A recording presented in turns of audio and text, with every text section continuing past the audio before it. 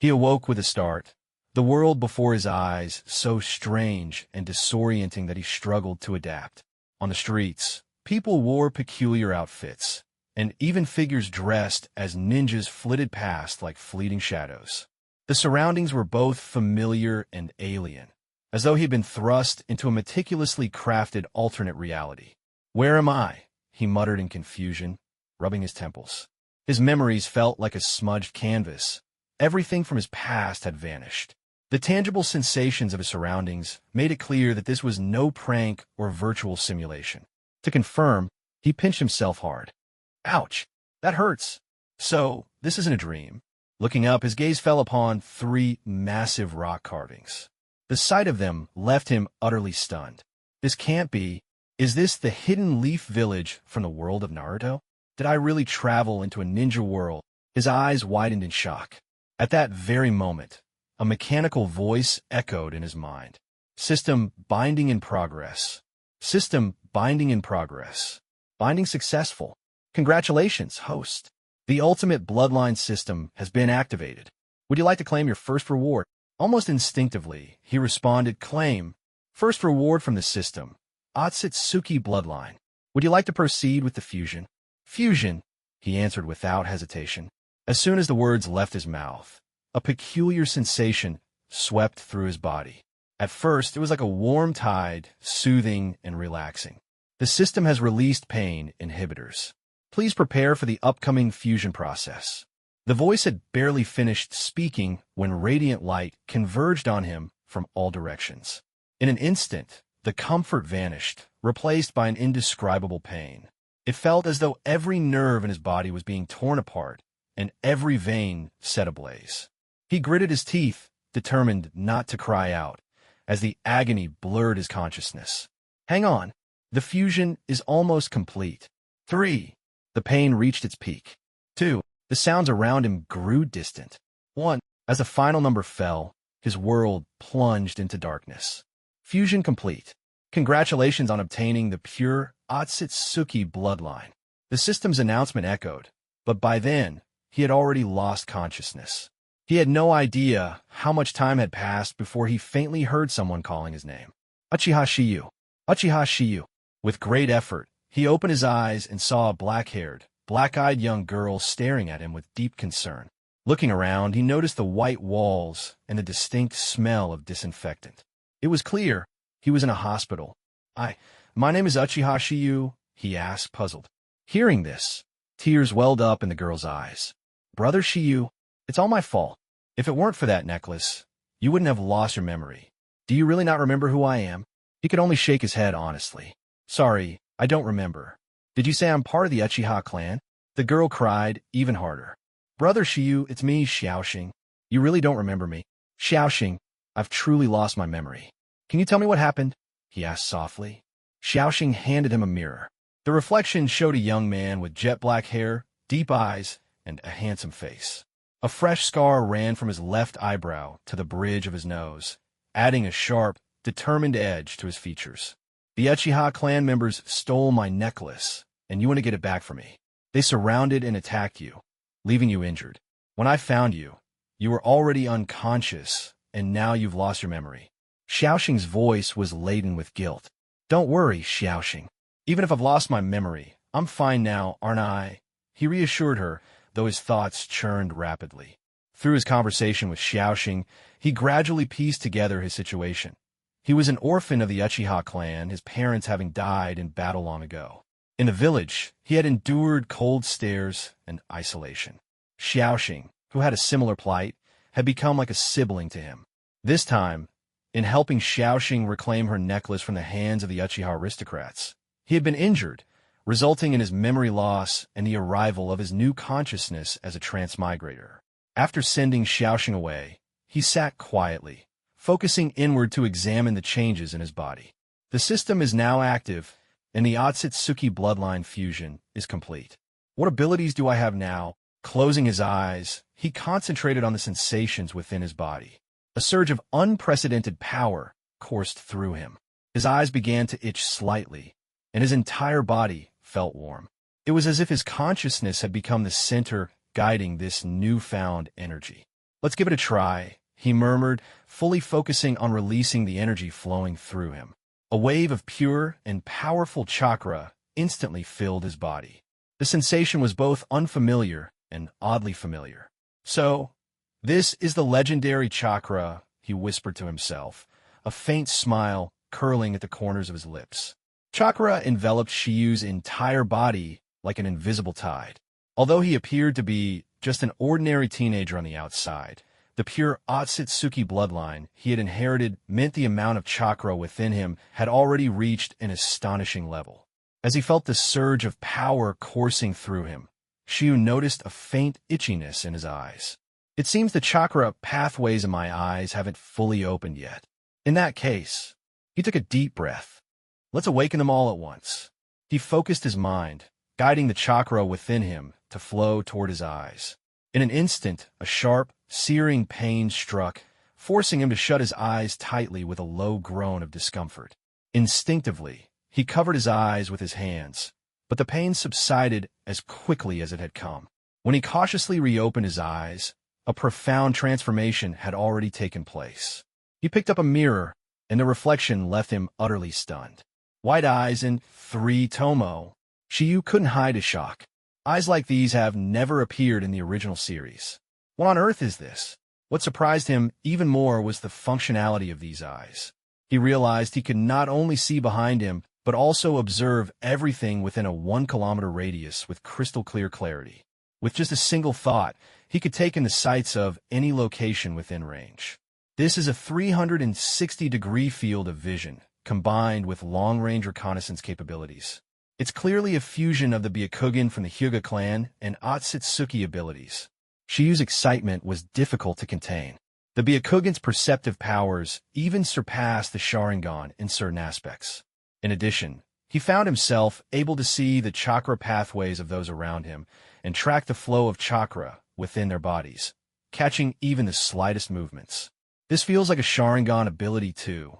With 3 Tomo, I can copy and analyze all ninjutsu, taijutsu, and jinjutsu that aren't Kekkei Jinkai.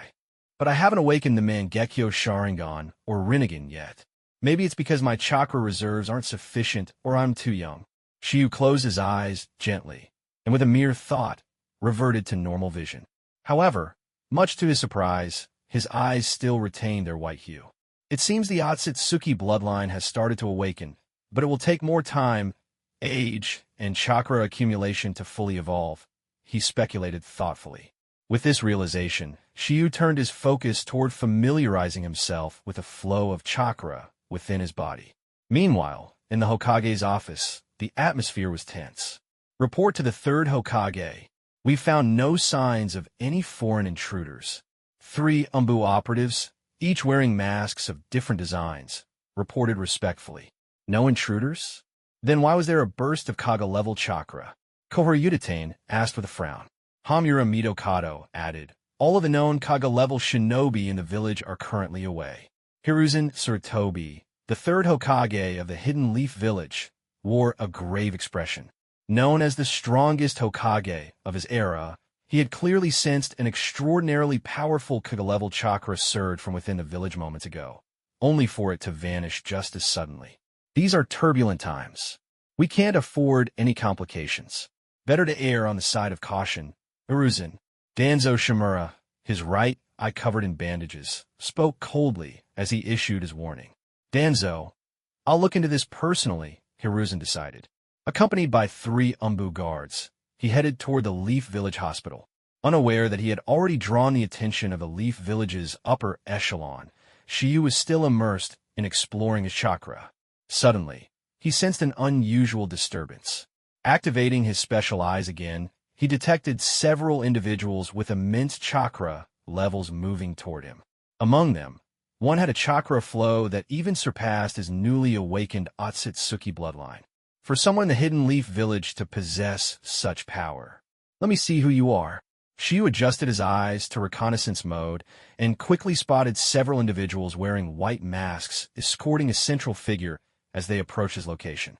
When he saw the leader of the group, Shiyu froze in shock. The man had a small patch of black facial hair, wore a helmet with a leaf's insignia, and exuded an air of authority. This is the third Hokage in his middle years. Why is he coming here? Shiyu felt a wave of nervousness and quickly deactivated his white eyes. Shortly after, the third Hokage and his entourage arrived at the hospital room. Upon seeing Shiyu, Hiruzen seemed to relax slightly, but did not leave. It was clear he still had his doubts about Shiyu. Shiyu realized that while this situation was dangerous, it was also an invaluable opportunity. "Young man, are you the only one in this room? Did you see anyone suspicious?"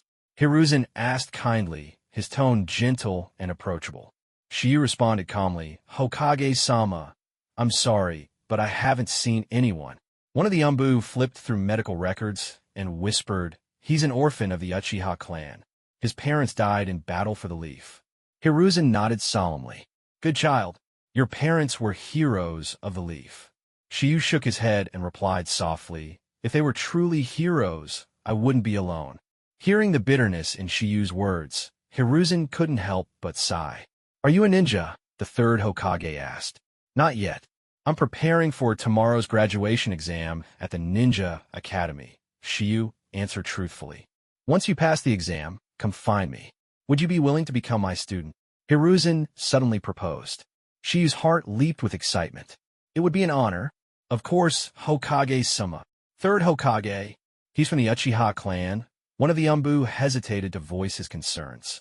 "I know," Hiruzen interrupted, raising his hand to silence the Umbu. Turning back to Shiyu, he said gently, "I'm sorry that you've become an orphan, but the Leaf Village will always be your home, and everyone in the village is your family." With that, he affectionately patted Shiyu on the head. "Let's go. Continue the search elsewhere." Hiruzen then led the Umbu out of the hospital. "Though I don't know why the third Hokage offered to take me as a student. He's known as the professor of ninjutsu. This is the perfect chance to make up for my lack of knowledge in various techniques."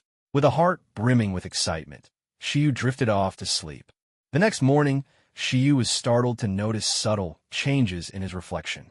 His skin had grown paler, his eyebrows had thinned slightly, and faint streaks of gray had appeared in his jet-black hair. His entire demeanor had taken on an otherworldly, ethereal quality. He could also sense that the chakra within him, along with the power in his eyes, had strengthened even further since the day before. "It seems the Otsutsuki bloodline has already begun transforming my body," Shiyu mused as he walked in the direction of the Ninja Academy, following the memories in his mind. Finding the school was effortless. When he stepped into the classroom, he realized the graduation exam had already begun. Quietly, he took the only empty seat available. "Hey, Shiyu, I heard you were in the hospital. How are you feeling lately?" his seatmate asked with concern. Shiyu turned his head and saw a red-haired girl. She had a delicate and charming face, her skin milky white, and her pure white eyes clearly marked her as a member of the Hyuga clan. "I'm fine. Thanks for asking," she replied briefly and then fell silent. Secretly, he activated his white wheel eye and quickly scanned the chakra flow of the dozens of students in the class. These chakra levels are far inferior to the third Hokage's, but then again, they're just kids, he evaluated internally. Still, a few students stood out to him. Their chakra flow patterns were slightly unusual. After deactivating his white wheel eye, Shiyu noticed that these exceptional students all came from either the Uchiha or Hyuga clans. No wonder their chakra flow patterns seemed familiar to him. "The graduation exam begins now," the proctor announced. "As usual, I will randomly select one of the 3 basic jutsu for each of you to perform. As long as you pass, you'll graduate. Let's start with roll call. First up, Hyuga Hongdai." The red-haired girl next to Shiyu stood up, looking a bit nervous as she walked to the front of the classroom. "So her name is Hyuga Hongdai," Shiyu noted silently. "I'll test you on the transformation jutsu. Transform into me." "Begin," instructed the proctor. Hongdai quickly formed hand seals, and with a soft poof, smoke enveloped her, revealing a perfect replica of the proctor. Shiyu quietly activated his white wheel eye, carefully observing her hand seal movements and the chakra flow within her body. As expected, the energy within her body is chakra. She's channeling it through hand seals to release it, but Hongya's chakra control is imprecise, wasting some in the process. Other than that, her transformation is flawless. She should pass. Thanks to the Sharingan-like ability of his eyes, Shiyu instantly grasped the principles of the transformation jutsu. As he anticipated, the proctor declared that Hyuga Hongdai had passed the exam. One by one, other students were called up to take the test. Shiyu used this opportunity to observe and quickly master the mechanics of all three basic jutsu: transformation, clone, and substitution. "Uchiha Wei," the proctor called out. A black-haired boy walked to the front of the room with an arrogant expression. As he passed Shiyu, he made a mocking gesture. All the students turned their attention to Shiyu, curious to see how he would respond. However, Shiyu simply rested his head on the desk, pretending to nap. Wow, he dares to ignore Uchiha Wei? He's definitely looking for trouble. Uchiha Shiyu, the class loser, probably won't even pass the exam, and now he's acting so cocky. Whispers filled the classroom, and many students felt nervous for Shiyu. "Your test is the clone jutsu. Begin," the proctor said, seemingly oblivious to the tension in the room. Uchiha Wei performed the clone jutsu with practiced ease, passing the exam without issue. Though Shiyu appeared to be napping, he was actually observing Uchiha Wei's chakra usage through his white wheel eye. "This guy isn't particularly talented," Shiyu commented abruptly, lifting his head. "His chakra reserves are slightly higher than average, but he wastes too much when using it." His clone only lasted a second before vanishing. What a disappointment. "What?" Hyuga Hongdai stared at Shiyu in shock, unable to believe that the former class underdog would openly criticize Uchiha Wei. Uchiha Wei's face darkened, and the atmosphere in the classroom grew tense. "Oh, what a joke." Uchiha Wei laughed angrily. "The clone jutsu is just a basic technique for confusing enemies. Who cares about perfection? Can you do any better?" The proctor frowned and interjected. "Uchiha Wei, you've passed. Go back to your seat. Uchiha Shiyu, since you're so confident, why don't you demonstrate all three jutsu for us?" It was clear the proctor wanted to put Shiyu in his place. To everyone's surprise, Shiyu agreed readily. "Then I'll start with the substitution jutsu." He walked to the front of the class and formed his standard seal. With a loud poof, he was replaced by a wooden log, his actual body already back in his seat. "When did he?" The students were stunned by the display. "Proctor, the substitution jutsu is complete," Shiyu said, resting his head back on the desk, as if ready to continue his nap. "Ridiculous.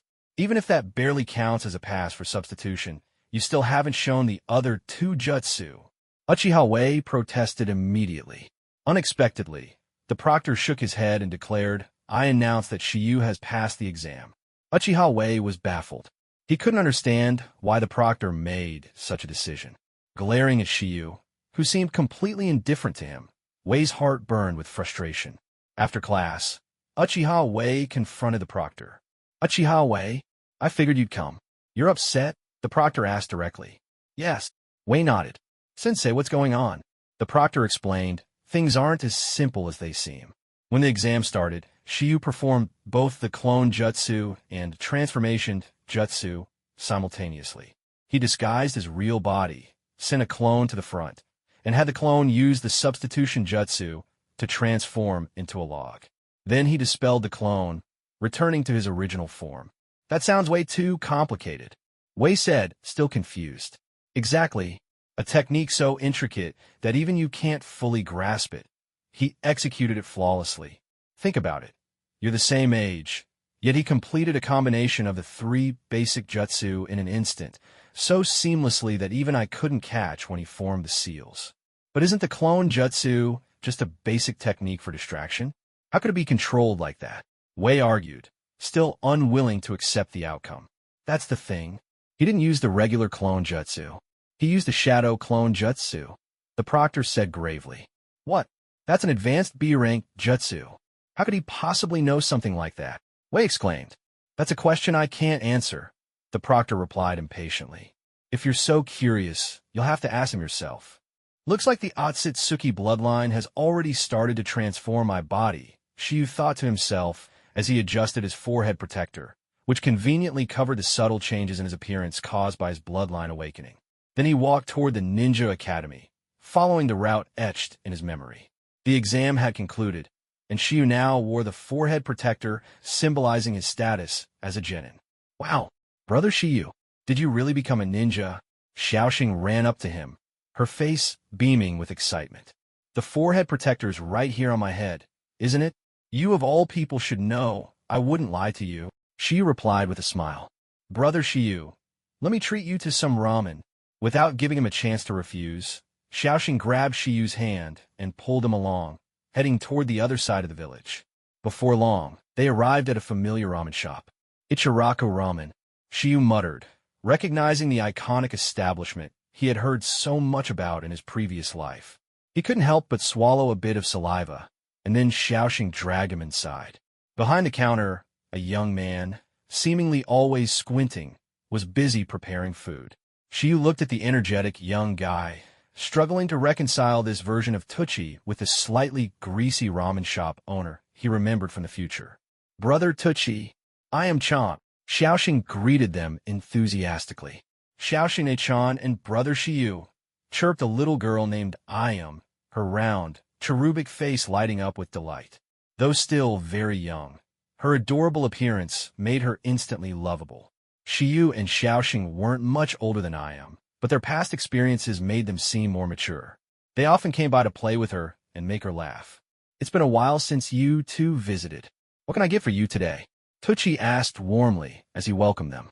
1 deluxe tonkatsu Ichiraku ramen and 1 regular udon, Xiaoxing ordered cheerfully. Actually, make it 1 deluxe udon and 1 regular tonkatsu ramen, Shiyu quickly interjected. He knew Xiaoxing's family wasn't well off, and she had deliberately ordered the pricier meal for him. This small gesture from her touched his heart. Haha, don't worry about it, you too. I'll make them both deluxe, Tucci said with a hearty laugh. Clearly fond of the young pair, he soon brought out 2 steaming bowls of ramen. Thank you, Xiaoxing said politely. I'm digging in. The two were just about to enjoy their meal when the door to the shop was abruptly pushed open, the sound cutting through the warm atmosphere. An uninvited guest stepped in. Shiyu's eyes narrowed slightly, while Xiaoxing flinched in surprise. You're Uchiha Wei. What do you want? Xiaoxing's voice trembled with fear.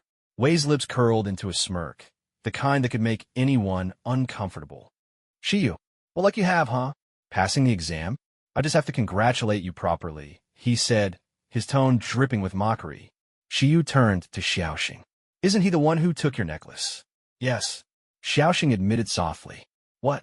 Feeling bold now, Wei sneered, pulling Xiaoxing's stolen necklace from his pocket and deliberately showing it off. If you want it back, meet me in the forest outside the village. Let's settle this one-on-one. That's my necklace, Xiaoxing exclaimed, her voice filled with both anger and worry. She turned to Shiyu, clutching his sleeve. Brother Shiyu, please be careful. Maybe we shouldn't go after him. Trust me, Xiaoxing, Shiyu said simply before standing up and following Wei out of the ramen shop. They soon arrived at a secluded forest outside the Hidden Leaf Village. Wei turned around, his expression full of disdain. Uchiha Shiyu, a parentless nobody like you dares to defy me? Just because you barely scraped through some little exam, you think you're brave enough to stand against me. Get him. Teach him a lesson. Wei barked as 5 lackeys emerged from the dense bushes, smirking as they surrounded Shiyu. Oh, so you lure me out here? Looks like this was premeditated, Shiyu remarked coolly, completely unfazed. From his perspective, these guys weren't even in the same league as him. White Wheel Out. Shiyu activated his special dojutsu, the 3 tomo spinning visibly in his eerie white eyes. The lackeys hesitated for a moment, unnerved by Shiyu's transformation. What kind of eyes are those? What are you all standing around for? Attack him, Wei shouted, snapping them out of their daze. The lackeys rushed at Shiyu, fists raised. But with his white wheel eye, Shiyu could effortlessly read their movements. With subtle shifts of his body, he dodged all their attacks, leaving them flailing at thin air. How is this possible? Wei stared in disbelief, unable to comprehend how Shiyu had become so agile. Little thugs with no real skill, acting like big shots. Pathetic, Shiyu sneered. Shadow Clone Jutsu. Forming a hand seal, Shiyu instantly created 5 shadow clones. The clones charged at the lackeys, delivering a flurry of punches and kicks. Within half a minute, all 5 were sprawled on the ground, groaning in pain. It hurts. This kid's too brutal. Somebody help. Wei grit his teeth, his expression a mix of anger and disbelief. He glanced at his defeated lackeys and spat. "Useless fools. You couldn't even handle a bunch of clones. Get lost." The 5 lackeys scrambled to their feet and fled, leaving Wei alone. "I can't believe you've mastered the shadow clone jutsu, a B-rank technique. How could someone like you, a nobody from the Uchiha clan, possibly wield such an advanced skill?" Wei hissed, his voice laced with frustration. Taking a deep breath, he forced himself to calm down. "Huh, so what? Shadow clones are probably your trump card, right? Today I'll show you some real ninjutsu." Wei began forming a series of hand seals with practiced speed. Serpent, ram, monkey, boar, horse, tiger. Fire style, great fireball jutsu. He inhaled deeply, gathering chakra in his throat before exhaling a fireball. Though not particularly large, it was deadly enough to incinerate anyone caught in its path. Boom! The fireball struck Shiyu's shadow clones, dispelling them all in a puff of smoke. Shiyu hadn't expected Wei to know this technique, but his white wheel eye quickly revealed that Wei's command of the fire style was clumsy, and his chakra control was far from refined. Noticing that Wei's chakra reserves were nearly depleted, Shiyu stepped back to create some distance. Then he smirked and said, "For a Ninja Academy student, mastering a C-rank fire style is impressive. But let me show you what a true great fireball jutsu looks like." Shiyu effortlessly copied Uchiha Wei's jutsu and unleashed it in return. Impossible! Uchiha Wei froze in shock, unable to believe that the technique he had tirelessly practiced was so easily mastered by Shiyu in an instant. Shiyu focused his chakra into his throat and unleashed a fireball that was larger, hotter, and far more powerful. The massive fireball barreled toward Uchiha Wei, dwarfing the one Wei had just released. The 2 fireballs collided mid-air, partially neutralizing each other, but Shiyu's fireball quickly overpowered Wei's. As the larger fireball surged toward him, Uchiha Wei stood paralyzed in terror, unable to move. "Earth style, earth wall." A voice unfamiliar to Shiyu called out from the side. A sturdy wall of earth rose from the ground, shielding Uchiha Wei just in time. The fireball crashed against the wall with a deafening impact, sending a wave of heat through the clearing. Uchiha Wei, drenched in cold sweat, was barely spared. Shiyu frowned and turned his gaze toward the source of the interference. His white wheel eye immediately picked out an older ninja, approaching them at a calm, deliberate pace. "Kid, don't you think you're being a bit too ruthless?" The newcomer, clearly a member of the Uchiha clan, glanced at Wei and then back at Shiyu with a mixture of disdain and annoyance. "Brother Jiao, thank goodness you're here," Uchiha Wei shouted, relief washing over his face. "Umph. If I hadn't come, you'd have lost to this parentless nobody." Uchiha Jiao sneered, his tone dripping with scorn. Shiyu narrowed his eyes, anger flaring in his chest. His voice turned cold as he replied, "First, you send a lackey, and now you show up yourself? What's next? If I beat you, will I have to face the Uchiha clan head? Huh, kid, someone like you? Forcing the clan head to step in? Keep dreaming." Uchiha Jiao smirked condescendingly. "But I'll let you off the hook this time. Don't push your luck. Next time, you won't get off so easily." He grabbed Wei by the collar, ready to leave. But Shiyu had no intention of letting them walk away so arrogantly. Swiftly forming hand seals, he unleashed another fireball. "Leaving so soon? Fire style, great fireball jutsu." This fireball was even larger and more intense than the last, blazing toward the 2 Uchiha with overwhelming power. Uchiha Jiao's eyes widened in alarm. Grabbing Wei, he leapt to the side, narrowly avoiding the attack. "You little brat, what do you think you're doing?" Jiao barked, his voice laced with fury. "If you've got the guts to challenge me, then honor the stakes," Shiyu retorted coldly. "Give back Xiaoxing's necklace, and I'll let you both walk away in one piece." "You dare!" Uchiha Jiao began, but the icy sharpness in Shiyu's rare white eyes stopped him mid-sentence. For a moment, he felt an unexplainable chill run down his spine. "Look at the mess you've made," Jiao growled, glaring at Wei with irritation. Reluctantly, he pulled the necklace from his pocket and tossed it to Shiyu. Shiyu caught it effortlessly, his expression as calm and composed as ever, though his eyes bore a frosty edge. Uchiha Wei and Jiao left begrudgingly, their frustration palpable. Once they were out of sight, Shiyu turned back toward the village, the necklace in hand. Back at the ramen shop, Shiyu handed the necklace to Xiaoxing. Her eyes widened with joy, and she was on the verge of tears as she held the sparkling trinket. "Brother Shiyu, is this really my necklace?" "It's nothing," Shiyu replied with a confident smile. "I also taught those bullies a lesson. They shouldn't bother you again." "Thank you, brother Shiyu." Xiaoxing's voice was filled with gratitude and relief. After finishing their meal, Shiyu said his goodbyes to Xiaoxing and returned to his home. After a brief rest, excitement began bubbling within him as he thought about the new jutsu he had seen earlier. "Earth style, earth wall." Shiyu formed the seals and called out. A massive, solid earthen wall rose from the ground, sturdier and larger than the one Uchiha Jiao had conjured.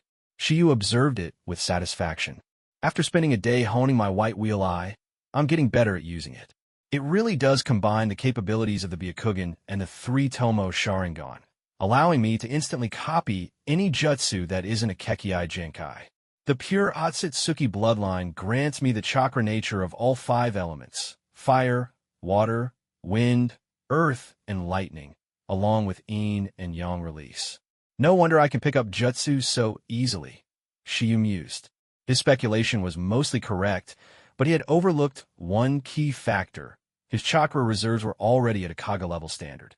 This was one of the main reasons his jutsu carried such devastating power. "This system, it gives me the bloodline and then vanishes? What do I have to do to trigger it again?" he muttered to himself. "I wonder how long this life will continue like this. Tomorrow, I officially become a genin. I wonder who my jonin instructor and teammates will be." As his thoughts wandered, Shiyu's eyelids grew heavy, and he soon drifted into a deep sleep. At the break of dawn, Shiyu woke up refreshed. Approaching the mirror, he noticed more subtle changes in his appearance. His skin had grown even paler, and faint horns were beginning to protrude slightly from his forehead. "It seems the bloodline is continuing to alter my body," he noted, sensing that his chakra reserves were even more abundant than before. Carefully, he adjusted his Leaf Village forehead protector to cover the changes on his forehead. Donning a sleek, black ninja uniform, Shiyu made his way to the academy for the final team assignments. When his classmates saw Shiyu enter, looking confident and composed, they were visibly surprised. "No way. He's completely unharmed. Didn't Uchiha Wei go after him? Uchiha Wei will definitely get revenge. Maybe he's just biding his time." Their speculations were interrupted when Uchiha Wei entered the classroom, covered in bruises and scratches. The sight left everyone dumbfounded. What happened? Uchiha Wei got hurt. Could it have been Uchiha Shiyu who did this? No way. That's Uchiha Wei we're talking about. Chill. Keep your voice down. Don't jump to conclusions. "Good morning, Uchiha Wei." Shiyu greeted with a slight smirk, his eyes narrowing as he delivered the words with a hint of playful provocation. Then, completely unbothered, he strolled to his seat and casually sat down. Uchiha Wei instinctively took a half step back, swallowing hard as if he had just seen something terrifying. Forcing himself to stay composed, he let out a cold snort and slouched into his seat, avoiding everyone's gaze. "My goodness, am I seeing this right?" Uchiha Wei actually backed down. "So, it was Shiyu who took care of Uchiha Wei? Is that for real? I can't believe it." "Everyone shut up." A cold voice interrupted the chatter. It belonged to a gray-haired boy wearing a mask. His sharp tone immediately silenced the classroom. The sudden quiet piqued Shiyu's interest. He turned his attention to the boy. The gray hair, the sword strapped to his back, and the mysterious mask. This person clearly stood out. More importantly, the chakra flowing within him was far stronger than that of anyone else in their class. Due to Shiyu's transmigration, the original owner's memories were missing, so he had no idea who this boy was. "This guy seems intriguing," Shiyu thought to himself. "You really don't recognize anyone, do you?" A pleasant voice chimed in from beside him. Shiyu turned his head to see his red-haired classmate sitting next to him. "Are you interested in him? He's the top student in our class, a Hitaki," she explained. "You are?" "Hyuga." Shiyu trailed off awkwardly, scratching the back of his head. He couldn't recall her name, though her white eyes made it clear she was from the Hyuga clan. "I'm Hyuga Hongdai. Remember it this time, all right?" Don't you dare forget again. Hong Dai smiled, her expression so warm it could melt the coldest ice. Got it. I won't forget again. So what's the full name of that Hitaki classmate? Shiyu asked politely. His name is Hitaki Kusa, Hong Dai replied. Hitaki Kusa. Shiyu almost did a double take, momentarily wondering if he had accidentally crossed into another anime universe. At that moment, a new teacher entered the classroom, holding a roster in her hands. She began calling out names. Akimichi Tantari, Yamanaka Yuki, Nara Kako. You three form the first team. The Ino Shikicho trio has always been the perfect combination, and your grades are evenly balanced, the teacher announced. Akimichi Tantari was a large, round boy with an enormous appetite. Nara Kakeru had a sharp, calculating look about him, while Yamanaka Yuki was one of the few blonde-haired girls in the class, her beauty drawing admiration. The teacher continued creating teams, and after half an hour, only 3 students remained. Considering this student's extraordinary graduation exam performance, which was a stark contrast to his usual records, I've decided to group the following 3 together in hopes that they can support one another, the teacher said, her gaze falling on Shiyu. Team 7, Uchiha Shiyu, Hitaki Kusa, and Hyuga Hongdai. The instructor for Team 7 is already here. You may head to the principal's office to meet them. The rest of you, stay here for continued team assignments. Team 7, with my desk mate and the class's top student. Wait, do they think I'm the weakest one in the group? Shiyu thought to himself, a wry smile creeping onto his face. Meanwhile, the girls in the classroom were abuzz with chatter. Oh my gosh, Hyuga Hongdai is so lucky. She gets to team up with Hitaki Kusa, and not only that, but Uchiha Shiyu is pretty handsome too. She's got 2 good-looking teammates all to herself. I'm so jealous. My prayers have been answered, Hongdai whispered to herself, her excitement barely contained. It seemed she had been hoping to be grouped with Shiyu and Kusawa all along. Let's go, Kusawa said coolly. His stoic demeanor hadn't changed a bit, as if this sort of attention was routine for him. Under the watchful eyes of their classmates, the 3 of them made their way to the principal's office. When they pushed the door open, Shiyu immediately recognized the man standing inside, a figure he had seen countless times in the original series. Dressed in a wide kimono with the Leaf Village forehead protector prominently displayed, the man had the same pure white eyes as Hongdai. Byakugan, a member of a Hyuga clan? Kusawa remarked, slightly surprised. That's correct. It's a pleasure to meet you all. I am Hyuga Hizashi, a newly appointed jonin of the Hidden Leaf. You may call me Hizashi-sensei. I assume you 3 are my new students, Hizashi said, his tone polite and composed, without any hint of arrogance. Uchiha Shiyu, Hitaki Kusa, and Miss Hyuga Hongdai. Hizashi addressed them with subtle distinctions in his tone, but his demeanor remained respectful. Hongdai nodded lightly. Hizashi's gaze lingered on Shiyu's eyes, a faint trace of curiosity crossing his face. Shiyu immediately understood Hizashi's suspicion and spoke up. Hizashi-sensei, if you have any questions, please feel free to ask. My apologies if this seems intrusive, but Uchiha Shiyu, your eyes appear to resemble the Byakugan of our Hyuga clan in some ways, Hizashi said, his voice calm but inquisitive. In the ninja world, bloodline limits were an extremely sensitive topic, with clans tightly guarding their secrets. Hizashi's question was reasonable under the circumstances. Shiyu quickly explained, I'm not sure myself. My eyes have always been like this. They don't feel particularly special. It might just be a natural trait. I see. My apologies for the misunderstanding. It seems I was mistaken, Hizashi said with a small smile, nodding in understanding. Then his expression turned serious. The 3 of you should prepare yourselves. We're heading to Training Ground 3 in the Hidden Leaf Village. There will be an entrance test, an assignment given directly by the 3rd Hokage himself. Anyone who fails the test will lose their status as genin. Give it your all. Get ready now. Hizashi's demeanor shifted from that of a gentle mentor to a strict instructor. The 3 newly minted genin immediately left the principal's office to prepare. Before long, the 3 of them had gathered at Training Ground 3. Hyuga Hongdai stood quietly in place, stealing occasional glances at Shiyu, her cheeks slightly flushed. Hitaki Kusa sat cross-legged on the ground, his gray-white hair shimmering in the sunlight. His mask concealed most of his face, and the finely crafted sword on his back hinted at his exceptional skills. He appeared deep in thought. Uchiha Shiyu, clad in a sleek ninja uniform, stood motionless, exuding an air of composure. The Uchiha crest on his chest was barely visible, while his leaf forehead protector and pale skin gave him an otherworldly presence. His sharp gaze remained fixed ahead, as steady as a rock. Hizashi observed the three of them carefully. Without warning, he performed the body flicker technique, appearing before them in an instant to begin the test. You three come from prominent clans in the Leaf Village, carrying the honor and potential of your lineage. I hope you can complete this lesson and prove yourselves worthy of being called genin, Hizashi said as he pulled out 2 small bells from his pouch. It was time for the infamous bell test. Bells? Is this about snatching the bells? Could this be some sort of hidden leaf tradition? Shiyu speculated internally, his eyes narrowing slightly. What does this mean? Hitaki Kusuwa asked, his gaze fixed on the 2 small bells, clearly puzzled by their significance. Only Hyuga Hongdai seemed to sense the intent behind their clan elder's actions. She couldn't help but ask, could it be? Exactly, Miss Hongdai. You've guessed correctly, Hizashi confirmed with a nod. Here are 2 bells, but there are 3 of you. That means at least one of you won't be able to get a bell.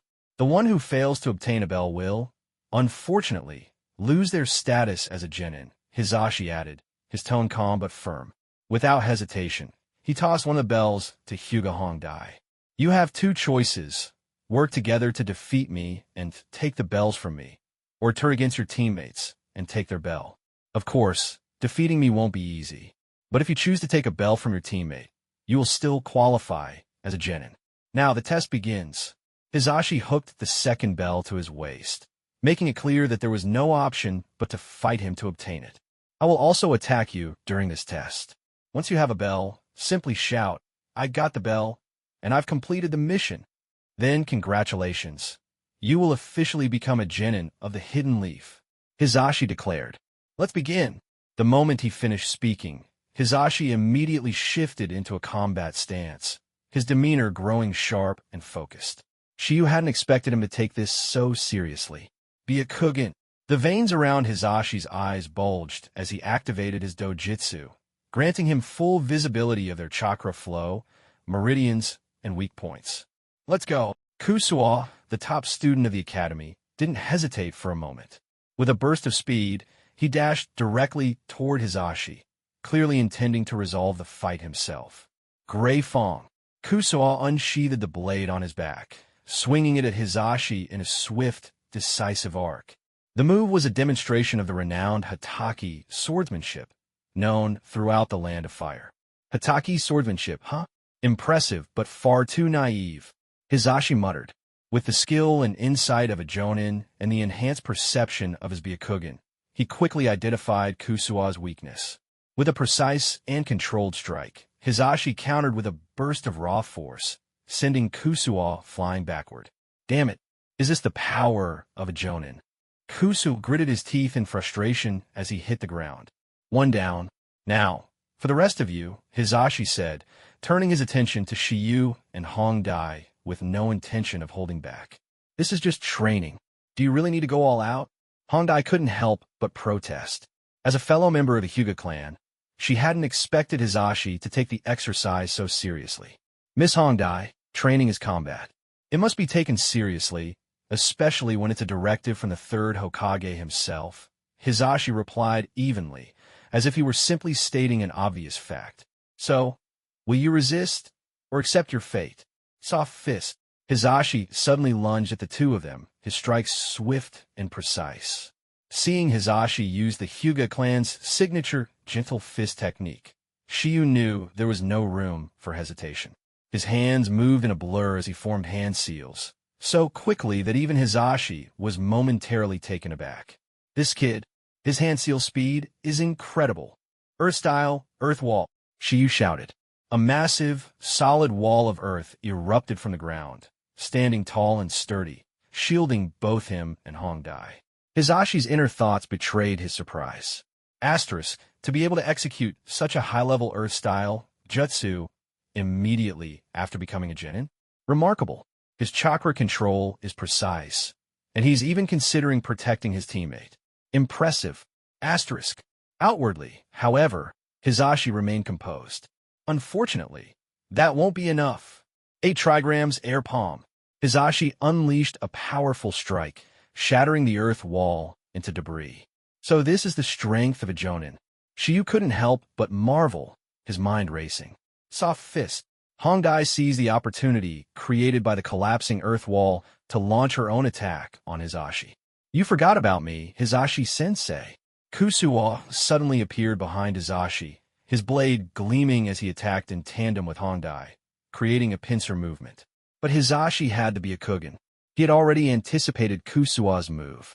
With fluid precision, he grabbed Hongdai by the wrist and Kusuo by the collar, using their own momentum to hurl them away in opposite directions. Shi saw his chance and dashed toward Hizashi. Shadow Clone Jutsu. Smoke enveloped the area as 2 clones materialized beside him, one charging directly at Hizashi. Good move. Hizashi easily struck the advancing clone, dispelling it. The second clone reached for the bell on his waist, but before it could grab it, Hizashi's fist connected, turning it into smoke as well. Amidst the smoke, the sound of rapid hand seals echoed.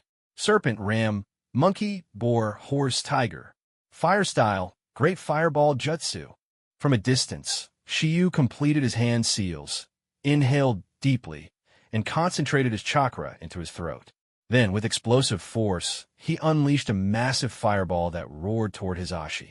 Not only does he know earth style, but he's also mastered such a powerful fire style jutsu. This kid's chakra reserves. His potential is limitless. What a thrilling test. Hizashi thought, his fighting spirit ignited. As the blazing fireball hurtled toward him, Hizashi remained calm. 8 trigrams, rotation. He spun rapidly, forming a whirling barrier of chakra around himself that effortlessly dissipated the fireball's power. When the dust settled, Hizashi deactivated his Byakugan and suddenly called out, "All right, that's enough for today." His expression turned serious as he addressed the 3 students. Hataki Kusuo, Uchiha Shiyu, your skills are impressive but insufficient to defeat me. As for Hyuga Hongdai, you were completely useless. Why didn't you two just take her bell? Taking a teammate's bell? That would be like stealing her future, Kusuo replied coldly. And besides, she's our teammate and a girl. We're supposed to support her, not betray her. And you, Uchiha Shiyu? Hizashi asked sternly, his gaze piercing. Shiyu's lips curled into a sly smile. Hizashi-sensei, I never considered taking my teammate's bell because, well, sorry to say, but the bell from your waist is already in my hand. What? You're saying you already have the bell? Hizashi exclaimed, his composure faltering for the first time. He glanced down at his waist, where the bell still hung securely. Hongdai and Kusuo were just as puzzled, their eyes darting between Shiyu and Hizashi in utter confusion. Hizashi glanced down at his waist, where the bell still hung securely. Frowning, he seemed to realize something and carefully took the bell in his hand for closer inspection. Could it be, he murmured, but before he could finish his thought, poof, the bell vanished in a puff of smoke, revealing. Shiyu, Hyuga Hongdai, and Hataki Kusuo were utterly stunned, their eyes wide with disbelief. Hizashi-sensei, do you remember during my great fireball jutsu, when one of my shadow clones touched the bell on your waist? Shiyu's voice called out from a distance. I do, Hizashi said, nodding. Yes, it was at that moment when you struck one of my clones with gentle fist, dispersing it. While the other me was enveloped in smoke, Shiyu continued. When one clone vanished, and the other was obscured by the smoke, you assumed both shadow clones had been dispelled and shifted your focus entirely to the great fireball jutsu. Shiyu explained further. You're saying that the clone I hit first did disappear, but the second one didn't. It used the transformation jutsu to disguise itself as the bell. Hizashi's eyes widened in shock. He had never expected such a complex and precise plan to come from a newly graduated genin. As if to confirm this, the Shiyu, who had been speaking, shook his head. Sorry, sensei, but I'm actually a shadow clone too. With a faint smile, he disappeared with a poof. The real Shiyu, who had transformed into the bell all along, stood calmly in the distance. Hyuga Hongdai and Hataki Kusawa stared at Shiyu in complete astonishment. His intricate strategy and seamless execution had shattered their expectations. Using the smoke from the shadow clone, exploiting my overconfidence in my Byakugan and abilities, and all with perfect precision in jutsu execution, Hizashi was left speechless, inwardly admiring Shiyu's tactical brilliance. This boy, he's no ordinary genius. Hizashi finally understood why the third Hokage had specifically instructed him to pay special attention to Team 7. Here, take this, Shiyu said casually, tossing the bell he had acquired to the still-stunned Kusawa. What's the meaning of this? Kusawa asked, confused, as he instinctively caught the bell and looked like he wanted to throw it back.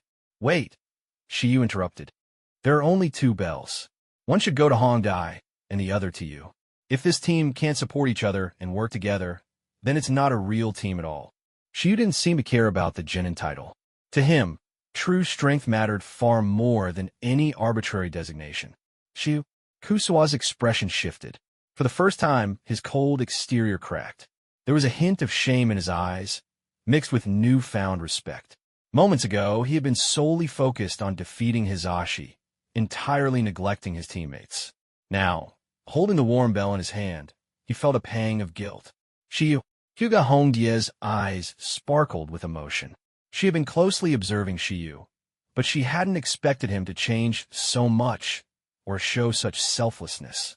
Before they could speak further, the 2 of them simultaneously threw their bells back toward Shiyu. Hizashi, acting quickly, caught both bells mid-air, one in each hand. He looked at the 3 young ninjas before him, his stern expression softening into a warm smile. Congratulations. The entire team has passed the test.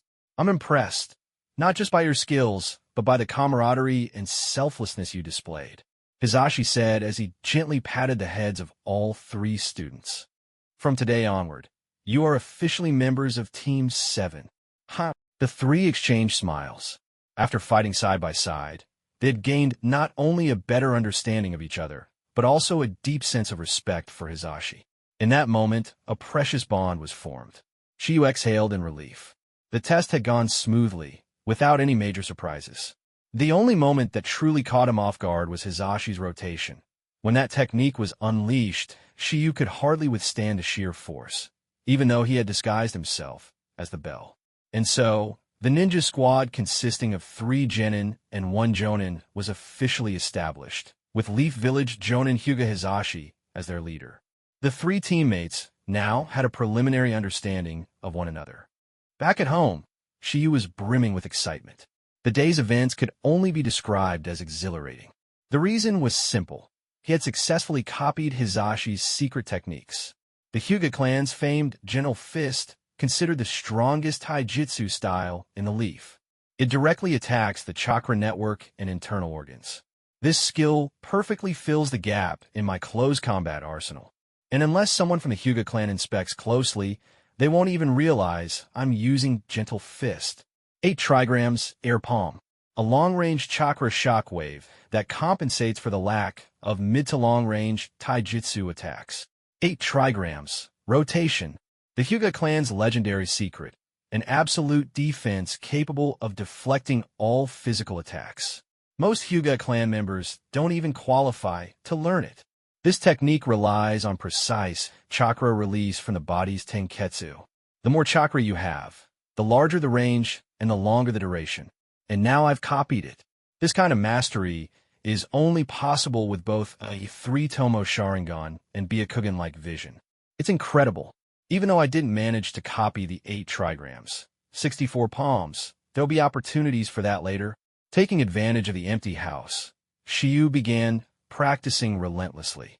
For someone with a 3-tomo white wheel eye, today had been nothing short of jackpot. Not only had he officially become a genin, but he had also learned a series of Hyuga clan secrets. For most people, learning the Hyuga clan's taijutsu techniques was impossible without Byakugan. Without it, the technique's potential couldn't be fully realized. But with Shiyu's white wheel eye, he could see chakra networks and tenketsu with absolute clarity, allowing him to unleash the full power of Gentle Fist. Shiyu trained late into the night. Just as he was about to rest, he suddenly felt a surge of unease. Activating his white wheel eye, he spotted 3 figures stealthily approaching his residence. Focusing his vision, Shiyu recognized the faces of the intruders. These 3, they're all from the Uchiha clan. Why would they come to my house so late at night? Judging from their murderous intent, could they be here to kill me? Shiyu speculated, his expression darkening. Without hesitation, he used the shadow clone jutsu to create 3 clones, while his real body concealed itself in the shadows. Better safe than sorry, Shiyu reminded himself, carefully hiding his presence. Chill, he must be here, a familiar voice whispered. Uchiha Wei, Shiyu murmured coldly, narrowing his eyes as he tightened his fists. Uchiha Wei and his 2 companions crept into the room, speaking in hushed tones. Brother Feng, make sure to hit him hard. That bastard humiliated me in front of everyone at school. Uchiha Wei gritted his teeth, his face twisted with anger. Oof, he embarrassed me too. Tonight, we'll make sure he pays. Another familiar voice chimed in. It was Uchiha Jiao, the man addressed as Brother Feng. Uchiha Feng sneered with disdain. Pathetic. You 2 were beaten by some outcast? What a joke. To him, dealing with Shiyu was no more troublesome than swatting a fly. Don't worry. Everything is in place, Uchiha Feng said coolly as he reached for the door to Shiyu's room. So, these 3 from the Uchiha clan came specifically to avenge themselves against me? I can't believe they'd stoop so low, Shiyu thought, hiding nearby. He couldn't shake his curiosity. Why was the original owner of this body abandoned by his clan? Why did they hold such hostility toward him? A glint of determination flashed in his eyes. Asterisk, if they've come looking for trouble, they shouldn't expect to leave unscathed. Asterisk, Shiyu swiftly formed a plan in his mind. The 3 intruders entered the room and saw Shiyu sound asleep on the bed. They exchanged smirks. Ah, sound asleep with no defenses? Serves you right. Uchiha Wei sneered, pulling out a prepared burlap sack and tossing it over the sleeping Shiyu. Without hesitation, he grabbed a wooden stick and began striking the figure in the sack. Laughter filled the room as Wei and Jiao reveled in their vengeance. Only Uchiha Feng paused, his instincts telling him something was off. After a few strikes, Wei noticed the sensation was strange. Poof! The Shiyu they had been beating transformed into a wooden log. Damn it! Uchiha Feng's reflexes kicked in, and he immediately tried to flee. Substitution jutsu. What's going on? We've been discovered. Retreat. Wei and Jiao panicked, turning to make their escape. But it was too late. 3 shadow clones of Shiyu appeared, blocking every exit and surrounding them. Shadow clones? Uchiha Feng's face twisted in shock. That's a B-rank jutsu. How can a freshly graduated kid know something like that? The real Shiyu stepped forward, a cold smile on his face. How surprising. The prestigious Uchiha clan, sneaking into my home at night to enact revenge? Cowards! The shadow clones cracked their knuckles, the sound echoing threateningly throughout the room. They were ready to strike on Shiyu's command. It's a misunderstanding. A misunderstanding.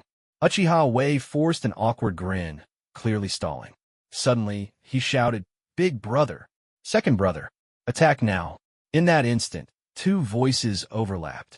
Fire style, Phoenix Flower Jutsu. Fire style, Dragon Flame Jutsu. Taking advantage of Shiyu's momentary distraction, Uchiha Jiao and Uchiha Feng had already completed their hand seals, unleashing 2 separate fire-style jutsu. Though both were C-rank techniques, their combined destructive power was formidable. Oomph. You think these little flames can hurt me? Naive, Shiyu said dismissively, though his mind stayed sharp. Big words. Let's see if you can dodge this. Uchiha Wei sneered, retreating further to observe. Jiao's Phoenix Flower Jutsu sent a series of small, rapid-fire fireballs toward Shiyu, while Feng's Dragon Flame Jutsu unleashed a continuous stream of fire in a straight line. Coordinating their attacks, the 2 created a pincer formation, leaving Shiyu with little room to maneuver. The small room was quickly engulfed in flames. But Shiyu wasn't one to back down. He and his shadow clones moved swiftly, forming hand seals faster than their attackers could follow. Earth style, Earth wall. Shiyu and his clones shouted in unison. 2 massive earthen walls erupted from the ground, intercepting the flames and shielding Shiyu. Impossible. A rookie genin knows Earth style, Earth wall. Uchiha Fong and Uchiha Jiao exchanged a look of disbelief. We've underestimated him, Jiao muttered. Shiyu's face darkened as he observed the destruction. These guys, they dared to use such lethal jutsu against me. He turned to them, his voice icy. Aren't you afraid the village's police force will notice this? The two older Uchiha burst into laughter. Huh, you really are clueless, kid. Don't you know the Uchiha clan is the police force of the Hidden Leaf? We've already made arrangements. This area has been cleared for us to do whatever we want. No one's coming to save you. Is that so? Shiyu's gaze grew colder, his expression stealing. If that's the case, then I can't let you leave. Let me make one thing clear, Shiyu said, his voice low and menacing. I, Uchiha Shiyu, always repay my debts, whether they're acts of kindness or vengeance. With that declaration, Shiyu formed another sequence of hand seals. Shadow Clone Jutsu. 2 more shadow clones appeared, bringing his total to 5, the maximum he could currently handle. Along with his real body, they moved into position, encircling the 3 intruders. Shiyu lunged at them with astonishing speed, his hands forming seals mid-charge. Fire style, Great Fireball Jutsu. This time, the fireball he unleashed was massive, its intense heat lighting up the room and leaving no space for escape. That's a great fireball. You gotta be kidding me. Uchiha Wei froze, his jaw dropping. Dodge now! Feng and Jiao shouted, each kicking Wei out of the way as they barely evaded the flames. The 3 of them tumbled to the ground, singed but alive. But Shiyu had already anticipated their movements. The clones he had deployed earlier were waiting at their landing spots, boxing them in once more. Then, Shiyu's 3-tomo white wheel glowed ominously, its brilliance cutting through the smoky air. Those eyes, white 3-tomo Sharingan. Uchiha Feng stammered, his voice trembling with shock. Surprised? There's more where that came from, Shiyu said with a cold smile. He gestured toward his clones and added, Now, how about a taste of your own techniques? Fire style, Phoenix Flower Jutsu. Fire style, Dragon Flame Jutsu. Fire style, Great Fireball Jutsu. The clones unleashed the jutsu simultaneously, their combined flames roaring toward the 3 intruders, leaving them no room to escape. Almost simultaneously, Shiyu's 3 shadow clones completed their hand seals, releasing the fire-style jutsu they had just copied. Streams of blazing flames erupted from their mouths, rushing toward the 3 Uchiha clan members. Quick, jump into the air! The 3 Uchiha, knowing the power of Shiyu's techniques, had no choice but to avoid the flames by leaping upward. They hoped that gaining altitude would allow them to escape the deadly pincer attack. But Shiyu's lips curled into a sly smile. Gotcha! From the beginning, Shiyu's jutsu had been a trap, carefully designed to force the 3 into the air where they would have no means to evade. Now, Shiyu thought to himself, activating the 8 trigrams, air palm, a technique he had recently copied from Hyuga Hizashi's gentle fist style. A wave of nearly invisible chakra shot forth, forming a powerful gust of air. Caught off guard, the 3 Uchiha were struck mid-air and sent flying. They had no idea that such a precise attack could come from the supposed outcast of their clan. Ugh. All 3 spat blood as they crashed to the ground. This can't be happening. Is this really the strength of a so-called genin? Impossible? Absolutely impossible. The 3 Uchiha lay sprawled on the ground, their pride shattered and their spirits broken. Just moments ago, they had been boasting about their superiority, but now they were utterly defeated. Shiyu considered pressing the attack, but hesitated when his white wheel picked up the chakra signatures of numerous masked individuals rushing toward the scene. The commotion's gotten too big. The village's ANBU are on their way. These guys are lucky. They get to walk away with their lives, Shiyu muttered, deciding to withdraw for now. Soon, several masked ANBU operatives arrived at the scene. Surveying the destruction, they were visibly surprised. You 3, you're from the Uchiha clan, aren't you? Using jutsu for personal grudges within the village is a serious offense. All of you, come with us, one of the masked ANBU commanded. But Shiyu, ever observant, noticed something unusual. This ANBU, The chakra flow in his eyes is fast, just like the others. Could he be a member of the Uchiha clan as well? Is he working with them? Shiyu thought, his suspicion growing. Despite his wariness, Shiyu allowed himself to be escorted along with the 3 Uchiha to the Leaf Police Force's headquarters. The supposed ANBU began what appeared to be an interrogation, though it was clearly a farce. "You 4 really overdid it tonight," the masked ANBU said, feigning authority. "It was him. He attacked us first." Uchiha Jiao immediately pointed at Shiyu, his injuries making him look more like the victim. "Oh, is that so?" The ANBU turned his attention to Shiyu, his tone accusatory. "Uchiha Shiyu, how dare you instigate violence against others? Do you know the punishment for such behavior?" "Huh, what an act," Shiyu scoffed, his cold smile unwavering. "You're clearly working with them, aren't you? An ANBU from the Uchiha clan. How convenient." The ANBU smirked beneath his mask. "I don't know what you're talking about, but you're clever, aren't you? Clever people don't tend to live very long." He pulled off his mask, revealing his face, and, more importantly, his crimson 3-tomo Sharingan. "This is the true mark of the Uchiha clan. The real proof of our bloodline's power," the ANBU sneered. "And you, a worthless outcast, dare to call yourself an Uchiha? How laughable. Even a most patient person has their limits." Though Shiyu remained calm outwardly, his anger burned fiercely inside. The blatant arrogance and condescension of this so-called ANBU were unbearable. Facing someone like this, there's only one chance to strike, Shiyu reminded himself silently. Despite his fury, he waited for the perfect moment. "You see this, you little runt? The 3-tomo Sharingan is the true pride of the Uchiha clan. A stray like you could never awaken such a power," the ANBU taunted, fully consumed by his own self-assuredness. Shiyu's fists clenched, but he forced himself to remain composed. Wait. Just wait. Patience, The ANBU, completely engrossed in his own sense of superiority, stepped closer to Shiyu, his guard entirely down. Now, Shiyu's white wheel eye flared to life, its 3-tomo glowing with an ethereal white light. In an instant, Shiyu's vision mapped out the ANBU's entire chakra network, pinpointing the vulnerabilities in his body. 8 trigrams, gentle fist, Shiyu thought, his hands moving in a blur. Thud. Though the ANBU raised his arm to block, Shiyu's palm still struck his chest, precisely targeting his heart. You little. The ANBU staggered, his eyes widening in shock. He had never expected a mere academy graduate to launch such a calculated and devastating attack. Even in his final moments, the ANBU couldn't comprehend what he was seeing. In Shiyu's glowing eyes, he recognized something impossible, a pair of white 3-tomo Sharingan. The gentle fist technique directly attacked the ANBU's chakra network and internal organs. With a single strike to the heart, Shiyu had ended his life, overcoming an opponent far above his rank. The room fell silent.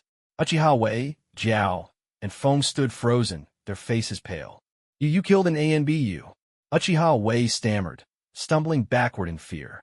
"You murdered a Leaf ANBU ninja?" Jiao exclaimed, his voice trembling. How is this possible? He barely touched him, and he's dead."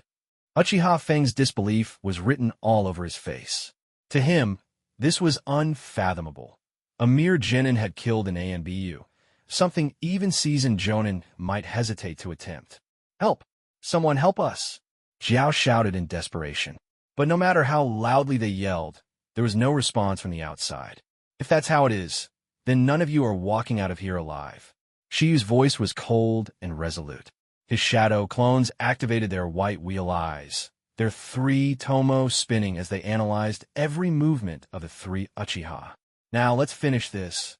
The 3 Uchiha, filled with fear, still mustered the courage to resist. They grabbed their shuriken and kunai, launching them toward Shiyu in a desperate attack. Uchiha-style shuriken throwing technique? It seems you haven't been practicing enough, Shiyu calmly mocked as he began to spin like a top. 8 trigrams. Rotation, he called out, executing the technique with uncanny precision. A powerful gust of wind erupted around him, forming an impenetrable barrier that deflected the incoming projectiles effortlessly. The range and force of his rotation even exceeded that of Hyuga Hizashi. Yes, Shiyu had flawlessly copied the Hyuga clan's secret technique, rotation. The entire police station's interrogation room plunged into chaos as the lights flickered and went out. The three Uchiha were hurled into the walls by the impact, coughing up blood once again. Beaten and battered, the trio were clearly in no shape to continue. Despite their pitiful state, Shiyu showed no signs of mercy. You can't kill us. Uchiha Jiao stammered, panic evident in his voice. We're members of the Uchiha clan. Killing us will cause you endless trouble. Uchiha Wei pleaded desperately. That's right. Shiyu, you're part of the Uchiha clan too, and a ninja of the Hidden Leaf. How could you kill your own kin?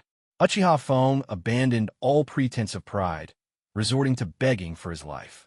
Now I'm your kin. Shiyu's voice was icy. Where was this talk of brotherhood when you came to kill me? If you dare to try and take my life, you'd better be prepared to lose yours in return. Enough talk. D.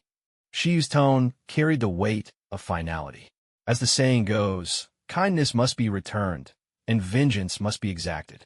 Without hesitation, Shiyu unleashed a series of gentle fist strikes, targeting the hearts of the three Uchiha. In mere moments, their lives were extinguished.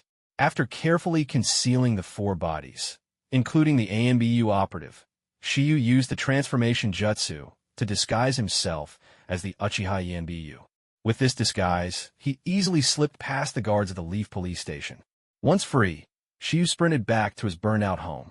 Lying on the charred remains of his bed, he felt a wave of unease. Though victorious, this was his first time taking lives, and the weight of it lingered. The next morning, as the first light of dawn crept into the sky, Shiyu awoke to the sound of footsteps. Outside, several ANBU operatives were preparing to knock on his door. Sensing their approach, Shiyu steeled himself for the worst. Knock, knock, knock. Who is it? Shiyu asked cautiously. ANBU of the Hidden Leaf. We've come with a message from the third Hokage. He has requested your presence in the Hokage's office, one of the masked figures replied. Shiyu hesitated for a moment, weighing his options. Is the Hokage summoning me to question me about last night? If I go, I might not be able to escape. But if the third Hokage wanted to deal with me, he wouldn't invite me so politely. What am I afraid of? Shiyu muttered to himself, regaining his composure. After a moment of thought, he opened the door and stepped out to follow the ANBU. Before long, Shiyu arrived at the Hokage's office.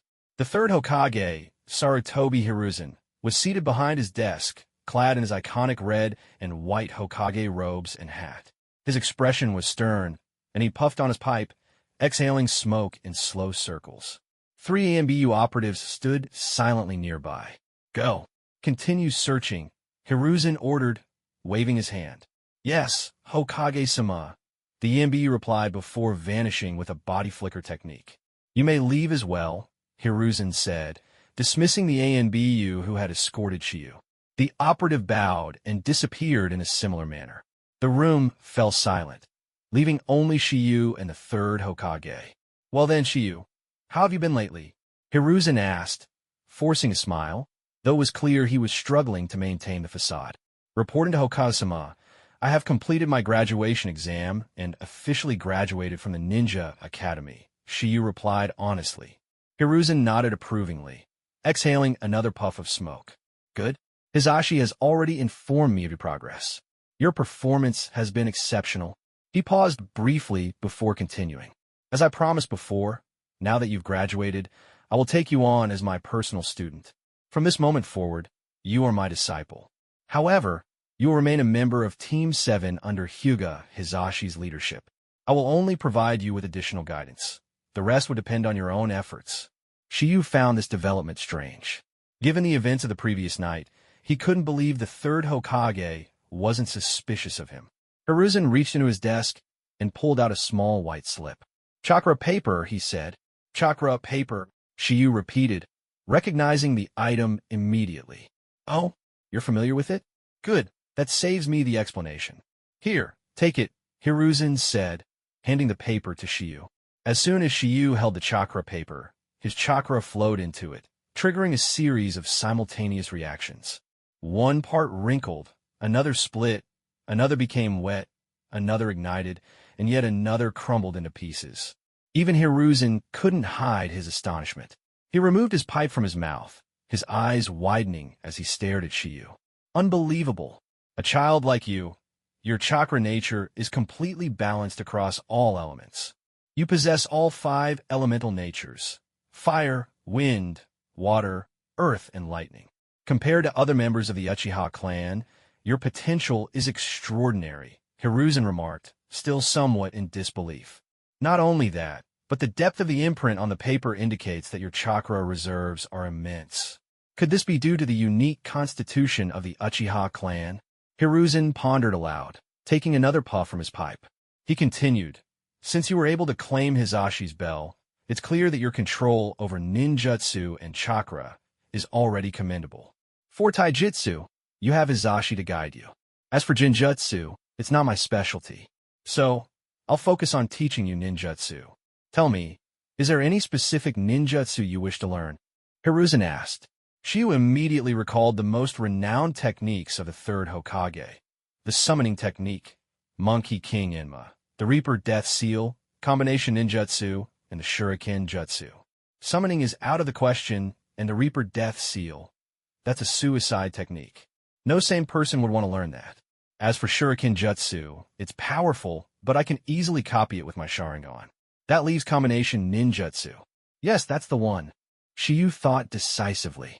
Hokage-sama, I wish to learn combination ninjutsu, Shiyu declared. Hiruzen's eyes lit up with interest. You're aware of combination ninjutsu? Impressive, but it's a challenging art. Are you sure? I'm sure, Hokage-sama, Shiyu answered confidently.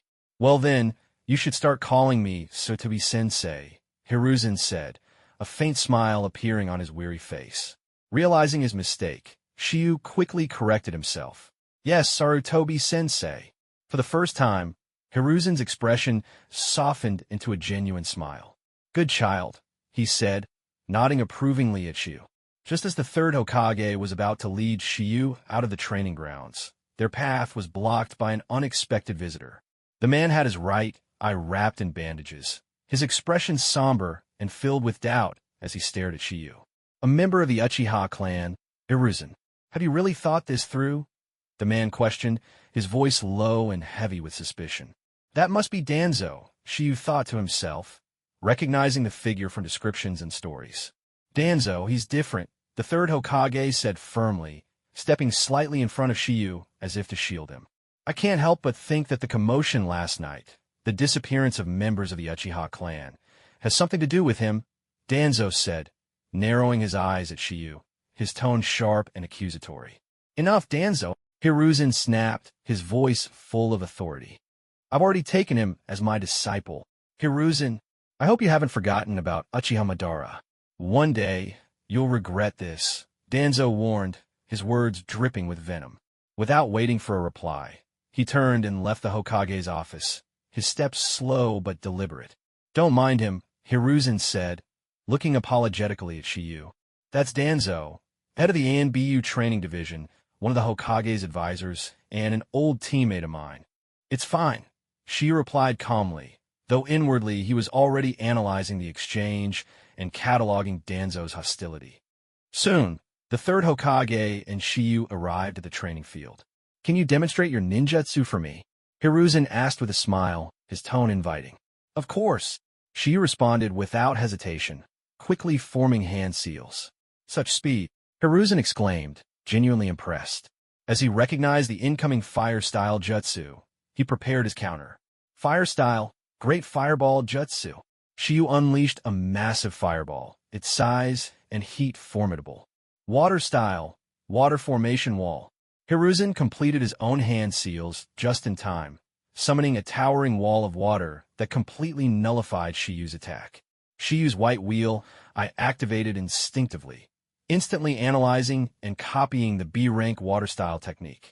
Not bad, Hiruzen complimented. Your chakra reserves are immense, your control is precise, and your hand seal speed is excellent. Your mastery of ninjutsu is already remarkable. It's clear you've put in a lot of practice. Since you've chosen to learn combination ninjutsu, you'll need to master offensive techniques from all 5 elemental styles, Hiruzen explained. Let's start with something more advanced. I'll teach you a B-rank fire-style jutsu with greater destructive power. Hiruzen formed a series of hand seals, his movements fluid and efficient. Serpent, horse, ram, dragon, rat, ox, tiger. Shiyu's white wheel. I carefully tracked each seal, memorizing the sequence and studying the flow of chakra around Hiruzen. Fire style, dragon flame bomb. Hiruzen exhaled, releasing a series of fiery dragon-like streams. The flames roared across the training field, igniting the surrounding environment as they moved. The fire's intensity and coverage were overwhelming, with the dragon's movements controlled entirely by Hiruzen's chakra. This jutsu is a B-rank technique with incredible range and power, Hiruzen explained. The flames can be directed at will, making it difficult for opponents to evade. However, it requires precise chakra control to guide the fire effectively. He turned to Shiyu. Now it's your turn. Give it a try. Shiyu nodded, unafraid. The mechanics of the jutsu had already been imprinted in his mind, thanks to his white wheel eye. Serpent, horse, ram, dragon, rat, ox, tiger. Fire style, dragon flame bomb. Shiyu mirrored Hiruzen's movements perfectly, unleashing the jutsu with remarkable accuracy. As the fiery dragons surged forward, Shiyu could feel the flames' untamed nature and struggled momentarily to control them. Focus your chakra, guide the flames, Hiruzen encouraged, his voice rising with excitement. Shiyu adjusted, quickly finding the right balance. With newfound control, he directed the fiery dragons straight ahead, their movements smooth and precise. Impressive. You've mastered on your first try. I'm truly fortunate to have such a gifted student, Hiruzen said, his earlier tension replaced by genuine joy. It seemed for a moment that the worries of the day had melted away. Let's keep the momentum going. I'll teach you a water-style jutsu next, Hiruzen announced. The water dragon jutsu originally required 44 hand seals, but thanks to the second Hokage's refinement, it now only requires 3. Watch carefully. Hiruzen demonstrated, completing the seals with practiced ease. A massive water dragon materialized behind him and surged forward, its movements fluid and powerful. By injecting a large amount of chakra into water and shaping it into a dragon, you can launch a devastating attack. Alternatively, you can form the dragon by exhaling water from your mouth, Hiruzen explained. Shiyu didn't need further instruction. With the technique already analyzed by his white wheel eye, he formed the seals and executed the jutsu flawlessly. Water-style, water dragon jutsu. Shiyu exhaled, and a formidable water dragon took shape, crashing forward with immense force. Exactly like that, Hiruzen exclaimed, his excitement growing. Now let's move on to Earth-style. Hiruzen demonstrated the Earth Dragon Jutsu, shaping mud into a dragon to attack. Shiyu, as expected, mastered it instantly. The same went for the Wind Dragon and Lightning Dragon techniques. I initially intended to teach you just one jutsu today, but you've mastered all 5 elemental dragon techniques. Your talent surpasses even Orochimaru's, Hiruzen remarked, unable to contain his admiration. Just as Shiyu was about to ask for further instruction, 3 NBU operatives appeared suddenly. Sensing the interruption, Shiyu knew the session was over. As I said earlier, don't rush. Mastering these 5 B-rank elemental jutsu will already make you incredibly versatile in battle, Hiruzen advised. Take your time to practice and refine them. They'll serve you well. Yes, Sarutobi-sensei, Shiyu replied respectfully before leaving the training field. Shiyu's excitement was palpable as he returned home. Not only did I learn all 5 elemental dragon techniques, but I also picked up the water formation wall. My arsenal is now powerful enough to handle most Jonin-level opponents, he thought, his confidence soaring. Upon entering his home, however, he was surprised to find 2 familiar faces waiting for him, Hatake Kusuo and Hyuga Hongdai. Alongside them was the cheerful figure of Xiaoxing. Huh? What are you all doing here? Shiyu asked, his curiosity piqued. And Xiaoxing, why are you here too? He added, glancing at her with a mix of surprise and concern. Shiyu, Hyuga-sensei asked us to meet at the Hidden Leaf Village's main gate. He just informed us that we've been assigned a C-rank mission. It's time to head out. But we couldn't find you, and this little girl, Xiaoxing, just happened to be looking for you too, Hyuga Hongdai explained. Xiaoxing, is something the matter? Shiyu asked, looking at her with a mix of concern and curiosity. Shiyu and it's nothing. I heard you're going on a mission, so I brought you this as a little gift. Xiaoxing handed him some soldier pills, her small gesture warming Shiyu's heart. You silly girl, don't worry. It's just a C-rank mission. Wait for me to come back, okay? Shiyu reassured her with a gentle smile before quickly gathering and preparing his equipment. When Team 7, Hyuga Hongdai, Hataki Kusawa, and Uchiha Shiyu, arrived at the village gates, they found Hyuga Hizashi waiting alongside their client, a burly man with a thick beard. Good, you're all here, Hizashi announced with authority. Thanks to your excellent performances, I've specially requested a C-rank mission for you. I hope you'll complete it perfectly. The bearded man, however, seemed skeptical. Are these three brats really up to the task? He muttered, clearly doubting their abilities. As genin, they're the best you'll get. And, might I remind you, your budget barely qualifies for a C-rank mission. Hizashi shot back coolly, silencing the man's complaints. Hizashi then introduced him. This is Mr. Noguchi Hideo, our client for this mission. The task is simple.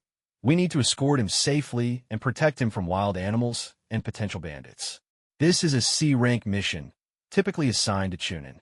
But since the task is within the borders of the Land of Fire, and I'm here to lead, I've made an exception to let you participate.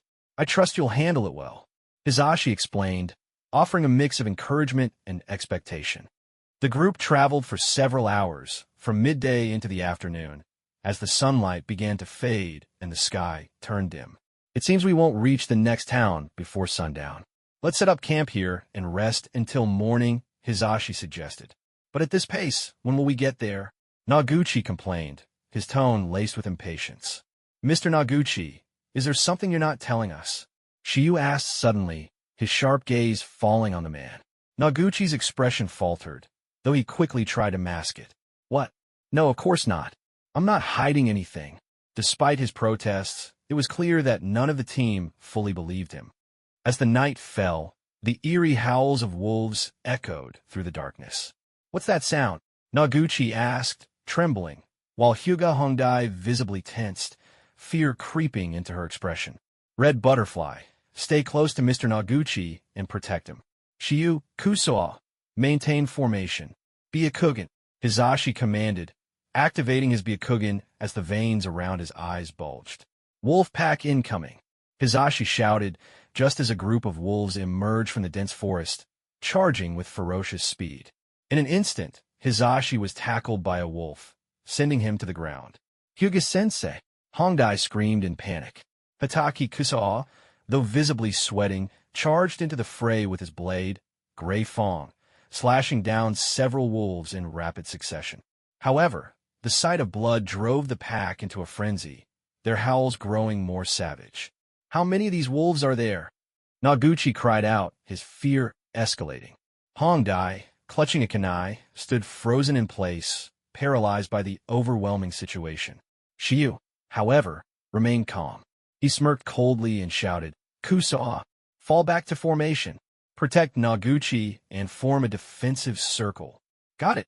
Kusawa, though reluctant, obeyed. Kicking away a lunging wolf, he retreated and joined the others, forming a protective ring around Noguchi. Wolves fear fire the most. Fire style, Great Fireball Jutsu. Shiyu quickly formed hand seals and exhaled a massive fireball.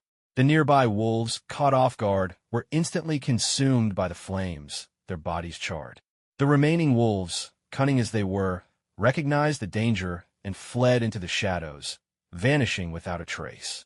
Lowering his hands, Shiyu calmly announced, It's over. Everyone get some rest. Noguchi stood dumbfounded, unable to process how quickly the threat had been neutralized. Even Hongdai and Kusawa looked at Shiyu in disbelief. Asleep? But Hyuga-sensei, he's... Hongdai trailed off, glancing toward where Hizashi had fallen, only to find a wooden log. A substitution jutsu, she murmured, confused. Relax, everyone, Shiyu said, his tone steady. Hyuga-sensei isn't dead. He's a jonin, after all. That was just a test to see how we'd handle ourselves. He's probably watching us from the shadows right now. The others looked at him skeptically, unsure whether to believe him. Shiyu continued, "If any of us were truly in danger, Hyuga-sensei would have intervened by now. Think about it. Did anyone actually get hurt?" As if on cue, Hizashi appeared, his form materializing in front of them with a body flicker technique. He glanced at each member of the group, his gaze lingering on Shiyu. "Shiyu, I observed everything. Out of everyone, you remained the calmest. You protected your teammates, ensured the client's safety, and even drove off the enemy. From now on, you are the leader of Team 7, Hizashi declared, his voice firm and resolute. Turning to Kusuo, Hizashi's tone grew critical. "Kusuo, did you consider the consequences of recklessly charging into the wolf pack? If there had been more wolves, you could have been surrounded and killed. And what about the safety of your teammates and the client? Did that cross your mind?" Next, he addressed Hongdai. "Hongdai, being a ninja isn't just about having ninjutsu. You need a strong heart as well. Earlier, you froze under pressure. No matter the cause, I hope you'll work to strengthen your resolve from now on." "Understood." Both Kusuo and Hongdai lowered their heads, filled with guilt and determination to do better. Finally, Hizashi turned to Noguchi. "My apologies, Mr. Noguchi. As you can see, it was just a false alarm." "And no problem at all," Noguchi stammered, too shaken to argue. The rest of the night passed without incident, with the team taking turns keeping watch. By morning, they were back on the road. Kusuo and Hongdai were noticeably more composed, their earlier mistakes clearly weighing on them. Hizashi observed their improvement, nodding approvingly to himself. To err and then correct oneself, that's how one grows stronger. Meanwhile, Shiyu kept his focus squarely on Noguchi, who seemed increasingly uneasy. "I've had this nagging feeling that this man is hiding something from us," Shiyu thought silently, his sharp eyes fixed on Noguchi as they continued walking. After traveling for most of the morning, Shiyu suddenly stopped in his tracks. "What is it?" Hyuga Hizashi asked, sensing Shiyu's unease. "Sensei, something feels off," Shiyu replied cautiously. "Off." Hizashi's expression turned serious as he activated his own heightened senses. It didn't take long for him to pick up on the same subtle signs. "Everyone, protect Mr. Noguchi," Hizashi commanded. Hyuga Hongdai, Hataki Kusuo, and Shiyu instantly moved to form a protective circle around Noguchi, their backs facing outward as they scanned the surroundings. "Byakugan." Hizashi activated his Dojutsu, the veins around his eyes bulging as his vision extended far beyond normal limits. At the same time, Shiyu's white wheel eye flared to life, revealing numerous figures concealed in the forest. "Enemies! Be careful!" Shiyu shouted, his voice urgent. Almost immediately, a barrage of shuriken rained down toward them, aimed directly at Hizashi. Rotation. Hizashi spun rapidly, executing the 8 trigrams. Rotation, forming a whirling shield of chakra that deflected the incoming shuriken effortlessly. "Impressive. You've got some skill," a gruff voice called out mockingly from the shadows. Dozens, no, hundreds of bandits emerged from the trees, surrounding the group completely. At their head stood a burly man with a cruel smirk, his eyes filled with malice. "Sorry, but this man stays with us.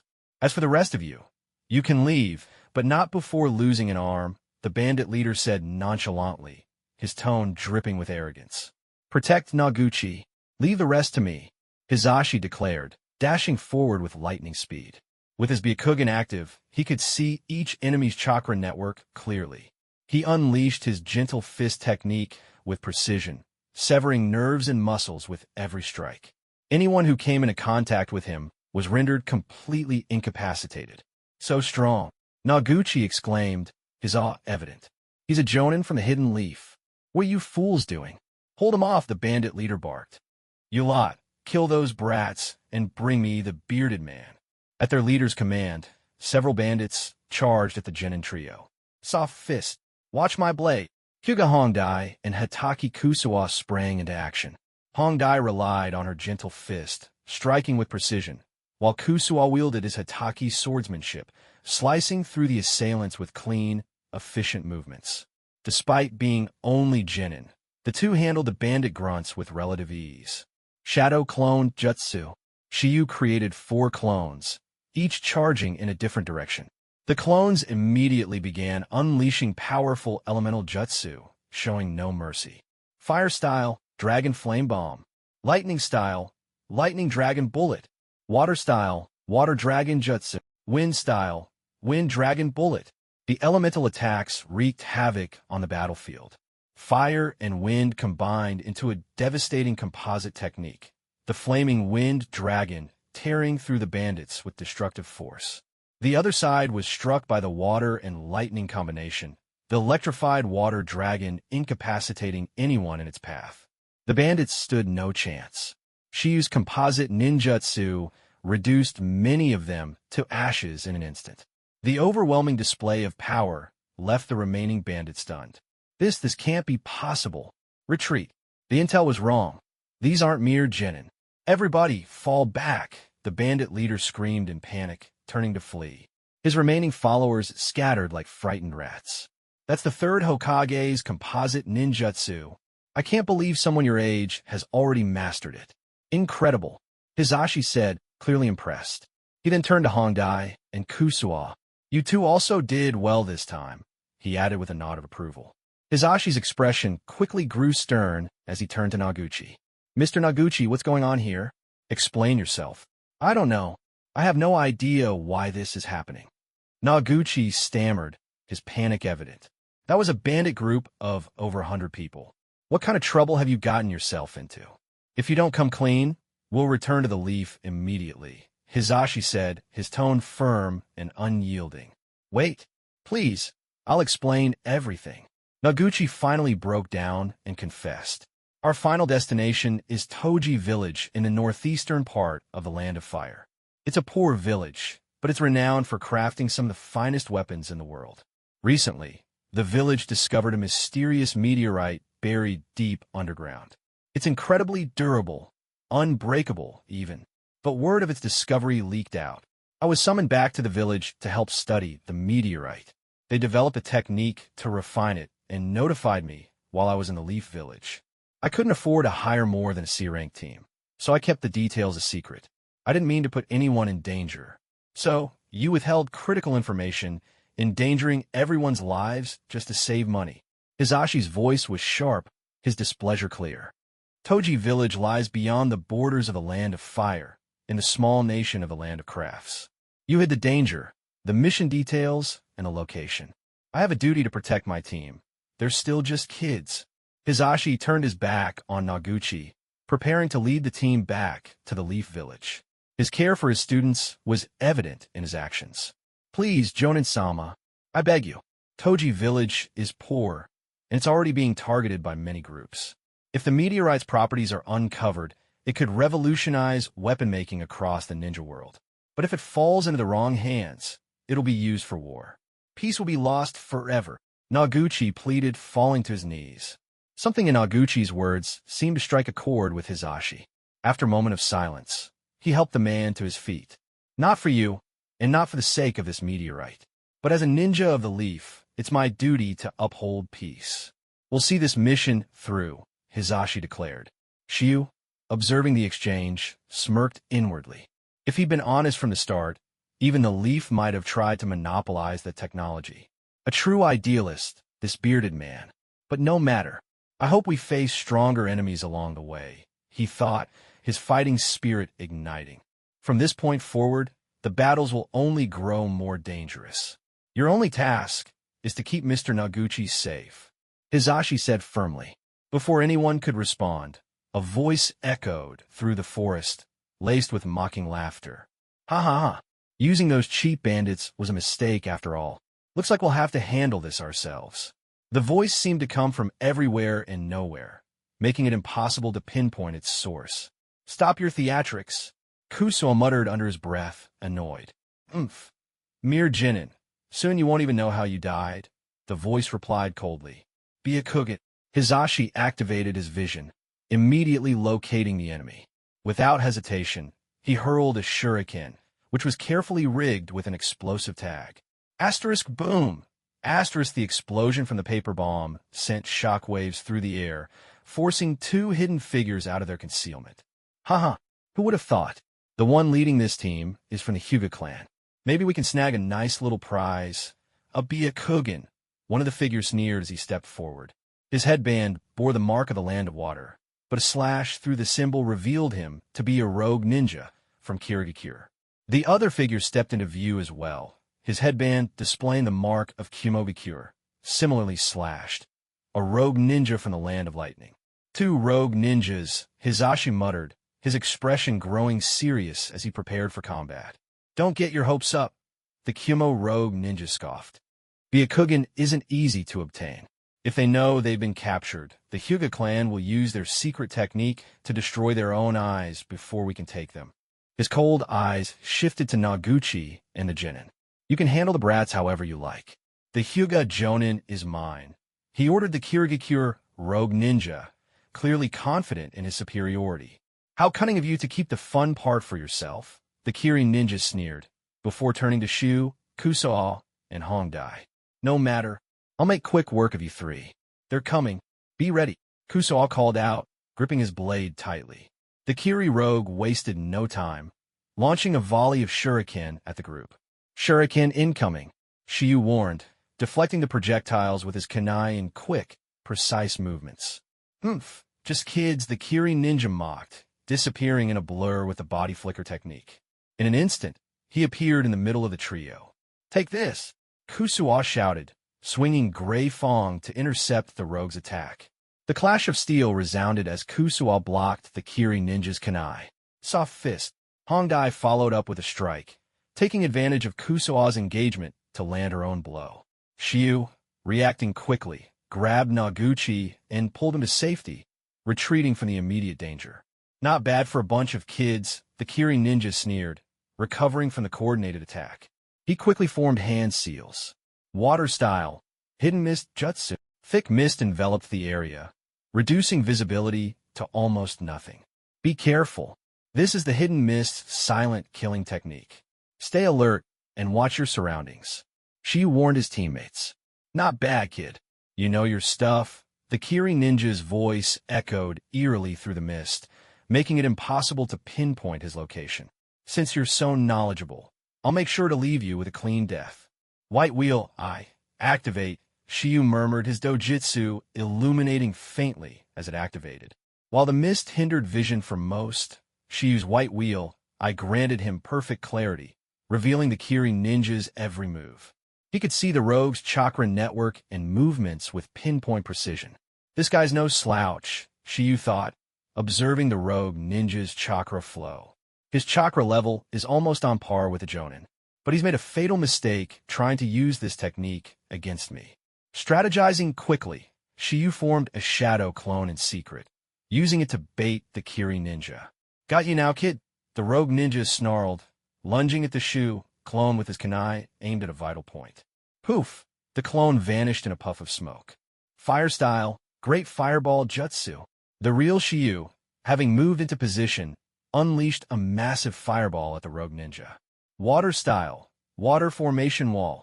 The Kiri ninja's hand seal speed was impressive, instantly summoning a wall of water to counter the incoming fireball. The clash of elements created a thick steam that further obscured the battlefield. You're no ordinary kid, the rogue ninja admitted, his tone shifting to one of caution. Shiyu smirked. Kusao Hongdai, protect Noguchi. Leave this guy to me, he commanded, his voice calm but firm. You're underestimating me, kid, the Kiri ninja sneered, forming more hand seals. Water style, water clone jutsu. Two identical clones of the rogue ninja appeared, flanking him as they advanced toward Shiyu. Water clones, Shiyu observed calmly, his white wheel analyzing their chakra structures. Clones that disperse upon impact. Not very creative. Lightning style, lightning dragon bullet. Shiyu formed hand seals and exhaled a massive lightning dragon. The electrified beast roared as it surged forward, splitting into multiple tendrils that struck the clones and the rogue ninja simultaneously. Lightning style. The Kiri ninja's expression twisted in surprise as his clones were instantly destroyed, leaving him no choice but to defend himself. Earth style, earth wall, he shouted, erecting a sturdy wall of earth to block the attack.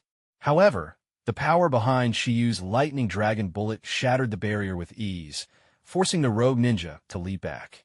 This kid, his jutsu are far too powerful for a genin. I can't trade ninjutsu with him. It's suicide, the ninja thought, his strategy shifting. He formed new hand seals. Water style, hidden mist jutsu. The mist thickened further, creating an oppressive and suffocating atmosphere. The rogue ninja intended to use the cover for close-quarters combat. So, you want to fight up close? Shiyu muttered, his lips curling into a smirk. Let's finish this. Pretending to be blind and disoriented, Shiyu feigned ignorance of the rogue ninja's movements. The Kiri ninja, cautious but confident, began to move closer. This guy's careful, Shiyu noted, watching the rogue's chakra network. He's likely killed many before. Feigning vulnerability, Shiyu deliberately exposed his back to the rogue ninja. Got you now, kid? The ninja hissed, his confidence growing as he closed the distance. He raised his kunai, preparing to strike. This is it, Shiyu thought, his white wheel-eye tracking every step. The rogue ninja paused briefly, the calm before the storm. Here he comes. Shiyu saw the rogue lunge, his kunai aimed directly at his back like a predator going in for the kill. Shiyu reacted instantly, twisting his body as he spun around, his hands already prepared for the attack. One hand firmly gripped the rogue Kiri ninja's kunai, while the other surged forward, aiming directly for his chest. The rogue ninja sneered, showing no fear as he drove his kunai toward Shiyu. In his mind, there was no way a mere genin's attack would pose any threat to him. Shiyu snorted coldly, his hand glowing with chakra as he unleashed a gentle fist strike straight into the rogue ninja's left chest. Thud! The rogue ninja spat blood as his chest caved under the precise and devastating blow. His eyes widened in shock and terror, his body trembling uncontrollably. His mind struggled to grasp what had just happened, how a child had managed to overpower him so completely. His body, once under his command, now refused to obey. Using hidden mist jutsu against me? That was your fatal mistake, Shiyu said mockingly, stepping away as the rogue ninja crumpled to the ground, lifeless. Calmly, Shiyu turned and walked back to his teammates. Shiyu, are you hurt? Hongdai asked immediately, her concern evident as she noticed blood dripping from his hand. Your hand is bleeding. Where's the enemy? She added, her voice trembling slightly as Kusuo scanned the area with gray fang in hand, ready for any lingering threats. I'm fine. The Kiri rogue ninja is dead. These wounds are nothing, Shiyu reassured them. But I wonder how Hyuga-sensei's battle is going. Hidden mist jutsu, release, Shiyu said, quickly forming hand seals. Having copied the hidden mist jutsu moments earlier, he now reversed it with ease. The dense fog dissipated almost instantly, revealing the battlefield. In the distance, Hizashi was locked in an intense battle with the Kumo rogue ninja. The two combatants were evenly matched, Hizashi, with his Byakugan and gentle fist, against the Kumo ninja, who specialized in lightning style and relentless taijutsu. Sparks of chakra clashed as the two tested each other's limits. Ugh, what a useless idiot! The Kumo ninja snarled as he caught sight of his fallen ally's body. His eyes narrowed in anger. Without hesitation, the Kumo ninja hurled a flurry of shuriken at Hizashi. Reacting instantly, Hizashi spun into 8 trigrams, rotation, deflecting the projectiles with ease. As the shuriken fell to the ground, the Kumo ninja followed up by throwing several kunai, each equipped with explosive tags. Watch out, Hyuga-sensei, Shiyu shouted, his sharp eyes already predicting the trajectory of the attack. He quickly began forming hand seals, his hands moving in a blur. Hizashi leaped backward to evade the explosion, while the Kumo ninja turned and attempted to flee. Wind style, wind dragon bullet, Shiyu called out, completing his jutsu just as the Kumo ninja tried to escape. The powerful wind dragon roared forward, its speed and precision leaving the enemy with no time to evade. The Kumo ninja frowned, realizing he couldn't outrun the attack. He crossed his arms in front of him, bracing to absorb the impact. So he's strong against lightning style, but weak against wind style. And it seems he doesn't know fire style. Shiyu mused, his analytical mind working quickly. If that's the case, Fire Style, Dragon Flame Bomb. Shiyu completed another series of hand seals, exhaling a stream of scorching flames. The fire merged with the lingering Wind Dragon, amplifying its power as the two elements combined. Composite Ninjutsu, Wind Fire Dragon Bullet, Shiyu declared, unveiling the deadly technique. What? The Kimo ninja's eyes widened in disbelief as the blazing wind dragon hurtled toward him. He hastily reinforced his defenses, but it was too late. Though the Kimo ninja was known for his physical resilience, the combined force of Shiyu's composite jutsu was overwhelming. The attack struck with the power of an A-rank technique, leaving the rogue ninja battered and severely injured. To think there be a genin this strong, the Kimo ninja muttered, coughing up blood. Despite his injuries, he managed a weak, defiant laugh before using the body flicker technique to escape. Don't chase him, Shiyu, Hisashi called out, deactivating his Byakugan as he approached. You've done well. Shiyu lowered his hands, letting out a small breath. Hisashi's praise was rare, and it carried weight. Hisashi's expression turned grim as he addressed the group. This mission has taken a dangerous turn. First, bandits and raiders. Now, rogue Jonin-level ninjas are involved. And those two, I suspect they weren't working alone. He glanced at Naguchi, who avoided his gaze, guilt written all over his face. This was supposed to be a simple Surank mission, Hisashi continued, his tone heavy with frustration. But now it's clear we've stepped into something far more dangerous. Given the enemies we've encountered, this mission has escalated to at least B rank, possibly higher. That level of danger is meant for Jonin, not Genin. His serious gaze swept over the team. You fulfilled your duties. If anyone wishes to stop here, no one will blame you. The mission has already exceeded its original parameters. Naguchi stepped forward, his voice trembling with determination. I'm the client. No matter how dangerous it gets, I can't turn back. I have to reach Toji Village. Shiyu nodded. I'm going. I need to keep fighting if I want to grow stronger. What about you two? Hisashi asked, turning to Kusuo and Hondai. We're a team. We'll go together. Kusuo replied firmly, gripping Grey Fong. I'm going too, Hondai added, her voice steady despite being the only girl on the team. Very well. Team 7, we press on. Destination: Toji Village in the Land of Crafts. Hisashi declared, leading the group forward once more. Over the following week, the team traveled tirelessly, taking turns keeping watch at night and pushing their pace during the day. They finally crossed the northeastern border of the Land of Fire and entered the Land of Crafts. We made it, Kusuo sighed in relief, his tension easing slightly. Though they had encountered no further attacks, the journey had left everyone on edge. Hisashi took the opportunity to train the genin in chakra control, focusing on tree climbing and water walking. While Kusuo and Hondai made steady progress, Shiyu's mastery of chakra control was nothing short of miraculous. He completed the exercises faster than anyone, leaving even Hisashi astonished. Uchiha Shiyu, his talent is extraordinary, Hisashi thought to himself. To defeat Jonin-level enemies as a genin, to remain calm and composed in battle, and to master techniques with such efficiency. He's a rare genius. If the legends about Uchiha Madara's youth are true, I wonder, could Shiyu surpass even in one day? Oblivious to his sensei's high praise, Shiyu continued his daily training, refining the ninjutsu he had recently copied. His focus remained unwavering, his determination burning brighter than ever. Before them stood a massive and ancient tree, its thick trunk scarred with countless shuriken marks, a testament to rigorous training. A boy carrying a ninja blade stood at the base, panting heavily as he glared up at the top. How was this possible? That guy, Shiyu, climbed to the top so effortlessly. Kusuo muttered in frustration, tilting his head back to see Shiyu standing confidently at the tree's summit, already practicing other ninjutsu. Miss Hongdai, Kusuo, you two need to work harder, Hisashi said with a calm tone, nodding approvingly toward Shiyu.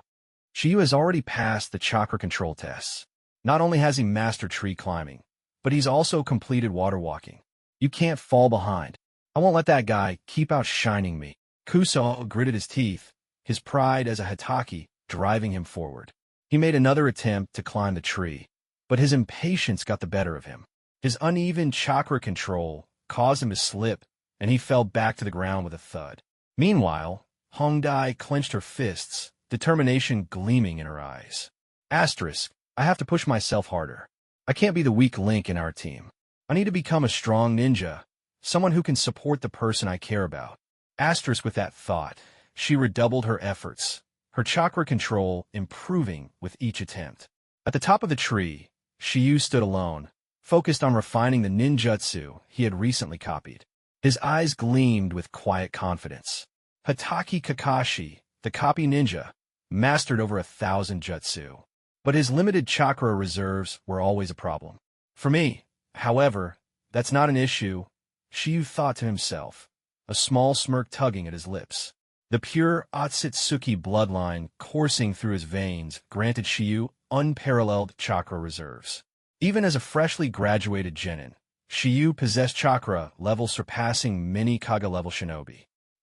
The body flicker technique, such a simple yet practical jutsu, Shiyu said with excitement. With a faint flicker, his body suddenly disappeared and reappeared a short distance away. If any ordinary ninja tried to use this technique against me, they'd be as good as dead, he thought, satisfied. After copying and refining the body flicker technique, Shiyu found that his control over chakra elevated the simple Durang jutsu to a near art form. Much like his use of destructive fire-style jutsu, Shiyu's mastery amplified their power far beyond that of ordinary users. Each technique, in his hands, became something far more deadly. Shiyu continued training tirelessly, cycling through the techniques he had recently copied. His shadow clones worked alongside him, each focusing on different aspects of combat. Let's work on hand seal speed next, Shiyu muttered to himself. He knew well that in the shinobi world, hand seal speed could make all the difference in a fight. Legends like Haku, who could perform one-handed seals, and Uchiha Itachi, who could form 6 seals in a single second, stood as benchmarks of excellence. Rat, ox, tiger, rabbit, dragon, snake. Shiyu's hands blurred as he practiced. Sweat dripped down his forehead, each bead growing larger as his speed increased. All right, everyone, it's time to move out, Hisashi called out, gathering the team. Shiyu nodded, dispelling his shadow clones with a snap. Good work today, everyone, Shiyu said, seemingly to himself. The accumulated experience and fatigue from his shadow clones returned to him in an instant, along with the techniques they had practiced. Poof! With the clones gone, a flood of muscle memory and insights hit Shiyu like a wave. Phew! Productive, but exhausting, he muttered, leaping down from the tree with ease to rejoin the group. Kusao and Hongdai, though weary, quickly regrouped as well. Excellent progress, Hisashi said, looking at the 3 genin. But from here on, don't push yourselves too hard. Save your strength for the mission ahead. Understood, the 3 responded in unison. Naguchi, who had been silently observing, scratched the back of his head sheepishly. I have to admit, I misjudged you kids earlier. You're more capable than I gave you credit for. As long as we complete the mission, that's what matters, Shiyu replied curtly, his tone neutral. There was no resentment in his words, only focus. The next few days passed without incident. Hisashi led the group carefully, maintaining a steady pace while Shiyu continued to use his shadow clones for training. By the time they neared their destination, Shiyu's hand seal speed had reached an impressive level, 3 seals per second. While not yet the speed of a master like Kakashi, it was already faster than most shinobi in the world. Finally, the landscape began to change. The lush greenery of the Land of Fire gave way to sparse vegetation and scattered human settlements. They had reached their destination, Toji Village, deep within the Land of Crafts. We made it, finally, Naguchi exclaimed, his relief palpable. After thanking the group profusely, he hurried ahead into the village to make arrangements. The team, however, remained on edge. Shiyu, do you sense anything? Hisashi asked, his voice low. Something feels off, Shiyu replied honestly, his sharp instincts tingling. The village lacked the bustling energy one would expect. The few people they saw seemed tense, many carrying weapons openly. You're right. Almost everyone here is armed, Kusao observed, his eyes scanning the villagers. Could there be danger here? Hongdai asked, her voice tinged with concern. Before any answers could be given, Noguchi reappeared, his expression unusually cheerful. Great news! The research on the meteorite is complete. Your mission is over. Congratulations. But even as he spoke, Shiyu's sharp gaze picked up on subtle inconsistencies. Something was wrong. Watch out! Shiyu suddenly shouted as Noguchi hurled a barrage of shuriken at Kusuo and Hongdai. Body flicker. In an instant, Shiyu appeared behind them, shoving both out of harm's way. The shuriken missed their mark, embedding harmlessly into the ground. What the? Who are you? Kusuo yelled, gripping his blade tightly. The supposed Noguchi smirked, his body shimmering before transforming into his true form. The rogue kimono ninja they had encountered earlier. You again, Hisashi said, immediately activating his Byakugan and taking a fighting stance. Haha, surprised to see me? The kimono ninja sneered, his voice dripping with mockery. You should have known this wasn't over. And this time, you won't escape. Be careful. There are more enemies nearby, Hisashi warned, his Byakugan revealing several hidden figures surrounding the team. What's your real goal? Kusuo demanded, his frustration evident. Our objective conflicts with your mission. So, naturally, we'll just have to eliminate you, the kimono ninja said with a bloodthirsty grin. This time, none of you are getting away. Lightning style, ground shock. The kimono rogue ninja's hands moved in a blur, forming seals before unleashing a powerful surge of electricity that coursed through the ground. The crackling energy forced Hisashi to retreat, separating him from Shiyu and the others.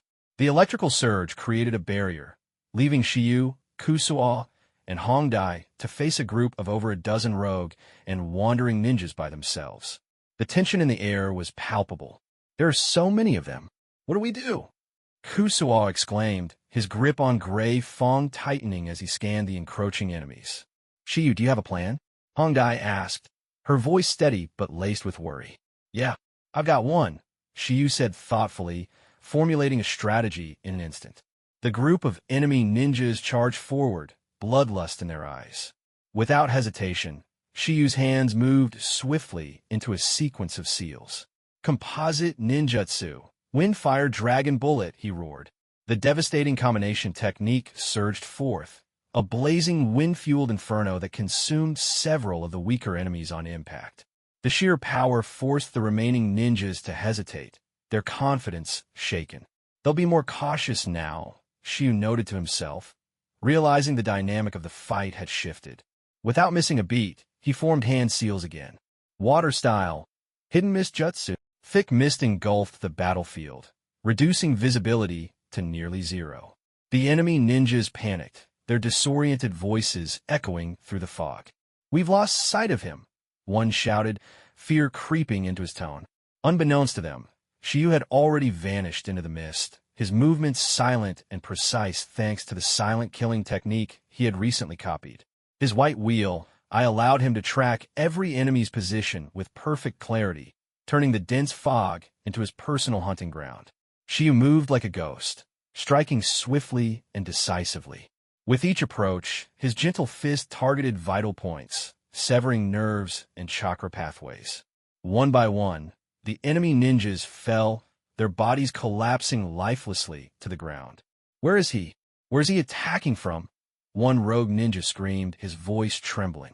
But before he could react, Shiyu's palm struck true, crushing his internal organs with a single blow. The mist became a death trap, and Shiyu its reaper. To the enemy, he was an unseen force, striking without warning and disappearing before they could retaliate. Fear gripped the surviving ninjas, their confidence shattered. He's taken out another one. Damn it, how is he doing this? Where is he? He's a demon. The once confident mob was reduced to a group of trembling cowards. Within minutes, only 3 enemies remained. Their backs pressed together as they scanned the mist, paranoia etched across their faces. Just 3 left, Shiyu thought, a plan already forming in his mind. He created 2 shadow clones, transforming them into the likenesses of 2 of the remaining rogues using the transformation jutsu. The ruse worked perfectly. In their confusion, the 3 remaining ninjas turned on one another, unsure of who to trust. By the time they realized their mistake, Shiyu had already struck, dispatching them with ruthless efficiency. Their lives ended in shock and confusion, unable to comprehend how their own allies had betrayed them. With the immediate threat neutralized, Shiyu regrouped with Kusuo and Hongdai. Together, they made their way to assist Hizashi, who was still locked in combat with the Kumo rogue ninja. Hizashi, a close combat expert, was at a disadvantage against the Kumo ninja's ranged lightning-style techniques. Each time he attempted to close the gap, he was forced back by a surge of electricity. The fight was evenly matched, but Hizashi was clearly under pressure. "Hyuga-sensei, let me take over," Shiyu called out as he arrived, his voice full of confidence. "Umph. Bold words for a brat," the Kumo rogue sneered, but his expression shifted as he caught sight of the battlefield littered with bodies. His eyes narrowed in disbelief as he scanned the carnage. "What the? The 15 rogues couldn't take you out? How? You're just a kid." The realization hit him like a thunderbolt, shaking his confidence. "Your strength, it's a Jonin level, isn't it? A Leaf Village brat this strong? This wasn't part of the plan." "You talk too much," Shiyu said coldly, already forming hand seals. "Fire style, great fireball jutsu." The massive fireball roared toward the Kumo ninja, who quickly used the body flicker technique to evade. But Shiyu gave him no respite, unleashing another fireball in rapid succession. "Annoying brat," the Kumo ninja growled, frustrated by Shiyu's relentless assault. Most genin would have exhausted their chakra reserves by now, but Shiyu showed no signs of slowing down. "Wind style, wind dragon bullet," Shiyu shouted, seamlessly transitioning to another B-rank technique. The fierce wind dragon howled as it surged toward its target. "You little..." The Kumo ninja's frustration reached its peak. Shiyu's seemingly endless chakra reserves and relentless attacks were unlike anything he had anticipated. "This kid has more chakra than most jonin. How is this possible?" he thought, his disbelief growing with each passing moment. Realizing that he couldn't win a ranged battle, the Kumo ninja decided to switch tactics. "If I can't beat him from a distance, I'll crush him up close," he declared, activating his lightning armor, a protective shroud of crackling electricity that enhanced his speed and power while shielding him from harm. The Kumo ninja used the body flicker technique to close the distance, appearing right beside Shiyu. "Let's see how you handle this," he snarled. "Perfect," Shiyu thought, his smirk barely noticeable. He quickly formed hand seals. Water style, hidden mist jutsu. Thick fog enveloped the battlefield once more, obscuring vision entirely. The Kumo ninja froze, realizing too late that he had fallen into Shiyu's trap. "Well done, Shiyu," Hizashi called out, his Byakugan allowing him to see clearly through the mist. With their enemy blinded, Hizashi and Shiyu moved to execute their plan. "Damn it, where are they?" The Kumo ninja growled, his lightning armor crackling as he increased its power to maximum output. Though it drained his chakra rapidly, it was his only means of protection in the fog. "There!" the Kumo ninja shouted as he caught a glimpse of Shiyu's figure. He lunged forward, aiming to strike, but it was a feint. Hizashi appeared behind him, his palm glowing with chakra. 8 trigrams air palm. Hizashi unleashed the attack, sending a powerful shockwave toward the rogue ninja. "Foolish," the Kumo ninja sneered, spinning around to block the attack with his reinforced lightning armor.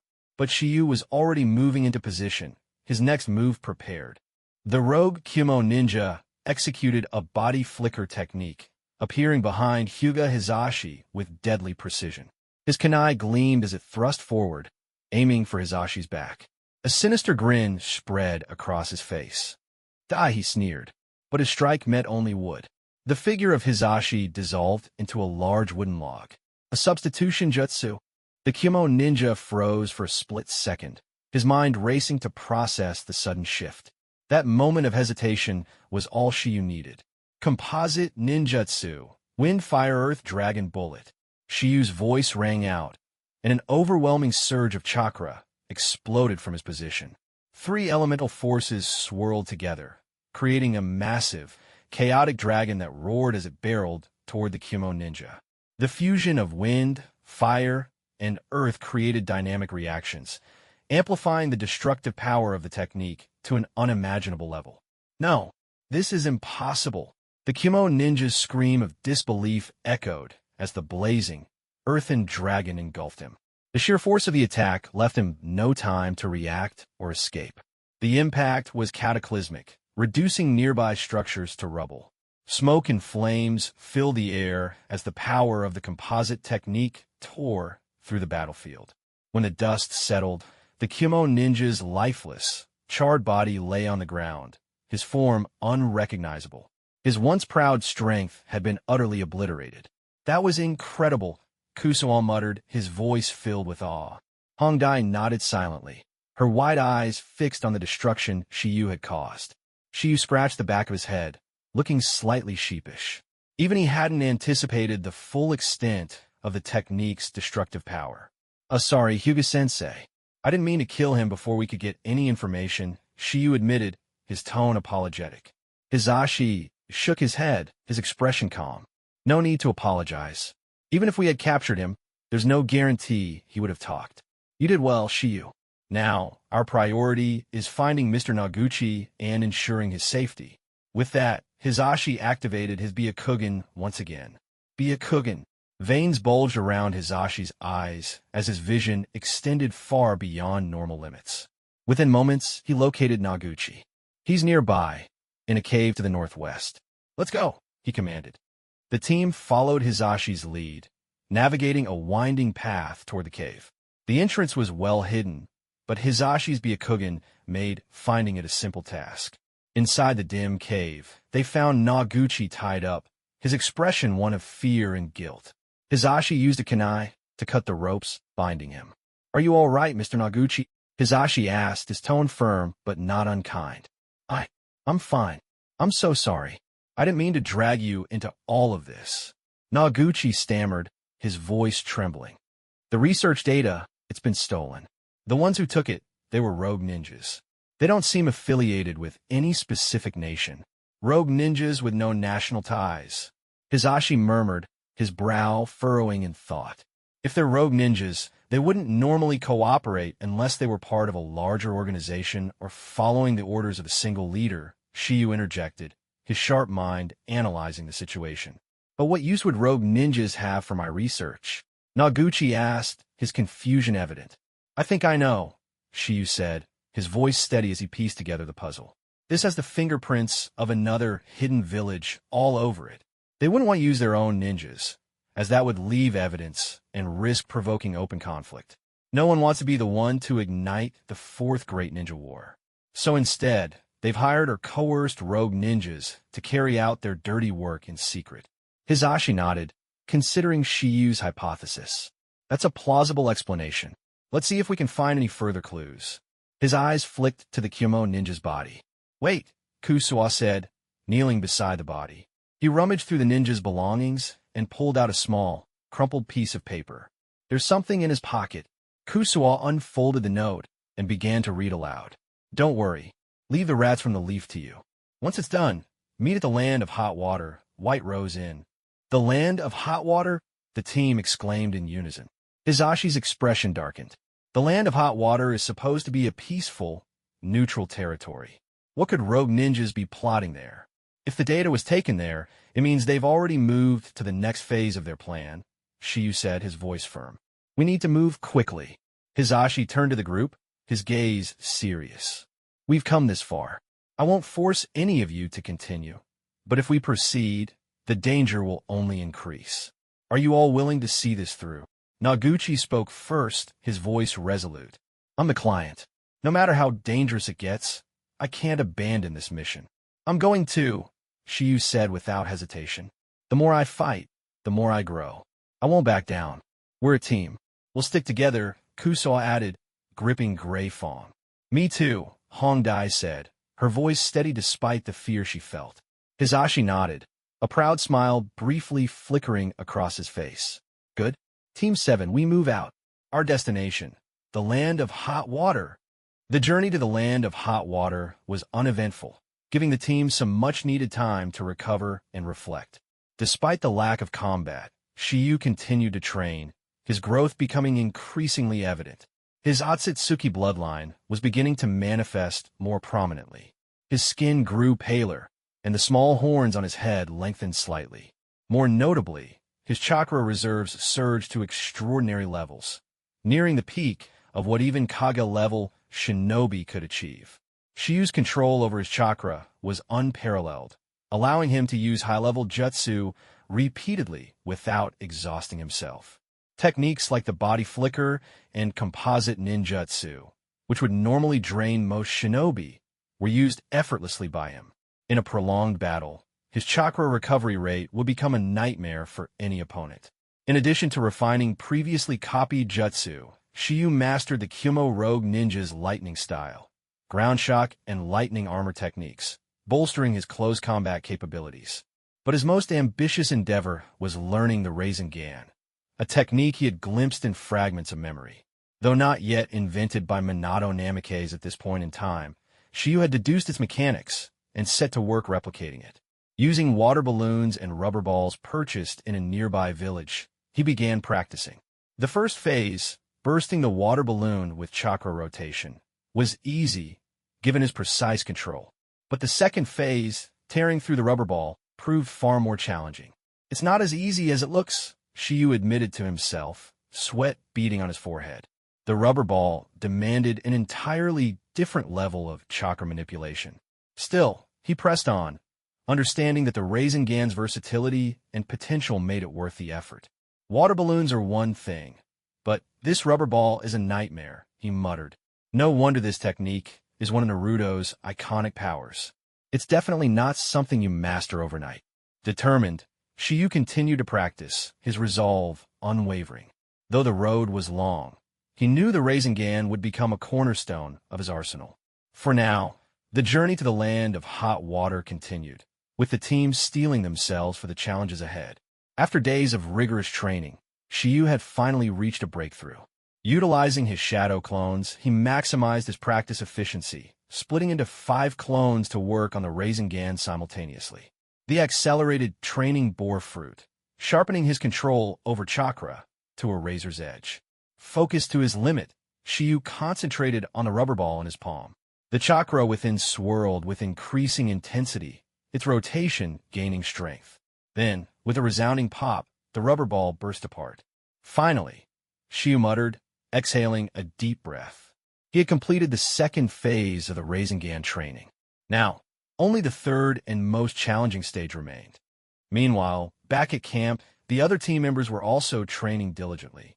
Hongdai worked closely with Hisashi, learning the Hyuga clan's secret techniques. As a member of the clan herself, she was able to grasp the fundamentals quickly under Hisashi's guidance. Kusuo, not one to be left behind, pushed himself to master chakra control, refining his tree climbing and water walking skills to perfection. Shiyu, however, remained indifferent to the Hyuga clan's training. Having already copied their techniques earlier, he saw no need to revisit what he had already mastered. Instead, his mind wandered. "This scene reminds me so much of Team 7's fight against Zabuza and Haku in the original series," he mused, a faint smile tugging at his lips. After several more days of travel, the team finally arrived at the land of hot water, specifically its renowned village, the Hidden Hot Springs Village. Unlike the Hidden Leaf, the village was a picturesque paradise. Elegant hot spring inns lined the streets, and the air was filled with the soothing aroma of fresh flowers. Every corner of the village seemed meticulously designed to exude tranquility. Even the cobblestone paths were bordered by carefully cultivated gardens. "This is the village known for forgetting war," Hisashi explained as the group entered. "Its hot springs are famous throughout the ninja world. It's so peaceful. I wonder where the stolen data could be hidden," Hongdai said, scanning the surroundings for anything suspicious. "The White Rose mentioned in the note. It's probably the name of a place, like a shop or an inn," Kusuo speculated. Hisashi nodded. "This village is large. Let's split up to search. If you find anything suspicious, send a signal immediately. I'll stay with Mr. Noguchi." With that, Hisashi and Noguchi went off in one direction. "Let's go," Shiyu said, turning to Hongdai and Kusuo. "No point in standing around. Let's head to Rose Street," Hongdai suggested enthusiastically. "It's one of the most famous areas in the village, known for its roses. The entire street is lined with them." Without waiting for a response, she grabbed Shiyu's hand and took off running. Kusaka followed behind reluctantly, muttering under his breath. Hongjia's feelings for Shiyu are getting way too obvious. I feel like a third wheel. Oblivious to the undercurrent of emotions, Shiyu remained focused on the mission. This is just a task, he thought, ignoring Hongjia's excitement. Rose Street lived up to its reputation. Though it was no more than a narrow alley, the air was filled with the sweet fragrance of roses. Flowers bloomed in abundance, adorning every windowsill and doorway. Petals danced in the wind, creating a serene and almost magical atmosphere. This place is beautiful, Hongdai said, her fiery red hair swaying gently in the breeze. Her gaze softened as she looked at Shiyu. I wish I could live here. Imagine waking up every day surrounded by such beauty. It'd be like a dream. Shiyu glanced at her, sensing the subtle shift in her tone. He sighed inwardly. Asterisk, ninjas really do mature early. They're all just kids, but feelings are already starting to bloom. What a headache. Asterisk, despite the picturesque surroundings, the street was oddly quiet, with very few people around. After wandering for a while, Shiyu's interest waned. He was about to suggest moving on when a striking young woman approached him. Hey, they are handsome. Interested in staying at our hot spring inn? It's affordable and has amazing facilities, she said with a playful smile, her tone flirtatious. No, thank you, Shiyu replied curtly, brushing her off. We have other matters to attend to. As Shiyu turned to leave, his sharp eyes caught sight of a man behaving suspiciously. The man was pacing near a window, his movements deliberate yet cautious, as if he were trying to avoid drawing attention. Who's that? Shiyu muttered, narrowing his eyes. He gestured to Hongdai and Kusuo. Follow him. The three of them tailed the man as he made his way toward the rear of a bathhouse. His actions grew more peculiar as he lingered near the building's back window. Very suspicious, Shiyu murmured. Without hesitation, he closed the distance and tapped the man on the shoulder. Hey, who are you, and what are you doing here? The man spun around, startled. He was a white-haired figure with an eccentric air about him. Whoa, kid. Keep your voice down, will ya? He hissed, clearly annoyed. Shiyu froze for a moment, recognition dawning on him. Asterisk, wait, is this? Asterisk. Before he could process further, a chorus of shrill screams erupted from the bathhouse. Someone's peeping. The cries came from a group of women, their voices filled with outrage. Inside, the steam from the hot springs obscured the view, but the furious accusations were clear. What's going on? Hongdai exclaimed, her face turning bright red as realization struck her. He was peeping. Kusuo turned away awkwardly, muttering under his breath, what a disgrace. The white-haired man, however, seemed unfazed. Run, run, he shouted, bolting from the scene without a second thought. After him, Shiyu commanded, immediately giving chase. As the trio pursued the man through the village, Shiyu grinned to himself. So, this is Jiraiya's infamous research habit. Broad daylight, in a village full of people. Truly legendary. Jiraiya? Who's Jiraiya? You got the wrong guy, the white-haired man shouted back, still running at full speed. He showed no intention of stopping. Studying the man more closely, Shiyu confirmed his suspicions. The long white hair, the red markings under his eyes, the oil, kanji on his forehead protector, the red haori over tan clothing, the wooden Geta sandals. It all matched the description of a legendary toad sage. It's definitely you, Jiraiya-sensei, Shiyu called out, smirking. I'm one of Sarutobi-sensei's new students.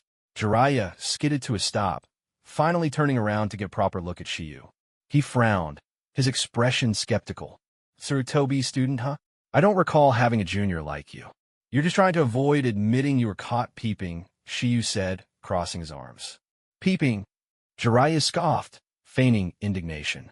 I wasn't peeping. I was gathering inspiration. I'm a writer, you know. A famous one at that.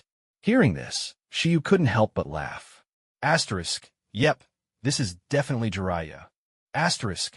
This brat's ninja uniform has a faint Uchiha clan emblem. Jiraiya muttered, observing Shiyu closely. Looks like he's from the Uchiha clan. The other two, the one with that gray fawn-like look must be from the Hitaki clan, and the red-haired girl obviously screams Hyuga lineage. Seems pretty clear they're leaf ninjas, Jiraiya concluded, finally nodding in acknowledgement. Fine, I admit it. I'm Jiraiya. Jiraiya-senpai. What brings you to the land of hot water? Shiyu asked, his tone calm, but curious. Jiraiya glanced around cautiously, ensuring no one was eavesdropping. This isn't the place to talk. Let's find somewhere more private, he said, gesturing them to follow him. The four of them entered a small izakaya and secured a private room. Jiraiya poured himself a cup of sake and sipped leisurely, his demeanor far from serious. To think that old man Sarutobi would take on new students, now that's rare, Jiraiya said with a chuckle. So, you really are my junior. But tell me, what are a bunch of genin doing here in another nation? Where's your Jonin sensei? He's off investigating elsewhere, Hong Dai explained. We've come here as part of mission. And you, Jiraiya-senpai? What are you doing here? Shiyu asked. My mission isn't too different from yours, Jiraiya replied, his voice suddenly taking on a more serious tone. But mine is classified as S rank.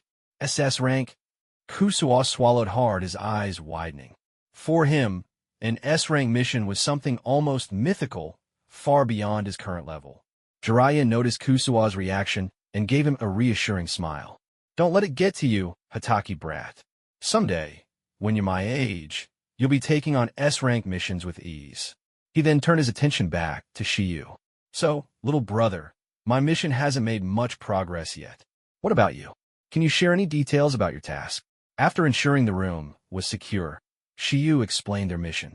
He carefully laid out the details of the stolen research and their search for a place called White Rose. You're looking for confidential data, and you think it's connected to a place called White Rose. Jiraiya repeated, his expression turning serious. He leaned back, tapping his chin thoughtfully. Exactly, Shiyu replied. Do you know anything about it? Jiraiya's eyes lit up as if a realization had struck him. Do you remember that hot spring in back on Rose Street? You mean? Shiyu asked, suddenly piecing the clues together. The name of that inn is White Rose, Jiraiya confirmed. Ah! The three genin exclaimed simultaneously as the connection clicked. If that's the case, we need to head there right away, Kusuo said, already rising to his feet. Jiraiya, however, raised a hand to stop them. Hold on. If you rush in there, they might recognize you as leaf ninjas. And even if I went, they'd probably see through my handsome and unmistakably unique appearance. He struck a ridiculous pose, beaming confidently. The three younger ninjas exchanged awkward glances, collectively thinking the same thing. This guy's way too full of himself. Shiyu, ignoring Jiraiya's theatrics, quickly came up with an idea. I've got it, he said. He performed the transformation jutsu, instantly taking on the appearance of the rogue Kumo ninja they had defeated earlier. I'll disguise myself as him. They won't suspect a thing. Brilliant, Jiraiya exclaimed, clapping his hands. You got a good head on your shoulders, kid. All right, go ahead. We'll stay close behind to back you up if things go south. Shiyu nodded and headed for the White Rose Inn, with Jiraiya, Hongdai, and Kusuo trailing discreetly behind. Arriving at the White Rose, Shiyu immediately spotted the same seductive woman who had approached him earlier. Her expression shifted slightly as she recognized his transformed face. You're here, she said, her tone low and cautious. Yeah, Shiyu replied, keeping his responses curt. Did you deal with the leaf rats? They're all dead, Shiyu lied smoothly, his cold demeanor convincing. Good.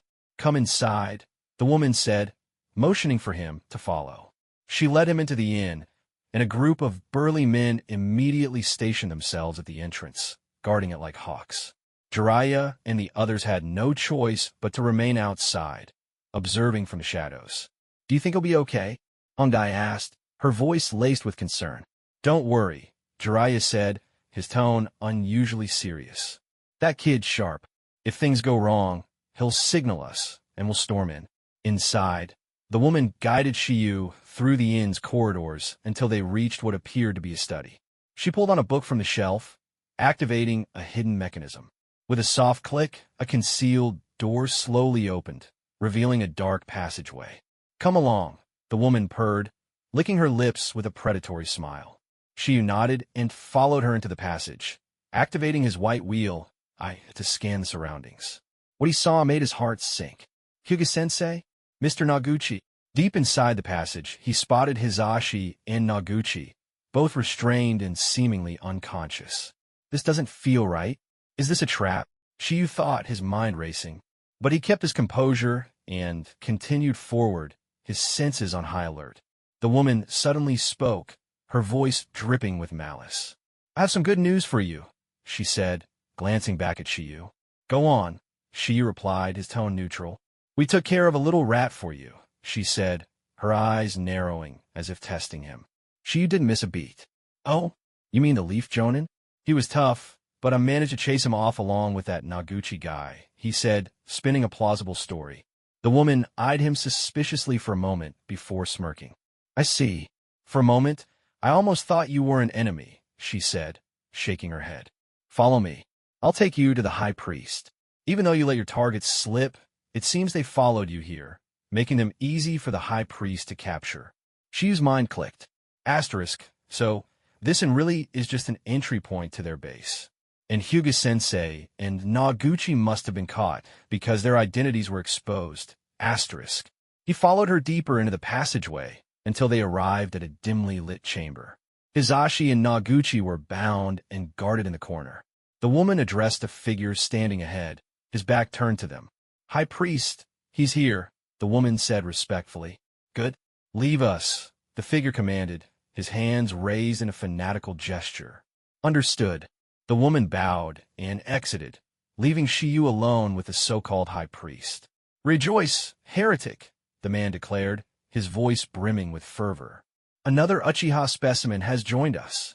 This is glorious. Shiyu's heart pounded as the man continued. Tell me, little Uchiha brat, where are your companions? Shiyu froze. Am I exposed? The high priest's words sent a chill down his spine. This is Jashinism. The cult hidden from the Akatsuki belong to.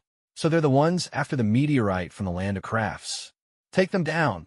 The Grand Master turned around, and in an instant, Shiyu noticed that the Grand Master's entire body looked skeletal, his skin resembling Haiden's state during the curse of death, controlling blood technique. Suddenly, countless fervent followers of the cult of the evil god appeared around them, rushing towards Shiyu with fanatical zeal. Shiyu, of course, wasn't going to sit idly by. Forming hand seals, he shouted, Shadow, clone jutsu. 5 shadow clones materialized. The 6 Shiyus encircled Hyuga, Hisashi, and Noguchi, forming a protective circle, each brandishing their kunai as they faced the incoming enemies. Shiyu, they're strong. Be careful, Hisashi warned. As soon as he finished speaking, Shiyu deftly used his kunai to cut the ropes binding Hisashi. Shiyu, they're coming. Hisashi readied his stance, prepared for battle. Fire style, great fireball jutsu. Shiyu unleashed a massive fireball that roared toward the surrounding cultists of the evil god. Ha ha ha! You dare oppose the evil god while trapped in the very halls of the Keikan cult. One of the cultists mocked. The great fireball, jutsu, swept forward, expected to obliterate all opponents in its path. And indeed, it seemed to do just that. Those struck by the fireball were almost entirely incapacitated, their clothes singed and charred. The chamber itself was filled with the heavy scent of roasted flesh. Shiyu, don't let your guard down. They possess special abilities. Hisashi warned again, instantly dispatching a nearby cultist with a swift gentle fist strike. Immortality, huh? Shiyu frowned, activating his Byakugan to survey the area. Shiyu quickly noticed something unusual. The cultists who had been scorched by his great fireball, though clearly struck directly, seemed to revive almost instantly, as if brought back to life. Not true immortality, but a state of feigned death, followed by resurrection.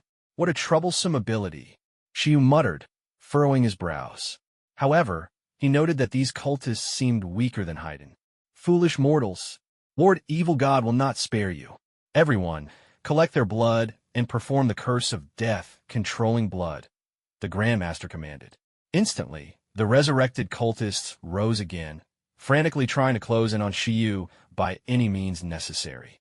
If they manage to collect blood, it's certain death, Shiyu thought grimly, recalling the tragic fate of Asuma from the original story.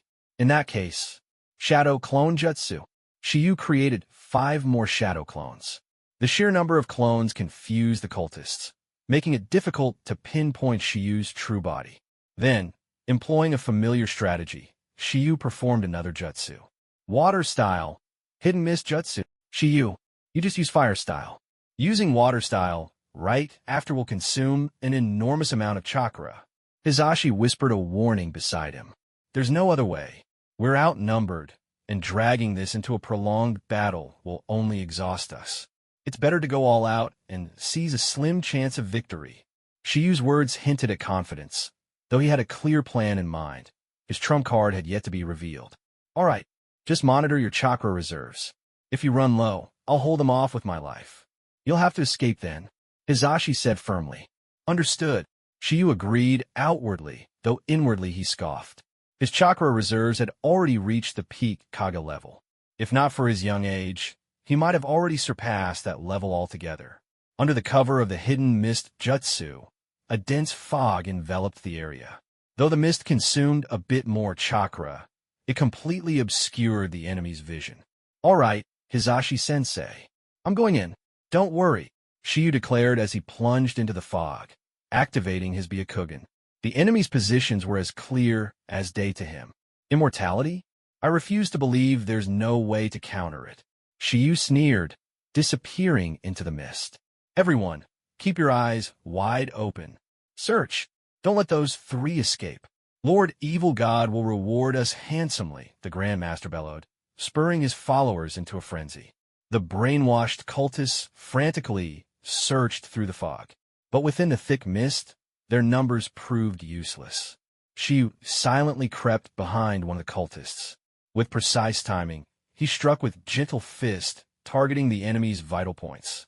The cultist's chakra flow was instantly severed, and he dropped dead. Shiyu quickly used the body flicker technique to distance himself, observing the cultist's condition carefully. He noticed that, after being struck, the cultist's chakra had indeed stopped flowing, and his heart had ceased beating. However, in the next moment, a strange force erupted from the cultist's brain. A surge of vitality enveloped the body, rapidly reviving it. I see. It's almost identical to Haiden's immortality. To deal with so many cultists, I'll have to use that technique. Shiyu concluded. There's a fallen cultist. Reinforce that area. The sound came from over there. The Grandmaster, ever vigilant and the strongest among them, quickly led his subordinates toward the downed cultist location. Shiyu and his shadow clones had already begun forming hand seals. At the same time, they unleashed a combined elemental jutsu.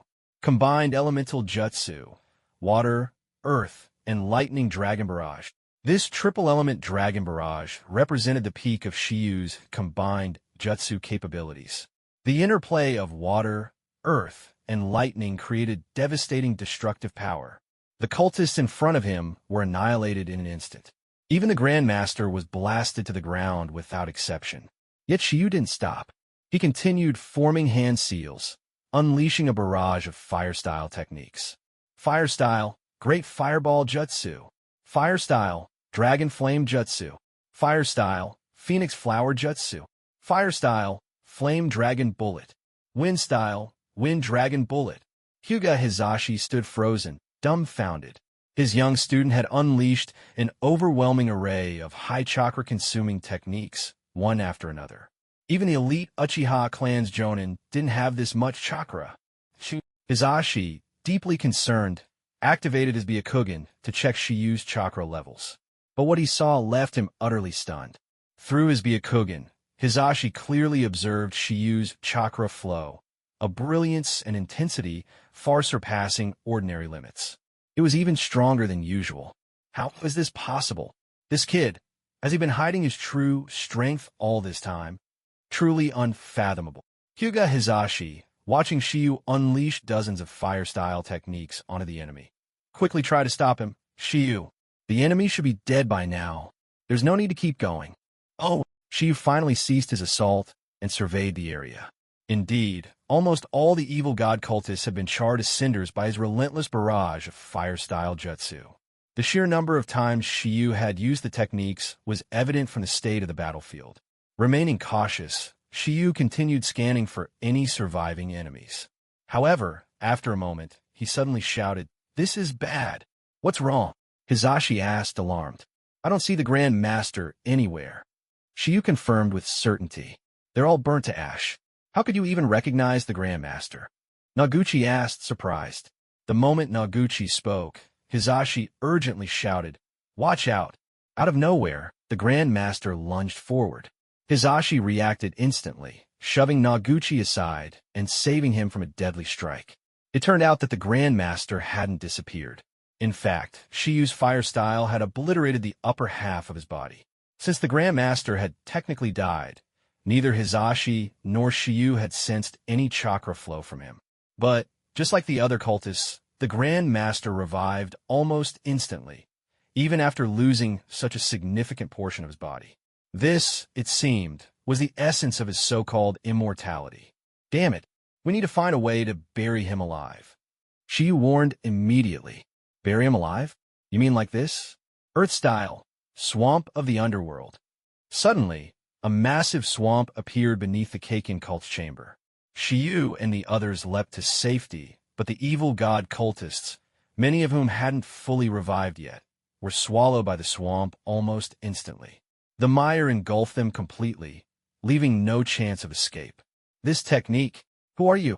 Hizashi gasped, astonished. "Correct.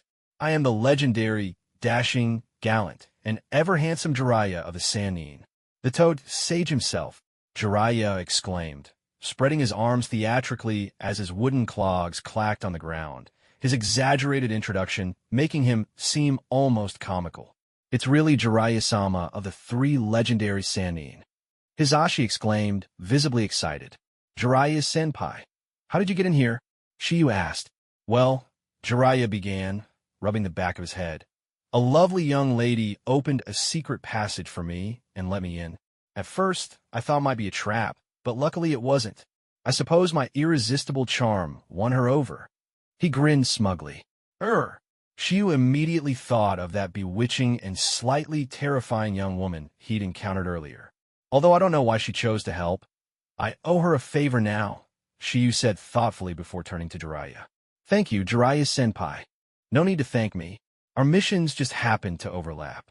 I helped out as a matter of convenience," Jiraiya replied nonchalantly. "I've been keeping an eye on the Keikin cult for a while now. Without you all, this mission might have dragged on forever."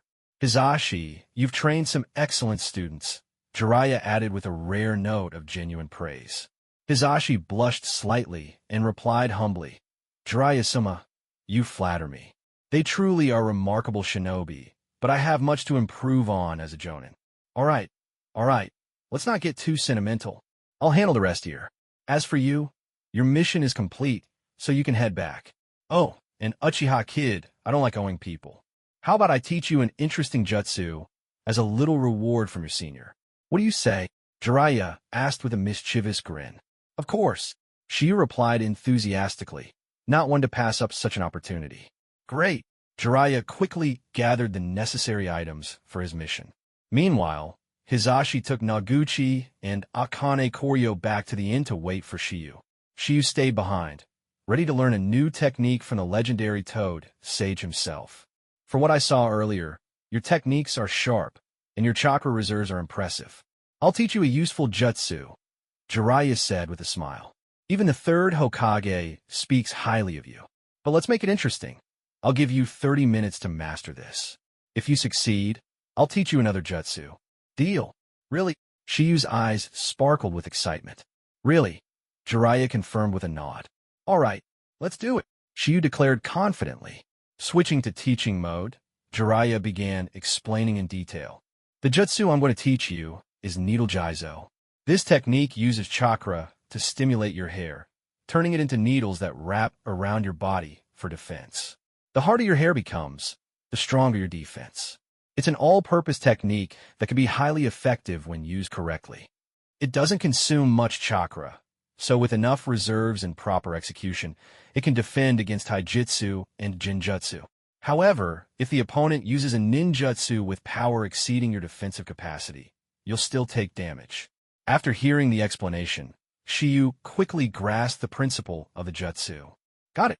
Jiraiya asked. "Got it," Shiyu replied confidently. "All right, I'll demonstrate once. Needle Jizo.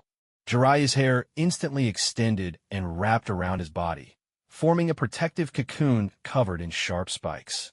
Any attacker would have been impaled by the spikes if they tried to strike him. If Shiyu remembered correctly, even Orochimaru had suffered at the hands of this technique before. Pretty strong, huh? It's like turning into a porcupine. But keep in mind, powerful long-range or blunt force attacks could still break through, Shiyu analyzed internally. All right, your turn, Jiraiya said, expecting Shiyu to take some time to practice and refine the technique. After all, no matter how talented a shinobi was, mastering a jutsu typically required repeated attempts and experience. To Jiraiya's surprise, Shiyu simply nodded and said, "Okay. This kid, is he too confident?" Jiraiya thought, slightly amused. Shiyu formed the hand seals and shouted, "Needle Jizo." Instantly, his hair turned gray and extended, wrapping around his entire body. What happened next left Jiraiya utterly shocked. Spikes emerged from Shiyu's hair, sharper and with a wider range than Jiraiya's own version. The sheer effectiveness of Shiyu's execution forced Jiraiya to backflip out of the way. "Hey kid, watch it," Jiraiya scolded, though his tone betrayed his astonishment. "Jiraiya-senpai, does this count as a success? This is quite a handy jutsu." Shiyu deactivated the technique, even taking a moment to compliment it. Jiraiya wiped the sweat from his brow, struggling to maintain his composure. Internally, he was in complete disbelief. This can't be real. This kid, his talent surpasses even Orochimaru's. This guy, what's going on? Could it be that he activated the Sharingan and copied the jutsu? Jiraiya muttered to himself, still in disbelief. What terrifying talent! Even my genius student, Minato, wasn't this gifted, he thought, his face betraying his astonishment. Jiraiya-senpai, don't just stand there in a daze. So, does this count as learning it? And what about that other jutsu you mentioned? What is it? Shiyu asked eagerly, snapping Jiraiya out of his daze. Of course. I'm your senpai. I wouldn't lie to you. But let's just say your mastery is passable, Jiraiya said, trying to recover his composure. Since you've technically learned this technique, I'll teach you one more jutsu, as promised. Jiraiya's attempt to act calm and collected only made Shiyu want to laugh, but he managed to hold it in. This next jutsu is called Wild Lion's main jutsu. It's based on the same principle, but it's far more difficult than Needle Jizo. It might take you at least a month to master, Jiraiya explained with exaggerated seriousness. This technique stimulates your hair with chakra, allowing it to grow wildly and transform into ferocious lion-like shapes to bind your opponent. The chakra within the hair can crush your target instantly. While it's primarily an offensive technique, you can also use it to restrain someone if you're careful not to squeeze them to death. Jiraiya added, slipping in an awkward joke. "Oh," Shiyu responded flatly, feeling a bit secondhand embarrassment from Jiraiya's unintentional humor. "Let me give you a demonstration. Ninja art. Wild Lion's main jutsu," Jiraiya announced, forming hand seals before activating the jutsu. His hair suddenly extended, growing wildly into massive lion-like shapes that lashed out ferociously, snapping at the air. Shiyu's eyes lit up as he observed. He found the technique to be rather extraordinary. As expected of one of the legendary Sannin, Jiraiya. To think of using hair for such creative transformations, Shiyu thought to himself, all the while carefully analyzing the technique using his Byakugan. Through his Byakugan, Shiyu observed every detail. Jiraiya's hand seals, the flow of chakra throughout his body, the precise control and output ratios. Every aspect of the technique was imprinted into Shiyu's mind. By the time Jiraiya finished his demonstration, Shiyu was ready to replicate it perfectly. Wild Lion's main jutsu. Shiyu cried out, unleashing the technique with a powerful surge of chakra. His hair grew explosively, forming 9 enormous lion-shaped heads that lunged forward like serpents. They snapped onto a nearby boulder, crushing it into dust with ease. It wasn't just a simple act of copying. Shiyu observed, learned, and refined the technique, making it his own. This mastery was due not only to his Byakugan, but also to his immense chakra reserves and the Otsutsuki bloodline's natural affinity for chakra manipulation. Jiraiya's jaw dropped. He stared blankly at Shiyu before muttering, "This has to be a joke. Am I dreaming? I'm going to lose my mind," he added, his voice barely above a whisper. Unable to process what he had just witnessed, Jiraiya awkwardly excused himself, giving a quick farewell to Hisashi before leaving in a hurry. It seemed Shiyu's display of talent had thoroughly shaken him. "Thank you, all of you. If it weren't for your help, I wouldn't be standing here today," Mr. Noguchi said gratefully, bowing deeply. "Now that the mission is complete, we should head back," Hyuga Hisashi said, turning to leave. "Wait a moment. I need to grab something," Mr. Noguchi said as he disappeared into the craftsman's village. After a short while, he returned, holding a pitch-black blade. "This is the meteorite blade, forged using the finest techniques of the craftsman's nation. It's one of a kind. I want to give it to you as a token of my gratitude," Noguchi declared. This is too valuable. We can't accept this," Hisashi protested. "We were simply completing our mission. It was our duty." "No," Noguchi insisted. "Your mission was completed when you saved us from the bandits. You fulfilled your ninja mission, but I fulfilled my duty to assist the ninja. Please take it." "Who would have thought this bearded guy would be so honorable?" Kakigi Nanso quipped. "But I already have the gray Fong blade, which suits our family's sword techniques better," Hyuga Akane added. "I practice gentle fist. This blade wouldn't suit my fighting style either." "Then I have even less need for it," Hisashi said, turning to Shiyu. "Shiyu, since Mr. Noguchi insists, you should accept it. With your potential and strength, you'll put it to good use." With Hisashi's approval, Shiyu accepted the meteorite blade, following the flow of the situation. "This blade's hardness and sharpness are unmatched in the world. I guarantee no other blade can withstand a clash against it. While it's incredibly hard, it's also extremely resilient. Even if you face the legendary 7 ninja swordsmen of the mist, this blade will prevail. It's worthy of being called the strongest," Noguchi declared with passionate confidence. "A great weapon deserves a great wielder." And at this point, Shiyu extended his hand to accept the blade. The moment he held it, he felt a pulse from his sword, as if it were alive. A chill emanated from the blade, and Shiyu's mind suddenly felt clearer. "This is truly a magnificent blade. Meteoric iron. It seems to resonate with my Otsutsuki bloodline," Shiyu thought. As if responding to his thoughts, the blade emitted another cool pulse, making him feel as though his chakra pathways had become even more fluid. "A perfect blade. It seems you were destined to be mine," Shiyu said, nodding in satisfaction as he sheathed the blade at his waist. "It still needs a name," Noguchi said. "How about fish in water?" Shiyu's face darkened. "Bearded man, that name is terrible. If it's the hardest blade, why not call it the hardest blade?" Kakigi Nanso suggested. "Kakigi, that's just as bad," Hisashi teased. "How about the blade of peace? A name to symbolize a world without war," Hyuga Akane proposed. "Not bad. Akane's suggestion is excellent," Nanso agreed with a smile.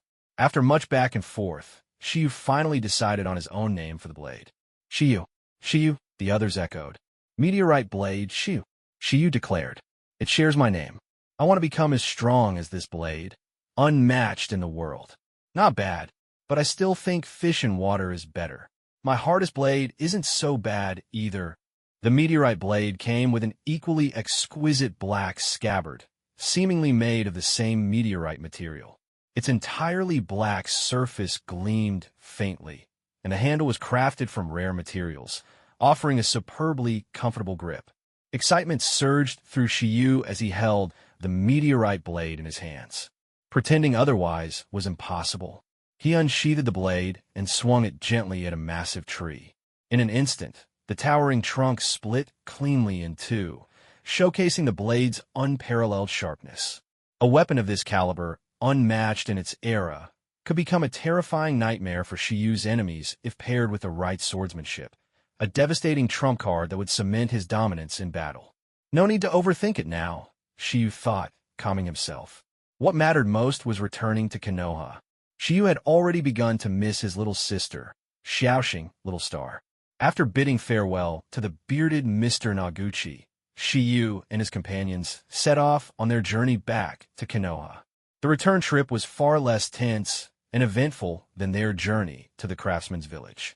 Though no enemies appeared, Shiyu and his companions remained diligent, using the time to continue honing their skills. Kakigi Nanso and Hyuga Akane made significant progress in chakra control, advancing to the point where they could freely walk on water. To achieve water-walking proficiency in less than half a month was an admirable feat, but the group was well aware that compared to Shiyu, their accomplishments still fell short. While his companions focused on chakra control, Shiyu used the valuable travel time to further familiarize himself with his own jutsu. He also spent time practicing strikes with the meteorite blade. With his Byakugan, Shiyu was confident that he could easily pinpoint vital points on an enemy's body in the future, delivering precise and devastating blows.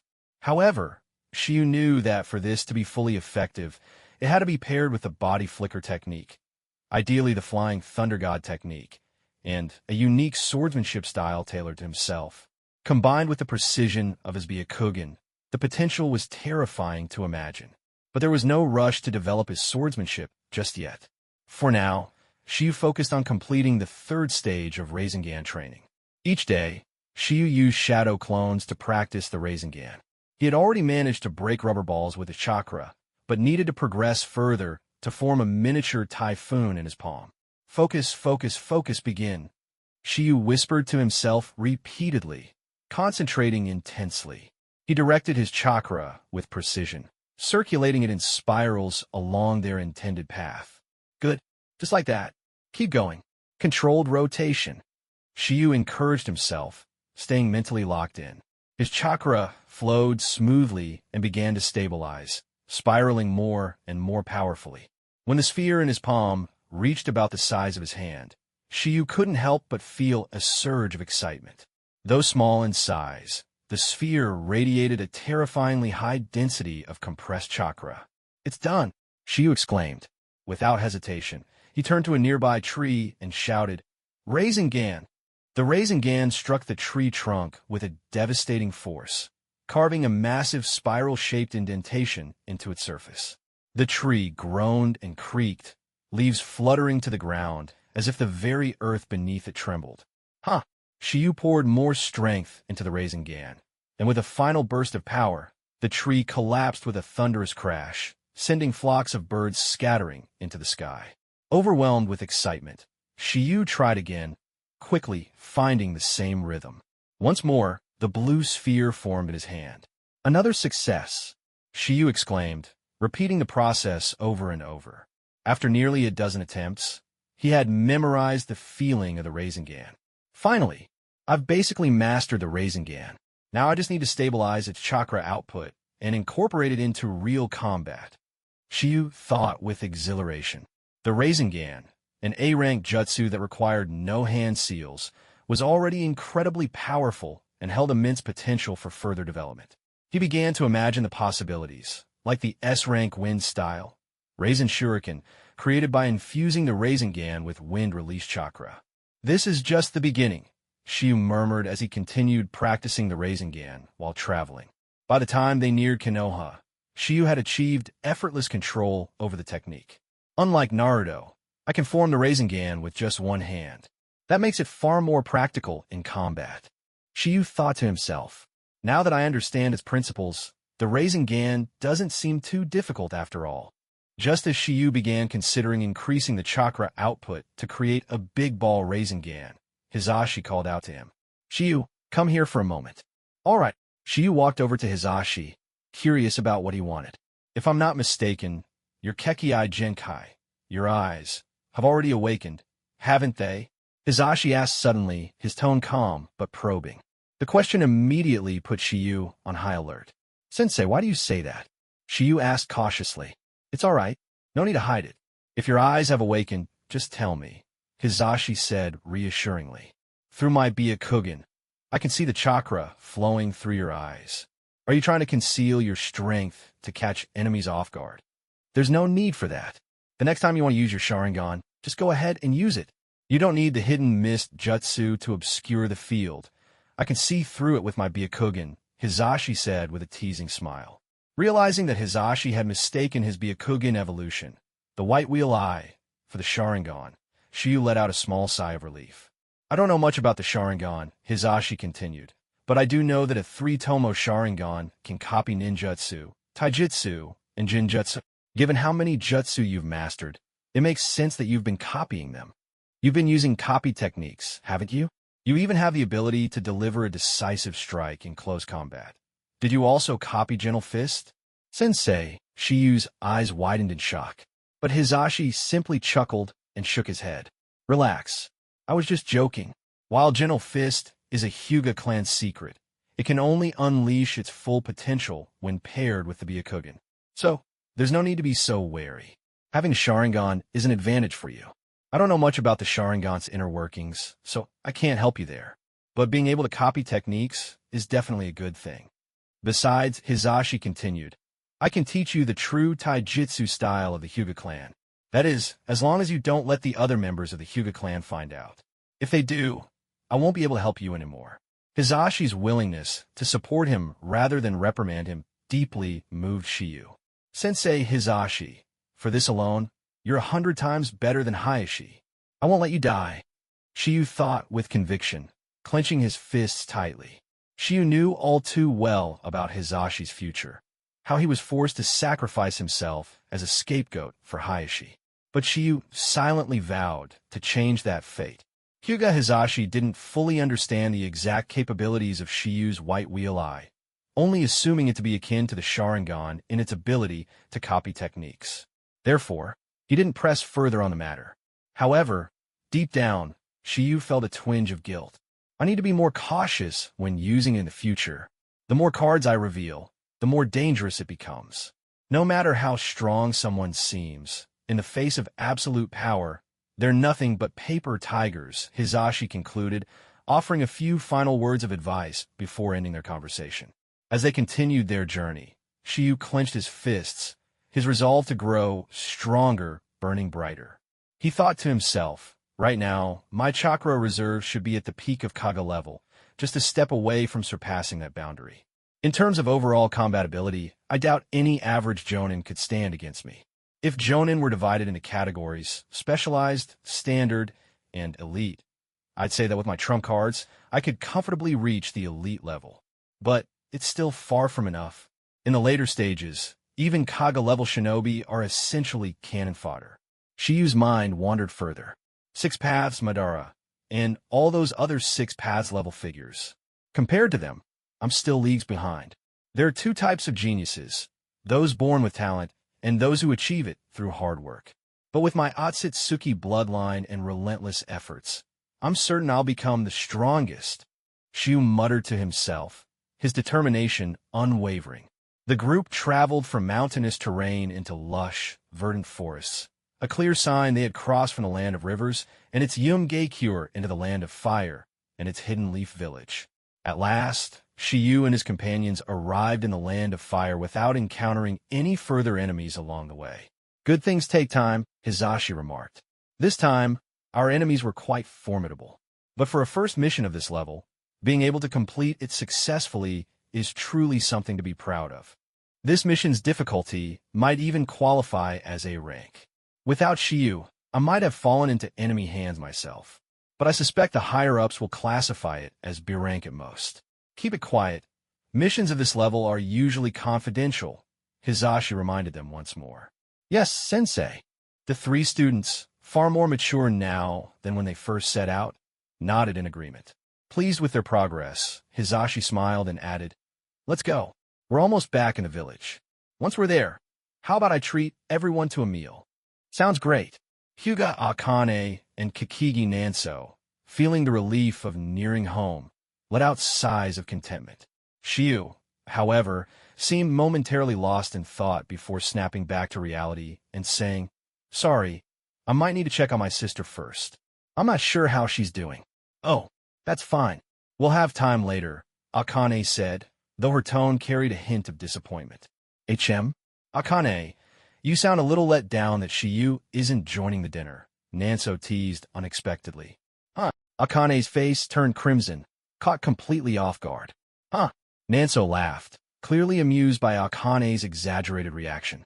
Wow, Kakigi Nanso, I didn't think you even knew how to laugh, Shiyu joked, stepping in to ease the awkwardness and shift the attention away from Akane. Haha. The three laughed together, shaking off the tension. Still, Akane's face remained slightly flushed whenever she glanced at Shiyu, who, oblivious to her embarrassment, was solely focused on completing the mission and reuniting with his sister, Xiaoxing. The group reached the gates of Konoha without incident. Seeing the familiar entrance, they felt an overwhelming sense of warmth and belonging, as if they had truly returned home. It's only been half a month. I never thought I'd miss the village this much, Akane said softly. Yeah, it's natural to feel that way after your first mission, Shiyu replied. Shiyu, do you only have your sister at home? Akane asked curiously. That's right. After coming to this world, I've never met my parents. Xiaoxing is my only family. That's why I want to finish the mission quickly and surprise her. There's no one to look after her, and I worry someone might bully her, Shiyu explained honestly. To Shiyu, Xiaoxing wasn't just a sibling. She was the first person he met after arriving in this world, and her genuine care for him made her as precious as a real sister. Oh, I'm sorry, Akane apologized, realizing she had touched on a sensitive subject. It's fine, Shiyu said, brushing it off without a second thought. With that, the small exchange ended, and the group, led by Hisashi, entered the village and headed straight for the Hokage's office beneath the Hokage rock. Inside, the third Hokage was busy with paperwork. The room was filled with the distinct scent of tobacco, and faint wisps of smoke curled through the air, a clear sign that the professor had been indulging in his pipe during a break. Several members of the ANBU stood nearby, assisting with administrative tasks. Oh, Hisashi, you're back, the third Hokage said, looking up in mild surprise. How did the mission go? He asked with a smile. My student didn't cause you any trouble, did he? Hisashi shook his head and replied, Lord Hokage, Shiyu performed exceptionally. Hisashi was about to give his report when a knock came at the door. Come in, the third Hokage called. The door opened, and 3 people entered. Leading them was a kunoichi with long, curly purple hair and an incredibly cute face. Though her figure hadn't fully developed due to her age, her appearance suggested she would grow into a beauty with a stunningly angelic face and a devilish figure in a few years. The second ninja was utterly unremarkable in every way, average in appearance, build, and demeanor. His complete lack of distinguishing features was his distinguishing feature. The third ninja was a stark contrast to the second. Though young, his explosive muscles and towering stature made it clear he was not someone to cross. His mere presence radiated strength, marking him as a taijutsu specialist. Violet, Hyuga Akane said, recognizing the purple-haired kunoichi. Hyuga Akane? Violet replied, equally surprised. Well, here to report your mission, Violet said smugly, her tone dripping with arrogance. Oh, these two together is going to be trouble. The third Hokage sighed, massaging his temples as he hurriedly processed the mission report and handed over the rewards. Lord Hokage, I'll return shortly to give you a more detailed report, Hisashi said, making a quick exit. The third Hokage didn't stop him, clearly eager to avoid the developing tension in the room. As Shiyu and his team left, Violet shot one last playful yet challenging glance at Akane, who glared back in kind. It was clear their rivalry wasn't going anywhere anytime soon. Just as Hisashi opened the door to leave, he nearly bumped into another woman. It's you, Teacher Suzuki. The woman addressed as Teacher Suzuki was clearly the leader of the 3 ninjas who had just entered. Suzuki Saori was a renowned jonin in Konoha, often referred to as the most beautiful female jonin in the village. Her reputation was not solely based on her looks. She was also known for her mastery of Jinjutsu and water-style techniques. Oh, it's Teacher Hisashi. I heard you led your team on a mission. Let me guess, a D-rank mission, right? Suzuki Saori said smugly, her tone laced with condescension. Just now, my second squad of Genin completed a C-rank mission. That's the level usually reserved for Chunin, but we managed to pull it off with just Genin. Impressive, right? She continued, clearly trying to provoke. Her words made Kikigi Nanso clench his fists in frustration. Akane, you know, a lot of the girls in the academy are jealous of you, but I'm not. Do you know why? Because your squad is weak, said Violet, the purple-haired Genin, with a mocking smirk. You probably just completed a D-rank mission, didn't you? Is that why you're in such a hurry to leave? Don't worry, We won't laugh at you, Suzuki Saori added, her tone dripping with mockery. Suzuki Saori, don't go too far, Hisashi said, his expression turning cold. Oh, calm down and put away that scary look, Suzuki waved dismissively. I wouldn't stoop to fighting someone who only knows taijutsu. That's too much. Kakigi Nanso finally couldn't hold back. Taijutsu? So what? Taijutsu can still defeat enemies. Kakigi Nanso, don't just talk big. I've got nothing to do this afternoon. If you've got the guts, meet me at Konoha's 4th training ground, and we'll settle this with taijutsu. I've always been annoyed by how you act like you're the top of the class, said the burly ninja, Matsuyama Shuichi, with a challenging glare. Matsuyama Shuichi, I'll be there, Kakigi Nanso replied impulsively, his temper flaring. Let's go, Kakigi, Shiyu said calmly, his expression cold. Together with Hisashi and the others, he left the Hokage's office. Though Shiyu wasn't familiar with this group, it was clear that as fellow genin from Konoha, the two squads didn't see eye to eye. All right then, whoever doesn't show up is a cowardly turtle, Matsuyama Shuichi taunted as they walked away. That Kakigi Nanso thinks he's hot stuff just because he was top of the class at the academy. I can't stand his arrogant attitude, Matsuyama Shuichi grumbled. And that Hyuga Akane, the pampered princess of the Hyuga clan, what would she know about the struggles of us commoner ninjas? I'd like to teach her a lesson too, said Violet, her tone laced with bitterness. Yoshida Katsuhira, why are you so quiet? Their leader, Suzuki Saori, asked, glancing at the unassuming ninja who had yet to speak. There's one person on their team who hasn't said a word either. If I'm not mistaken, he's the strongest among them, said Yoshida Katsuhira, his plain appearance hiding his keen insight. You mean Uchiha Shiyu? Him? He's just a dead last. If it weren't for sheer luck during the final graduation exam, he probably wouldn't even have graduated. Violet scoffed. Was it really just luck? Or was it skill? I suppose we'll find out when we face them, Katsuhira said with a sly grin, his enigmatic expression hinting at hidden thoughts. All right, don't take things too far, Suzuki Saori said sternly. They're still our fellow villagers. Spar with them, show them our strength, and leave it at that. Oh, by the way, I'll go find out what mission they actually completed, Suzuki said as she quickly left, and then returned shortly after. Teacher Suzuki, so what was it? Did they rescue a cat, or help some old lady with her gardening? Violet asked, barely able to hold back her laughter. Yeah, those guys probably only do those kinds of D-rank missions, Matsuyama Shuichi added with a mocking tone. It's not that simple, Yoshida Katsuhira said with a knowing smile, his sharp eyes catching Suzuki Saori's subtle change in expression. They completed a B-rank mission, Suzuki finally said, her voice serious. The mission details are highly classified, and I didn't have clearance to see them. B-rank. Isn't that the kind of mission only jonin are supposed to handle? Violet exclaimed, stunned. Teacher, you must have read it wrong, Matsuyama Shuichi said in disbelief.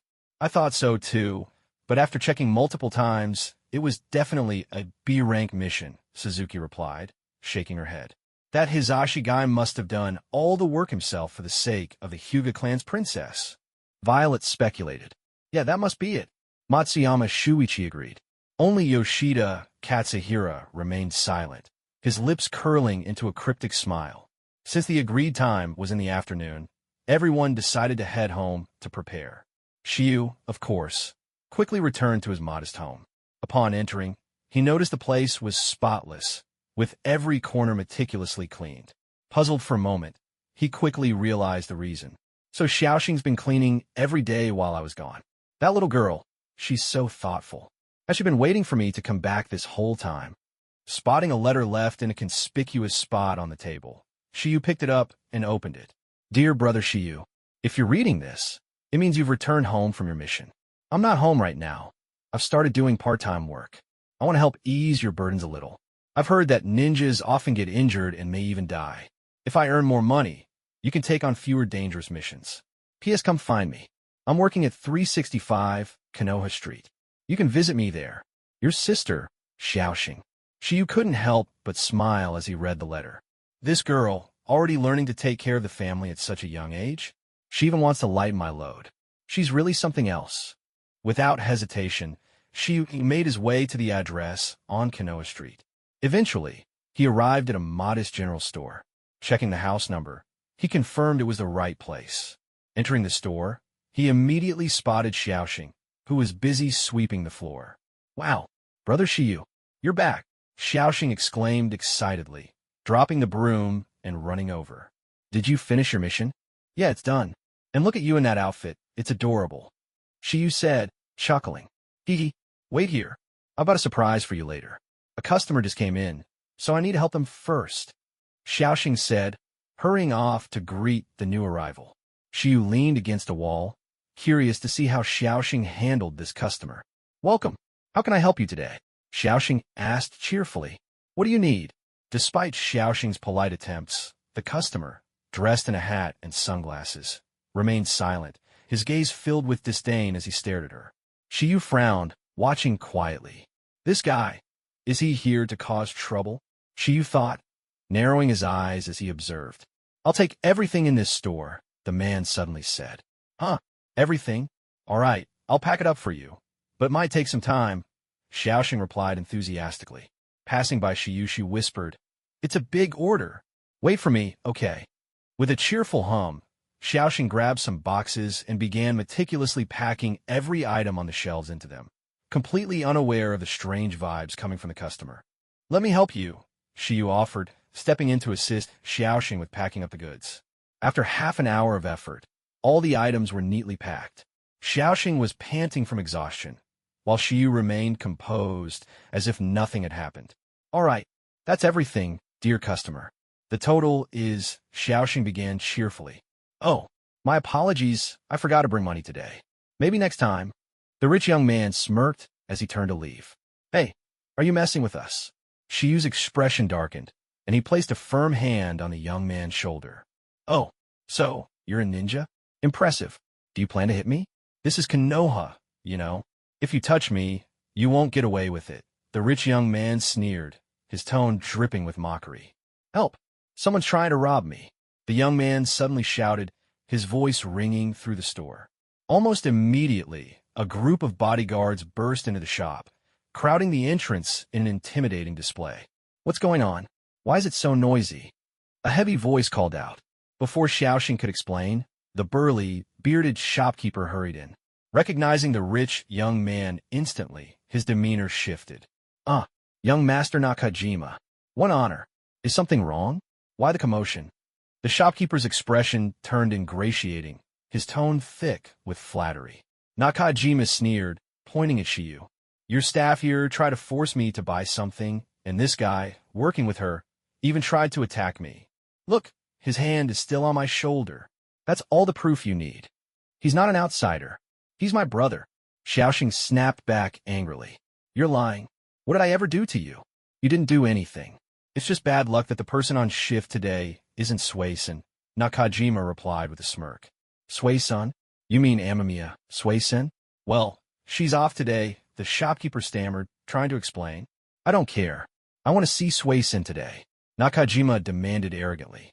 "But Sui-san isn't here." The shopkeeper, sweating profusely, tried to explain yet again. "Then fire this little brat right now. From now on, I'll personally pay Sui-san's salary and visit this shop every day. Otherwise, don't even think about keeping this place open," Nakajima declared, his tone dripping with entitlement. "Oh, and you, take your filthy hand off me. Xiaoxing, tell him to let go," the shopkeeper urged, gesturing frantically. "Fire her," Nakajima repeated with a triumphant sneer. The shopkeeper hesitated, his face filled with conflict. But in the end, he sighed and said, "Xiaoxing, you're fired. Please leave with your brother." "Shopkeeper, you can't do this to me." Xiaoxing began, her voice shaking with frustration. Shiyu raised his hand, signaling for her to stop. "Xiaoxing, that's enough." Turning to Nakajima, Shiyu's voice was calm but cutting. "I see what's going on here. Xiaoxing didn't do anything wrong. You're just taking out your frustrations because you're chasing after this Sui-san girl, right? But she clearly doesn't care for someone like you. So, you decided to vent your anger on Xiaoxing instead. People like you, who rely only on their father's money and have no merits of their own, aren't even worth arguing with. You little brat." Nakajima's face twisted with rage. "Do you even know who you're talking to?" Nakajima shot a glance at his bodyguards, who immediately lunged toward Shiyu, ready to attack. Trying to fight me, Shiyu said coldly, cracking his knuckles. Fine, you've asked for it.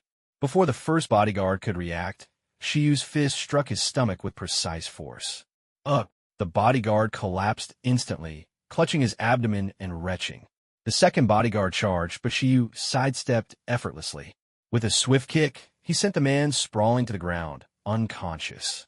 This can't be happening. Nakajima stammered, his face pale. How could a mere child take down my men? Wait, are you a ninja?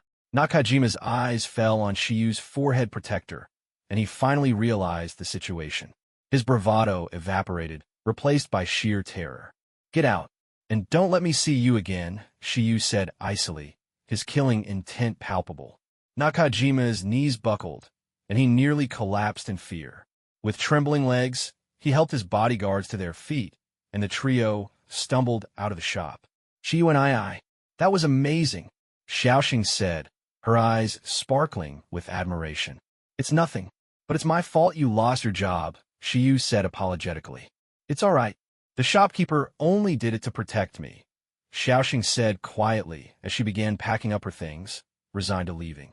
The shopkeeper stood awkwardly nearby, clearly unsure of what to say. Xiaoxing, you don't need to leave, a sweet, melodic voice suddenly called out from the back of the shop. Everyone turned to see a graceful young woman step forward. Her presence felt almost ethereal, and her serene smile lit up the room. Thank you. You must be Xiaoxing's brother, the girl said, addressing Shiyu.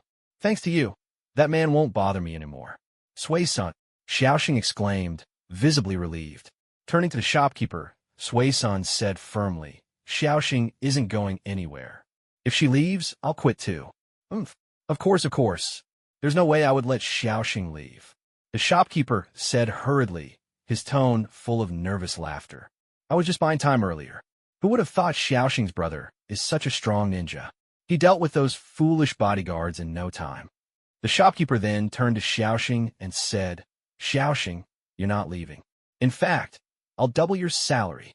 Finally, he turned to Sui-san and asked, Does this arrangement work for you, young lady? I suppose, Sui-san replied, her tone slightly haughty. Young lady? Shiyu asked, confused. Yes, Shiyu and I. Sui-san Wani-chan is actually the daughter of the family that owns this shop, Xiaoxing explained. That Nakajima guy has been harassing her to try and force an engagement so he can take over her family's assets. Her father had her start as a regular shop assistant to experience hard work from the ground up. That's why she's here, Xiaoxing continued. She's been complaining about it for days. This was my first time meeting that awful Nakajima guy, so I didn't recognize him at first. The shopkeeper and I were just playing along to manage the situation. Isn't that right, shopkeeper?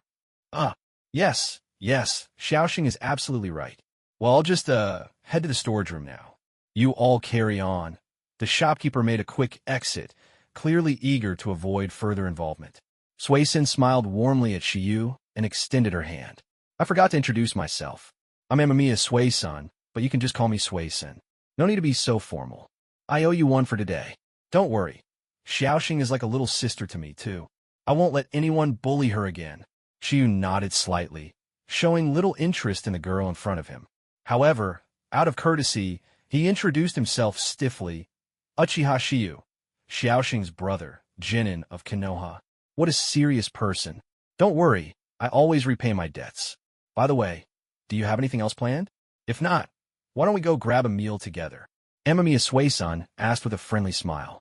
Shiyu, reminded by her question, suddenly remembered the team's sparring match scheduled for later. I can't. I have something important to take care of, Shiyu replied curtly, rejecting her invitation without hesitation. He turned to Xiaoxing and said, Xiaoxing, if anything happens, remember to contact me. I won't disturb your work anymore. You know how to find me. Got it. Xiaoxing nodded obediently, her face filled with understanding. Without wasting any more time, Shiyu's mind turned to the upcoming sparring session. Can I make it in time? I'll need to use continuous body flicker techniques. With that thought, Shiyu immediately activated the D-rank body flicker technique. His figure vanished from the shop in an instant as he raced towards Konoha's fourth training ground at top speed. Back in the shop, Sui-sun and Xiaoxing were left alone. Your brother is amazing. Is he always this decisive and imposing? Sui-sun asked softly. Not really, Xiaoxing said with a giggle. He's always loved me, but he wasn't like this before. Ever since he was bullied by some of the Uchiha clan members, I noticed he's changed a lot. He's become so much more decisive in everything he does, and he's been paying more attention to me, too. Xiaoxing's eyes sparkled as she added, and isn't it perfect timing? He should have just finished his mission today. Thankfully, he made it back in time. Her tone carried a hint of mystery. In time for what? Sui-sun asked curiously. It's a secret. You'll find out tonight, Xiaoxing said mischievously, placing a finger to her lips before leaning close to Sui-sun and whispering something into her ear. Meanwhile, Xiu had no idea what the two were discussing. At that moment, he was pouring all his energy into chaining together body flicker techniques, burning through chakra as he sped towards the fourth training ground. This level of fluidity with the body flicker technique would have been impossible for Xiu just a few months ago. It was only through relentless practice that he had reached this point. During the half-month mission, Xiu had noticed that his Otsutsuki bloodline was growing purer and more potent by the day. Apart from his skin becoming even paler and the beginnings of horns forming on his head, his chakra reserves had also increased significantly. He could feel that he was on the verge of crossing into an entirely new level of strength. At this rate, it wouldn't be long before Xiu's chakra reserves surpassed Kage level and reached the realm of Super Kage. His control over chakra had also improved dramatically, allowing him to wield his copy techniques with precision and use them effectively in the right situations. This practical application was far more valuable than simply accumulating a large number of jutsu. Of all his abilities, the most significant evolution was in his white wheel eye. The white wheel eye's range of perception had expanded by nearly a third, and its ability to detect chakra pathways and flows had become even more precise. Xiu could clearly feel that his ocular power had grown stronger. The strength of the body flicker technique depended heavily on chakra control and output. With Xiu unleashing it without reservation, his speed had reached a terrifying level. As he darted through the streets of Konoha at such high speeds, it was inevitable that others wouldn't notice him, especially those with sharper senses. In another part of the village, a silver-haired boy caught sight of the blur streaking past. Was that the body flicker technique? So fast. Minato-sensei, did you see that? It's almost as fast as your flying thunder god technique, the boy exclaimed. Kakashi? Someone's there? I didn't see anything, said a black-haired boy wearing goggles and a casual tracksuit. He let out a yawn, clearly not paying attention. The Uchiha clan crest was emblazoned on his back. Obito, that's because you were too busy eating and sleeping, said the third member of the group, a girl with short brown hair, large dark brown eyes, and 2 purple markings on her cheeks. Rin, I totally saw it. I was just pretending not to. Obito quickly defended himself. Obito, there you go again, Rin said with a sigh, her tone teasing but affectionate. Their teacher, a man with spiky blonde hair and piercing blue eyes that gleamed like gemstones, finally spoke. Dressed in the signature green vest of Konoha's Jonin over a blue bodysuit, his demeanor was calm, yet commanding. Obito, while it was only a glimpse, I think I saw an Uchiha clan crest on that person, the man said, smiling slightly. What? Someone from the Uchiha clan? Obito asked, startled. However, the man continued, I didn't sense any flying thunder god markings or spatial distortions. It seems to be a standard body flicker technique. But even so, no Jonin in Konoha should be able to achieve that speed. Who could it be? Obito, do you have any idea? Or do you think it might be a genius from the ANBU? The man, none other than Namikaze Minato, asked with genuine curiosity. Minato-sensei, are you talking about my little brother, Shursui? No way. He's in the ANBU Underlord 3rd right now and barely comes home. It couldn't possibly be him, Obito said, waving off the suggestion. Uchiha Shursui, Kakashi exclaimed, clearly surprised. Turning to Obito, he asked, how old is your little brother anyway? 6, or maybe 7. What? Obito asked, still confused. He glanced at Kakashi and Rin's incredulous expressions, and realization dawned on him. His face flushed with embarrassment. Kakashi, Rin, don't make fun of me. Obito snapped, trying to defend himself. I'm way stronger than Shursui, okay? Yeah, sure we believe you, Kakashi said, his tone dripping with sarcasm. In the end, it was Minato who stepped in to defuse the situation. All right. Since we don't have any missions today, and we're all curious about that person, why don't we go check it out? Minato suggested with a smile. Oh, this sounds fun, Obito said, clearly enthusiastic. Let's see what kind of strong person they are. That'll make it even more interesting, Kakashi added, his competitive nature showing. Let's go. With that, the entire Minato squad began trailing Shiryu. Shiryu, of course, remained highly vigilant. After all, he had killed members of the Uchiha clan in the past, and in a village full of skilled shinobi, he couldn't afford to let his guard down. Could it be that the ANBU is tailing me? Shiryu thought warily, his instincts on high alert. Half a month has passed. Has Konoha discovered something? Or worse, are they suspecting me? But then he reconsidered. If the ANBU had confirmed him as their target, they would have already made their move. This didn't feel like an ambush. Let's just see what's going on first. White Wheel Eye, activate. Shiryu muttered, his eyes flickering as he activated his White Wheel Eye. The expanded perception of his ocular ability allowed him to scan the area thoroughly. Through his enhanced sight, Shiryu turned his head slightly, scanning the crowd in the western part of Konoha.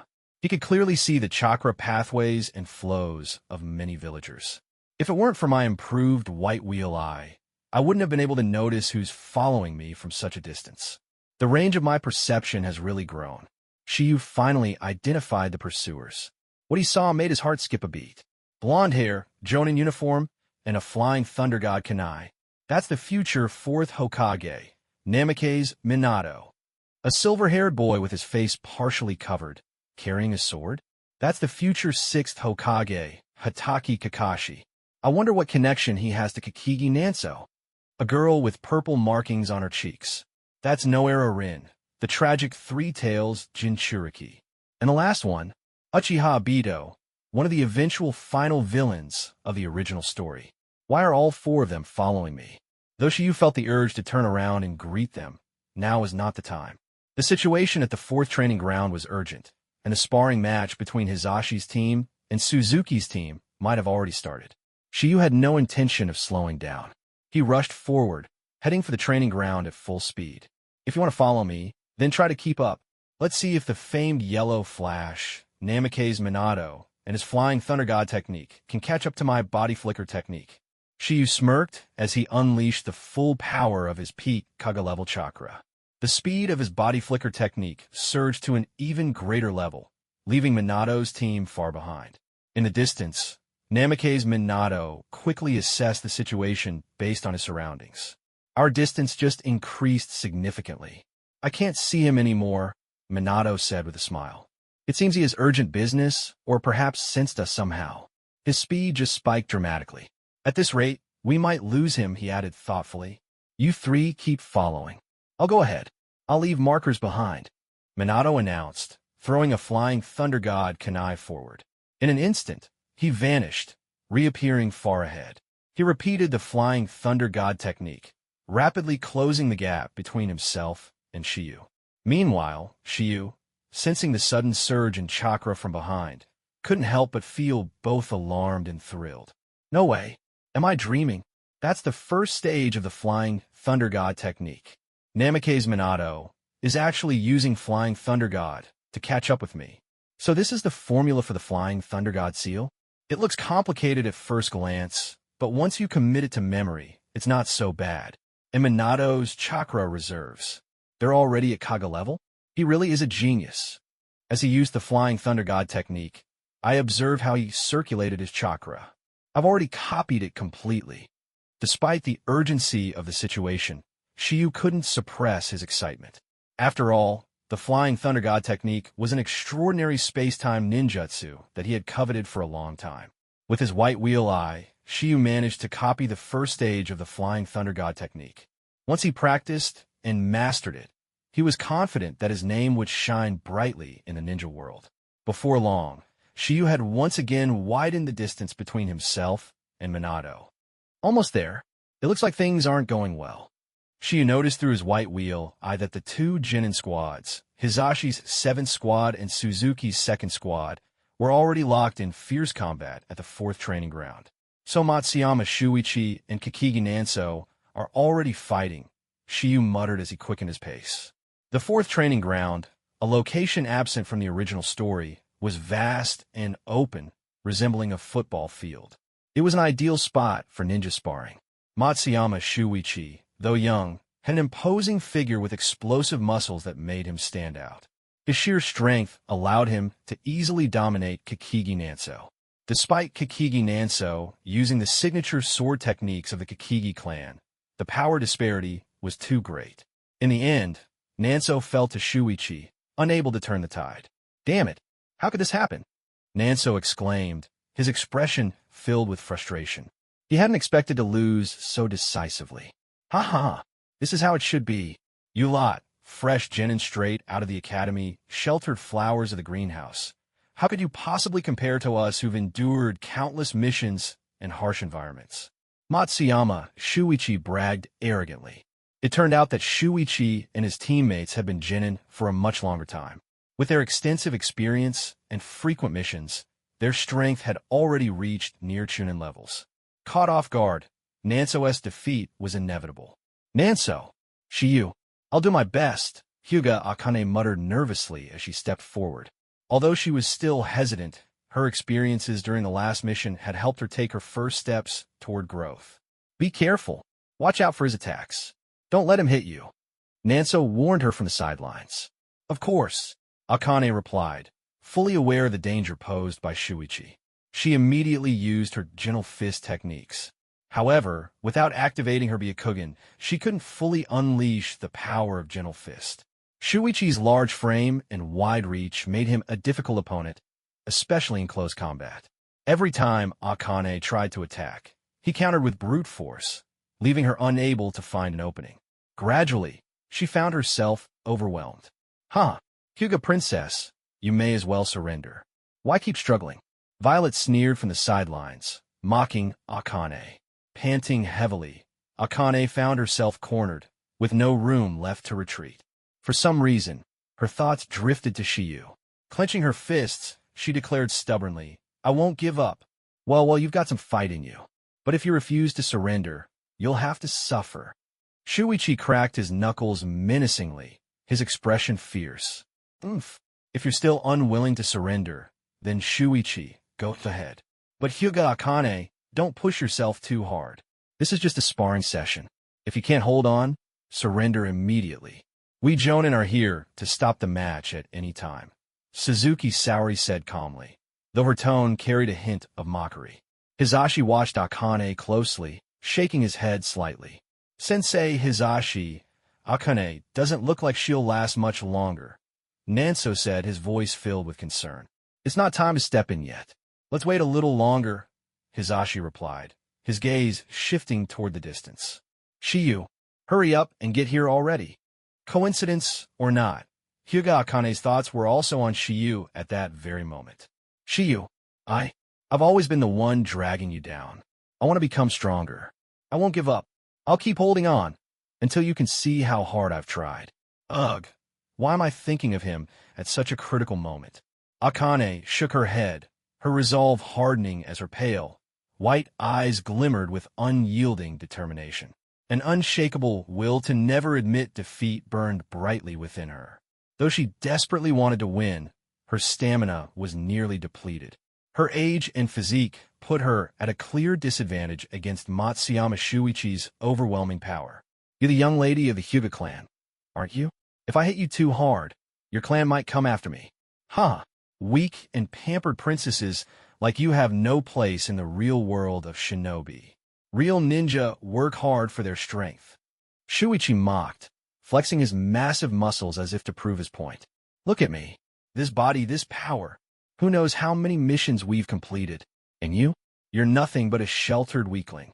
Without the Byakugan, your gentle fist is just a joke." Shuichi sneered, his words cutting deep. "Enough. Don't go too far. The Hyuga clan is not to be trifled with." Hisashi's voice was sharp, his expression darkening. Bloodline abilities were always a sensitive topic, and Shuichi was treading on dangerous ground by insulting an esteemed clan. My apologies, Teacher Hisashi. I didn't mean to insult the Hyuga clan, Shuichi said, turning to Hisashi with a feigned expression of remorse. I'm just annoyed that your team is so weak. Hyuga Akane, Kakigi Nanso, and that other one, Uchiha Shiyu. Wasn't he the dead last of your academy class? You really are the weakest genin squad. Shuichi scoffed, completely ignoring the tension in the air. Akane, still gasping for air, froze momentarily. Her expression changed drastically as she asked, "What did you just say?" "Say it again." "HM? Didn't hear me the first time?" "I said, your squad is the weakest." Shuichi repeated with a smug grin. The sentence before that, Akane demanded, her voice cold and her gaze icy. "Uchiha Shiyu, wasn't he the dead last?" Shuichi replied, confused by Akane's sudden shift in demeanor. Akane's presence changed in an instant. The ground beneath her cracked as she moved at an incredible speed, appearing directly in front of Shuichi. Her fist struck him squarely before he could even react. "Guh!" Shuichi's face twisted in shock and disbelief. His eyes widened as he stared at Akane, whose cold, emotionless gaze was now framed by the distinct bulging veins of an activated Byakugan. Terror washed over him as he realized the extent of her transformation. "Don't you dare speak ill of Shiyu," Akane whispered, her voice low but chilling enough to send a shiver down Shuichi's spine. Overwhelmed by fear, his consciousness slipped away, and he collapsed to the ground, unconscious. "Akane? What's going on?" Kakigi Nanso cried out, startled by the drastic change in her. "Akane, she's awakened her Byakugan," Hisashi said in surprise. He hadn't expected Akane to unlock her bloodline ability in such a manner. However, as it was her first time activating the Byakugan, Akane's chakra reserves were quickly depleted. The veins around her eyes receded, and her gaze returned to normal. Her body swayed unsteadily before she began to fall. At that moment, a figure suddenly appeared behind her, catching her before she hit the ground. "Shiyu," Akane murmured weakly, her vision fading. Though her strength had left her, she could faintly see Shiyu's outline behind her. "It's me. Leave the rest to me. You've done well. Now, rest," Shiyu said softly, his voice calm and reassuring. The white-haired Uchiha youth carefully handed the exhausted Hyuga girl into Hisashi's arms. "Teacher Hisashi, Akane has awakened her bloodline limit, but she's expended too much chakra. Take her back to the Hyuga clan for treatment. Leave the rest here to me," Shiyu said with quiet confidence. Hisashi didn't doubt Shiyu for a moment. He nodded firmly, then turned and hurriedly carried Akane toward the Hyuga main household to ensure she received proper care. "You're leaving just like that?" Suzuki Saori asked in disbelief. The Jonin was surprised that Hisashi would leave the sparring session unfinished. "Shiyu, be careful. They're all strong. Even I couldn't handle them. Violet's Jinjutsu is especially dangerous. I heard she once defeated a Chunin." Kakigi Nanso warned, concern evident in his voice. "Nanso, you're injured. Go and tend to your wounds," Shiyu said, his tone steady but firm. Turning to Suzuki Saori, Shiyu commented, "Let's call the last match a draw. Both of them are unconscious." With that, Shiyu used the body flicker technique to appear in the center of the training ground. Facing Katori Violet and Yoshida Katsuhira, he asked calmly, "Are you coming to me one by one or all at once?" "Uchiha Shiyu, don't you think you're being a bit too arrogant?" said Katsuhira, his even tone betraying a hint of irritation. "Enough. Let me take him on first." Violet stepped forward, glaring at Shiyu with disdain. Her gaze carried a trace of contempt as she said, "I've always wanted to see what's so special about the Uchiha clan. All you big clans ever do is rely on your fancy bloodline abilities. I'd advise you not to lump me in with the rest of the Uchiha clan," Shiyu replied coldly, his voice sharp and unyielding. Violet hesitated for a moment, puzzled by his response. "Come on, make your move. Otherwise, this match will end before it even begins," Shiyu taunted, gesturing for her to attack. His calm demeanor and subtle provocation made Violet's face flush with anger. "Oomph."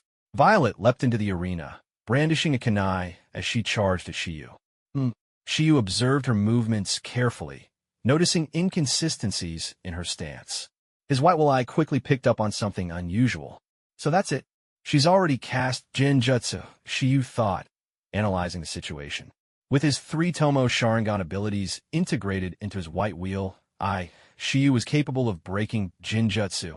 Though he didn't specialize in Genjutsu, the Sharingan's natural resistance and his visual prowess made it nearly impossible for Genjutsu to hold him.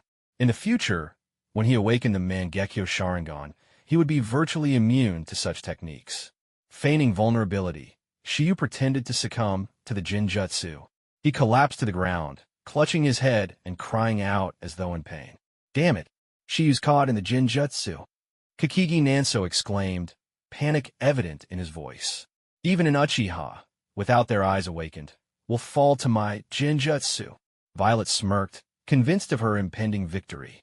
But just as she thought she had won, she realized something was wrong. Shiyu's figure disappeared before her eyes.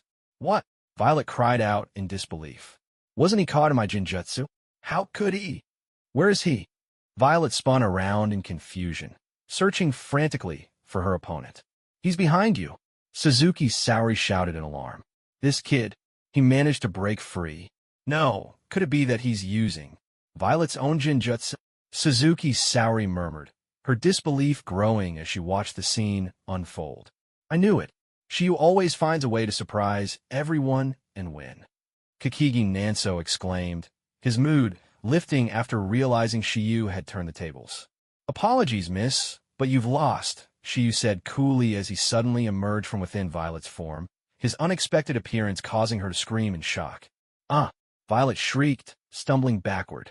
After all, having someone seemingly appear from inside your body would terrify anyone, especially a young girl. Idiot! You let your Genjutsu get reflected back at you. Yoshida Katsuhira muttered with a frown, observing the situation. His eyes shifted to Shiyu's face, locking onto the 3 white tomo of his unique Sharingan. Katsuhira's expression immediately changed. White tomo? Could it be some kind of mutated bloodline limit? So this guy had already secretly awakened the Uchiha clan's bloodline limit, and it's a fully developed 3-tomo Sharingan at that. Katsuhira was beginning to understand the depth of Shiyu's abilities. No wonder even Violet, with her advanced Genjutsu, fell to him so easily. He murmured to himself, the realization dawning. Release! Suzuki Saori dashed to Violet's side, quickly dispelling the Genjutsu. As Violet regained her senses, she finally understood what had happened. Her Genjutsu had been reflected back at her. Looking up at Shiyu with a weak and defeated expression, she admitted, I lost. I wasn't skilled enough. Though she felt a pang of disappointment, Violet's eyes lingered on Shiyu's face as she retreated. His calm, composed demeanor left a deep impression on her. Uchiha Shiyu, one day, I'll defeat you, she whispered to herself, her resolve hardening even as she stepped aside. Meanwhile, Shiyu wasted no time, taking his stance again. 2 out of 3 matches. It's time for the final round. Let's go, he said, his voice steady and confident. The final opponent, Yoshida Katsuhira, stepped forward. Shiyu's white wheel eye immediately scanned him, revealing his chakra flow in vivid detail. This guy has quite a large chakra reserve, Shiyu thought, analyzing the situation. It's comparable to that of a jonin, but compared to me, it's still not enough. Katsuhira smirked. Uchiha Shiyu, is it? So you've awakened the 3-tomo Sharingan in secret. Impressive, but that bloodline limit of yours must be quite the chakra drain, huh? If I can drag this fight out, you'll run out of chakra and collapse. Isn't that right? Katsuhira speculated, his voice calm, yet confident. What he didn't realize was that Shiyu's white wheel eye consumed almost no chakra and could be activated with just a thought. Of course, Shiyu had no intention of revealing this advantage. You think I'll let you drag this out? Shiyu replied with a faint smirk, his tone laced with disdain. His hands moved rapidly, forming a series of seals at an astonishing speed. The sight left Suzuki Saori's team stunned. That speed? Is he even a genin? One of them exclaimed. Even among jonin. No, among anyone I've ever seen, I don't think anyone forms seals as fast as him. Suzuki Saori muttered, her disbelief evident. Fire style, great fireball jutsu, Shiyu declared as he finished his seals. Taking a deep breath, he unleashed a massive fireball. The sheer size and intensity of the flames were far beyond the typical great fireball jutsu, amplified by his precise chakra control and the observational prowess of his white wheel eye. What? What is this? Katsuhira exclaimed, momentarily frozen as he stared at the enormous fireball. Is this really just a great fireball jutsu? Caught off guard, Katsuhira quickly utilized the body flicker technique, narrowly evading the fiery inferno. Landing a safe distance, he immediately began forming seals of his own, completing them in moments. Water style, waterfall jutsu, Katsuhira shouted, unleashing a torrent of water with immense force. Not bad, Shiyu muttered, observing his opponent's technique. He's definitely stronger than Kikigi or Akane, but I got something bigger up my sleeve. As the massive wave of water surged toward him, Shiyu used the body flicker technique to leap into the air. Mid-air, he completed another set of seals. Earth-style wall, he called out. A towering wall of earth rose beneath him, solid and unyielding like a mountain. The wall absorbed the full force of the waterfall jutsu, leaving Shiyu completely unscathed as he stood atop it. That's supposed to be the Earth-style wall. Suzuki Saori stammered, struggling to comprehend the sheer size and durability of the technique. How is it this massive? He's using the Earth-style wall as a platform. But why is jutsu so much larger and more powerful than normal? It's like everything he does is amplified. She murmured, her analytical mind racing. This guy, he's not just good at reflecting genjutsu. His ninjutsu is terrifying too, Violet said from the sidelines, her voice tinged with awe. You, Katsuhira growled, his frustration mounting as his waterfall jutsu failed to faze Shiyu. Realizing how much chakra he had already expended, he decided to charge directly at Shiyu, intending to use his physical strength and taijutsu to overpower him. However, rushing headlong at an opponent was a rookie mistake among shinobi. Shiyu's eyes narrowed as he quickly formed another set of seals. Just as Katsuhira closed the distance, Shiyu finished his technique.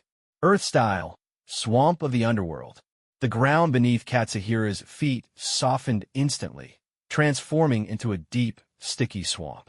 Within moments, he was trapped, his body sinking into the mire. Katsuhira cried out, struggling in vain as the swamp engulfed him. An Earth-style jutsu? Suzuki Saori muttered in shock. The Uchiha clan is known for their fire-style techniques, but this kid's Earth-style is on another level. No one expected an Uchiha to wield Earth Release with such mastery, Violet added, her disbelief mirroring that of her teammates. Katsuhira, now waist-deep in the swamp, realized the gravity of his mistake. This guy, he's supposed to be a genin. So how is he using such advanced techniques? He muttered, his frustration boiling over. The swamp of the underworld, an A-rank Earth-style technique Shiyu had copied from Jiraiya, was far beyond what most genin could handle. But for Shiyu, it was yet another tool in his growing arsenal. Katsuhira's strategy had been based on the assumption that his water style would counter Shiyu's fire style. He had no way of knowing that Shiyu also possessed Earth style, which directly countered his own water style. The sudden shift in advantage completely disrupted Katsuhira's plans, leaving him overwhelmed. This kid, he's just a genin. How can he wield such powerful jutsu? The astonishment wasn't limited to Suzuki's team. Even Kikigi Nanso was left speechless. I can't believe it. Shiyu, he's so strong. Nanso thought, his determination solidifying. I've got to train harder. After this match, I'm heading back to the Kikigi clan to perfect my swordsmanship. Shohei, are you all right?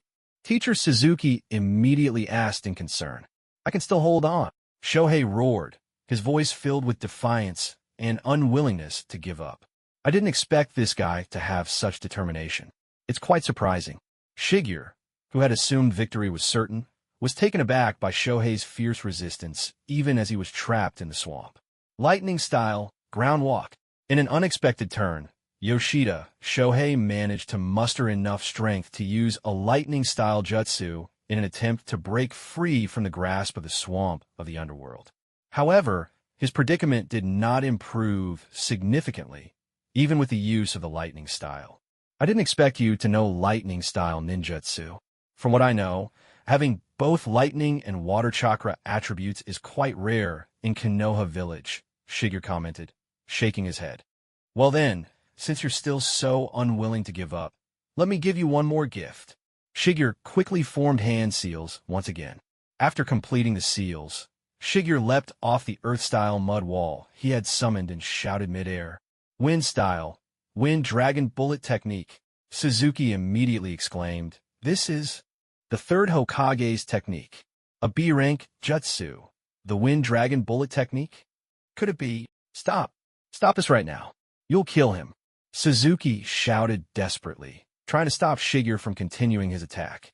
However, ninjutsu is not something that can be halted so easily once unleashed. A fierce wind dragon roared as it surged forward with unstoppable momentum, baring its fangs as it charged toward Shohei. Before the wind dragon even touched Shohei, its powerful gusts had already knocked him to the ground as he attempted to use lightning style. The wind dragon pressed on with an overwhelming force, bearing down on Shohei relentlessly. "Enough! We surrender!" Saori Suzuki shouted in panic, her voice trembling with fear. She never imagined that a genin could face a threat so deadly that it could cost her student his life. Even though she had declared surrender, it was too late to recall the unleashed ninjutsu. Shigeru did his best to divert the jutsu, steering it away from Shohei's body. But due to the immense power and wide range of the technique, even with reduced chakra, it still posed a potentially catastrophic threat to Shohei. "Danger!" A voice suddenly called out from behind Shigeru, and in an instant, a flash of yellow light streaked through the air, causing the space to ripple slightly. Flying Raijin technique. When Shohei reappeared, he was already in a safe area. The spot where he had just been standing was obliterated, with the swamp of the underworld reduced to a chaotic mess, a testament to the power of Shigeru's jutsu. Before them stood a blonde-haired man wearing a blue bodysuit beneath a jonin uniform. He appeared between Shigeru and Suzuki. "Teacher Minato Namikaze, thank you," and Shigeru Uchiha, "Thank you for holding back." Saori Suzuki expressed her gratitude, fully aware that it was Minato who had saved her student, but also that Shigeru's restraint had been crucial. Without it, even Minato might not have been able to rescue Shohei in time. "All right, please refrain from provoking us again in the future. Sparring can sometimes lead to unintended casualties," Shigeru warned, leaving behind a thinly veiled threat that left Saori Suzuki feeling awkward. "Teacher Suzuki, no need to thank me. Were you all sparring?" Minato Namikaze asked. He then turned to Shigeru and inquired, "Apologies for intervening, but I had to save him since he's a Konoha genin.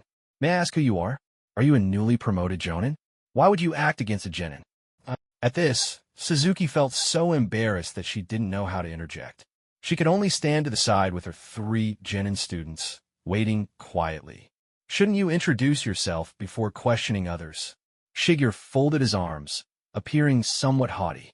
However, Minato could sense that Shigeru bore no malice, so he put away his specially marked kunai, scratched his head, and apologized with a sheepish smile. "Oh, my apologies for being rude.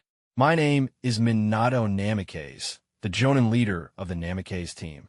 Shigeru, who didn't dislike people with polite manners, softened his tone and replied, "I'm not a jonin. My name is Shigeru Uchiha, a member of Team 7 under Hyuga Hizashi. I'm the leader of our genin squad." "What?" Minato was utterly incredulous, as if he had just heard something impossible. "You're a genin?" he exclaimed in disbelief. "Yes. Is there a problem?"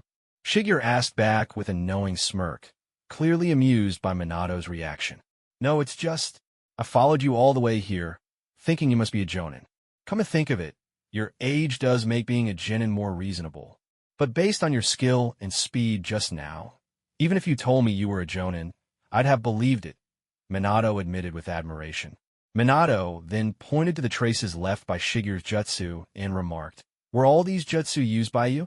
Isn't that swamp of the underworld my teacher's technique? This is incredible. You've completely destroyed the training ground. Are you really just a genin?"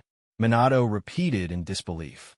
Shigeru, with a mischievous glint in his eyes, responded, Oh, by the way, Minato, I just remembered something. You and I actually share a connection. If we go by seniority, you'd have to call me Uncle Master. Uncle Master? My teacher is none other than Jiraiya of the legendary Sannin, and Jiraiya's teacher is the third Hokage. Are you saying you're the new disciple the third Hokage took on? Minato asked in astonishment. It was no secret among the higher-ups that Hiruzen Sarutobi had taken on a new apprentice, though many found it hard to believe that he would mentor someone from the Uchiha clan, a group he had always regarded with cautious distance in line with the second Hokage's philosophy. However, Jiraiya had already mentioned this in letters to Minato. Looks like Brother Jiraiya already told you, Shigeru said with a smile and nodded. Come on, call me Uncle Master. Minato gave an awkward laugh. Asking a young man in his 20s to address a child as Uncle Master did feel a bit strange. But in the end, Minato wisely relented and said, Uncle Master. Smart guy, Shigeru said with an air of satisfaction. He wasn't bothered by Minato's subtle wordplay, as having the future fourth Hokage call him Uncle Master was amusing enough. Teacher Minato, you ran too fast. I'm about to throw up from chasing you. Obito, if it weren't for you slowing us down, we'd have caught up to Teacher Minato ages ago. All right, Kakashi, don't blame Obito. He was just trying to help an old lady cross the street. At this moment, 3 genin arrived on the scene, and Shigeru saw the other members of Minato Namikaze's team. These were individuals who would later turn the Shinobi world upside down. Teacher Minato, were you fighting someone here? This is the 4th training ground, right? What happened here? Something feels off. Even Teacher Minato wouldn't cause this kind of destruction. The silver-haired boy, Kakashi Hitaki, observed, noticing how the surroundings bore the signs of an intense battle. Are you that jonin from my clan? Uchiha Obito asked hesitantly, clearly doubtful about the idea that the person Minato had been chasing was just a child. Teacher Minato, what happened here? Is this really the person we've been chasing? Rin Noera asked, her voice filled with disbelief. Minato, wearing a slightly serious expression, was about to respond when Shigeru casually spoke up, calling out the names of the newcomers. Minato, are these the members of your team? Kakashi Hitaki, Rin Noera, and Uchiha Obito. The 3 young shinobi stared at Shigeru, a white-haired boy who looked even younger than them, their faces full of questions. Hey, who are you? Obito asked directly. He has the Uchiha clan crest on his back, Kakashi pointed out cautiously, observing the details with his usual sharpness. It does look real, Obito remarked, though he still hesitated to approach Shigeru, unsure if he was truly from the Uchiha clan. Teacher Minato, don't tell me this is the person you were chasing, Rin exclaimed. How could that be? He's so young. How could someone this young possess speed on par with Teacher Minato? Is such a person even possible? Kakashi added, clearly unwilling to believe it. Minato, still slightly shaken, sighed and said, yes, as unbelievable as it sounds, the person we were chasing is indeed him. But this Uchiha kid isn't a jonin. Obito, Rin, he's just a genin like you. A genin who even Teacher Minato couldn't catch. Impossible. How can that even be? This must be a joke, right? Tell us it's a joke, teacher. The 3 members of Minato's team were in complete disbelief. It wasn't that they doubted Shigeru was a genin.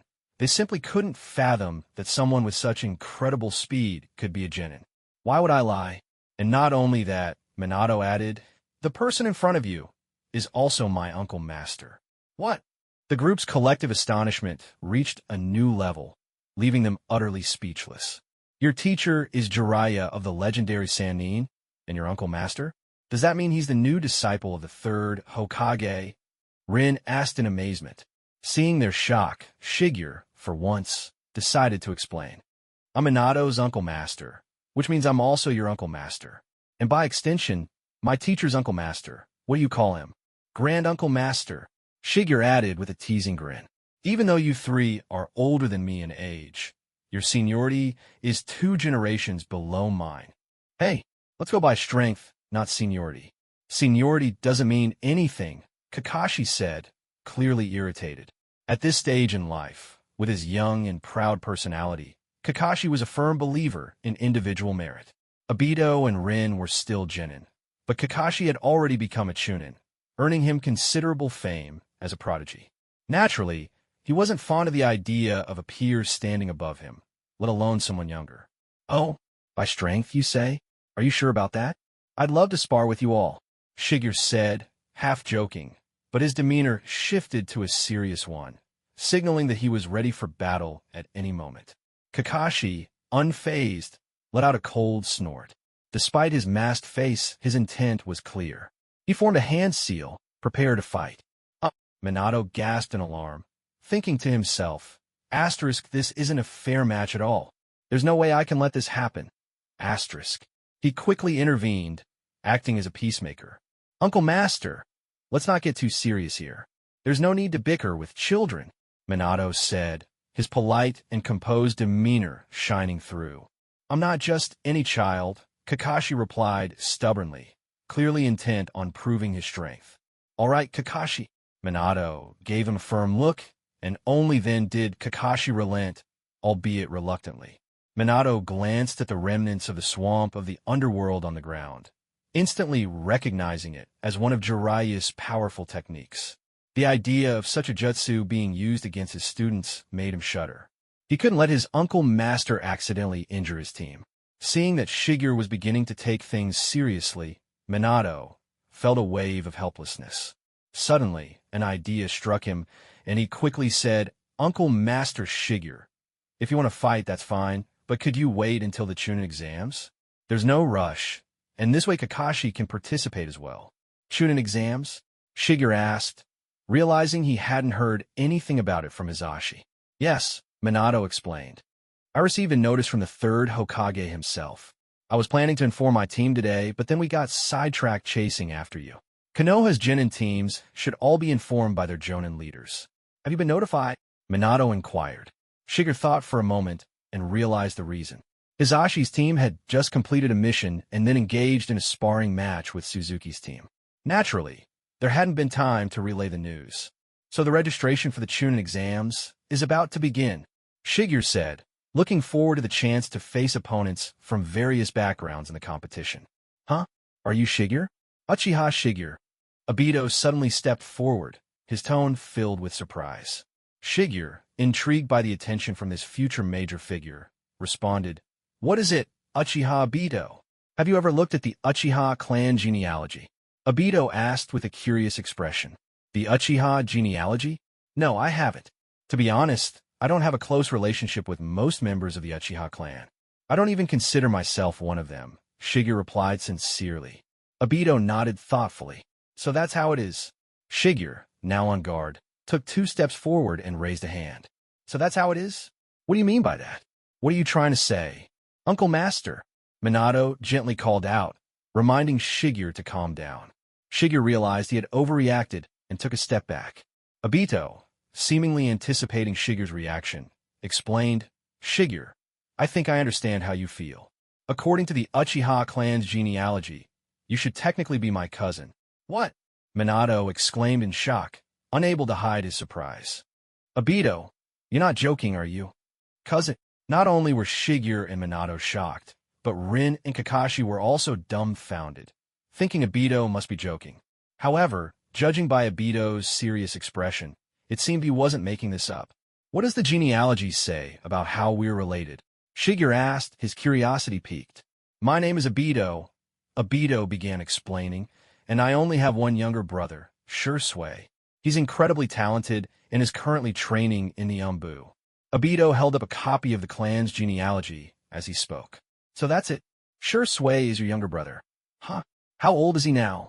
Training in the Umbu at such a young age? He must be an incredible genius.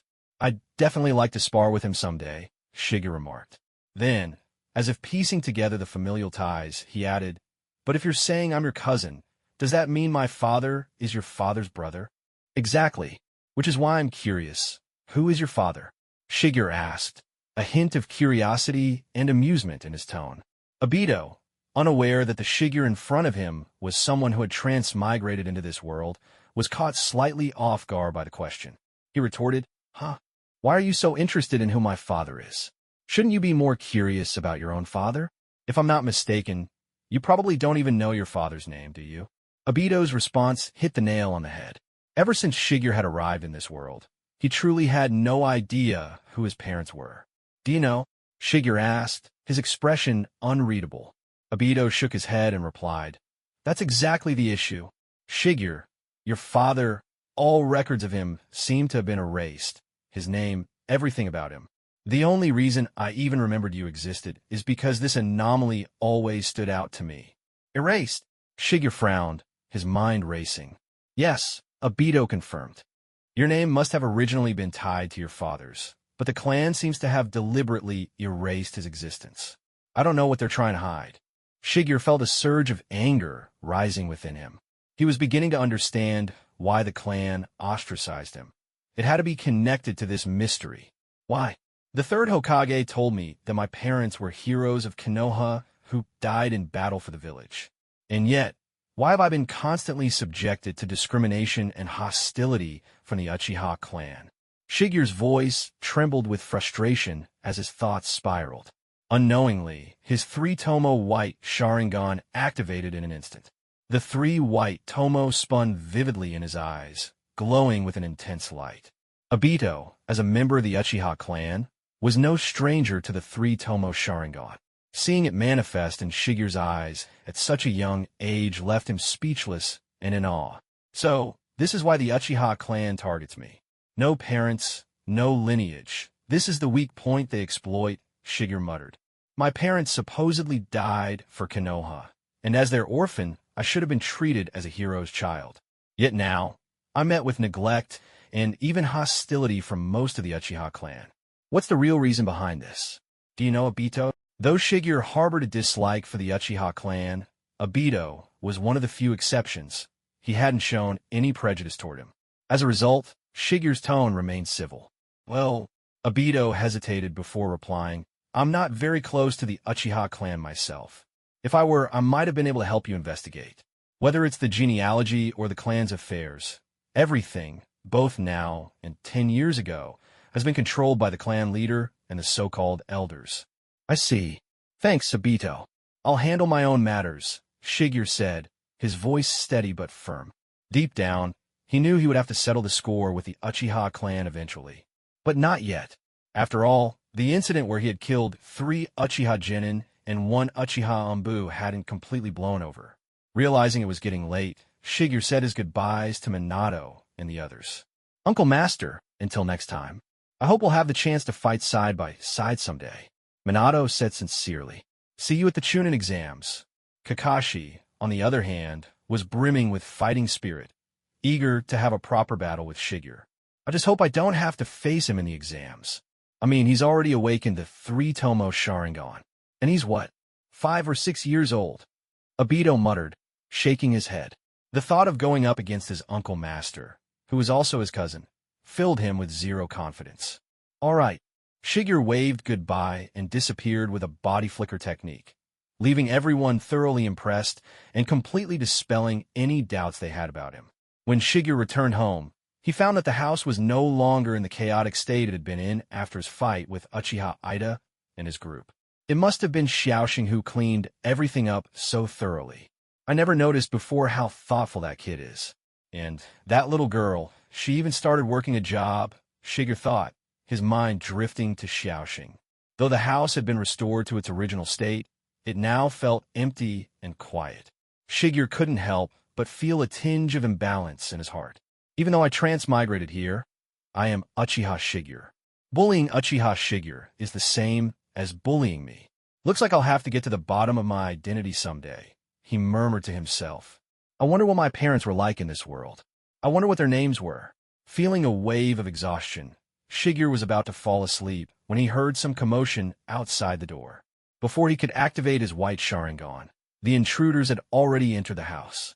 Looking up, he saw it was Xiaoxing, along with another familiar face, the daughter of the mysterious boss he had encountered earlier, Suisun Amamiya. The two of them were holding a birthday cake as they walked in. "What's this?" Shigeru asked, lowering his guard and looking at them, confused. "Shigeru Nai, did you forget what day it is today?" Xiaoxing asked with a sly smile. "What day is it?" Shigeru asked, completely clueless. "It's your birthday," Xiaoxing exclaimed. "My birthday? How old am I?" Shigeru asked again, still in a daze. "You don't even know how old you are?" Suisun burst out laughing. Did you lose your memory so badly that you even forgot your own birthday? Listen up. Today is your 5th birthday. What? I'm only 5. Shigeru was utterly shocked. Was he really just 5 years old? He looked more like a 10-year-old boy.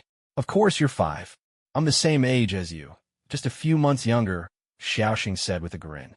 Kakashi is 9 this year, Obito is 10, and I'm only 5. Sure, Sui must be older than me. Probably somewhere between 6 and 8, Shigeru muttered, trying to process the revelation. It does seem much more plausible now that I really might be Obito's cousin, Shigeru thought to himself. All right, hurry up and blow out the candles.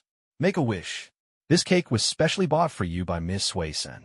But I've never tasted cake before, so I'm curious about it too, Xiaoxing said excitedly. All right, no need to rush, Shigeru replied with a chuckle. He felt genuinely touched. He hadn't expected Xiaoxing to remember his birthday, and his impression of Suisun Amamiya improved even further. After making his wish, they all enjoyed the cake together. Xiaoxing and Suisun helped Shigeru celebrate his 5th birthday. The experience was undeniably strange for Shigeru, considering that before transmigrating, he had been in his 20s. Once the birthday celebrations were over, the night passed quickly. The next morning, Shigeru noticed some significant changes in his body. His skin had become even fairer, and his ocular powers had visibly improved, an enhancement that was particularly beneficial for his white Sharingan. However, his chakra reserves, though vast and nearing Quasi-Kuga level, seemed restricted by his physical age and development. He realized he wouldn't be able to surpass this limit until he grew older. Over the following days, with no missions assigned, Hyuga Hizashi informed the team about the Chunin exams. Naturally, the entire Hyuga Hizashi squad decided to participate. During his free time, Shigeru focused on refining his mastery of the Rasengan and the Flying Thunder God technique. The Flying Thunder God technique, in particular, proved to be exceptionally powerful. Shigeru believed that with enough practice and innovation, even the legendary Yellow Flash, Minato would not be his match in the future. He carefully marked the Flying Thunder God seal in various locations, focusing intently until he could sense the spatial energy within the seal.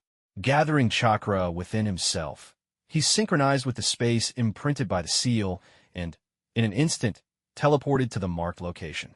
I did it! I've mastered the first stage of the Flying Thunder God technique, Shigeru exclaimed, successfully mastering the S-rank space-time ninjutsu with ease. This first stage, which involved leaving a seal on a stationary object and teleporting to it, was relatively straightforward for Shigeru to grasp. However, it had a major flaw. It was easy for others to notice and exploit the seal. The second stage of the technique, however, was far more versatile. The user could throw a specially marked kunai in combat, teleport to the kunai mid-flight, and launch an attack from unexpected angles, such as descending from above with a shuriken or a Rasengan. It seems the second stage allows the seal to be placed on moving objects for follow-up attacks, Shigeru analyzed. While the second stage wasn't fundamentally different from the first, the pressure it exerted on an opponent was immense. Even the masked man Obito had been injured by Minato's use of this technique. Given that Shigeru could already form a Rasengan with one hand, he was well suited to executing the second stage of the Flying Thunder God technique. Although the technique is effective, its combat rhythm can be predictable. If an opponent anticipates where I'll teleport and sets a trap, how do I counter that? Shigeru pondered, recognizing the technique's vulnerability. How can I ensure I always control the tempo of the fight? With this question in mind, Shigeru began exploring ways to improve the technique. Suddenly, inspiration struck. How could I forget? The shadow clone technique. If the first stage involves leaving seals on stationary objects, and the second stage involves placing seals on moving ones, could the third stage involve leaving space-time seals on shadow clones? If the marked shadow clone can move independently, I could teleport to different clones, making it impossible for the enemy to predict where I'll appear. Shigeru's eyes lit up with excitement. And what if the shadow clones themselves could use the Flying Thunder God technique? Just imagining it is terrifying. The enemy wouldn't be able to identify my real body and would face relentless attacks. This could be the ultimate nightmare of the ninja world. I'm a genius. However, Shigeru quickly tempered his excitement. The inventor of the Flying Thunder God technique, the second Hokage, had undoubtedly considered similar ideas. After all, leaving seals on shadow clones was no harder than marking other objects, as shadow clones were physical entities formed from chakra. If it's just teleporting to the vicinity of a shadow clone, that's definitely feasible. But if I want the shadow clones themselves to use the technique, Shigeru thought carefully before beginning his experiments. He marked a space-time seal on himself, and then instructed a shadow clone to use the Flying Thunder God technique. To his surprise, the shadow clone disappeared mysteriously after attempting the teleportation. I see. Shadow clones find it harder to perceive spatial fluctuations than the main body, Shigeru deduced. While he had encountered a bottleneck in his development of the third stage, he had also found a promising direction to pursue. Even if shadow clones can't use the Flying Thunder God technique for now, they can still employ the body flicker technique to throw specially marked kunai to intended locations. This could be considered an enhanced version of the second stage. I'll call it Flying Thunder God Twin Strike Sequence. Though the name sounded simple, it was still an improvement over Minato's unimaginative naming conventions. With the Flying Thunder God technique refined, Shigeru shifted his focus back to the Rasengan. Given his massive chakra reserves, Shigeru experimented with increasing the chakra output while maintaining the Rasengan. The Rasengan grows larger, but it becomes harder to control, Shigeru noted, realizing that the more chakra the technique utilized, the more difficult it was to stabilize. As a Rasengan expanded, it eventually evolved into the giant Rasengan. However, due to the limited space in his room and his small physique, Shigeru decided to forego attempting the ultra-big ball Rasengan for now, as the principles were essentially the same.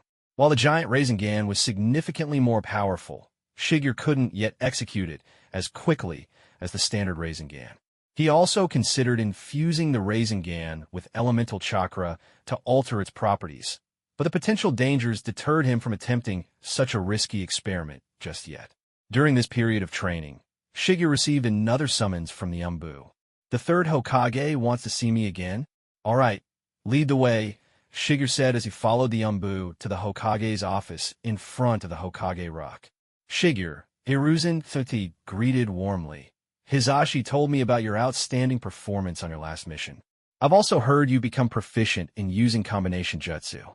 Is that true? The third Hokage's tone was both kind and curious. Seeing Hiruzen Sarutobi's demeanor, Shigeru could tell that the third Hokage intended to test his abilities and teach him some new techniques. Shigeru naturally seized this opportunity. That's correct.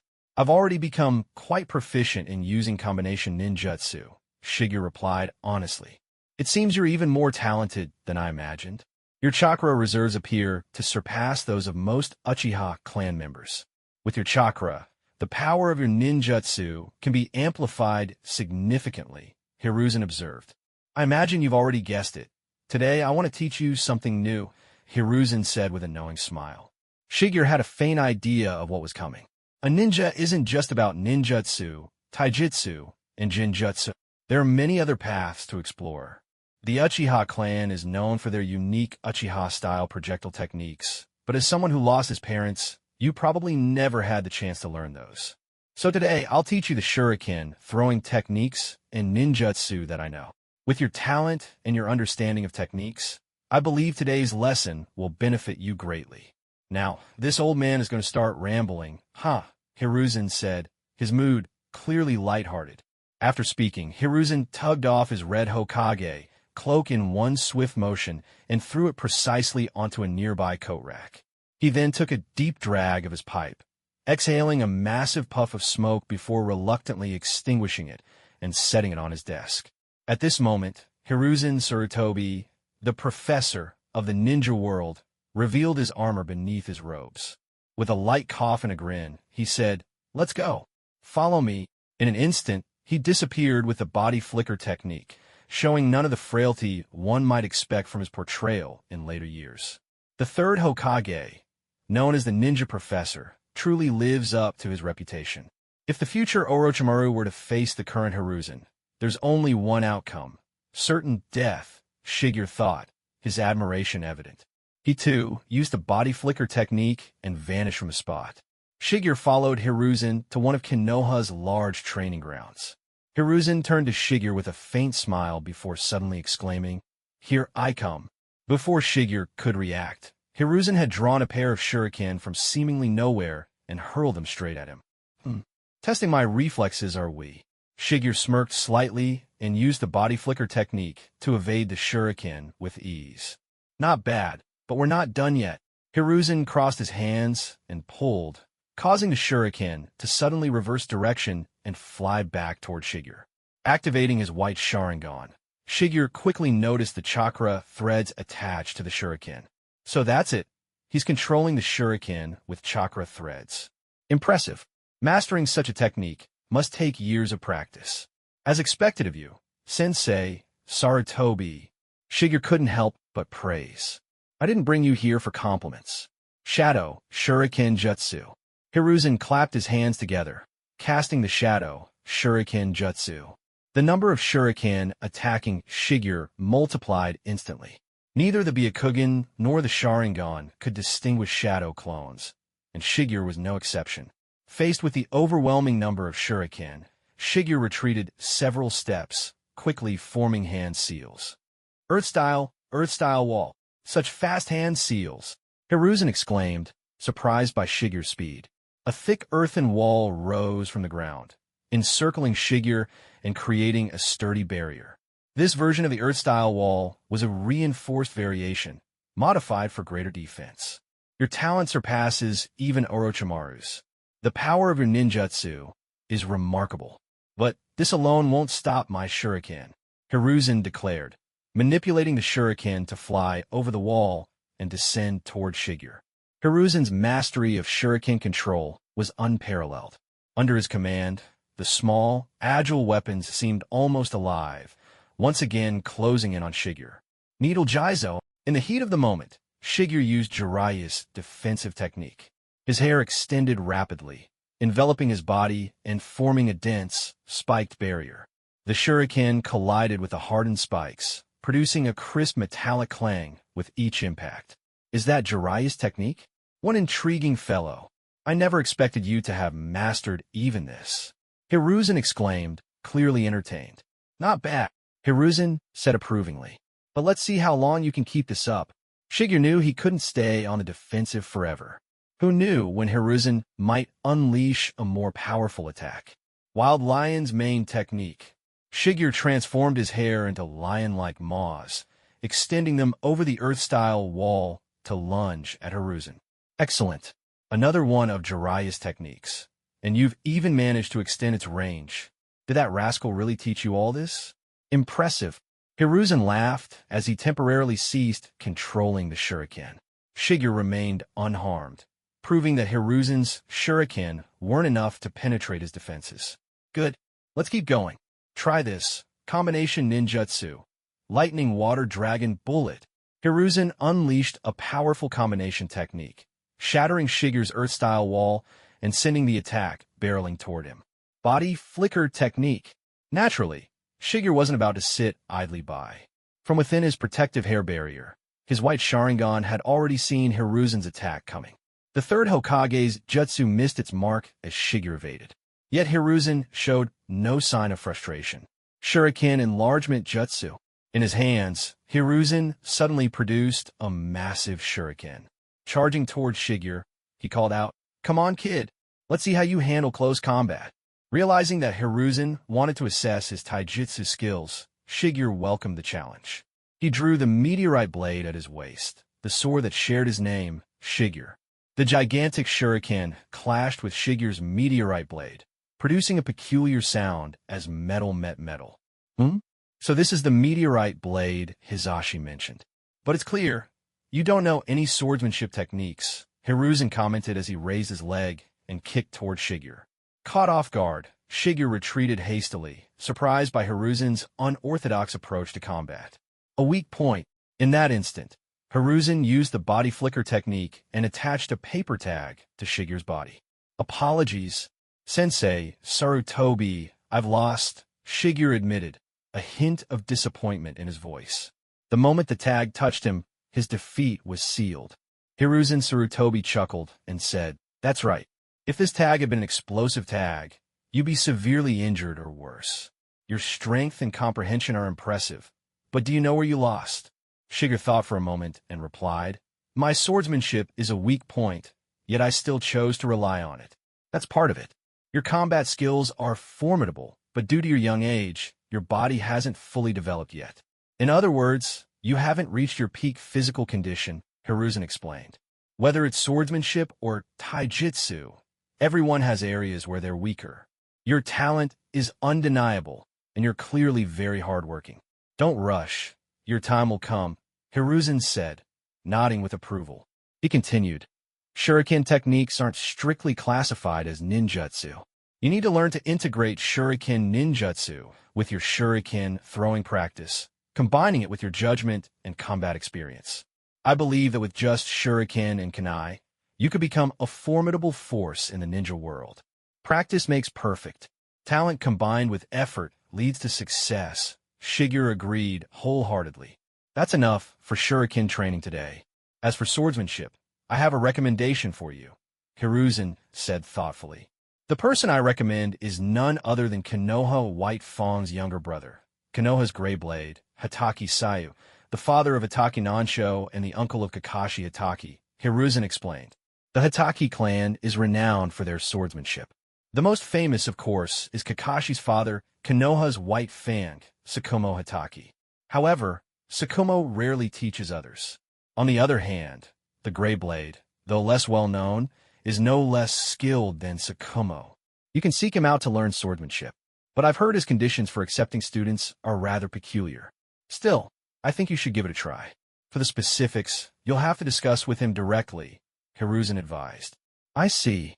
I'll look for him," Shiger said, nodding and mentally noting this important piece of information. After all, improving his strength was his top priority. With that, Hiruzen left the training ground, while Shiger reflected on the two new jutsu his white Sharingan had copied earlier. Shuriken Shadow Clone Jutsu, and Shuriken Enlargement Jutsu. Shuriken Shadow Clone Jutsu, and Shuriken Enlargement Jutsu, Shiger murmured to himself as he began practicing feverishly.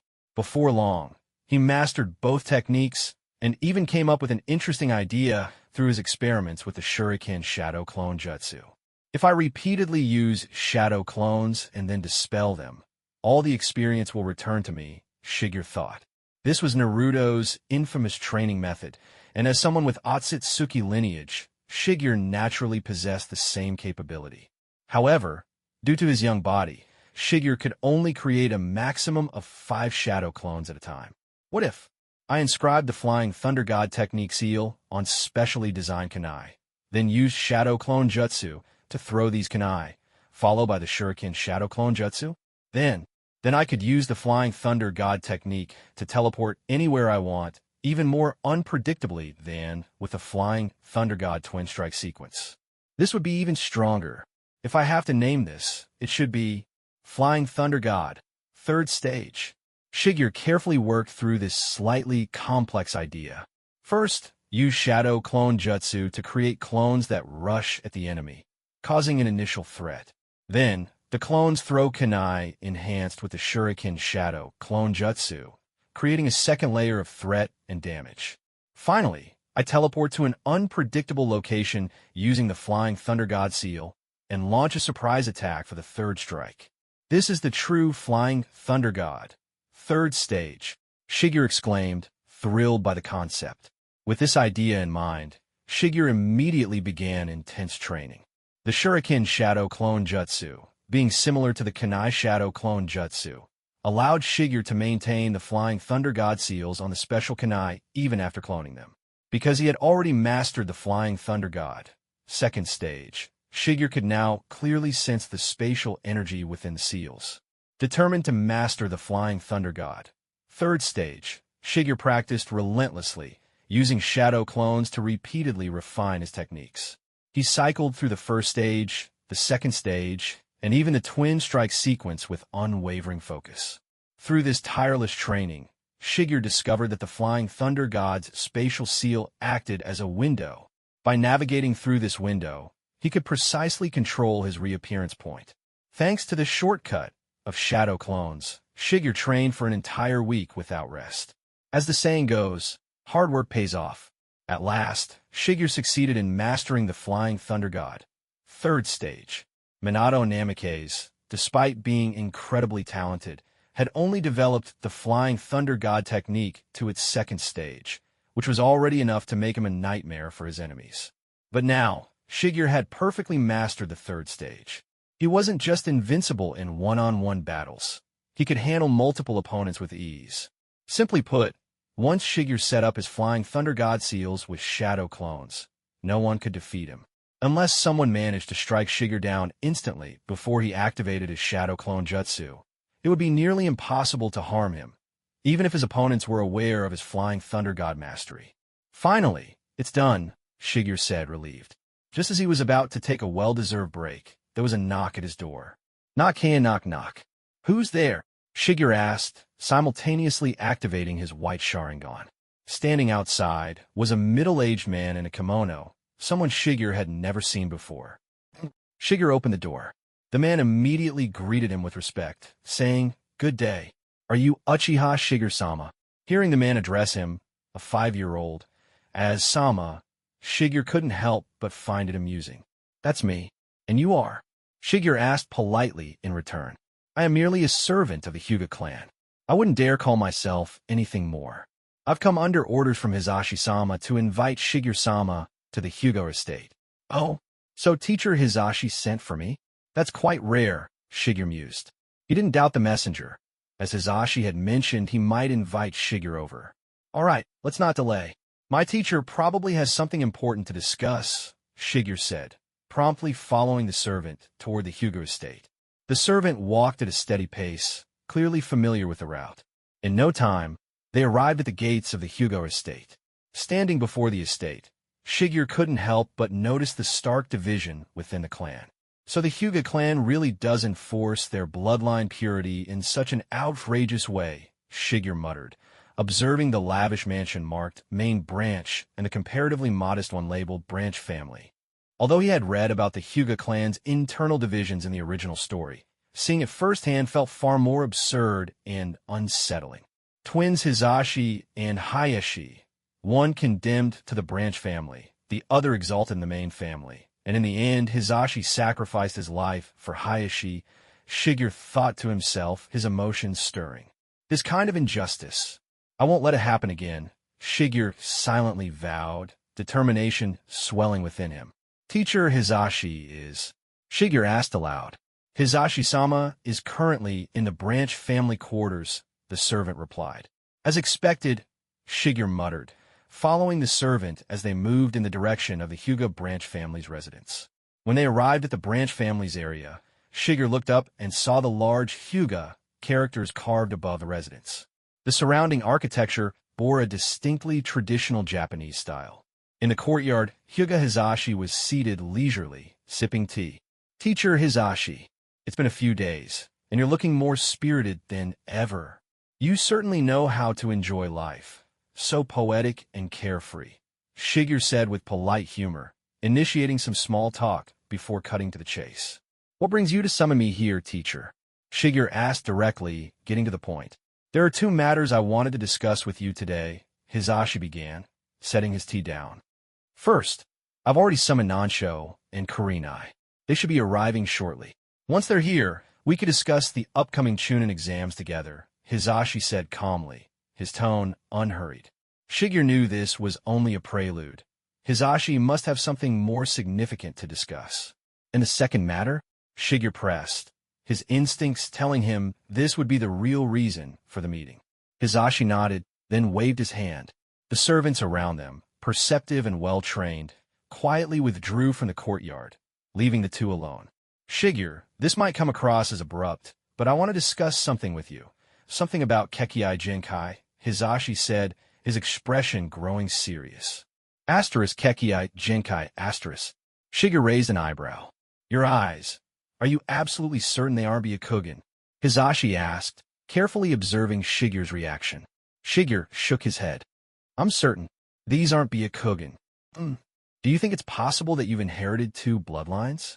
The Uchiha Sharingan and the Hyuga clan's Byakugan? That your bloodlines might have fused, Hisashi speculated. Shigeru's heart skipped a beat. Could it be? My father is Uchiha, but my mother... Shigeru trailed off, realizing he didn't know anything about his mother's identity. To his surprise, Hisashi stood up, his gaze sharp and solemn. Your surname is Uchiha, signifying you've inherited your father's name. But the truth is, you also carry the blood of the Hyuga clan. What? Shigeru's shock was genuine, and he couldn't hide it. Doesn't it strike you as odd? Your eyes bear an uncanny resemblance to our Hyuga clan's Byakugan.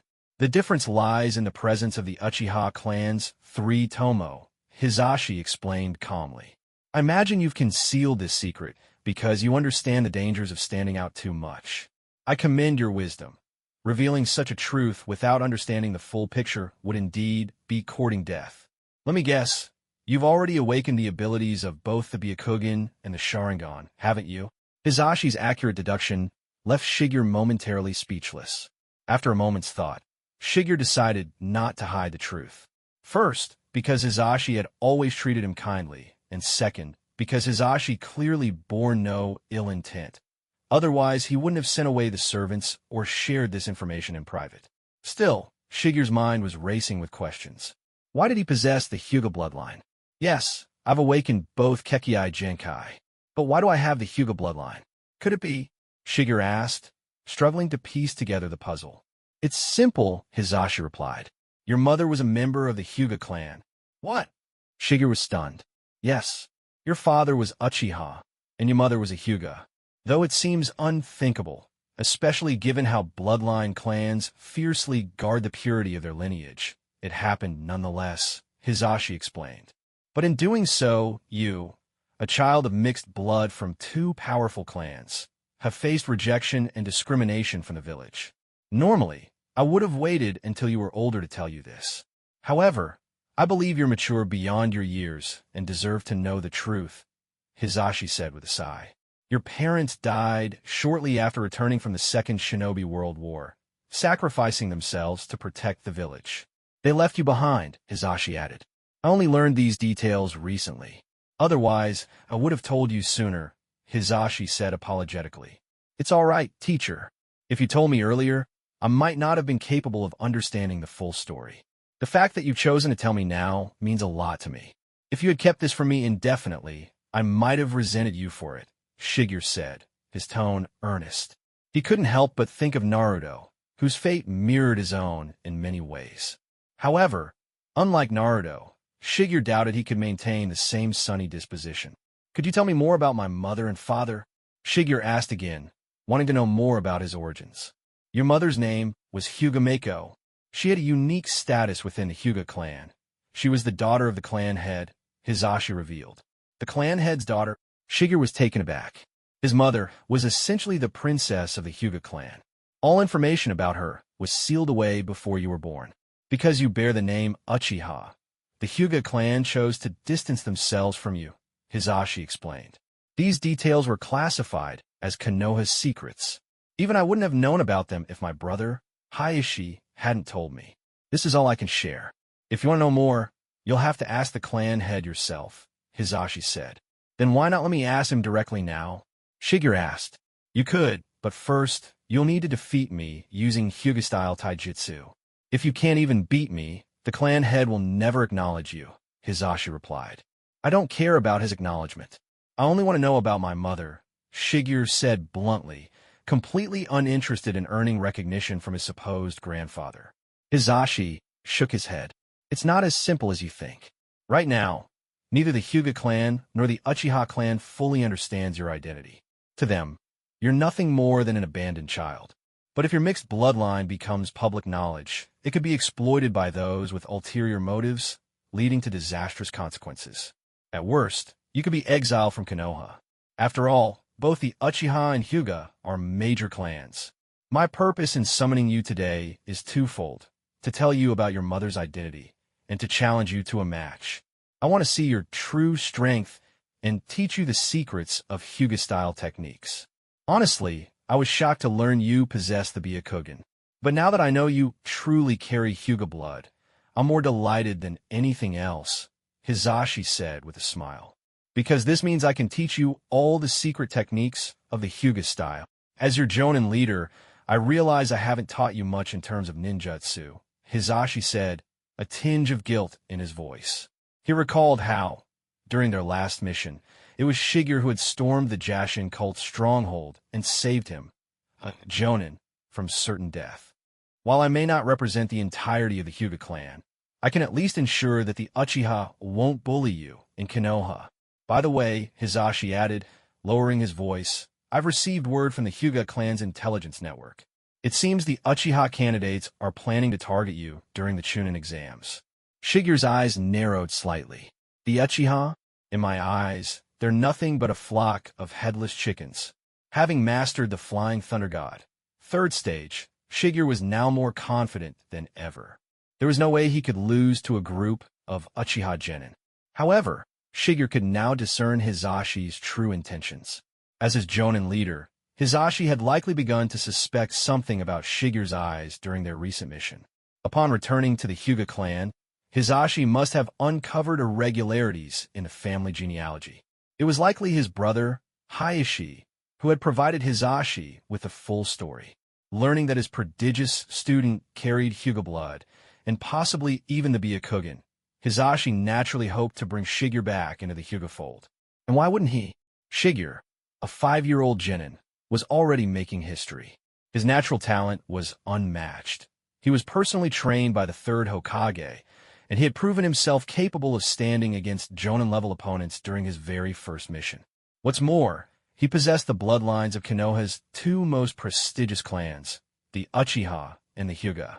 In terms of potential, Shigeru was undoubtedly Konoha's brightest star. Even compared to other promising shinobi, like Kakashi Hatake from Minato's team or Shursui Uchiha from the Umbu, Shigeru stood apart. He was younger than all of them, carried the bloodlines of two powerful clans, and was technically of the same seniority as the legendary Sannin. The conclusion was clear. Betting on Shigeru was the smartest move. Hizashi, as the future leader of the Hyuga branch family, was far too perceptive and shrewd to pass up such an opportunity. Shigeru, I won't pressure you to give me an answer now. I only ask that you make a decision you won't regret. Regardless of your choice, I want to teach you the Hyuga clan's taijutsu techniques, Hizashi said sincerely. Shigeru wasn't about to refuse such an offer. After all, he hadn't yet copied the Hyuga clan's signature gentle fist techniques, including the legendary 8 trigrams, 64 palms. This devastating technique could seal an opponent's chakra by targeting their tenketsu points, leaving them virtually incapacitated. And if Hizashi's son, Niji Hyuga, had managed to extend it into the 128 palms, Shigeru was eager to see just how far he could take it. Teacher Hizashi, if you want to spar, I'd be happy to oblige, Shigeru said, deciding to accept the challenge. First, sparring would allow him to familiarize himself with the Hyuga clan's taijutsu. Second, it would provide an opportunity to copy Hizashi's techniques. And third, it would give him a chance to gauge Hizashi's true strength. Shigeru didn't believe for a second that the Hizashi he had seen in the Land of Hot Springs had revealed all his abilities. After all, Hizashi was still in his prime. Very well. I, too, am curious to see your full strength, Hizashi said, nodding. But Shigeru, this courtyard is small. Let's avoid using large-scale ninjutsu, shall we? Shigeru couldn't help but chuckle. Understood. Hizashi nodded once more and walked to the center of the courtyard. He bowed respectfully, and Shigeru mirrored the gesture. Let the battle begin, Hizashi declared, shifting into a combat stance. Byakugan activate. As Hizashi's Byakugan activated, he immediately noticed the dense chakra gathered around Shigeru's eyes. Seeing this, Shigeru smirked and shouted, Activate! His white Sharingan flared to life, its unique combination of Uchiha and Hyuga traits on full display. This time I won't hold back. 8 trigrams vacuum palm. Hizashi struck forward, releasing a shockwave of chakra aimed directly at Shigeru. Shigeru refrained from using large-scale ninjutsu and instead responded with asterisk ninjutsu. Needle Jizo, asterisk ninjutsu. Wild Lion's main technique, asterisk. Shigeru's hair grew rapidly, enveloping his entire body before forming into 9 lion heads. The ferocious constructs lunged at Hisashi with an intimidating roar. Hisashi, his Byakugan providing a clear view of the technique, smirked. So this is one of Jiraiya-sama's techniques. You've mastered it well. As the lion heads closed in, Hisashi began to spin. Asterisk rotation. Asterisk. The lions collided with the spinning dome of chakra, unable to break through. Shigeru hadn't intended for the wild lion's main technique to defeat Hisashi. Instead, he had combined it with Needle Jizo to create a defensive and offensive maneuver. As Hisashi's rotation neutralized the attack, Shigeru dispelled the Needle Jizo and quickly performed a series of hand seals. Asterisk shadow, clone, jutsu. Asterisk, 2 identical clones appeared beside him. Hisashi adjusted his stance, preparing for the next assault. He could see that Shigeru was about to make his move. Teacher, let me show you my new technique, Shigeru exclaimed. He swiftly inscribed the Flying Thunder God seal onto his shadow clones. The 2 clones charged toward Hisashi, engaging him in close combat. As Hisashi struck one clone to the ground, the other managed to throw a handful of shuriken. Asterisk shuriken shadow clone jutsu. Asterisk. The thrown shuriken multiplied midair, filling the courtyard with countless projectiles. Each shuriken bore the Flying Thunder God seal. Hisashi immediately reacted. Asterisk rotation. Asterisk. Once again, his spinning defense deflected the incoming shuriken. However, these weren't ordinary shuriken. Chakra threads attached to the projectiles allowed Shigeru's shadow clones to manipulate them. As Hisashi's rotation subsided, the clones prepared to strike again. Realizing that his current strategy wouldn't work, Hisashi decided to destroy the shuriken individually. Asterisk 8 trigrams, 64 palms. Asterisk. 1 palm, 2 palms. 4 palms. Hisashi's strikes grew faster and more precise. 8 palms. 16 palms. 32 palms. His speed became a blur, his movements nearly impossible to follow. 64 palms. Hisashi declared, his final strikes shattering nearly all of Shigeru's shuriken. So that's how it works. Quick, precise strikes targeting the body's 64 tenketsu points, Shigeru thought, his white Sharingan capturing and copying every detail of the technique. Your new technique, where is it? Hisashi asked, glancing around. Shigeru smiled. Teacher Hisashi, you've already lost. Moments later, Shigeru reappeared behind him, having used the Flying Thunder God technique to teleport to one of the remaining marked shuriken. I lost? Shigeru, I don't understand what you mean, Hisashi said, clearly confused. From his perspective, he had just dispelled all of Shigeru's techniques. How could it be that he had lost? Teacher Hisashi, don't you believe me? Shigeru responded with a slight smirk, a glint of pride in his eyes. Come on then, show me clearly. If I've lost, I want to lose in a way that leaves me completely convinced, Hisashi said, resuming his stance with renewed determination. All right, teacher, watch closely. I'll prove it to you. Right now, I only need 5 seconds to defeat you, Shigeru said with unwavering confidence. 5 seconds? Are you planning to use some large-scale ninjutsu to blow me away? Hisashi asked nervously, fully aware of how devastating Shigeru's combination jutsu could be. Of course not, Shigeru shook his head with a laugh. I'll demonstrate it for you. It was actually quite simple. Though Hisashi had used 8 trigrams, 64 palms to destroy Shigeru's shuriken, several of the shuriken fragments still retained the Flying Thunder God seals. As a result, Shigeru activated the Flying Thunder God technique, teleporting behind Hisashi in an instant. In his left hand, he formed a Rasengan and sent it toward Hisashi's back. Hisashi wasn't foolish. The moment Shigeru appeared behind him, he understood that he had already lost. I've lost. I didn't expect you to have surpassed me already. Truly worthy of being called Konoha's ultimate prodigy, Hisashi admitted, his voice filled with both awe and acceptance. This blue sphere, it seems to have immense destructive power, Hisashi added, glancing at the Rasengan. And Shigeru, it's clear you didn't use the body flicker technique to get behind me, did you? Hisashi asked, now genuinely curious and fully accepting his defeat. That's correct. This blue sphere is a ninjutsu I developed, and the movement technique I used wasn't the body flicker. It was a space-time ninjutsu, the Flying Thunder God technique, Shigeru declared, his voice firm as he proudly named the legendary technique. The Flying Thunder God? The jutsu invented by the second Hokage, Tobirama-sama? And yet, you've already mastered it to the extent of using shadow clones and shuriken as carriers for the space-time seals. In this, you've even surpassed the second Hokage himself, Hisashi said, shaking his head in amazement. Truly remarkable. You've made this jonin of yours feel a bit ashamed, Hisashi admitted with a chuckle. Shigeru was about to reassure Hisashi when the sound of clapping rang out from the entrance of the courtyard. Clap, clap, clap. Impressive. You must be Shigeru, right? This battle has been quite the eye-opener. Shigeru turned toward the source of the voice and saw a man in traditional Japanese-style clothing. He looked identical to Hisashi, standing there with a smile as he observed Shigeru. Brother? What brings you here? Hisashi asked, visibly surprised. As the head of the main family, Hayashi rarely ventured into the branch family's quarters. Typically, it was the branch family who visited the main family. You must be Hayashi Hyuga, teacher Hisashi's elder brother, Shigeru said politely, addressing Hayashi with respect. Is it all right if I call you teacher Hayashi? Of course, Hayashi said with a small smile. I am, after all, a jonin of Konoha.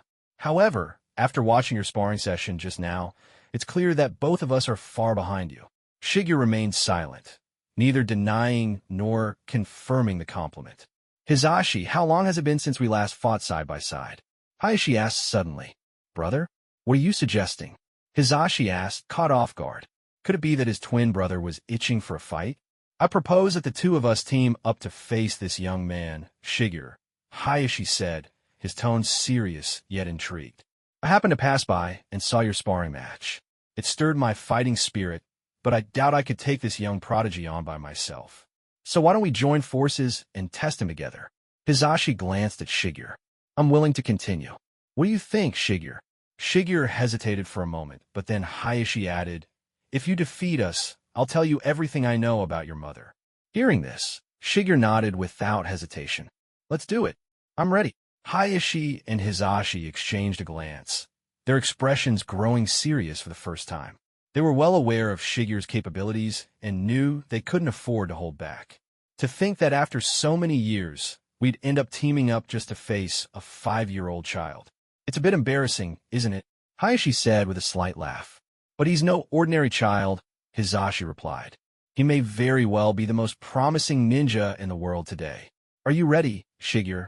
Hayashi asked. Bring it on. Shigeru replied, confidently, his fighting spirit ignited. He was determined to end this battle as quickly as possible. Let's go. The Hyuga brothers, masters of taijutsu, closed the distance with Shigeru, aiming to defeat him with their gentle fist. Shigeru immediately threw shuriken at the two of them, but with their Byakugan active, the Hyuga brothers effortlessly deflected each projectile. Using their mastery of gentle fist to its fullest, they shattered the shuriken marked with the Flying Thunder God seals, rendering the space-time technique unusable. As expected of the Hyuga brothers, Shigeru thought, impressed by their seamless coordination. Without hesitation, he performed the Shadow Clone Jutsu, creating 5 clones. The clones paired off, each duo engaging one of the Hyuga brothers to stall them. Meanwhile, Shigeru inscribed the Flying Thunder God seals on his clones. This kid's shadow clones are incredibly persistent, Hayashi exclaimed, noting how the clones continually forced them to defend. Each time the clones attempted to make contact, the Hyuga brothers' precise strikes disrupted their movements, forcing them to retreat. The battle reached a stalemate, and the brothers exchanged a glance before nodding. They decided to unleash their signature technique once more. Asterisk 8 trigrams, 64 palms, asterisk. The elegant, rapid strikes of a Hyuga clan's taijutsu came into play again. 4 of Shigeru's clones were destroyed in quick succession, dissolving into puffs of white smoke. But Shigeru had already achieved his objective. His final shadow clone charged at the brothers, drawing their attention. Seizing the perfect moment, Shigeru used the Flying Thunder God technique to teleport to the spot between the two brothers. The Hyuga brothers, ever in sync, anticipated this move. Their attacks, originally aimed at the shadow clone, now converged on Shigeru instead. Shigeru, This time you've lost. Asterisk 8 trigrams 64 palms. Asterisk. Asterisk 8 trigrams 128 palms. Asterisk. The brothers unleashed a relentless barrage of strikes, their Byakugan targeting every vital point on Shigeru's body. Their flawless coordination left Shigeru momentarily stunned. However, as his body fell to the ground, it dissipated with a puff.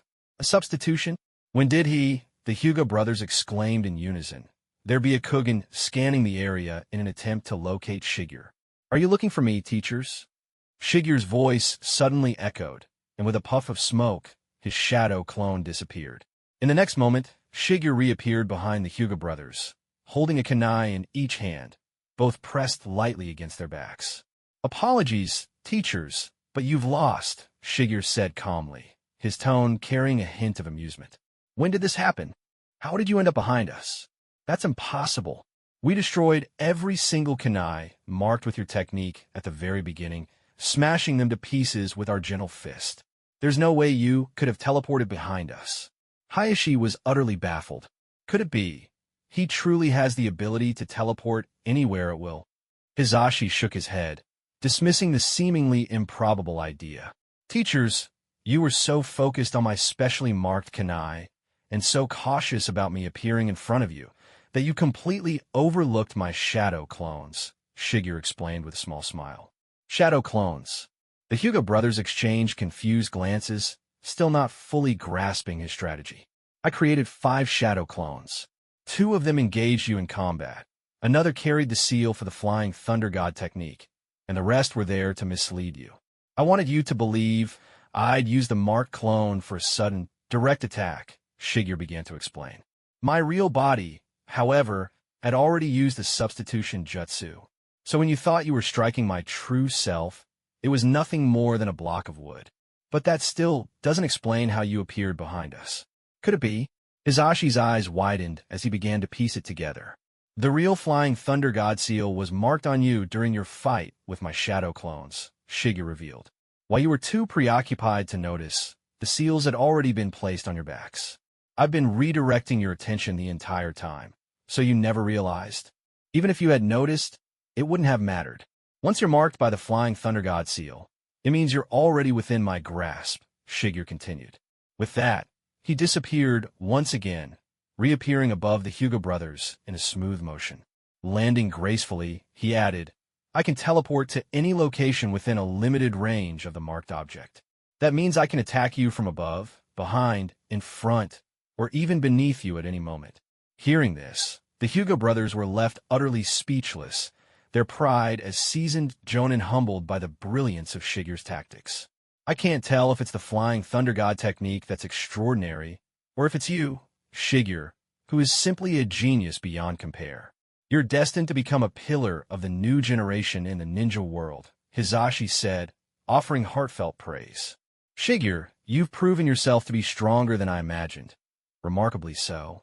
As promised, I'll tell you everything I know about your mother, Hyuga Meiko, Hayashi said, honoring his word. Your mother, Hyuga Meiko, was a prodigy of the Hyuga clan. She was the eldest daughter of the clan head and an exceptional talent. At a young age, she awakened the Byakugan and mastered nearly all the Hyuga clan's secret techniques. Your grandfather, the clan head, was exceedingly proud of her.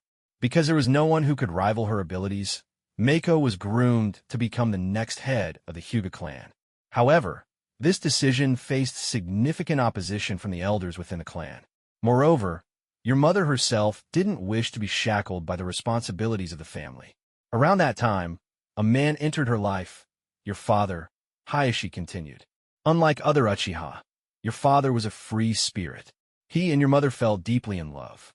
But from the very start, their story had tragedy written all over it. Meiko, the Hyuga clan's eldest daughter, was quickly labeled a traitor to her family. She and your father, a genius of the Uchiha clan, left Konoha together and went into hiding in another part of the Land of Fire. Eventually, the Second Shinobi World War broke out, and both of them fought as Shinobi of Konoha. In the end, they both perished on the battlefield. You were entrusted to Konoha afterward, and that's how you ended up settling here, Hayashi explained, his tone filled with both sorrow and respect. Hearing the full story, Shigeru's eyes glistened with unshed tears. Was it wrong? Was it wrong for them to live their lives the way they wanted? To pursue the lives they dreamed of? Isn't that the purpose of living? In the end, they sacrificed their lives for Konoha, yet they were never recognized by their own families? How absurd. Is that what you call a family? Shigeru's voice trembled with emotion, his thoughts clashing with the rigid traditions of the ninja world. They were shinobi, as well as members of their respective clans. From the moment they were born, they were destined to fight for their village and their families, Hayashi said with a sigh, his words tinged with the weight of his own experiences. Bullshit, Shigeru snapped. A person is a person first, and a shinobi second. If someone can't even live freely as a person, how can they serve as a shinobi? At that moment, a new voice interrupted from the doorway. While said kid, turning toward the voice, they saw a tall, imposing man with gray hair and a mask covering the lower half of his face. A large gray blade was strapped to his back, and standing beside him was a younger version of himself, his son, Hatake Nansho. Konoha's gray fawn. Hatake sighed. Hayashi exclaimed, his surprise evident. He turned to Hizashi, who nodded in confirmation. The third Hokage has decreed that all candidates for the Chunin exams must meet with their guardians for verification before participating, Hizashi explained. That's right. Otherwise, I wouldn't have come to this place. The only thing I smell here is decay, corruption, and stubbornness, Hatake Sai was said bluntly, throwing a pointed glance at the Hyuga brothers. Then he turned to Shigeru and said, Kid, I like the way you think. The Hyuga brothers, seemingly accustomed to Sayu's demeanor, chose not to respond. You're here to confirm Nansho's participation in the Chunin exams, correct? Hizashi asked. It's just a trivial Chunin exam. Do we really need to confirm it? I'm only here because I heard Kakashi will be participating again. This is the perfect chance to give that kid a lesson and knock him down a peg. Sayu said with a grin. Understood. We'll wait for Kurenai to arrive, and then we'll proceed, Hizashi said. While they waited for Kurenai, Sayu turned to Shigeru and asked, Kid, I heard you're strong? Stronger than just strong, Shigeru replied, his tone arrogant yet playful. He always treated others the way they treated him. Bold. I like it. Sayu laughed. Kakashi may already be a Chunin, but since the exams are team-based, he has no choice but to participate again. I hope you'll take this opportunity to teach him a lesson. Knock that kid's pride down a notch. I'll make sure of it, Shigeru replied with a smirk. He had been waiting for a chance to deal with his so-called younger peer. Hatake senpai, what do you think of this blade? Shigeru said casually, tossing the meteorite blade, Shigeru, from his waist toward Hatake Sayu. Sayu's reflexes were razor-sharp. He caught the blade effortlessly, his grip firm and precise. I've heard from Nansho that his teammate Shigeru obtained a blade forged from meteoric iron. So, this is the one, Sayu said as he carefully examined the weapon, his eyes narrowing slightly. With a swift motion, he unsheathed it. A fine blade. Even Sayu, a seasoned swordsman, couldn't help but express his admiration. This blade is rigid yet flexible, exceptionally sharp, and finely crafted. The delicate carvings etched into the blade are exquisite, a true masterpiece of artistry. I can even feel a coolness emanating from the hilt, Sayu remarked, his voice filled with genuine appreciation. It's as if the blade itself is breathing. This cool sensation sharpens the mind. What a remarkable weapon! Sayu's evaluation was clear and precise, a testament to his expertise. It was evident that this meteorite blade was indeed a rare treasure. Hatake senpai, Shigeru said with a dramatic sigh, feigning disappointment. It's a shame to have such a fine blade, but no matching swordsmanship to go with it. Huh, kid, are you trying to get me to teach you swordsmanship? Sayu laughed heartily before continuing. Even the Uchiha clan Sharingan won't be able to copy my swordsmanship. Do you know why? Impossible to copy? What? Shigeru asked, genuinely puzzled. After all, apart from bloodline limits, there were few techniques that his white Sharingan couldn't replicate. It's simple, Sayu explained. The Sharingan can only copy techniques. My movements, my blade, my swordsmanship, they're tailored specifically to me. My weapon, Grey Fong, is a short blade designed for ambushes, assassinations, and rapid strikes. Your meteorite blade, on the other hand, is as long as a katana. If you blindly imitate my techniques, you'll find yourself in serious trouble in actual combat. Shigeru, sharp as ever, immediately grasped the implication. Humbly, he said, I see. Hataki-senpai, you're saying that one needs to find a style that suits their blade and themselves in order to unleash the strongest swordsmanship, right? Sayu burst into laughter. Haha, you're talented, but you're wrong. It's not about you finding the right swordsmanship or blade. It's about the blade and the swordsmanship finding the right person, Sayu said, his words carrying a profound weight that left everyone pondering. Placing the blade and swordsmanship above the wielder? Then who is truly in control? The person wielding the blade, or the blade using the person? Hayashi questioned, his tone slightly skeptical. What is a blade? What is swordsmanship? What does it mean for man and blade to become one? The blade and the person must find balance. There's no such thing as one controlling the other. If you don't understand, stop spouting nonsense. Sayu snapped, his sharp temperament flaring as he chastised Hayashi. Hayashi's face flushed with embarrassment. He let out a cold humph and said no more. Shigeru nodded thoughtfully, still processing Sayu's words. Perhaps it's a bit early to talk about this. Let me ask you another question. Do you know of any renowned swordsman in Konoha? Sayu asked, changing the subject. Shigeru thought for a moment before replying, the Hataki clan. White Fang and Grey Fang have made their mark in Konoha with their swordsmanship. They're undoubtedly masters of the blade. Good. Go on, Sayu said, clearly pleased with Shigeru's knowledge. Shigeru continued, the Uchiha clan has a long history of swordsmanship. I've heard that even at a young age, Uchiha Shursui is already highly skilled with the blade. True, but the Uchiha clan's swordsmanship has declined. Within 10 years, their sword techniques will vanish completely, Sayu predicted bluntly. Shigeru, knowing the fate of the Uchiha clan, couldn't help but agree. 10 years from now, there wouldn't even be an Uchiha clan, let alone their swordsmanship. Beyond that, I'm not sure. It doesn't seem like there are any other clans in Konoha known for strong swordsmanship, Shigeru admitted. As I thought. You're unaware, Sayu said, nodding. The second Hokage, Tobirama Senju, created the Konoha-style swordsmanship. Currently, it's the most suitable style for frontal combat, emphasizing balance and endurance. If it weren't for the third Hokage personally pleading with me, I wouldn't have agreed to teach you my improved version of the Konoha-style swordsmanship, Sayu added with a smug grin. Really? The Hokage had to plead with you? Hayashi interjected, clearly skeptical. I wasn't talking to you. Don't interrupt me, Sayu retorted, shutting Hayashi down once again. Shigeru, meanwhile, felt grateful. Whether or not the Hokage had actually begged Sayu, the fact that he was willing to teach him was more than enough. That said, I like you, kid. If it were someone else, even if they begged me, I wouldn't waste my breath on them, Sayu said, shooting another glare at Hayashi, who pretended not to notice. You mentioned the second Hokage's Konoha-style swordsmanship. What do you mean by improved? Shigeru asked, his curiosity piqued. The Hataki clan swordsmanship is officially called Hataki Itoryu. It's tailored to the physique of the Hataki clan. Our weapons, Grey Fang and White Fang, are both short blades designed for ambushes, assassinations, and swift strikes. Speed and precision are its strengths, but like all techniques, it has its shortcomings, Sayu explained. Konoha-style swordsmanship, on the other hand, is designed for frontal combat. It's suited for prolonged battles, offering greater reach, power, and lethality, he continued. Your meteorite blade, for example, is more of a katana. This type of sword has its own strengths and weaknesses.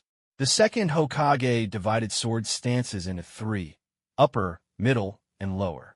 He believed the upper stance was too cumbersome, the lower stance lacked sufficient power, and thus favored the middle stance. Paired with his Flying Thunder God technique, he developed the Flying Thunder God slash for swift and deadly thrusts. But I believe that everything has its purpose. The upper stance offers the greatest destructive power, while the lower stance provides the fastest attack speed.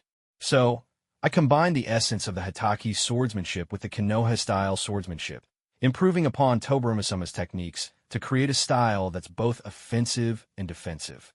I call it Hataka-modified Konoha-style swordsmanship, Sayu said, his explanation thorough and filled with pride. Shigeru was astonished. He hadn't expected Hatake Sayu, Nansho's father, to be such a prodigy in swordsmanship. While the Hatake swordsmanship didn't suit him, learning Sayu's modified Konoha-style swordsmanship would allow him to grasp the essence of both styles. So, kid, as I said before, the blade and the person must be equals. When man and blade become one, your swordsmanship will reach its peak, Sayu concluded. If you have the time, come to the Hatake residence. I'll teach you my modified Konoha-style swordsmanship, Sayu offered. Then with a grin, he added, but don't forget what you promised me. This time, you must make Kakashi suffer. Oh, and both of you better pass the Chunin exams and become Chunin. By both of you, Sayu was clearly referring to his son Nansho and Shigeru. Have you all forgotten about me? A female voice suddenly called out from within the Hyuga branch family's residence. A woman with long, fiery red hair cascading down to her waist stepped out from one of the buildings within the Hyuga branch family's compound. She was none other than the final member of Hizashi's squad, Hyuga Kurenai. However, Kurenai wasn't dressed in her usual casual attire. Instead, she wore a formal kimono, exuding an air of elegance and refinement. I can hardly believe my eyes. I've never seen Kurenai dressed like this before, Nansho remarked with genuine surprise. Shigeru, equally astonished, added, there's a saying, Buddha is adorned by gold, and man by clothes. Kurenai, dressed like this, you look so much more graceful and refined. Kurenai's cheeks flushed slightly, and she shot back. Are you saying that I'm normally neither graceful nor refined? Caught off guard, Shigeru found himself at a loss for words. Seeing this, Hisashi and the others couldn't help but stifle their laughter. Young lady, you're here. Hisashi and Hayashi both greeted her with uncharacteristic respect, their postures noticeably more formal. It was clear that Kurenai's status was quite extraordinary. Uncle Hayashi, teacher Hisashi, there's no need for formalities. Right now, I'm just a student, not some noble lady, Kurenai said. After her battle with the Suzuka squad, she had gained a deeper understanding of what it meant to be a ninja, and was determined to shed her image as a pampered heiress. Well, now that everyone's here, we parents will take our leave, said Hatake Sayu, ever the unconventional type. With a quick body flicker technique, he vanished. Hisashi, there's nothing more for me to do here either, Hayashi said, nodding to his brother and giving Kurenai a brief glance before leaving the branch family's compound. Now, only Hizashi's squad remained. All right, it's just the four of us now. I've already registered all of you for the Chunin selection exams, Hisashi announced. I've also secured consent from your guardians. Shigeru, make sure you inform your sister, he added, his tone suddenly becoming serious. This year's Konoha Chunin selection exam is the largest since the Second Shinobi World War. It's unprecedented in scale. From what I know, there are over 300 Genin registered. Since the preliminary rounds are team-based, these 300 participants will form 100 teams. Among these 100 teams, you'll face not only fresh graduates like yourselves, but also older Genin, and even those who have experienced the Second Shinobi World War. What's more, after discussions among Konoha's higher-ups, this exam will allow already promoted Chunin to participate. This means you won't just be facing Genin, Hisashi explained with a grave expression. Chunin? Why would there be Chunin in the exam? Kurenai asked, surprised. Among the three of them, she was the least confident in her abilities. The idea of facing Chunin was daunting. Konoha's ninja teams are traditionally composed of 3 members. In the case where one member is already a Chunin and the other 2 are not, this allows the remaining 2 to have a chance at promotion through the exam. However, don't worry. Each team will have at most 1 Chunin to maintain balance in the competition, Hisashi reassured them. But why? Why can't they just select Chunin from a Genin pool? Why does it have to be team-based? Shigeru asked, curious about the reasoning. The exact reason is unclear. However, this exam was planned by Konoha's highest authorities, including the village's advisory council, and approved by the 3rd Hokage. It's not something open to debate, Hisashi replied. Hearing this, Shigeru's mind immediately turned to a particular figure, one whose face was half covered in bandages. Someone whose shadow loomed over many of Konoha's darkest events. Danzo, could he be plotting something? This isn't as simple as it seems. Those three old schemers on Konoha's advisory council must have their own agenda, Shigeru thought, his expression darkening momentarily. We don't need to concern ourselves with such matters. All we need to focus on is how to win, Nansho said bluntly, cutting straight to the heart of the matter. Perhaps, but I don't think it'll be that simple, Hisashi said after a moment of thought. Let's go over the exam process, Hisashi continued. The Chunin selection exam is divided into 3 stages. The first stage is a written test. It'll likely cover the fundamental rules and knowledge of being a ninja, though I doubt it'll be as straightforward as it seems. Historically, about 40% of participants are eliminated during the first stage. That means only about 60 teams will remain, Hisashi explained, sharing the statistics. What? 40%? Nearly half of the participants are eliminated just in the written test. Nansho exclaimed, clearly anxious. While he excelled in combat, he lacked confidence in written tests and ninja theory. Unsurprising given his father's maverick attitude towards such things. Relax. Even if you haven't memorized all the ninja rules, you'll likely be able to scrape by with common sense, Shigeru said, attempting to reassure him. He knew the Chunin exams weren't as simple as they appeared. If it wasn't a test of information-gathering skills, it would likely involve something unrelated to traditional academics. With his white Sharingan, he felt completely prepared. After the written test, the second stage is the preliminaries. You'll learn the details of this stage from your proctor after passing the written test. I don't have any information on it myself, as even I'm not authorized to know the specifics, Hisashi admitted. Teacher Hisashi, what happens after the preliminaries? Kurenai asked, her curiosity piqued. After the preliminaries, the semifinals will be held. 8 participants will be selected to move on to the final stage of the Konoha Chunin selection exam, which takes place 3 months later. The finals will be the final stage, and the champion will have the best chance of being promoted to Chunin. That said, anyone who makes it past the preliminaries has a chance of being promoted, Hisashi explained. Your performance, as well as the deliberation of the proctors and judges, will ultimately determine whether you're promoted. The system is fair, but don't forget the first step. You have to pass the written test, Hisashi concluded, bringing his students back to reality. Any questions about the process? Hisashi asked, glancing at the group. I don't have any, Shigeru said after a moment of thought. His mindset was straightforward, just do it. Nansho, on the other hand, was still worried about the written test, while Kurenai was confident in the first stage but nervous about the combat-focused preliminaries. The preliminaries? They'll involve fighting, won't they? Kurenai asked hesitantly, her lack of confidence in her combat abilities evident. She was clearly worried about being a burden to the team. Kurenai, take it easy. Let's get through the written test first, Shigeru said, offering her some reassurance. He, on the other hand, felt no pressure whatsoever. I've already told you I don't know the specifics of the exam, Hisashi said, subtly hinting at the inevitable combat component. But remember, a Chunin must not only understand the rules of being a ninja, but also demonstrate real combat ability. Any more questions about the exam process? Hisashi asked again, glancing around. When no one responded, he nodded and continued. All right then, 7 days from now, at 8 a.m., report to Konoha's candidate waiting room to prepare for the written test. The exam begins at 9 a.m. Afterward, the results will be announced on the spot. Those who pass will be escorted by the proctor directly to the location of the second stage. The preliminaries, Hisashi explained, finalizing the details. Nansho, during these next few days, make use of the time to study swordsmanship with Grey Fong-sama. Once you pass the written test, you'll head straight into the preliminaries. Kurenai. No, let's just call you Kurenai, Hisashi said, correcting himself. You'll continue training with me to refine your Hyuga-style taijutsu. As for you, Shigeru, you can arrange your time freely, Hisashi said with a slight sigh.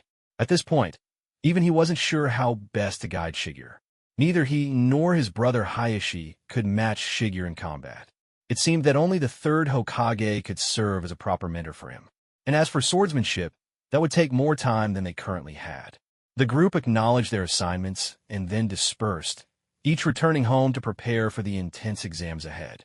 7 days was a short span of time. As Hisashi had pointed out, mastering the Hatake-modified Konoha-style swordsmanship in that time was impossible. Shigeru decided not to rely on his meteorite blade for now, as it wasn't particularly practical in his current arsenal. Instead, Shigeru spent the week wisely. Using the reward from his previous B-rank mission, he commissioned several custom-made kunai that were better suited to his needs. Through experimentation, he discovered that the Flying Thunder God technique worked far better with kunai than with shuriken. Shuriken were too light and had limited range, which made them less effective for long-distance teleportation. The kunai, on the other hand, provided more stability and could be thrown farther, enhancing the effectiveness of the technique. Shigeru filled his ninja tool pouch with these specially crafted kunai, each inscribed with the Flying Thunder God seal. Marking the seals themselves had become second nature to Shigeru. By simply touching an object with his hand, he could easily overlay the technique's formula onto it. Shigeru had noticed something interesting while studying the seals. The second Hokage's Flying Thunder God seal was a diagram, while Minato's version used written characters. Shigeru decided to refine the chakra markings further. He realized that the purpose of the seals, whether diagrams or characters, was to help the user clearly sense spatial fluctuations. In theory, if he improved his sensitivity to chakra and his understanding of spatial attributes, he could make his markings smaller and less conspicuous. This refinement would give him a significant tactical advantage. If his markings were subtle enough that his enemies didn't realize they had been tagged, he could attack them without warning. Even if they noticed the marking, there were only two ways to remove it. 1. I have to personally remove it. Not even Minato could erase a Flying Thunder God mark infused with my chakra. 2. The person would need to reach the 6 paths level and master Inyan release chakra.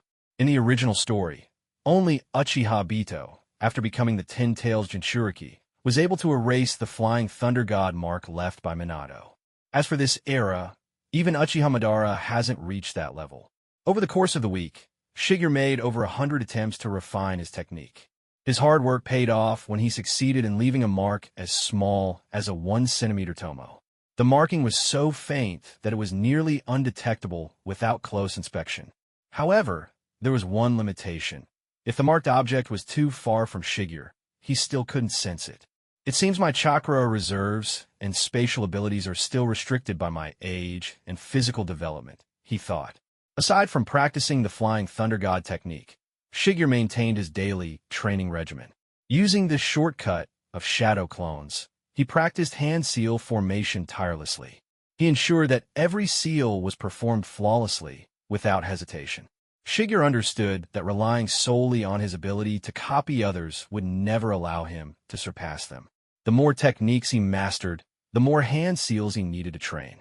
Thanks to his shadow clones, he was able to practice at 5 times the normal speed. Each day, he performed thousands of hand seals, honing his technique to perfection. By the end of the week, Shigeru's speed in forming seals had improved noticeably. Never underestimate small improvements. In the world of Shinobi, even a 0.1 second advantage in a battle of ninjutsu could mean the difference between life and death. The ninja world was unforgivingly brutal. As the week passed quickly, Shigeru took the time to inform Amamiya Suisen and his younger sister, Hoshiko, about his participation in the Chunin exams. Big brother, do your best. When you make it to the finals, I'll be there to cheer you on in person. Sister Suisen, you have to come too, Hoshiko said excitedly. Of course, Suisen replied with a warm smile. Her gentle expression carried a hint of encouragement as she added, Shigeru, I believe in you. Thank you. I'll make sure your faith in me isn't misplaced, Shigeru said with a small smile. Activating the Flying Thunder God technique, he teleported to a pre-marked location and continued teleporting until he arrived at the entrance to Konoha's Chunin candidate waiting room. The first person he saw was Hataki Nansho. Over the course of the week, Nansho had undergone a noticeable transformation. He looked stronger and more confident, undoubtedly the result of rigorous training under Grey Fawn. It seems Sayu had spared no effort in preparing his son to humiliate Kakashi. Standing next to Nansho was none other than Kakashi himself. The two looked strikingly similar, with their masked faces, one gray-haired, the other silver-haired. However, Kakashi was slightly taller and older. The tension between them was palpable. Both of them stood silently, exuding an air of cool detachment, while clearly finding each other irritating. Shigeru, I knew you'd be here, a familiar voice called out. Shigeru turned to see Uchiha Obito, wearing his signature goggles and grinning brightly. Obito began running towards Shigeru, but suddenly tripped over something, or rather, someone, and fell flat on his face in a comical dog-eating-dirt fashion. Shigeru watched the scene unfold with quiet amusement, quickly realizing what had happened. He didn't say a word, but everything was clear to him.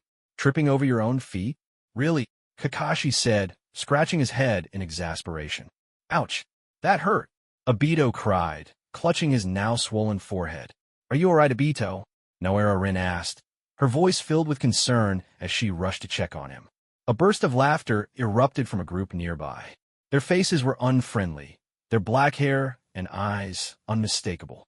Each of them wore the Uchiha clan's signature fan emblem on their uniforms. An underdog and an Uchiha reject? The two of you make quite the pair, don't you? One of the older Uchiha, who appeared to be around 15, mocked with a sneer. You bastard! Obito shouted, his temper flaring. Fueled by his pride and the desire to defend Rin, he charged forward, ready to throw a punch. Hi, want to fight me? The cocky Uchiha boy named Shwaki sneered, his tone dripping with arrogance. Another Uchiha of similar age joined in with a mocking grin. Shwaki, if he wants to play, why not entertain him? Ha ha! Of course, your highness. I'll play along, Shwaki replied with a wicked smirk, stepping toward Obito. You want to hit me? Fine, if you want to play. I'll make sure you get your fill. Shwaki, towering over Obito, grabbed him with one hand and effortlessly lifted him into the air. Just as Obito was hoisted upward, two figures suddenly appeared beside Shwaki, their movements so swift it seemed as though they had teleported. A flash of silver revealed Kakashi, his blade, white fanged, unsheathed and pointed at Shwaki. Simultaneously, a streak of white light materialized behind Shwaki. A kunai pressed sharply against his back. Rin gasped in shock. The silver light was Kakashi, and the white light was Shigeru. My teammate doesn't need your help, Kakashi said coldly, his tone as aloof as ever. Even though Kakashi knew Shigeru was technically his master's uncle, his words carried little respect. Shigeru, however, paid no attention to the child's attitude. Instead, his icy gaze locked on his Shwaki as he spoke in a voice devoid of warmth. If you dare make any unnecessary moves, I'll kill you on the spot. I mean it. You can try me if you want. The cold, piercing intent emanating from Shigeru's kunai seeped into Shwaki's very core. For all of Shwaki's bravado, it wasn't Kakashi that frightened him. It was the younger Shigeru who sent chills down his spine. Trash, the older Uchiha, addressed as Your Highness, spat angrily. Enraged, he rushed at Shigeru from behind, joined by another Uchiha teammate in a pincer attack. Don't bother. I'll handle this, Kakashi said, eager to step in and resolve the situation before Shigeru could. But Shigeru didn't even glance at Kakashi. Before the latter could act, Shigeru vanished once more. Boom, boom. Two loud crashes drew everyone's attention. The so-called Uchiha Prince and his teammate were already sprawled on the ground. What just happened? Most of the spectators were dumbfounded, unable to comprehend what had transpired. Even Kakashi's eyes widened in shock. Your Highness! Shwaki froze, unsure if he was more stunned or terrified. Obito, be mindful. Every clan has its share of spoiled fools. Don't let them push you around, Shigeru said, his tone calm, yet firm as he offered Obito a word of advice. Then, turning to the equally stunned Nansho, he asked, Where's Kurenai? Hasn't she arrived yet? She's here, over this way, Nansho replied, just as he was about to lead Shigeru toward her. However, a shout from behind stopped them in their tracks. Stop right there. The voice belonged to the prince, Uchiha Naomasa. You insolent Uchiha reject. I am Uchiha Naomasa, the son of the Uchiha clan elder. Asterisk activate. Asterisk Naomasa roared, his Sharingan spinning to life, though it was only a single Tomo Sharingan. With a burst of speed, Naomasa charged at Shigeru, his kunai poised to strike. Shigeru, however, remained utterly unfazed. His expression was one of complete indifference, as if he were watching a fool's futile attempt. He didn't even bother to dodge. Just as the kunai was about to reach him, two figures appeared out of nowhere, grabbing Naomasa mid-attack and hurling him aside. Fighting is strictly prohibited in and around the waiting room. If this happens again, your entire team will be permanently disqualified from promotion to Chunin. The stern voices belong to none other than Nara Shikaku and Yamanaka Inoichi, two of Konoha's most respected jonin. As Konoha Genin, where is your discipline? Inoichi scolded, visibly displeased. He hadn't expected the candidates to start brawling before the exam even began. You're all itching for a fight, aren't you? Save it for after you pass the written test. Shikaku added, clearly regretting having taken on this supervisory role. The number of Chunin maintaining order in the area began to increase, and with Shikaku and Inoichi overseeing the situation, no one dared to cause any more trouble. Before entering the waiting room, Naomasa shot Shigeru one last venomous glare. Shigeru, in response, silently activated his white Sharingan. The three Tomo, deathly still and white as snow, stared back at Naomasa, sending a shiver down his spine. Shigeru and Nansho reunited with Kurenai at the entrance, and the three of them entered the waiting room together to await the start of the exam. Inside the waiting room, the atmosphere was heavy with hostility.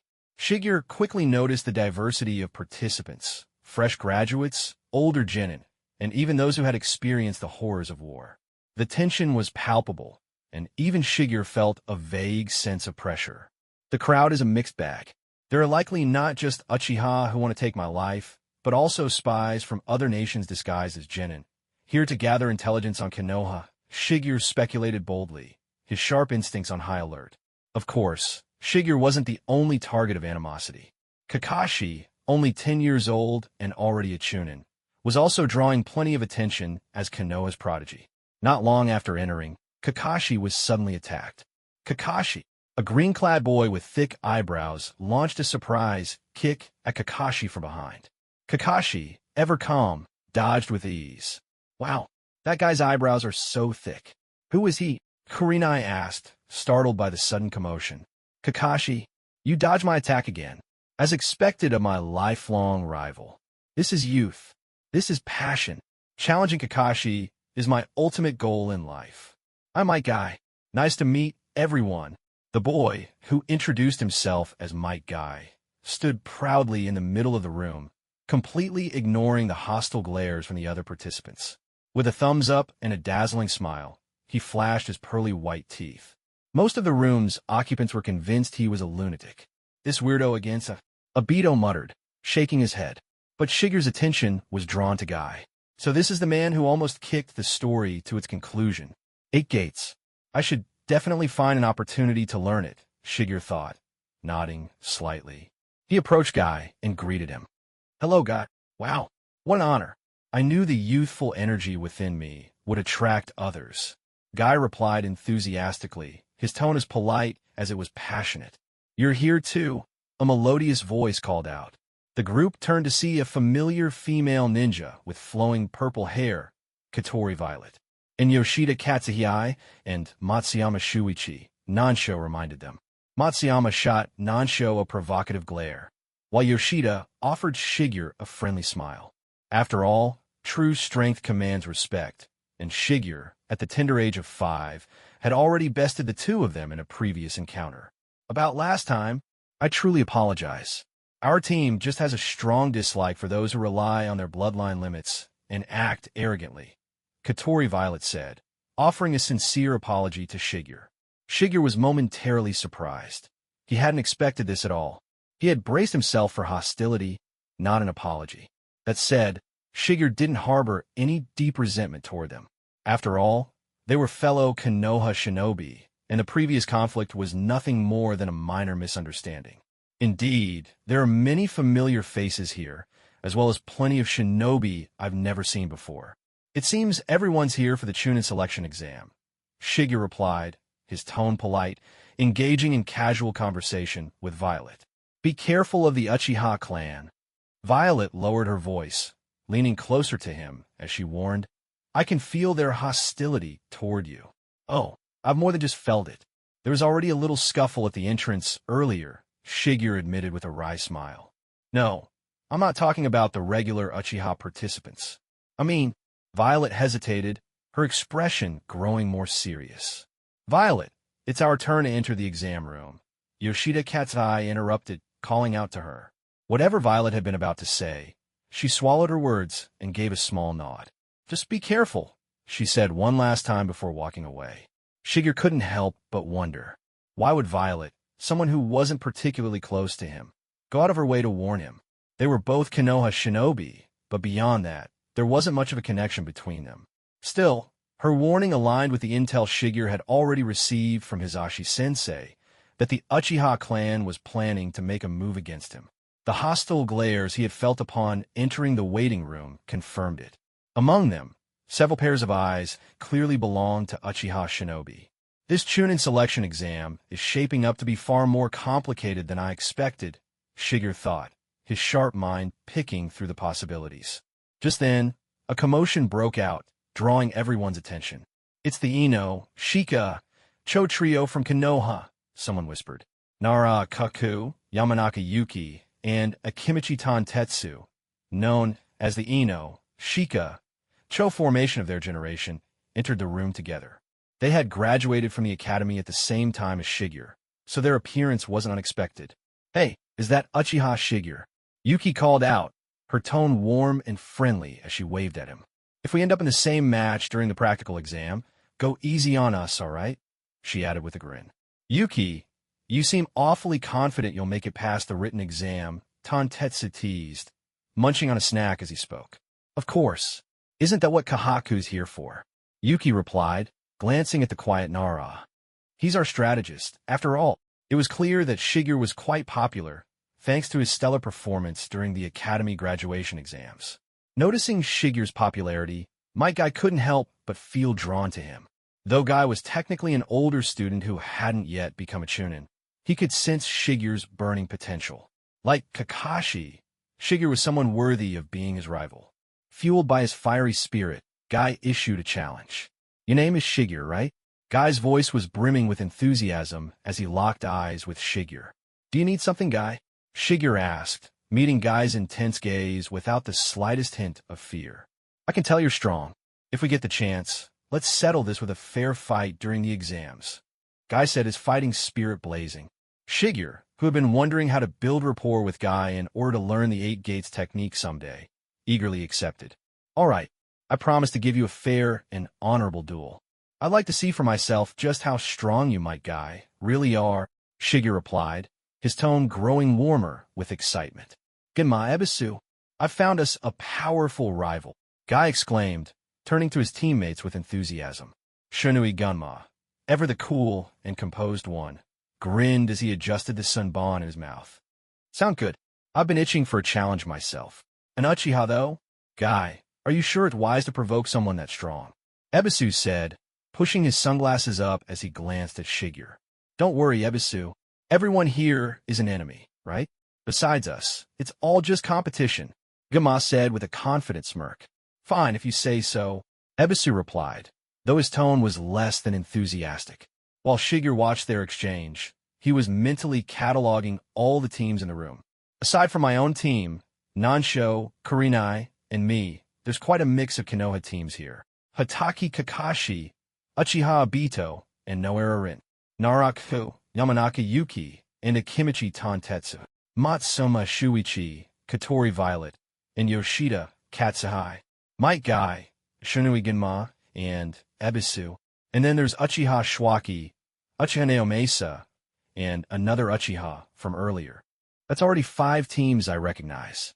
And then there's the rest of them, Shigeru thought, glancing at the unfamiliar faces of other ninja who clearly didn't have good intentions.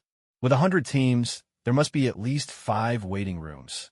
This exam is massive, he speculated. Meanwhile, Kurenai was busy trying to reassure Nansho, who was visibly nervous about the written exam. Nansho, you'll be fine. Don't worry so much, Kurenai said, her tone soothing. Nansho, Kurenai, Shigeru interjected. During the exam, don't focus solely on the questions. Pay close attention to the proctor's instructions. And no matter what, do not quit. Even if you can't answer a single question, don't give up. If one person quits, the whole team might be disqualified. Though they didn't fully understand Shigeru's reasoning, both Nansho and Kurenai nodded and resolved to follow his advice. As the participants discussed the challenges ahead, a chunin entered the room to deliver an announcement. Uchiha Shigeru, Hyuga Kurenai, Hataki Nansho, proceed to the OX exam room. Your exam is about to begin. Prepare yourselves. It's time to go, Shigeru reminded them. Don't forget what I said. The three of them entered the exam room, where their seating was deliberately scattered, a clear sign of the proctor's careful planning. Standing at the front of the room was none other than Nara Shikaku, the proctor for the first stage of the chunin selection exam. Once everyone was seated, Shikaku began his introduction. Welcome, everyone. My name is Nara Shikaku, a jonin of Konoha and your proctor for the first stage of the chunin selection exam. There are two important things you need to know for this exam. First, from the moment you entered this room, you are forbidden from speaking. Anyone who speaks will immediately be disqualified, stripped of their rank, and permanently banned from promotion to chunin. You will forever remain a genin. Is that clear? The room fell into an eerie silence. No one dared to respond, not wanting to risk disqualification. Good. It seems you've understood the first rule, Shikaku said, nodding in approval. Second, I will now explain the rules of the exam. Your task is to listen carefully and understand them. If you cannot comprehend the rules, you should leave the room now. Nara Shikaku began to calmly explain the rules of the written exam. This exam will be conducted as a team. Once you've entered the exam room, each team will receive one set of test papers. The paper contains 8 questions in total. These 8 questions will test your knowledge of Shinobi rules and general ninja common sense. Each correct answer is worth 10 points. In the final 10 minutes of the exam, a 9th question will be revealed. That question is worth 20 points. You may choose to attempt it or not, but I strongly advise you to consider your decision carefully based on your confidence. The passing score for this exam is 60 points. Anyone scoring below 60 will be immediately disqualified. However, there's a risk to the 9th question. If you decide to answer it and get it wrong, even if your score was already 80 points, you will still fail. In other words, if you're not confident, it's better not to risk it. You must understand the consequences of failing the 9th question. On the other hand, if you choose not to answer the 9th question but your total score is below 60, you'll still fail the exam. Your written test score will determine your ranking, which will directly influence the order of your matches in the next stage of the exam. The higher your score, the greater your advantage. The next proctor will explain the specifics of this. Shikaku's calm and measured tone filled the room. Many participants were already feeling uneasy. Most were starting to decide against attempting the additional question. After all, risking failure after already passing seemed like a reckless gamble. Oh, and one more thing, Shikaku added, his eyes scanning the room. If you lack confidence, you may choose to quit now. However, if you withdraw, your entire team will also lose their eligibility to continue in this exam. You might be wondering why anyone would quit voluntarily. Let me explain. Any participant who is eliminated during this exam will be banned from taking the chunin exams again for 3 years. Furthermore, anyone caught cheating, or even suspected of it, will be permanently banned from promotion to chunin. Shikaku's voice turned cold, and his words hit like a bombshell. The faces of the chunin proctors surrounding the room were grim, adding to the mounting pressure. Those already lacking confidence now felt even more burdened. After all, their failure could drag their entire team down. Shigeru silently pieced it all together. As expected, Konoha's written exams are never straightforward. The original exam tested ninja intelligence gathering abilities. You were only disqualified if you were caught cheating 3 times, and it also tested a shinobi's resolve to not give up under pressure. This exam is similar, but it piles on even more psychological stress. And that 9th question, I'm curious to see what it really involves, Shigeru thought, glancing at his teammates. He hoped Nansho could hold his ground. Fortunately, he had already spoken to both Nansho and Kurenai earlier. Now the exam begins. You should all know that Konoha holds 2 chunin selection exams each year. You'll have another chance in the future. But if you're unsure of yourself, it's better to quit now than to remain a genin forever. Shikaku continued, his words carefully crafted to apply psychological pressure. Sure enough, it wasn't long before a participant tremblingly raised their hand. I choose to quit. It's better to leave now than to fail and be banned for 3 years. The participant stammered, standing up with a defeated expression. Their teammates also stood, looking equally dejected as they left the exam room. Very well. Quitting now means you'll still have future opportunities. It's a wise decision, Shikaku said with a subtle smirk, giving a signal to the other Chunin proctors. Encouraged by the first withdrawal, more participants began raising their hands. I quit. I can't do this exam. I'm giving up too. Gradually, more and more participants chose to leave.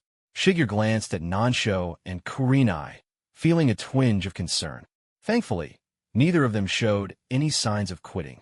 It seemed his earlier words had reached them. Just as I suspected, a setup, Shigeru thought as he observed the scene.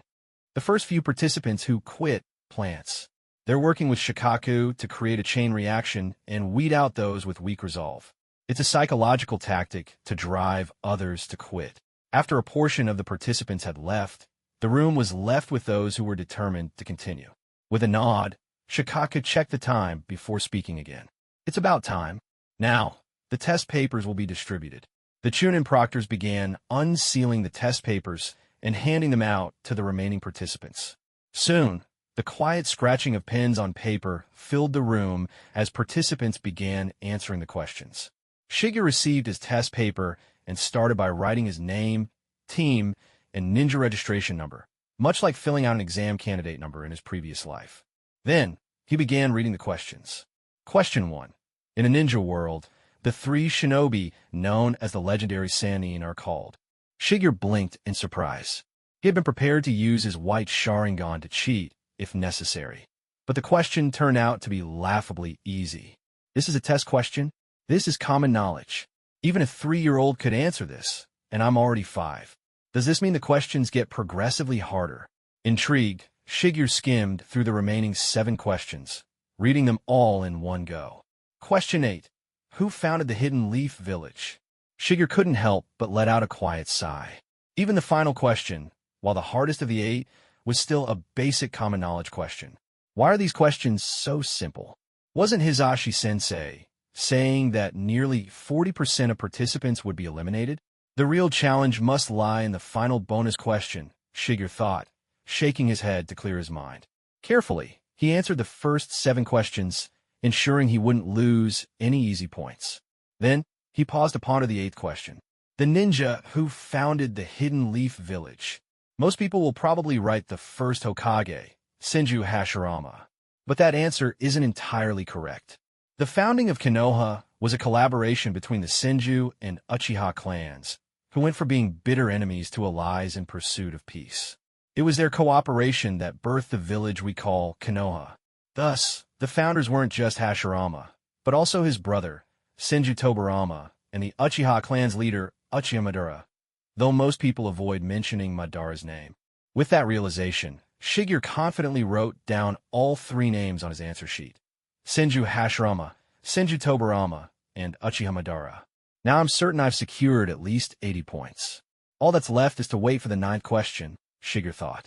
Curious, he subtly activated his white Sharingan to glance at Kurenai's paper.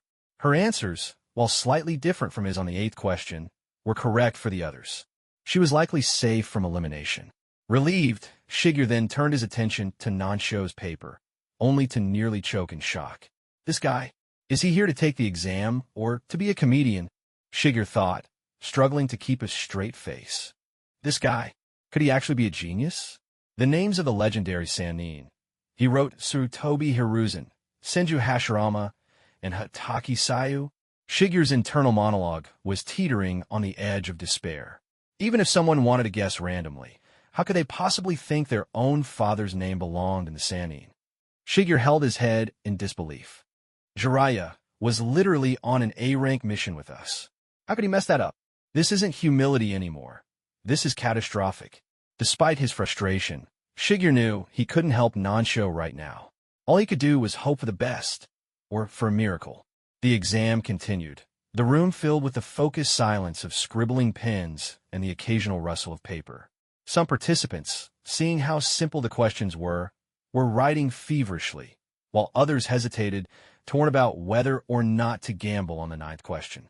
Suddenly, the sharp thunk of a kunai striking a desk broke the silence. It landed squarely on the center of a participant's test paper. What's happening? The startled Jinin stammered, clearly panicked as if caught red-handed. A Chunin proctor, his face dark with displeasure, strode forward. Cheating detected. You are hereby disqualified from ever participating in the Chunin exams again. I wasn't cheating, the accused Jinin protested, but his flustered demeanor only made him seem guilty. The Chunin didn't respond. With a flicker of movement, he appeared beside the Jinin and forcibly yanked him from his seat, tossing him out of the room without hesitation. Those of you in his team, leave quietly. Don't make the same mistake he did, the Chunin added coldly. With their teammate disqualified, the remaining two Jinin had no choice but to stand and leave, their faces a mix of frustration and shame. The swift and decisive action sent a wave of unease through the room. Any participants who had been considering cheating quickly abandoned the idea. Cheating on questions like these? I can't fathom what some of you are thinking, Shikaku remarked dryly, his tone laced with sarcasm as he continued monitoring the room. Meanwhile, Shigeru used his white Sharingan to discreetly check on Nansho's progress. What he saw almost made him choke. Nansho had already gotten 4 of the 8 questions wrong. Out of 8 questions, he's only answered 4 correctly. That's 40 points. If he doesn't attempt the 9th question or gets it wrong, our team is finished, Shigeru thought, his heart sinking. Dear heavens, Nansho, the fate of our team rests entirely on that 9th question. Shigeru couldn't help but think back to the original Chunin exam narrative. Naruto hadn't answered a single question correctly, but had still passed. That was because the proctor, Ibiki Marino, was testing the participants' mental fortitude under pressure rather than their actual knowledge. But this exam is different. Shikaku isn't just using psychological pressure. He's also planted decoys to encourage weaker-willed participants to quit. And yet the questions are ridiculously simple. What is Shikaku planning? Shigeru furrowed his brow. Shikaku Nara, the father of Shikamaru, was renowned as Konoha's most brilliant strategist, arguably one of the top 5 intellects in the entire ninja world. His schemes were often unfathomable, and Shigeru knew that the 9th question would determine the fate of this exam. The time is up, Shikaku announced, breaking the tense silence. You should now have completed the first 8 questions. It's time to decide whether or not you'll attempt the 9th question. If you choose to answer it, write yes below question 8. If not, write in O. You have 5 minutes to make your decision. The proctors will then collect your papers and distribute the 9th question to those who chose yes. However, if you believe your current score is too low to pass, and you still attempt the 9th question, you risk bringing your team down. This is your final chance to leave. Once again, Shikaku's words pierced the room like needles. More participants heaved sighs of resignation and stood to leave.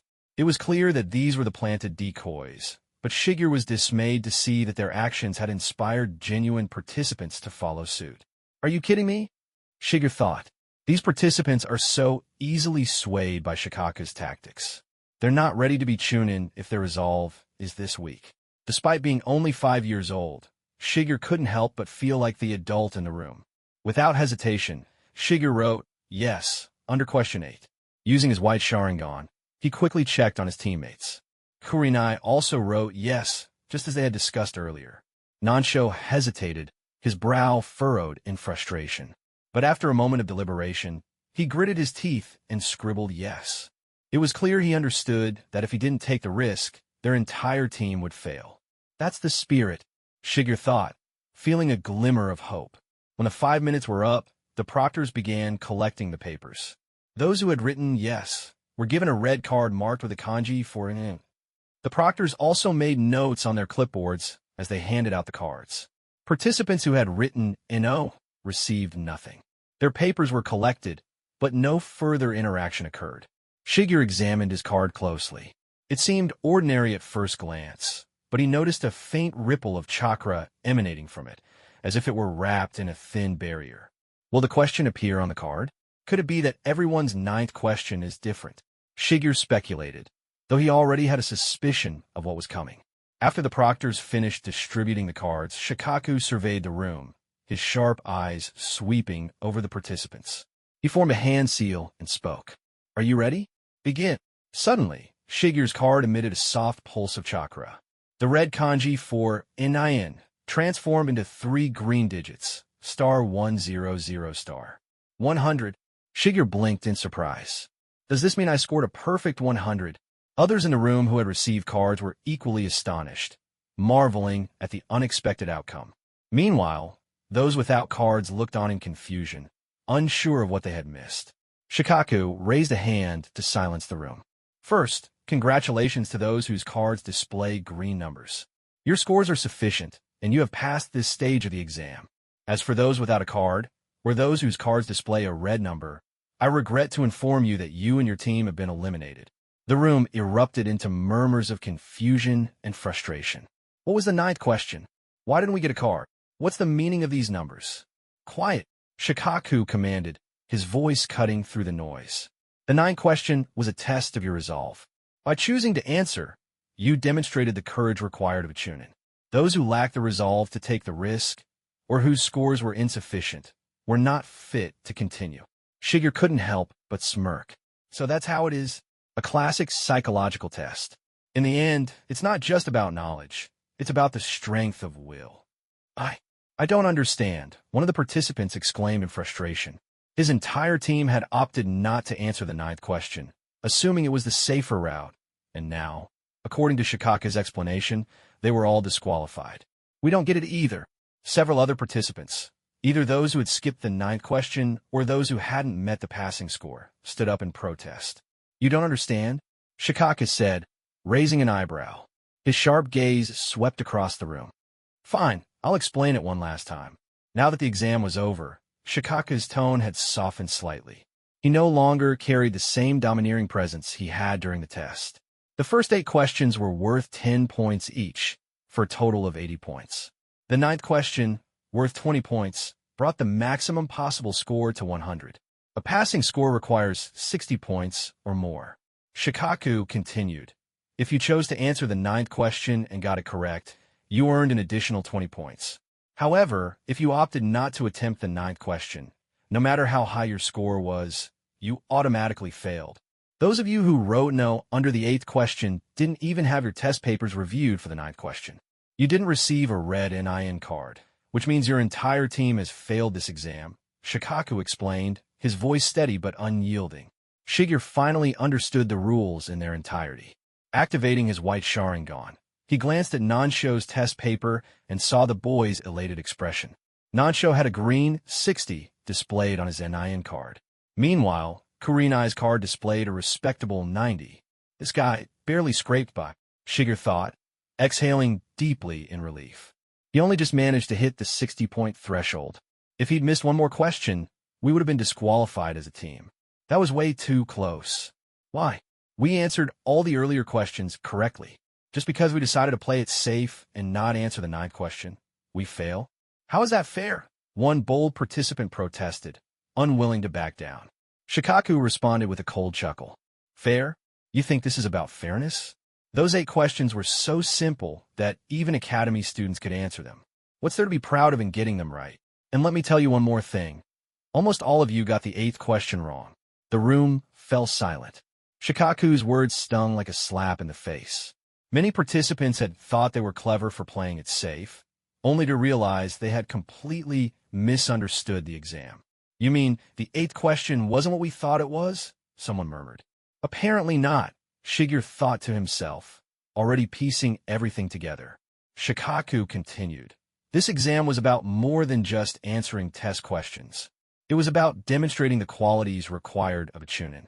On the battlefield, there's no such thing as playing it safe.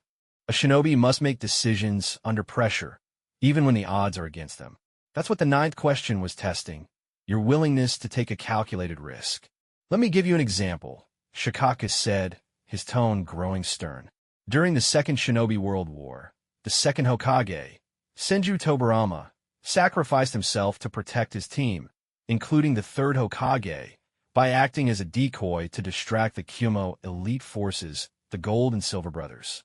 He fought to the death, knowing the odds were against him. There was no playing it safe for him. On the battlefield, it's kill or be killed. Even the Hokage must face life or death situations. A shinobi who refuses to take risks when necessary is unworthy of the chunin title, Shikaka declared, his voice like a thunderclap in the room. The participants who had failed stood frozen, their faces burning with shame. Shikaku continued, Shinobi must not only possess foundational knowledge, but also embody the spirit of perseverance and determination. I warned you earlier that higher scores would give you an advantage in the next stage, yet many of you dismissed my words. Ask yourselves, why are you here? Is it just to pass an exam?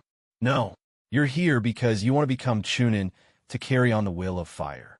The sacrifices of the previous generation have given you the peace you live in today.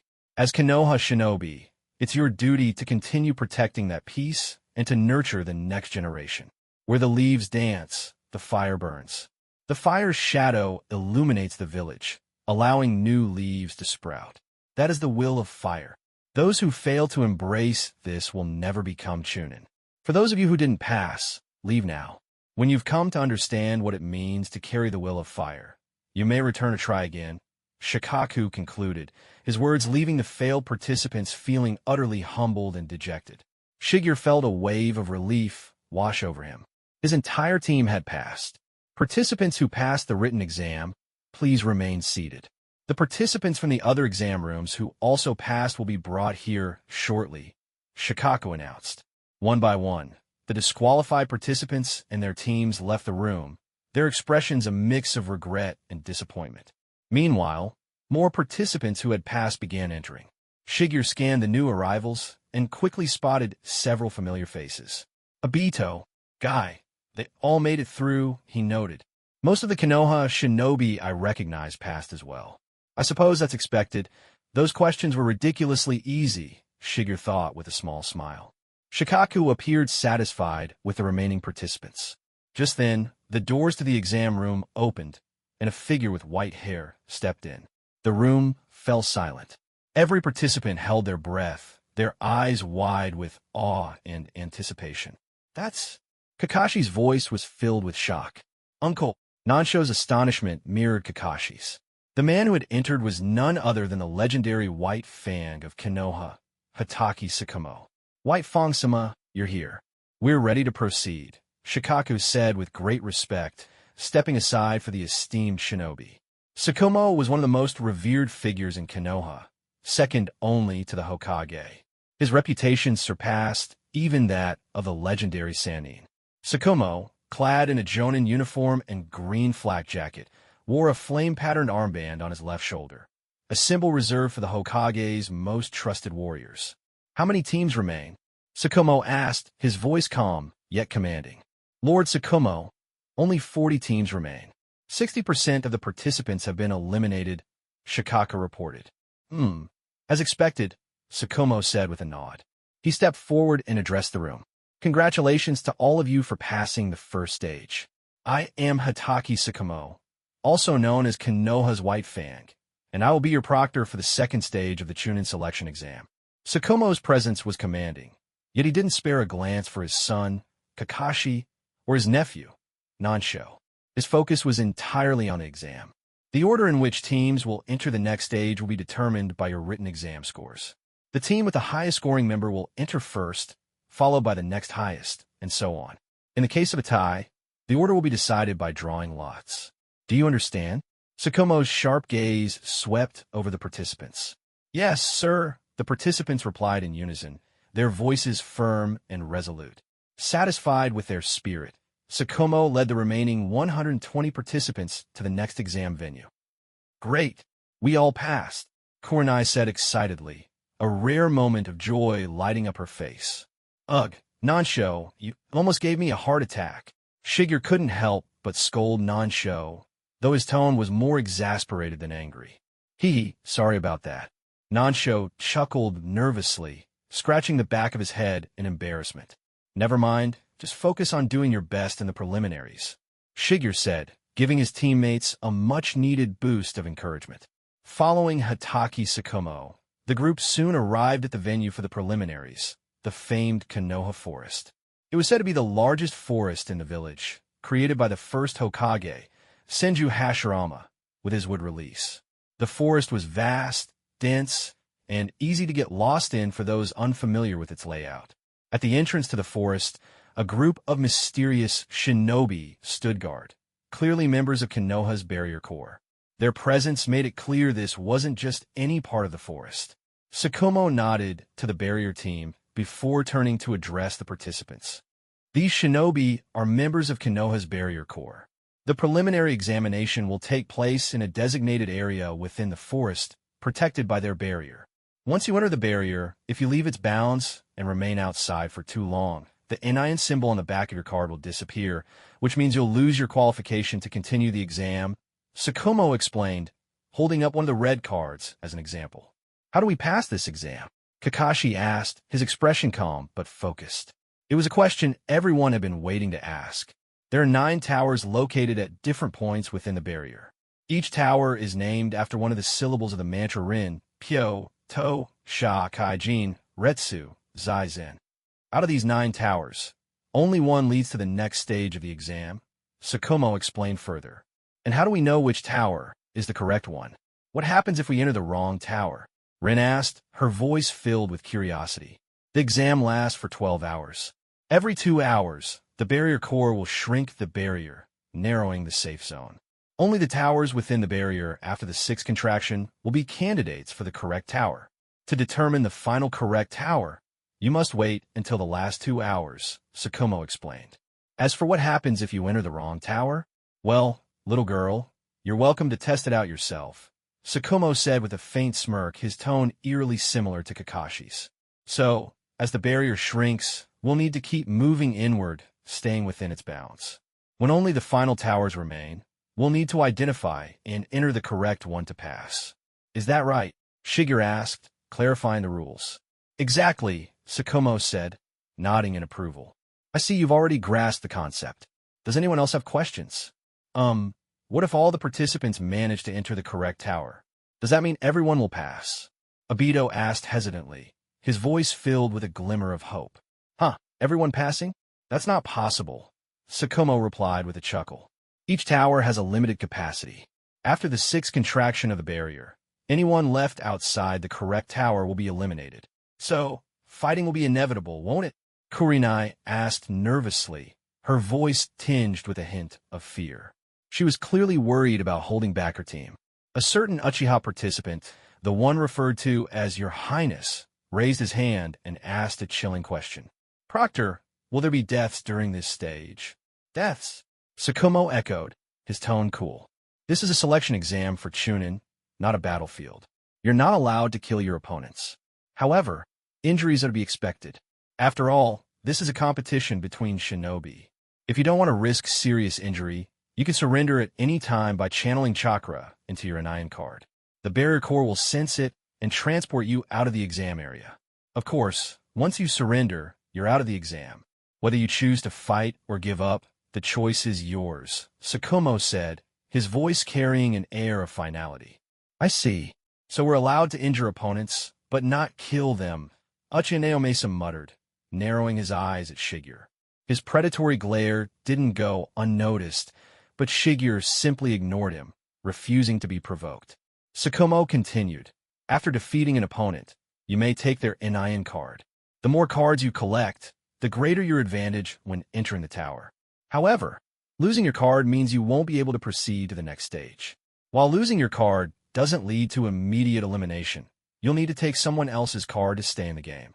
With his explanation complete, Tsukumo gave the participants a moment to process the rules. If you have any remaining questions, take a few minutes to sort them out amongst yourselves. I won't be explaining this again. I don't quite get it, Might Guy said from the distance, scratching his head in confusion. You don't need to get it, Guy. We'll explain it to you, Shinobi Ginma said, immediately stepping in to prevent Guy from causing further delays. Ebisu also nodded in agreement, clearly used to Guy's antics. Shigeru turned to Nansho and Kurenai. Do you both understand the rules now? I think so, Nansho said hesitantly. Kurenai nodded as well, though she seemed unsure. Shigeru, can you explain it to Obito? I don't know how to put it into words, Rin said, turning to Shigeru with a pleading look. Sorry about this, Obito said sheepishly, rubbing the back of his head. Geez, you're such an idiot, Kakashi muttered, clearly unimpressed with Obito's lack of understanding. All right, I'll explain, Shigeru said, stepping up to the role of teacher. He decided to simplify the explanation using an analogy that reminded him of a game for his previous life. All right, listen up. There are 120 of us entering Konoha Forest in teams of 3. Your objective is simple. 2 things. First, protect your own in card while trying to take cards from other teams. If you take an opponent's card, they won't be able to enter the tower, which means fewer competitors. The more cards you collect, the bigger your advantage inside the tower. Second, pay attention to the shrinking barrier. Move toward the towers you think are most likely to be correct as the barrier contracts. By the time the barrier shrinks for the 6th and final time, you need to be ready to enter the correct tower before anyone else. That's how you pass. Shigeru's concise and logical explanation drew a crowd. Several participants, including familiar faces and some he hadn't met before, gathered to listen. "Oh, I get it now," Obito exclaimed, comprehension dawning in his eyes. "I understand too. I must be pretty smart after all," Might Guy declared, striking a confident pose while his teammates looked on with exasperation. This kid's sharp," Tsukumo thought, glancing at Shigeru's data. "Perfect score on the first exam. Let's see what you're truly capable of." Realizing time was up, Tsukumo addressed the participants. "I hereby announce the start of the 2nd stage of the Chunin selection exam, the team competition." He paused for dramatic effect before calling out the first team. The first to enter Konoha Forest: Uchiha Shigeru, Hatake Nansho, and Hyuga Kurenai. Tsukumo's voice rang out, echoing through the forest. "Are you kidding me?" Shigeru was genuinely taken aback as his team's name was called first. He could already feel the weight of countless gazes locking onto them, their intent anything but friendly. Furrowing his brow, Shigeru quickly pieced together Tsukumo's plan. "It's obvious. The first one in the forest will always draw the most attention. The White Fang must be trying to paint a target on our backs." Shigeru thought, his frustration evident. Nansho and Kurenai, too, had noticed the sharp, predatory looks from the other participants. However, Shigeru wasn't someone who'd back down easily. No, he wasn't just a rising star in Konoha. He was determined to shine brighter than anyone else. Fear? That wasn't even in his vocabulary. Rising to the occasion, Shigeru suddenly shouted, "Listen up, everyone. I, Uchiha Shigeru, will be waiting for you in Konoha Forest. If you're not cowards, come and fight me. I'll be near the Kai Tower. Come find me if you dare." His voice echoed boldly, cutting through the tension in the air. With that, Shigeru's team entered the forest, leaving behind a room full of surprised and some amused participants. "Haha, what a bold kid," Hatake Tsukumo chuckled, clearly not disapproving of Shigeru's fiery spirit. Within 10 minutes, all the other participants had entered the Konoha Forest as well. "Seal the entrance. Prepare for the first contraction of the barrier in 2 hours," Tsukumo instructed the barrier corps. "Understood," the ninja responded in unison before vanishing into their positions. Deep within the dense forest, 3 small figures darted swiftly between the trees. Shigeru, Nansho, and Kurenai were on the move, their youthful faces determined as they navigated the terrain. "Shigeru, why did you have to draw so much attention to us? We're already everyone's target as the first team in," Nansho asked, his voice tinged with both confusion and concern. "And where are we heading now? Are we really going to the Kai Tower?" Kurenai chimed in, her voice steady but curious. It had become clear to both of them that Shigeru was the leader of their team, the one they naturally looked to for direction. "We'll head to the southern outskirts of the Kai Towers area as quickly as possible. From there, we'll set up an ambush for anyone trying to approach the tower. At the beginning, no one will expect us to attack from the flanks, so we'll wait for them to walk into our trap," Shigeru explained, his tone confident and composed. "But do you think people will really head to the Kai Tower?" Nansho asked, skeptical. Without missing a beat, Kurenai activated her Byakugan, startling both Shigeru and Nansho. "Behind us, I can see several ninja moving quickly toward the north, toward the Kai Tower and the Rin Tower," Kurenai reported. Her voice carried a hint of pride. It was clear her recent training had paid off. "Wow, Kurenai, that's amazing. From now on, you'll be in charge of reconnaissance. With the Byakugan, we'll be way more efficient." Nansho praised her enthusiastically. "But that also means Kurenai will be a prime target for the enemy. We'll need to protect her at all costs, Shigeru added, his tone serious. Most of the smarter participants will prioritize heading to the Kai Tower. It's the center point of all the towers, making it the most accessible location.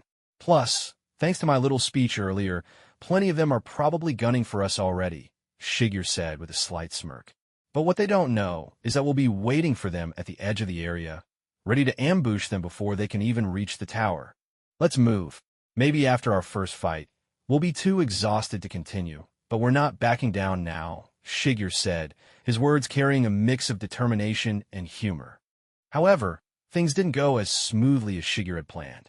Not all ninja rushed straight for the Kai Tower. Some teams opted for more cautious routes, while others deliberately sought out Shigeru's team, drawn by his earlier provocation. To avoid leaving Kurenai and Nansho behind, Shigeru deliberately kept their pace manageable. This eventually led to their first encounter.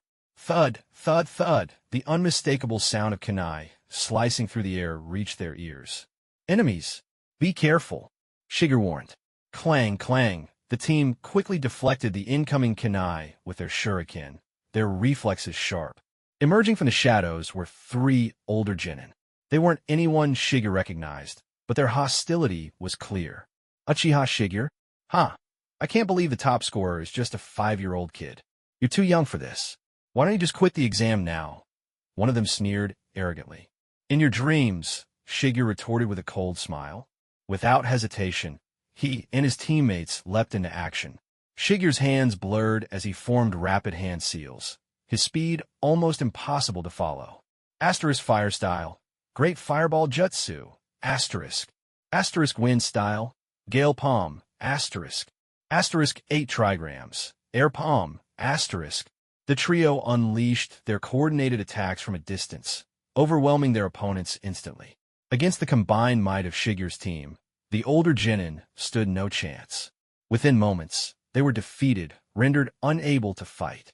This can't be happening. I thought we were picking an easy target.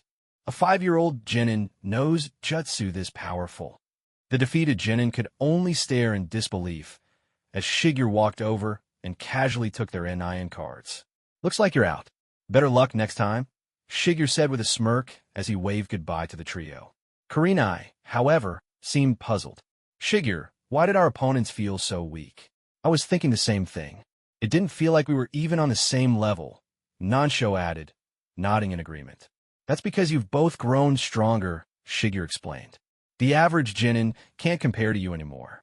If I had to guess, I'd say both of you are already at Chunin level in terms of ability. Still, I have a feeling this exam is going to get a lot harder, Shigeru said, his tone more serious now.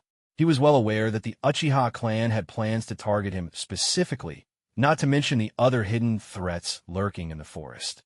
After eliminating their first opponent, Shigeru quickened their pace, determined not to waste any more time. Byakugan, Kurenai activated her dojutsu once again, scanning their surroundings. There's another team trailing us.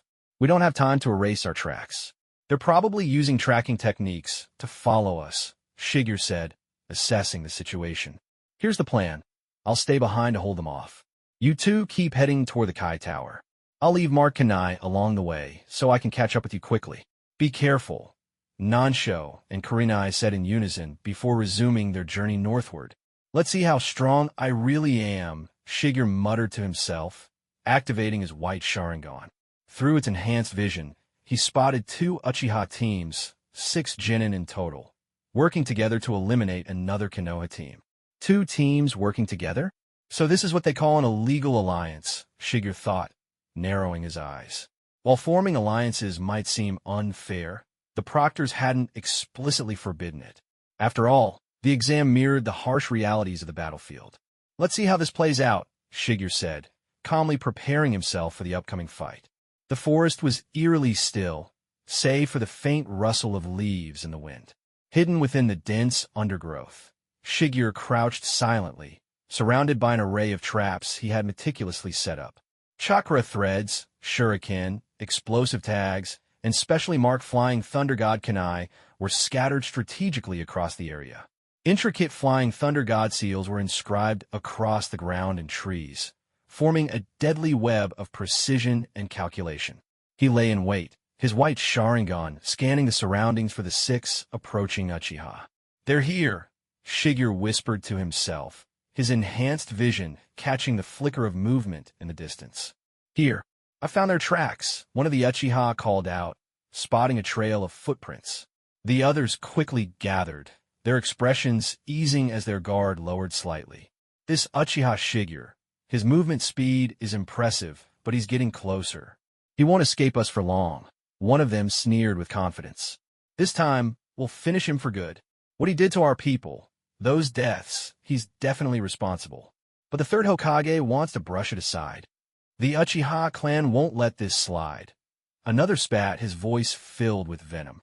"Exactly. He killed little Ei, little Toyo, and little Kaku. We can't let him leave this forest alive." Hearing their words from his hiding spot, Shigeru's eyes narrowed, his expression turning cold. "So, this is revenge for those 3 Uchiha? If your goal is to kill me, then I won't hesitate to take your lives instead." His resolve hardened, and he made his move. With a slight twitch of his finger, the chakra threads connected to Shigeru's traps vibrated. From the treetops, an array of shuriken and kunai shot toward the 6 Uchiha like a deadly rain. "Watch out!" one of the Uchiha shouted, their reflexes sharp as they quickly dodged the incoming projectiles. In response, one of them initiated a counterattack. Asterisk fire style. Great fireball jutsu. Asterisk. A massive fireball erupted, incinerating the treetops and scattering embers, but no enemy was visible. Asterisk clang. Clang. Clang. Asterisk more shuriken and kunai flew toward them from behind, forcing the 6 Uchiha to flip backward and regroup.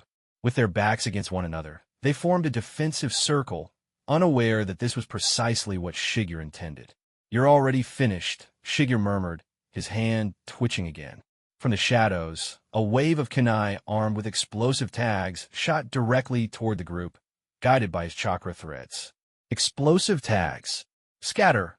one of the Uchiha yelled, but the speed of the kunai and the impending explosion left them no time to react. Asterisk ninja art. Explosive tag shadow clone jutsu. Asterisk, Shigeru called out, weaving hand seals at lightning speed. Instantly, the number of explosive tags multiplied, filling the space around the Uchiha with a blinding array of danger. "Damn it, we've been outsmarted!" one of them shouted in panic as they realized they were surrounded by explosive tags on all sides. "Detonate!" Shigeru's voice rang out, and the forest was consumed in a massive explosion. Boom!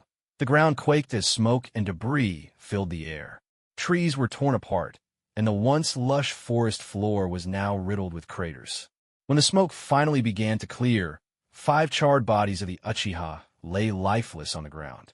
Only one remained, clutching his shoulder where his arm had been blown off, his breathing ragged and uneven.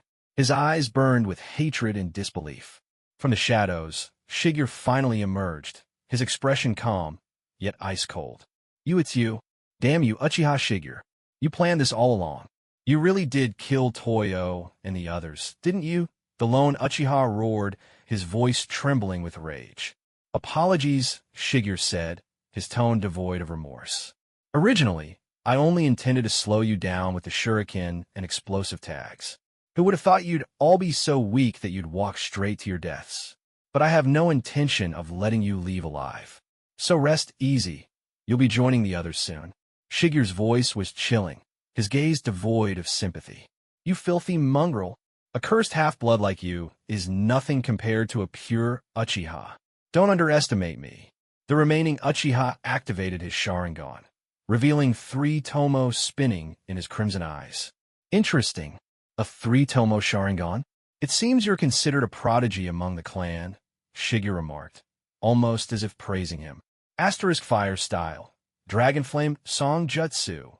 Asterisk. The Uchiha roared, forming hand seals rapidly before unleashing a series of dragon-shaped flames that surged towards Shigeru with deadly intent.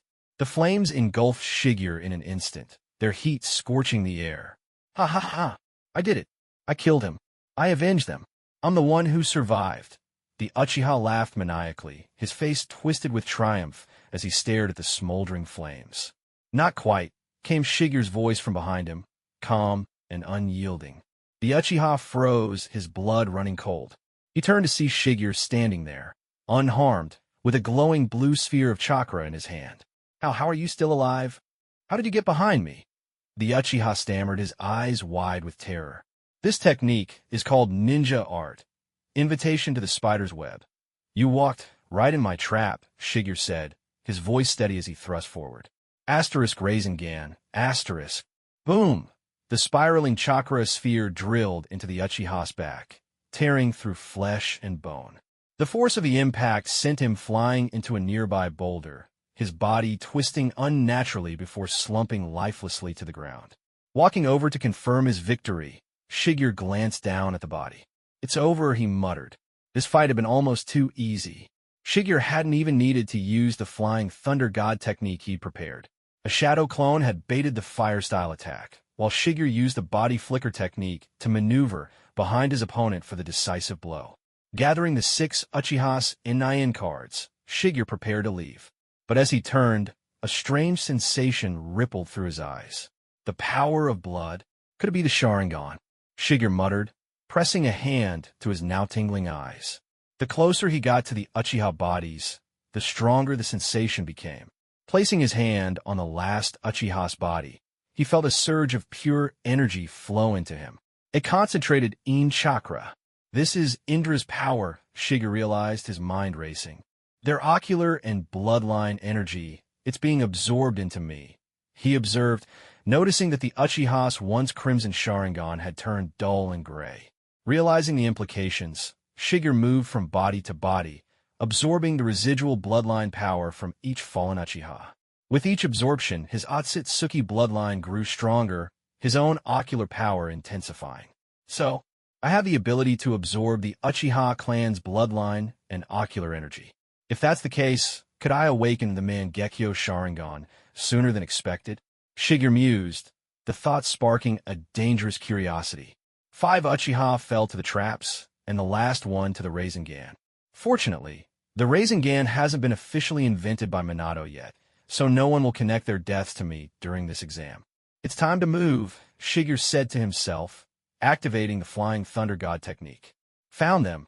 With a series of rapid teleportations, Shigeru caught up to Nansho and Kurenai in mere moments. What? What just happened? Shigeru, how did you suddenly appear right next to us? Yeah, it was like you just blinked and caught up with us. Nansho and Kurenai both looked at Shigeru with wide eyes, clearly taken aback. Shigeru smiled faintly, deciding there was no need to hide it from his teammates. It's the Flying Thunder God technique, he explained. I place special kunai along the way, marked with seals.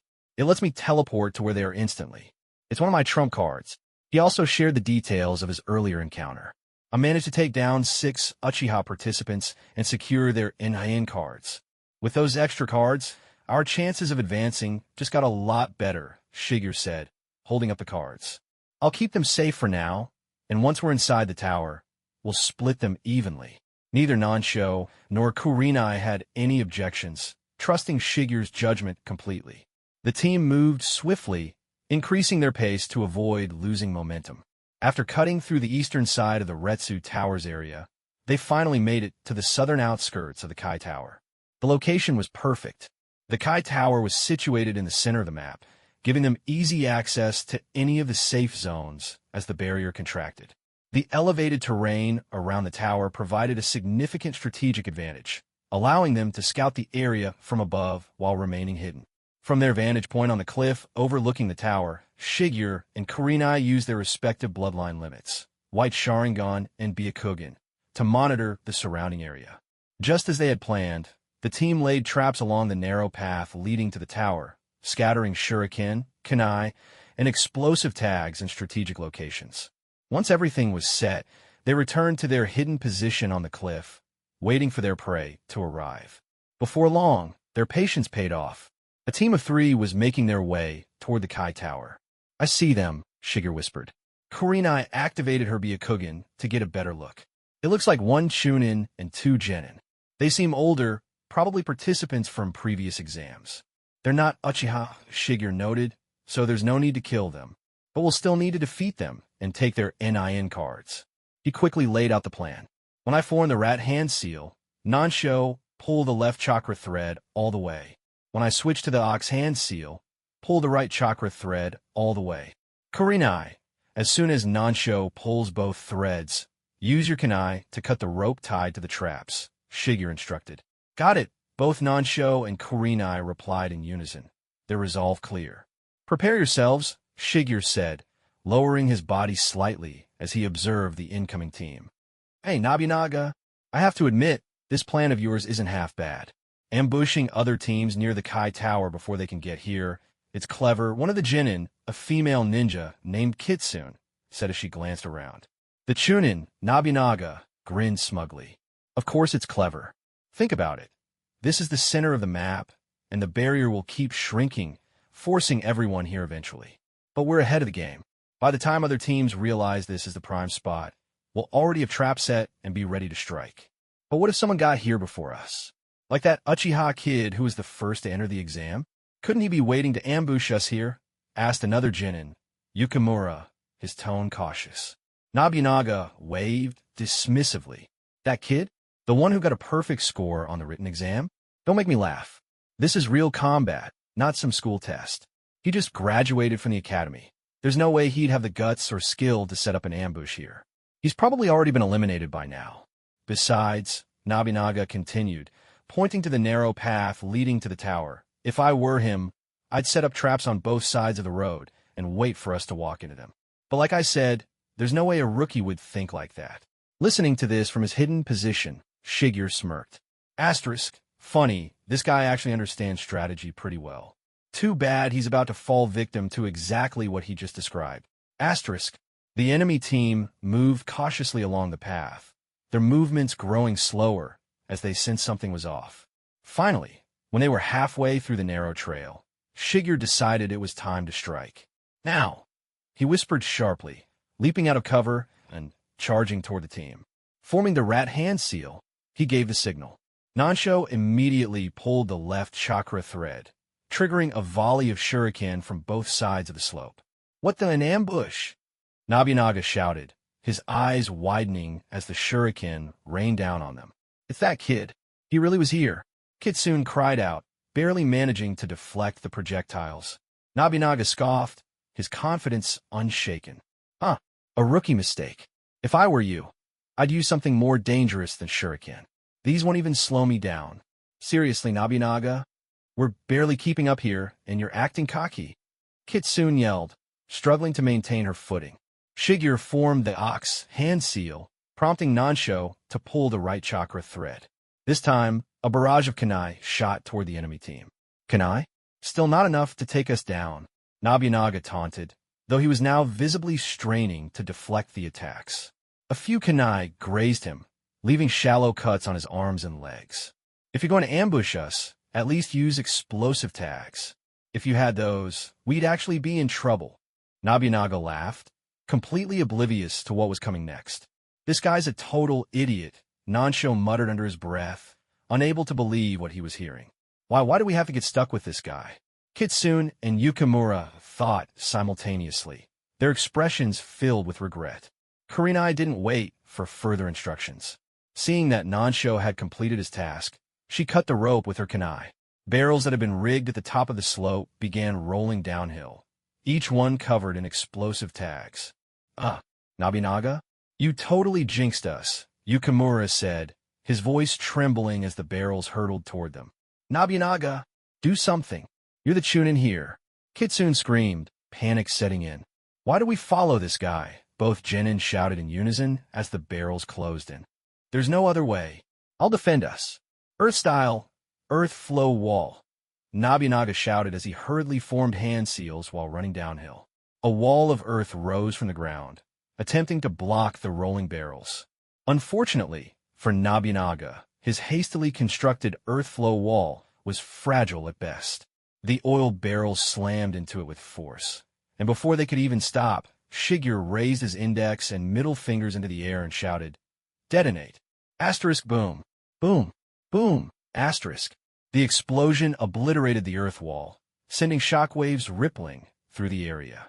Nobunaga and his two teammates were flung backward by the sheer force of the blast. Miraculously, though, They survived with only minor injuries, landing in a heap further down the slope. Ha ha ha! Nobunaga laughed as he shakily pushed himself up, patting his dust-covered armor. I'm alive. I can't believe it. Ha ha ha! Big bro, why are you laughing? Kitsune yelled, her voice breaking with frustration. We're barely holding it together here. We're already in deep trouble. Yukimura added, nearly on the verge of tears. The two of them looked as though they wanted to grab Nobunaga and physically stop him from running his mouth. Nobunaga, however, continued his smug tirade. I'm laughing at him. He set up so many traps, yet he still couldn't take us down. If it were me, if it were you, you'd use the terrain advantage and attack from above with a powerful jutsu to overwhelm your enemies, right? Shigeru's voice cut through Nobunaga's boasting like a sharp blade. What? How did you? No, don't tell me you can read minds. Nobunaga's face twisted in shock and disbelief. Read minds? Kitsune and Yukimura both covered their faces in utter embarrassment. You're the one who keeps saying everything out loud. Shigeru sighed, raising a hand. Since that's what you want, I'll gladly deliver. He made several quick hand seals. Asterisk water style. Great waterfall jutsu. Asterisk. What did you just say? Nobunaga's laughter faltered, his confidence visibly shaken. You're bluffing. You're just a kid. There's no way you know a jutsu like that. But as the massive wall of water surged up behind Shigeru, crashing down toward the three stunned ninja, Nobunaga's face turned pale. Crash! The torrent of water swept down the slope with immense force, smashing into the three ninja and flooding the area below. Water surged violently, carving out a small lake at the base of the Kai Tower. For nearly 30 seconds, the great waterfall jutsu raged on. When it finally subsided, Kurenai and Nansho stood stunned, their jaws practically on the ground. Shigeru, Nansho muttered, his voice barely audible. Are you sure that's just a water-style jutsu? Look at the slope below, Kurenai exclaimed, pointing toward the newly formed lake beneath the tower. Shigeru glanced down, his expression apologetic. Oh, my bad. I might have overdone it a little. Meanwhile, Nobunaga and his teammates were clinging desperately to dry ground, coughing and sputtering as they dragged themselves to safety. Drenched and utterly exhausted, they looked up at Shigeru with faces full of despair. Nobunaga's expression contorted into an ugly mix of fear and regret. He looked as though he might cry. I'm sorry. I'm really sorry. I swear I'll never run my mouth again. We surrender. The three ninja limped away in defeat, leaving behind their Enion cards. Shigeru retrieved the 3 cards, each worth 90 points, adding them to his growing collection. Shigeru, what now? Kurenai asked, still amazed by the scale of the jutsu he had just performed. We've got a strong position for now, Nansho added, but with the lake below, we can't really ambush anyone else. Plus, it's going to be hard to move quickly from here if we need to. Shigeru nodded in agreement. Yeah, I didn't account for the terrain change when I used that jutsu. With the lake blocking the path, no one's going to come through here to reach the Kai Tower anymore. Wait, someone's coming, Shigeru said suddenly, narrowing his eyes. Turning to Kurenai, he added, Kurenai, check the area behind the Kai Tower. Let me know if you see anything. Byakugan. Kurenai activated her dojutsu, focusing on the figures approaching from behind tower. I see 3 people. Wait, I recognize them. A voice called out from the shadows below the tower. Well, I guess we've been spotted. No point in hiding anymore. 3 figures emerged from their cover, walking calmly into view. Shigeru's expression softened as he recognized them. The Ino, Shika, Cho Trio, Nara Kahaku, Yamanaka Yuki, and Akimichi Tantetsu, he said, nodding in acknowledgement. What are you guys doing here? Nansho asked, his surprise evident. Tantetsu, true to his clan's reputation, was munching on a bag of chips, completely unbothered by the situation. He looked even larger than most members of the Akimichi clan, his size almost comical. Yuki, the only girl in the group, was the first to speak. You should ask Kahaku. He's the one who thought it'd be a good idea to come here and ambush people. Kahaku sighed, rubbing the back of his neck. Yeah, well, it seemed like a good plan at the time. We thought we'd get here early and catch people off guard. But then we saw you fighting those 3 ninja earlier and, well, Once we realized it was you guys, we decided not to attack. But honestly, we don't want to waste energy fighting either. We're not exactly out of options, though, Kahaku added, his tone casual but calculating. So what's the plan? You don't want to fight, but you're not surrendering either. Kurenai asked, clearly confused. Shigeru thought for a moment before nodding in understanding. You don't want to give up, but you also don't want a pointless fight. How about this? Let's form an alliance. As fellow rookies from Konoha, we can work together to ambush other teams and split the NIN cards evenly. Of course, Shigeru added, this relies on trust between our teams. Kahaku considered this before nodding. That worked for me. We're all from the same academy, after all. Perfect, Shigeru said. Nara's shadow, possession jutsu, Yamanaka's mind transfer jutsu, and Akimichi's raw strength, combined with our traps and strategies, will be unstoppable. Exactly, Kahaku said, smirking. We can take out other teams without expending too much chakra. It's efficient and effective. Just as the alliance was finalized, the barrier above the forest shimmered, signaling its first contraction. The barrier's shrinking, Shigeru observed, glancing at the sky.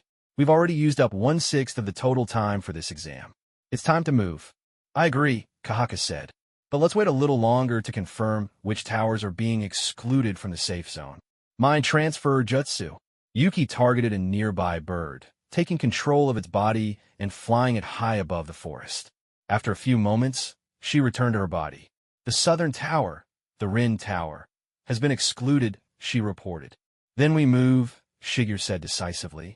The newly formed alliance prepared to leave, setting their sights on the next phase of the exam. Are you sure it's a Mei Tower? Shigeru asked, narrowing his eyes.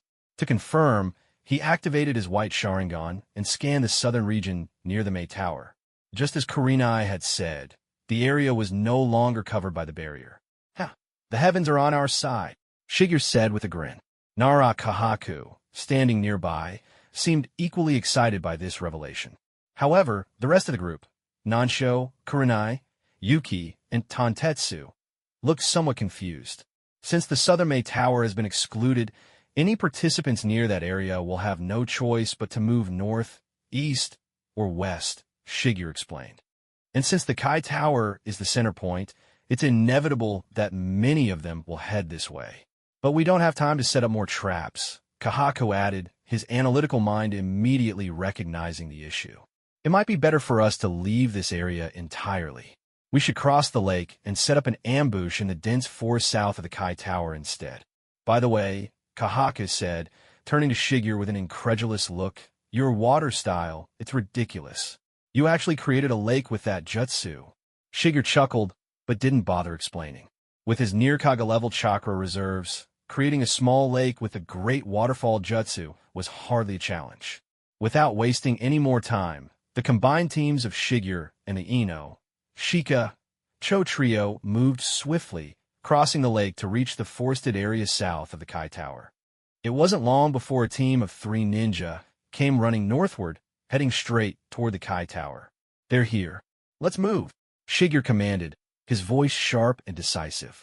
The 6 of them launched their ambush simultaneously, catching the unsuspecting team completely off guard. Asterisk fire style. Phoenix Sage fire jutsu. Asterisk, Shigeru unleashed a barrage of small, flaming projectiles, forcing the 3 ninja into defensive maneuvers as they scrambled to avoid the attack. Asterisk wind style. Breakthrough.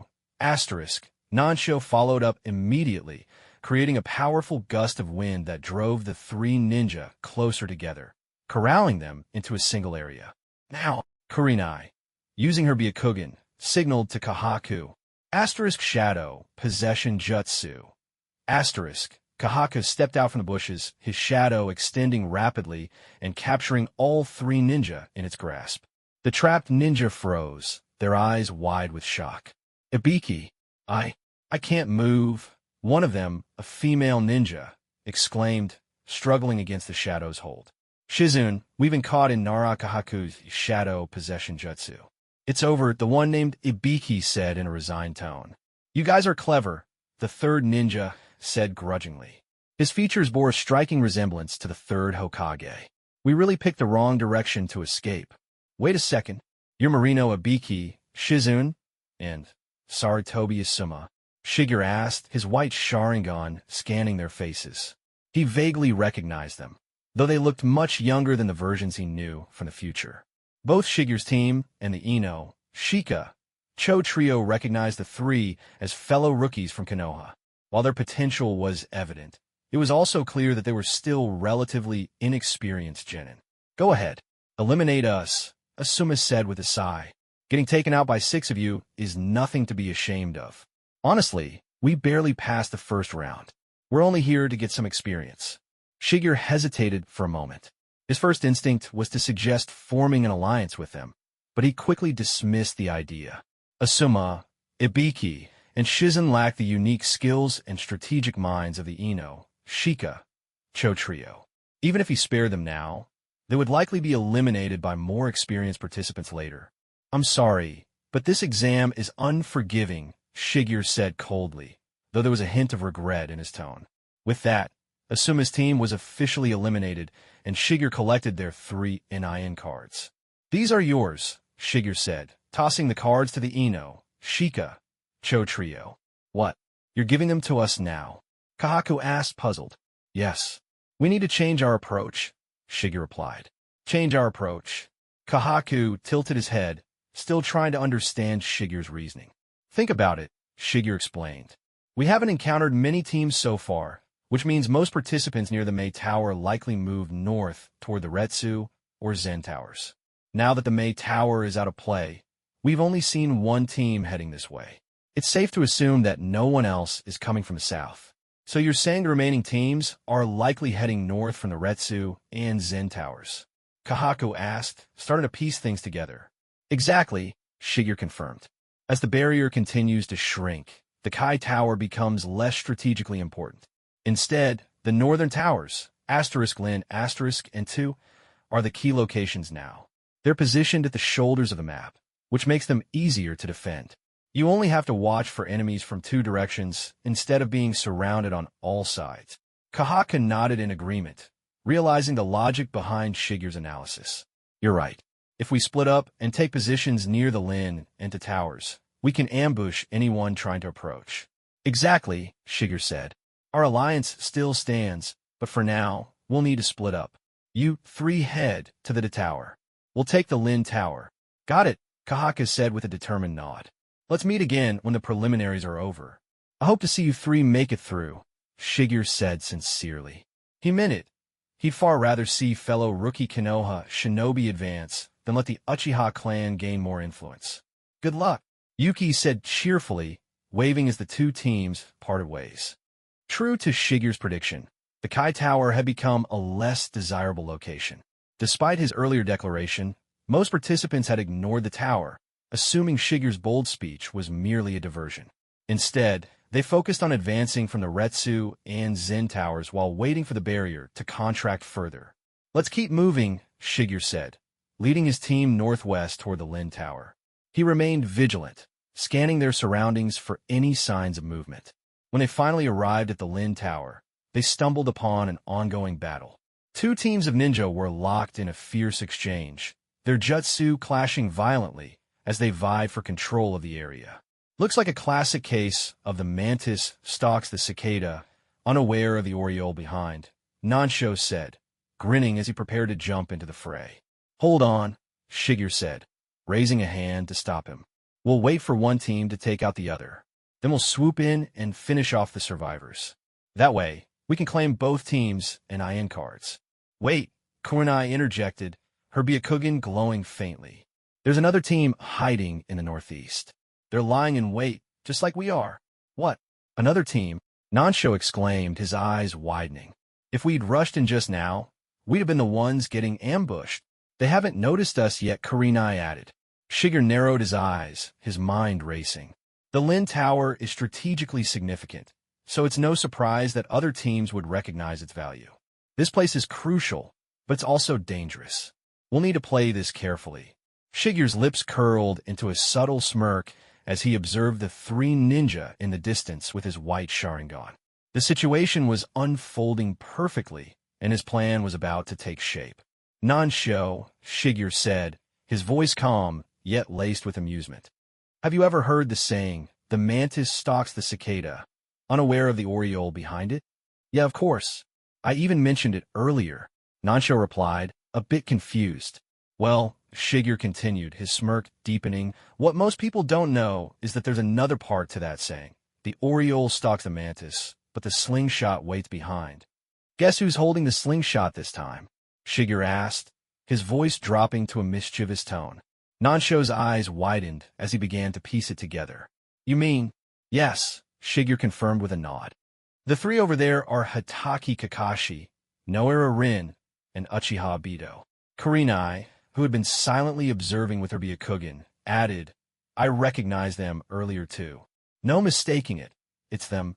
Ah, so it's Kakashi, Nansho said, his lips curling into a similar mischievous grin. He didn't need any more explanation. Among many of Konoha's younger shinobi, there was a certain collective annoyance at Kakashi's arrogance.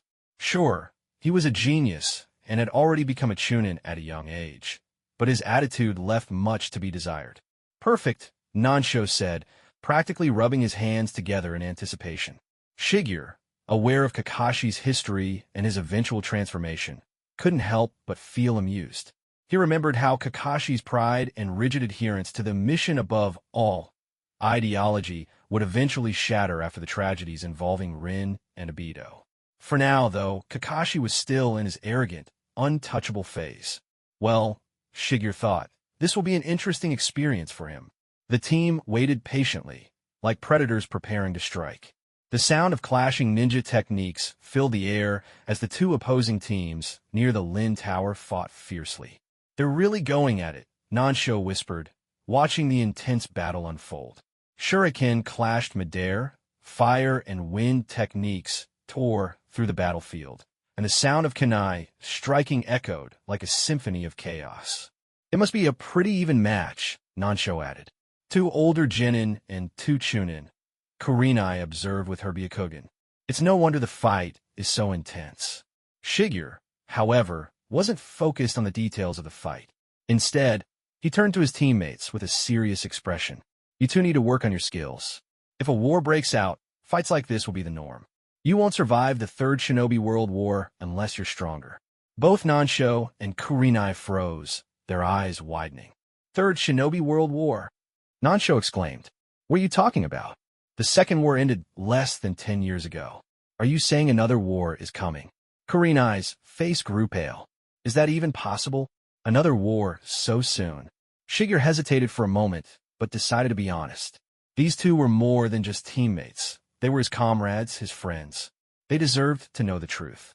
It's inevitable, Shigeru said quietly. The tensions between the villages haven't gone away. If anything, they've been growing worse. Disputes over territory, resources, and power are like kindling waiting for a spark. All it will take is one incident to ignite the flames of war again. Nansho and Kurenai exchanged worried glances, but didn't argue. They had learned by now that Shigeru's predictions were rarely, if ever, wrong. Shigeru's thoughts wandered briefly to the events that would trigger the Third Shinobi World War. The disappearance of the Third Kazekage, orchestrated by Sasori of the Red Sand, would be the catalyst. Sasori, unable to avenge his parents against Sakomo Hatake, had turned his rage toward the Kazekage, killing him and turning him into a human puppet. The resulting chaos would plunge the shinobi world into another devastating conflict. White Fang's death will be the turning point, Shigeru thought grimly. And no matter how much I prepare, I doubt I can stop it.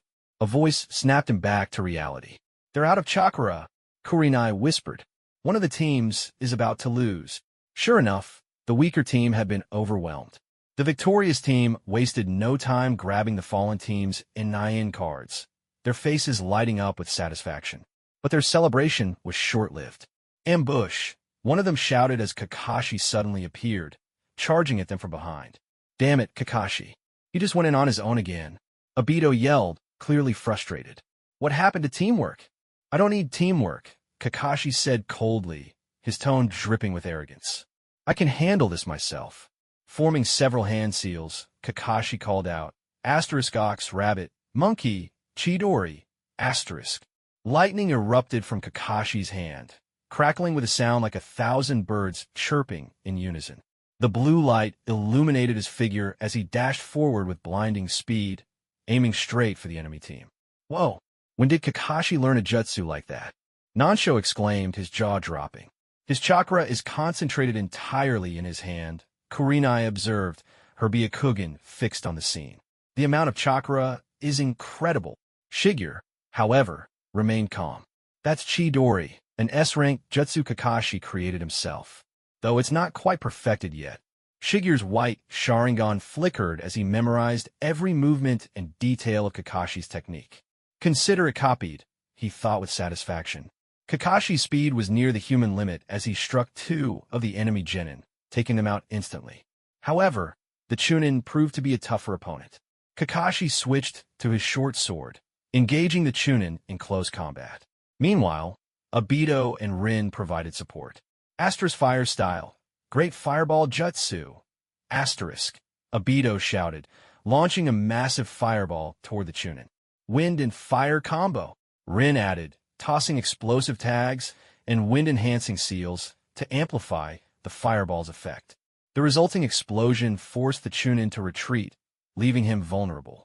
With Kakashi pressuring him at close range and Obito and Rin attacking from mid and long range, the Chunin found himself completely overwhelmed. Nice work, everyone, Rin said cheerfully as the fight ended. Not bad for a weakling like you, Kakashi said, his tone dismissive. Excuse me, if it weren't for me and Rin, you'd still be stuck fighting that Chunin, Obito retorted, his frustration boiling over. All right, you two calm down, Rin said, stepping between them. She grabbed Kakashi by one arm and Obito by the other, physically pulling them apart. Ugh, this scene feels way too familiar, Shigeru muttered, watching the bickering trio. For a moment, he felt like he was back in his old life, watching anime. But the reality of his current situation quickly set back in. Shigeru, should we move in now? Nansho asked, his voice cutting through Shigeru's thoughts. Hold on, Shigeru said. Kurenai, is there anyone else nearby? Kurenai activated her Byakugan, scanning the area. No, it's just Kakashi's team. No one else is around. All right, Shigeru said, his tone resolute. Let's move in and surround them. The dust settled in the air, and Kakashi stood tall, his hands still crackling faintly with the remnants of his Chidori. He glanced down at Shigeru's unmoving body, a smirk playing at his lips. See? I told you. There's no way I'd lose, Kakashi declared, his tone dripping with arrogance. The so-called prodigy, Uchiha Shigeru, wasn't as impressive as everyone made him out to be. Kakashi, what have you done? Rin's voice cracked with panic as she ran towards Shigeru's fallen body. Kakashi, have you lost your mind? Obito shouted, his face contorted with disbelief and anger. This is just a test. You didn't have to go that far. Relax, Kakashi said coldly, not even sparing them a glance. He's fine. I avoided his vital points. He'll wake up in a few hours. If anything, I did him a favor. Maybe now he'll learn not to underestimate me. You've gone too far, Kakashi, Rin cried, kneeling beside Shigeru, her hands glowing with green healing chakra as she began examining his injuries. Obito clenched his fists, his Sharingan flaring to life. I can't believe you sometimes. You call yourself a teammate. You're nothing but Enough, Kakashi interrupted, his voice firm. If you don't want to end up like him, I suggest you surrender now. Otherwise, I can't guarantee what will happen next. Rin and Obito exchanged a look, their expressions filled with uncertainty and frustration. But then, TSK, a faint sound emerged from behind Kakashi, cutting through the tense atmosphere. What? Kakashi spun around, his eyes wide as he saw something that made his blood run cold. Shigeru's body, still lying on the ground, suddenly flickered before vanishing in a puff of smoke. A shadow clone? Kakashi's mind raced, piecing together the realization that he had been deceived. Not bad, Kakashi, came Shigeru's voice, calm and unbothered, emanating from the shadows of the battlefield. You're smarter than I expected, using a substitution technique and a shadow clone in tandem during the chaos of battle. Not bad at all. But Kakashi turned, his Sharingan darting around to locate the source of the voice. You're still too naive, Shigeru finished, appearing right behind Kakashi in an instant. Kakashi barely had time to react as Shigeru's hand slammed down on his shoulder, forcing him to his knees. The pressure was immense, and Kakashi could feel the weight of Shigeru's chakra pressing down on him like an invisible force. What? Kakashi struggled, his Sharingan desperately trying to analyze Shigeru's movements, but he couldn't keep up. You relied too much on your flashy techniques and your arrogance, Shigeru said, his tone more disappointed than mocking. In a real battle, overconfidence gets you killed. Before Kakashi could respond, Shigeru's other hand glowed with swirling chakra. Rasengan, asterisk. The spiraling sphere of chakra struck Kakashi square in the chest, sending him flying backward. He crashed into a nearby tree, his body slumping to the ground, the wind completely knocked out of him. Kakashi, Rin, and Obito shouted in unison, their voices filled with concern. Shigeru stood calmly, brushing some dirt off his clothes. Don't worry. I held back. He'll live. Kakashi groaned, struggling to lift himself off the ground.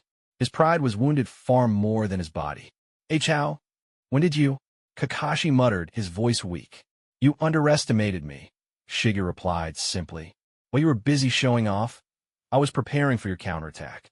The moment you activated that second Chidori, I knew you were overextending yourself. I let you think you had the upper hand, and you walked right into my trap. Shigeru turned to Rin and Obito, his expression softening slightly. I gave you all a chance. I even warned you. But Kakashi wanted to test his strength against me, so I obliged. Kakashi, are you okay? Rin rushed to his side, kneeling down to check his injuries. I'm fine, Kakashi said through gritted teeth. He glared at Shigeru, his pride clearly shattered. Obito, meanwhile, couldn't help but feel a mix of satisfaction and awe. For once, someone had managed to humble Kakashi, and it was oddly satisfying to watch. You're strong, Shigeru, Kakashi admitted reluctantly, his voice quieter now. Stronger than I thought. Take this as a lesson, Shigeru said, his tone firm but not unkind. Strength isn't just about flashy techniques or speed. It's about strategy, awareness, and knowing when to strike. You've got potential, Kakashi, but you let your arrogance blind you. Work on that. Kakashi didn't respond, but his clenched fists and lowered gaze said enough.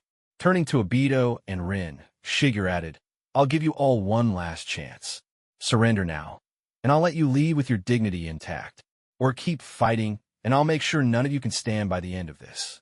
The battlefield grew silent as the three of them exchanged uneasy glances. Finally, Rin sighed. We surrender. Rin, what are you saying?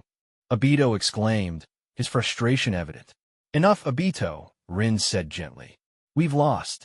There's no point in dragging this out. Obito looked like he wanted to argue, but one look at Rin's calm expression and Kakashi's defeated posture made him reluctantly lower his head. Fine, he muttered.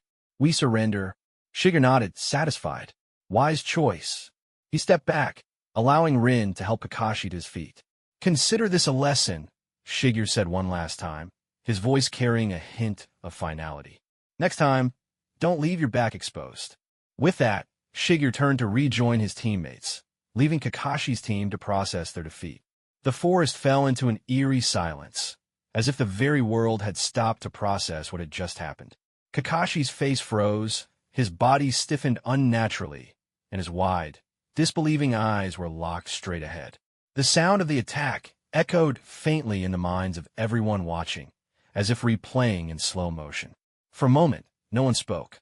The air hung heavy with tension, confusion, and disbelief. Did he just? Nansho muttered, his voice barely above a whisper. Kurenai, her Byakugan still active, blinked several times as if trying to confirm what she had just witnessed. That can't be real, right? Obito's jaw hung open, his eyes darting between Shigeru and Kakashi. What just happened? Even Rin, who had been pleading for mercy just moments ago, was at a loss for words. Her hands covered her mouth as she stared at Kakashi, who hadn't moved an inch. Shigeru, meanwhile, stood behind Kakashi, his expression as calm and composed as ever. His hands, still in the tiger sign position, lowered slowly as he stood tall and proud. It's over, he said in a tone that carried both finality and satisfaction. What was that? Kakashi finally managed to croak out, his voice trembling slightly as he turned his head ever so slowly to look at Shigeru. His movements were stiff, as if he was afraid to fully acknowledge what had just occurred. Shigeru's lips curled into the faintest of smirks. That Kakashi was ninja art 1,000 years of death. The words hung in the air like a bomb that had just been dropped. Asterisk 1,000 years of death. Asterisk, Obito shouted, his voice cracking as he tried to process the absurdity of it. That's the legendary technique, Rin asked, her voice high-pitched with disbelief. Wait, Nansho interjected, his face a mix of shock and suppressed laughter. Did you just? Yes, Shigeru said matter-of-factly, cutting off any further questions. A direct hit. Kakashi, still frozen in place, finally broke the silence with a low, guttural sound that could only be described as the manifestation of pure existential despair. His face turned several shades of red, then pale, then red again as he slowly processed what had happened. You, Kakashi stammered, his voice shaking with a mix of outrage and mortification. Relax, Shigeru said, waving a hand dismissively as if to brush off the entire incident. It's a perfectly valid technique. Effective, efficient, and, most importantly, it doesn't cause permanent damage. Asterisk effective? Asterisk, Kakashi shouted, turning fully to face Shigeru, his body trembling with a mix of rage and humiliation. Asterisk efficient. Asterisk, what kind of twisted logic are you using to justify this insanity? It worked, didn't it? Shigeru replied with a shrug, his calm demeanor completely unshaken. You're immobilized, demoralized, and defeated.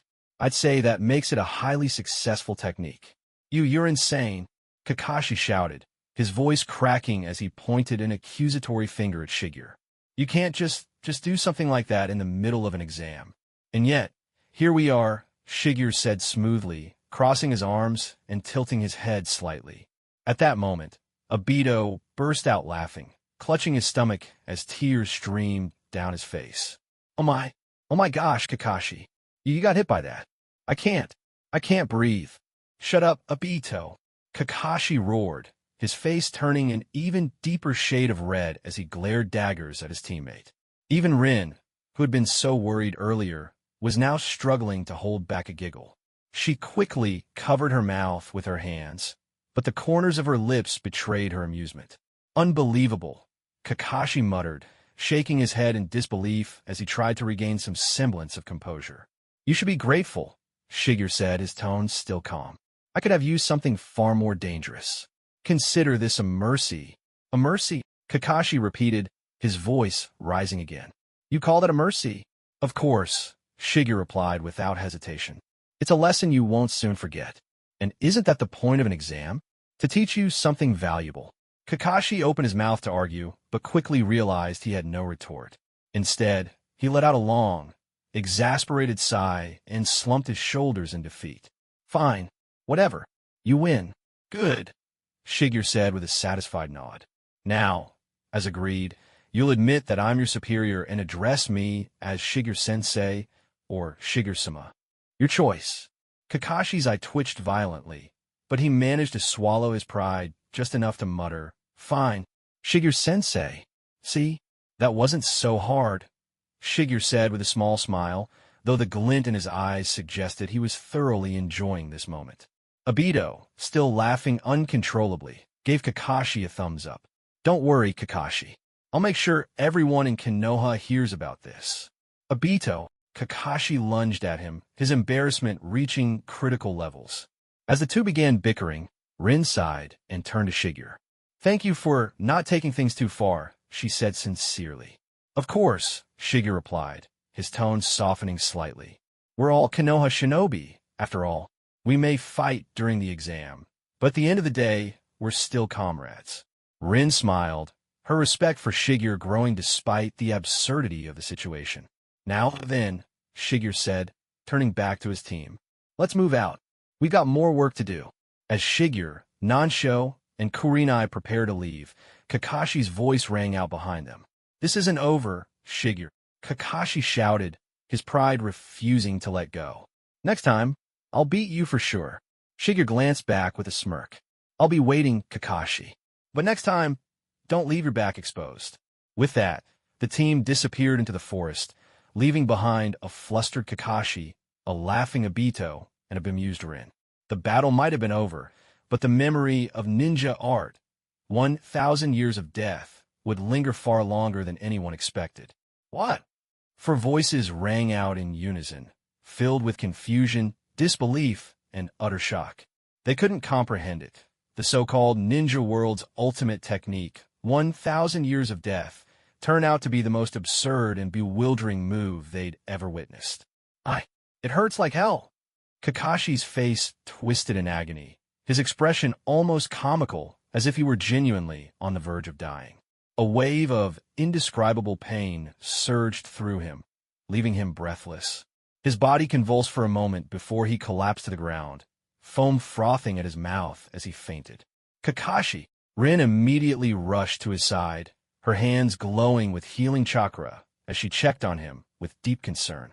He'll be fine, Shigeru said nonchalantly, waving a dismissive hand. He's just passed out from the pain. No permanent damage. Shigeru crouched down beside Kakashi's unconscious body, sighing lightly. This guy is way too arrogant. If I didn't humble him, he'd never learn to respect his limits. Consider this a lesson, Kakashi. There's always someone stronger. Obito, shaking his head, pulled the Nin cards from his pouch and walked over to Shigeru. Shigeru-sensei, we lost. A deal's a deal. Here are our cards, along with the ones we took from the two other teams. He held the cards out respectfully. To Obito's surprise, Shigeru shook his head and pushed the cards back toward him. Keep them, Shigeru said with a small smirk. We didn't ambush you for the cards. This was purely to teach Kakashi a lesson. Besides, his eyes flicked to Obito. You're respectful to your elders. Unlike some people, Obito scratched the back of his head, unsure how to respond to the unexpected compliment. Honestly, Shigeru, you scare me half to death back there, Nansho said, his tone a mix of concern and relief. Shigeru glanced over his shoulder, his lips curling into a teasing smile. Oh, you act like you can't stand Kakashi, but deep down, you're worried about him, huh? What? No way, Nansho exclaimed, his face reddening slightly. I just didn't want to see something go too far, that's all. Shigeru chuckled softly, but didn't press further. While Rin and Obito busied themselves taking care of the unconscious Kakashi, the group's attention was suddenly drawn to Kurenai, who gasped sharply. Someone's coming. And it's her. Kurenai's voice trembled with surprise. Her Byakugan focused on the approaching presence. Who is it? Shigeru asked, his curiosity piqued. Without waiting for a response, he moved to higher ground, his white Sharingan scanning the area. His gaze landed on a bloodied figure with purple hair, staggering weakly toward them. That's Suzuki Squad's Katori Violet, Nansho said, recognizing her instantly. She's the Genjutsu specialist, isn't she? Katori was in terrible condition. Her body was covered in wounds, blood dripping from countless cuts and gashes. She looked as though she could collapse at any moment. I'll go check on her, Shigeru said. He placed a flying thunder god kunai at the base of the tower as a precaution before using body flicker technique to appear beside Violet in an instant. The moment he reached her, her knees buckled, and she collapsed forward, unconscious. Shigeru caught her just in time, sighing as he picked her up. With another flying thunder god technique, Shigeru reappeared near his team, cradling Violet's limp body. Water. She's barely conscious, Shigeru said as he gently laid her on the ground. What happened to her? Nansho asked, his voice filled with shock. The Suzuki Squad was strong. How did she end up like this? And why is she the only one left? You know her? Obito asked, his curiosity piqued. Yeah, we've had some minor conflicts in the past, Shigeru replied, glancing down at Violet. The question now is, do we help her or leave her be? Help her, Kurenai said firmly. We need to know what happened to her team. I agree, Shigeru said with a nod. Kurenai, get some water and ration pills. After a few moments, with the help of Shigeru's team, Violet's eyes fluttered open. She blinked a few times, her gaze slowly focusing on the group surrounding her. Where am I? She murmured weakly. Her eyes widened slightly as recognition dawned. Uchiha Shigeru. Hyuga Kurenai, In Nansho? It's you? Did you save me? Yeah, we did, Shigeru said plainly. Now tell me, where the rest of your squad? Why are you the only one left? Violet's expression darkened, and she let out a heavy sigh. We were ambushed by another group of participants. They outnumbered us, and their strength was overwhelming. Shuichi was eliminated. Her voice cracked slightly. Shohei fought to the very end to buy me time to escape. I promised I'd bring back help, but this exam is a battlefield. There's no such thing as help here. She looked at Shigeru and Kurenai, guilt flickering in her eyes. After everything, you're still willing to help us. Nansho crossed his arms, clearly annoyed. Why wouldn't we help? Do you think we're like those arrogant Uchiha who only fend for themselves? Wait, Shigeru said, narrowing his eyes. Who attacked you? You said Shohei was at Chunin level. What kind of team could overpower him that easily? Violet hesitated for a moment before answering. They were Uchiha, 3 groups of them. I don't know why, but they didn't seem like normal genin. Their strength was unnatural. Shohei gave everything he had, but he could barely hold off 1 or 2 of them. Shigeru's expression darkened. Uchiha? Interesting. The gears in his mind began to turn. If these were Uchiha participants, there was a chance they had been sent specifically to eliminate him. It wouldn't be the first time his clan had tried to deal with him in underhanded ways.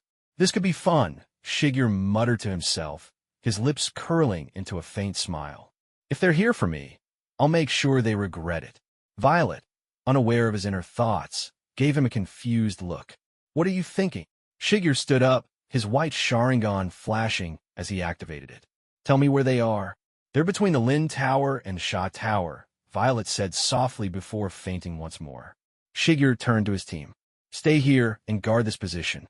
If anyone attacks, repel them. I'll handle the Uchiha. What? Alone? Nansho asked, clearly concerned. I'll be fine, Shigeru said confidently. I've already left Flying Thunder God Kanai along the way. If anything happens, I can return instantly. He glanced at the sky as the golden barrier shimmered, signaling another contraction. It seems the safe zones are shifting again. The Sha Tower is being excluded coincidentally, right where I'm heading. I need to finish this quickly and get back here before reinforcements arrive. With that, Shigeru vanished into the forest, leaving his team behind. As Shigeru approached the designated area, his white Sharingan revealed the figures ahead. 9 Uchiha, divided into 3 groups. 9 of them, 3 full teams of Uchiha. Shigeru muttered, his brow furrowing slightly. This is overkill, even for them. His gaze scanned the group, and he quickly identified 2 familiar faces.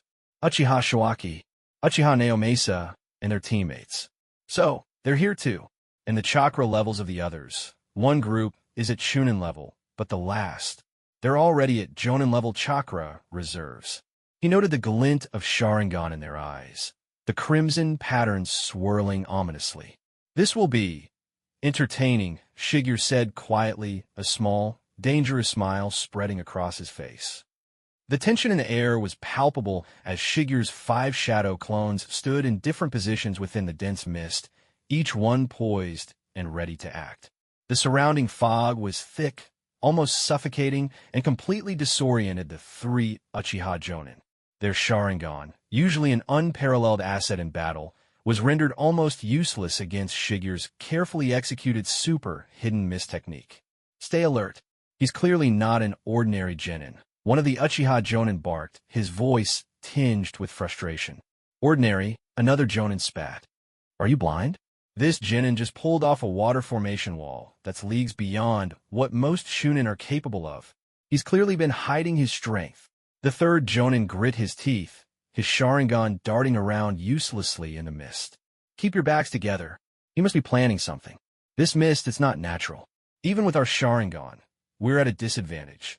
Shigeru, observing them from his concealed position, allowed himself a small smirk. Asterisk back-to-back, huh? Smart, but not smart enough. Asterisk. The clones finished their hand seals simultaneously, their movements synchronized like clockwork. Shigeru's actual body stood still, his white Sharingan piercing through the mist with ease as he watched his plan unfold. Let's see how you handle this, Shigeru muttered quietly, his voice a mere whisper swallowed by the mist. The clones all completed their jutsu in unison. Asterisk water style, water bullet barrage, asterisk. From 5 different directions, pressurized bullets of water shot forward like cannon blasts, tearing through the mist with incredible force. The sound of the water bullets whistling through the air was the only warning the Uchiha Jonin had before they were forced to react. Incoming, the first Jonin shouted, spinning to deflect the attack with a kunai. Damn it! They're attacking from all angles. The second Jonin yelled as he narrowly dodged a water bullet that grazed his arm, tearing through his sleeve and leaving a shallow cut. The third Jonin growled in frustration, forming hand seals hastily. Asterisk fire style, great fireball jutsu. Asterisk, he launched a massive fireball toward the source of one attack, hoping to counter the incoming water barrage. The fireball collided with one of the water bullets, causing a steamy explosion that momentarily cleared a small patch of mist. However, the brief reprieve only revealed the smirking face of one of Shigeru's clones before it vanished. Just a clone? The Jonin hissed, his Sharingan spinning furiously as he tried to locate the real Shigeru. Meanwhile, the real Shigeru observed the chaos from a safe distance, his mind racing as he analyzed every move. Asterisk, they're quick to adapt, as expected of Jonin, but they're still underestimating me. That'll be their undoing. Asterisk, one by one, the clones continued their assault, forcing the Uchiha Jonin to waste chakra and energy countering attacks that were deliberately designed to apply pressure without exposing Shigeru's true position. Enough of this, one of the Jonin roared, his patience wearing thin. He formed a series of hand seals rapidly. Asterisk fire style. Phoenix Age fire jutsu. Asterisk.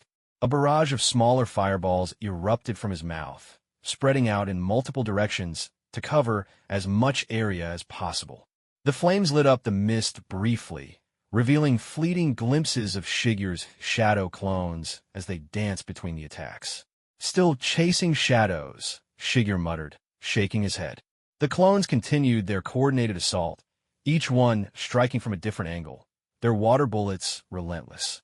The Uchiha Jonin found themselves increasingly on the defensive, their frustration mounting with every unsuccessful counterattack. This kid, he's toying with us, one of them growled, his teeth clenched. Enough games, another Jonin barked. We'll flush him out. Prepare for a full area attack. The 3 Jonin began forming hand seals simultaneously, their chakra surging as they prepared to unleash a devastating jutsu. However, before they could finish, Shigeru's voice echoed through the mist, calm and composed. Asterisk too late, asterisk. The Jonin froze, their eyes widening as they realized the mistake they had made. In an instant, Shigeru's clones disappeared, replaced by a series of flying thunder god kunai that had been strategically placed during the chaos. Flying thunder god technique, flash barrage. Shigeru's real body appeared behind one of the Jonin in a flash, his kunai slicing cleanly through the man's hand seals before they could complete. Arg! The Jonin cried out, stumbling forward as blood dripped from his hand. Before the other 2 Jonin could react, Shigeru teleported again, appearing behind the second Jonin and delivering a precise strike to his leg, forcing him to kneel. You dare, the third Jonin growled, attempting to retaliate, but Shigeru had already vanished, reappearing above him. Asterisk Rasengan, asterisk. The spiraling sphere of chakra slammed into the third Jonin's back, sending him crashing into the ground with a thunderous impact. The remaining 2 Jonin stared in shock, their confidence shattered as they watched their comrade struggle to get up. This can't be happening, one of them muttered, his voice trembling. Shigeru landed gracefully, his expression cool and detached. You spent too much time underestimating me. You thought this miss would hide me, but it was never about hiding. It was about controlling the battlefield. He raised his kunai, the faint glow of the flying thunder god's seal etched into its blade. And now it's over. The 2 remaining Jonin exchanged a glance, their faces pale as they realized the scope of Shigeru's tactical brilliance. Give up, Shigeru said, his voice steady. You've already lost. For a moment, silence filled the battlefield, broken only by the faint crackling of the lingering fire and the sound of shallow breaths. Finally, one of the Jonin dropped his kunai, his shoulders slumping in defeat. We surrender. Shigeru's white Sharingan flickered, its glow dimming as he deactivated it. He took a deep breath, letting the tension leave his body. "Smart choice," he said simply, turning away from the defeated Jonin. As the mist began to clear, the other Konoha team emerged, their expressions a mix of awe and respect. "That was incredible," the Inuzuka ninja said, his voice filled with admiration. Shigeru gave a small nod, his focus already shifting back to his original goal. "Let's deal with the aftermath quickly. There's still more work to be done." The battlefield was still shrouded in faint mist, the oppressive tension lingering as Shigeru stood among the fallen bodies of the Uchiha Jonin. The faint sound of wind brushing through the trees was drowned out by the crackling of residual flames in the distance, remnants of the earlier elemental clash. Shigeru's cold, calculating expression didn't falter as he turned his gaze toward the corpses, his white Sharingan still active and glowing faintly. His palm rested lightly on the forehead of the nearest Uchiha, and he could feel it, the faint, pulsing sensation of Indra's chakra, the bloodline power that tied the Uchiha to their ancient ancestor. It flowed through them like a small stream, but to Shigeru, it was a stream feeding into the vast river of his potential. So, it's true, Shigeru thought, his fingers twitching slightly as he guided the bloodline energy into himself. Their bloodline, their chakra. It's like a key unlocking my own limits.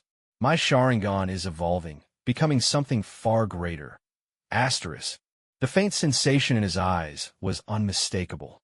It wasn't just power, it was the promise of transformation. His Sharingan pulsed faintly, as if on the verge of reaching a higher state. I might not even need to go through the traditional means of awakening the Mangekyo Sharingan.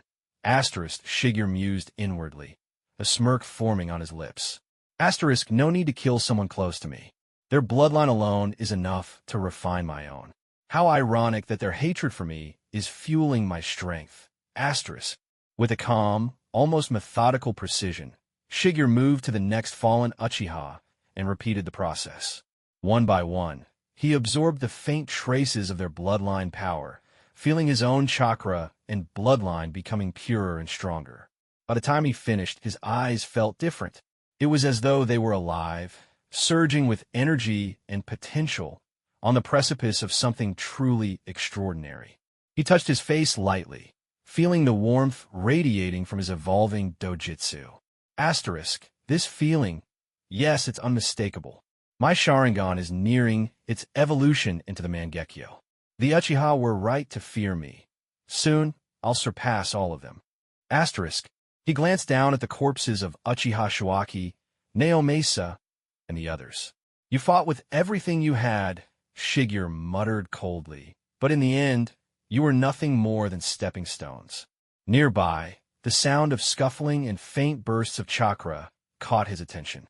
Shigeru activated his white Sharingan, scanning the surrounding area. The remaining Uchiha Chunin and Genin were either eliminated or rendered incapacitated. Most notably, the team of Inuzuka, Aburame, and Kurenai was still engaged in combat with one of the remaining Uchiha Chunin. Shigeru's smirk returned. Let's wrap this up. With a single body flicker technique, Shigeru vanished from his position and reappeared on the battlefield where the three Konoha shinobi were engaged in combat. The Aburame clan ninja, his body surrounded by swarming Kikaichu insects, glanced at Shigeru with mild curiosity. "Oh, you're back. Did you retreat?" "Retreat," Shigeru replied with a raised brow, his tone laced with faint amusement. "Don't insult me." The Inuzuka ninja, his feral grin wide as he clashed with the Uchiha, barked a laugh. "Huh, so you're saying you took out 3 Jonin by yourself?" "Sure, kid. Sure." Kurenai, ever perceptive, narrowed her crimson eyes at Shigeru. "He's not lying. Look at him. There's not a scratch on him, and his chakra hasn't dropped. He didn't retreat, he won." The Inuzuka ninja paused for half a second, his grin faltering. "Wait, seriously? You actually—" "Focus," Shigeru interjected, his voice sharp and commanding. "You still have a Chunin to deal with. I'll handle the rest." With that, Shigeru's white Sharingan flared as he turned his attention to the remaining Uchiha Chunin. The enemy ninja, clearly rattled by the sudden arrival of Shigeru, stumbled back and made a desperate attempt to regroup. Stay back, the Uchiha Chunin shouted, forming hand seals. Asterisk fire style.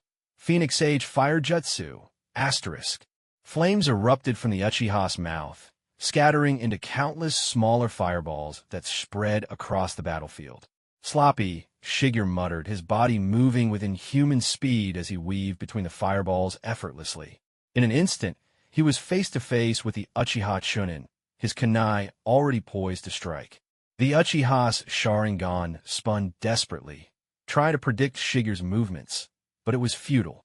Shigeru's speed and precision far outclassed the Chunin's. Asterisk too slow. Asterisk. With a single strike, Shigeru disarmed the Uchiha, sending his kunai clattering to the ground. Before the Chunin could react, Shigeru's hand shot forward, delivering a precise blow to his chest with gentle fist. The Uchiha Chunin stumbled backward, his chakra disrupted and his movements sluggish. Shigeru stepped forward, his white Sharingan glowing ominously. You were never going to win. You're just another pawn in a game you don't understand. The Uchiha Chunin collapsed to the ground, unconscious. Shigeru turned back to the Konoha team, his expression calm and unreadable. That's the last of them, Shigeru said, brushing some dust off his sleeve. The Inuzuka ninja whistled low, his expression a mix of awe and disbelief. Damn, you're the real deal, huh? I thought all that talk about you being the top rookie was just hype, but you're something else. The Aburame ninja adjusted his glasses, his tone emotionless but respectful. Efficient work. You eliminated 3 Jonin and a Chunin in a single engagement. Impressive. Kurenai simply nodded, her eyes lingering on Shigeru. You're dangerous, Shigeru. But I'm glad you're on our side. Shigeru's smirk returned. Let's hope it stays that way. With the battlefield cleared and the Uchiha threat neutralized, Shigeru turned his attention back toward the Lin Tower. His team was waiting, and the barrier was still contracting. The exam wasn't over yet. Let's move, Shigeru said, his tone commanding. The next phase is about to begin. Dealing with him didn't even require much effort, Shigeru said calmly, brushing some dust off his sleeve. In truth, he had barely exerted himself in eliminating the Uchiha Jonin, his true strength remaining largely untapped. Oh, we've been fighting Chunin over here, Inuzuka Gaku said with a raised eyebrow, his tone laced with skepticism.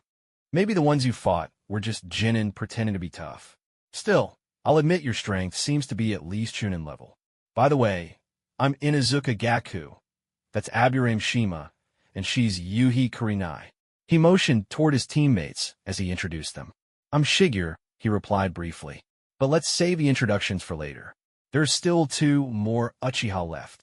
Shigeru's white Sharingan glimmered as he scanned the area, pinpointing the remaining enemies. A sharp sound cut through the air. Asterisk shing. Asterisk the distinct sound of shuriken being drawn. The 2 remaining Uchiha Chunin coordinated their attack with precision, launching a volley of shuriken at the group. Their aim was deadly accurate, and the sheer number of projectiles nearly overwhelmed Aburame Shima, who narrowly dodged. Fong over Fong. Inuzuka Gaku and his ninja dog leapt into action, spinning like twin tornadoes as they charged at the Uchiha. Kurenai followed up by launching explosive tag kunai, while Shima used his Kikeichu insects to disable the enemy's chakra. However, Shigeru could see it clearly. Both Uchiha Chunin had activated their 2 Tomo Sharingan. Their movements were sharp and calculated, effortlessly dodging and countering the attacks from Gaku and his team. Shigeru shook his head, a hint of disappointment in his tone.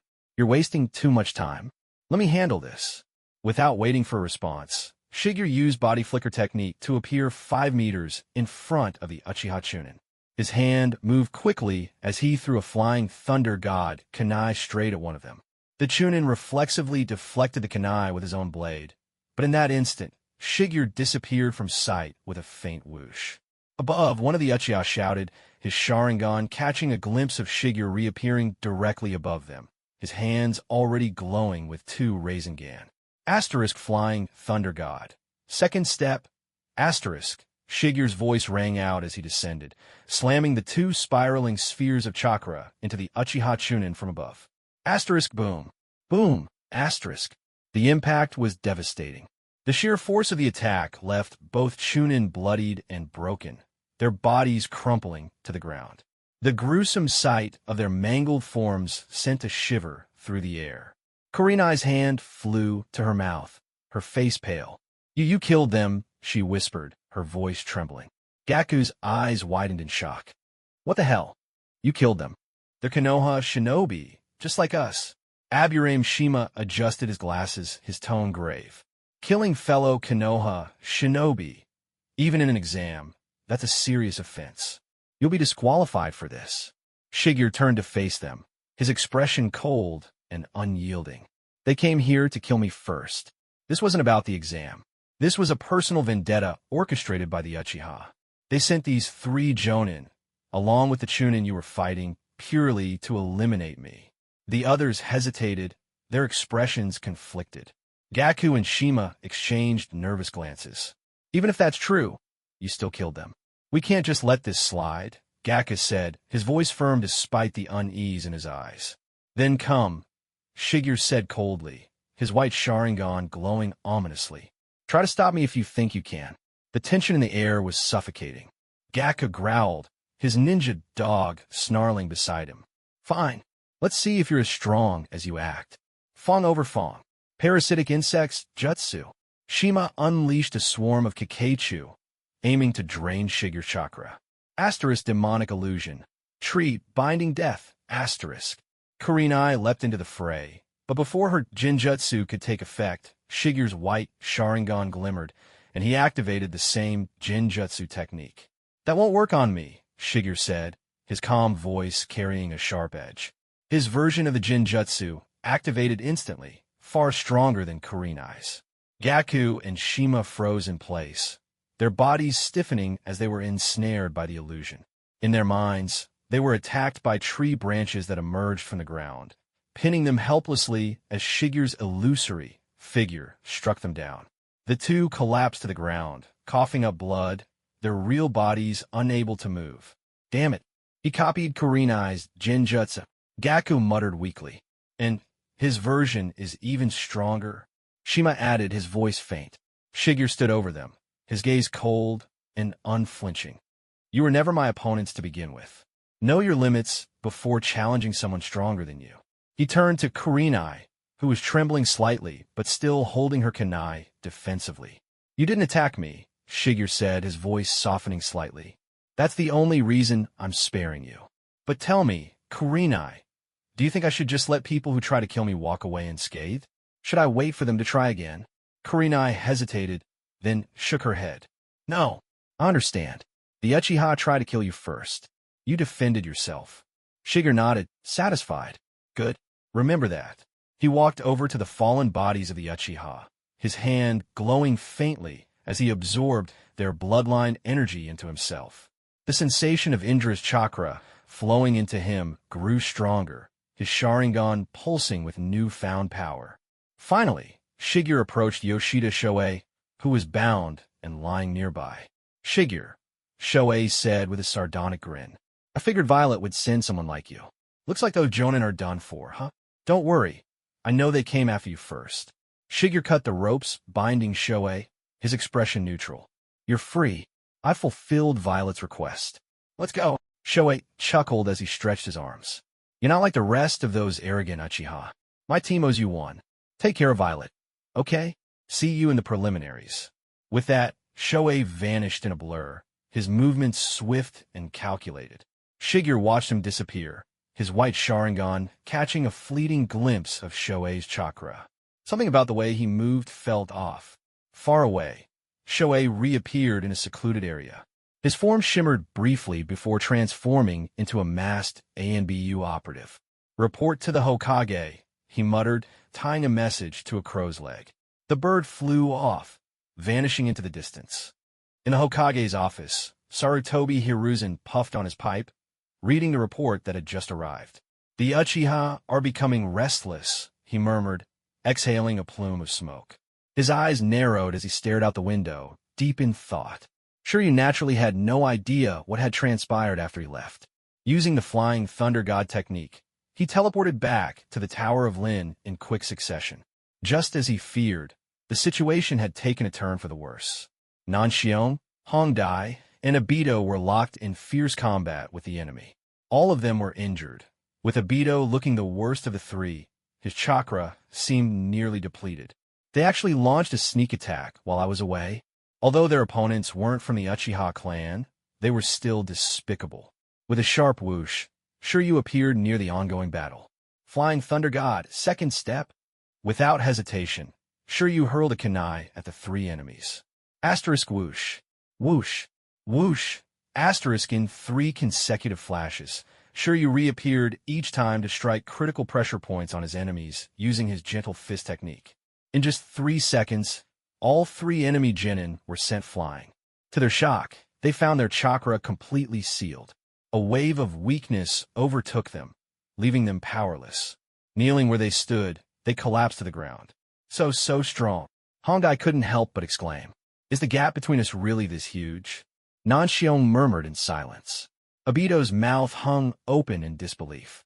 Shiryu's performance was worlds apart from when he sparred against Kakashi. If he had used this technique back then, Kakashi might have been defeated instantly. "Wait, that move just now? It feels familiar somehow," Obito muttered, trying to recall its origin. "The Flying Thunder God technique.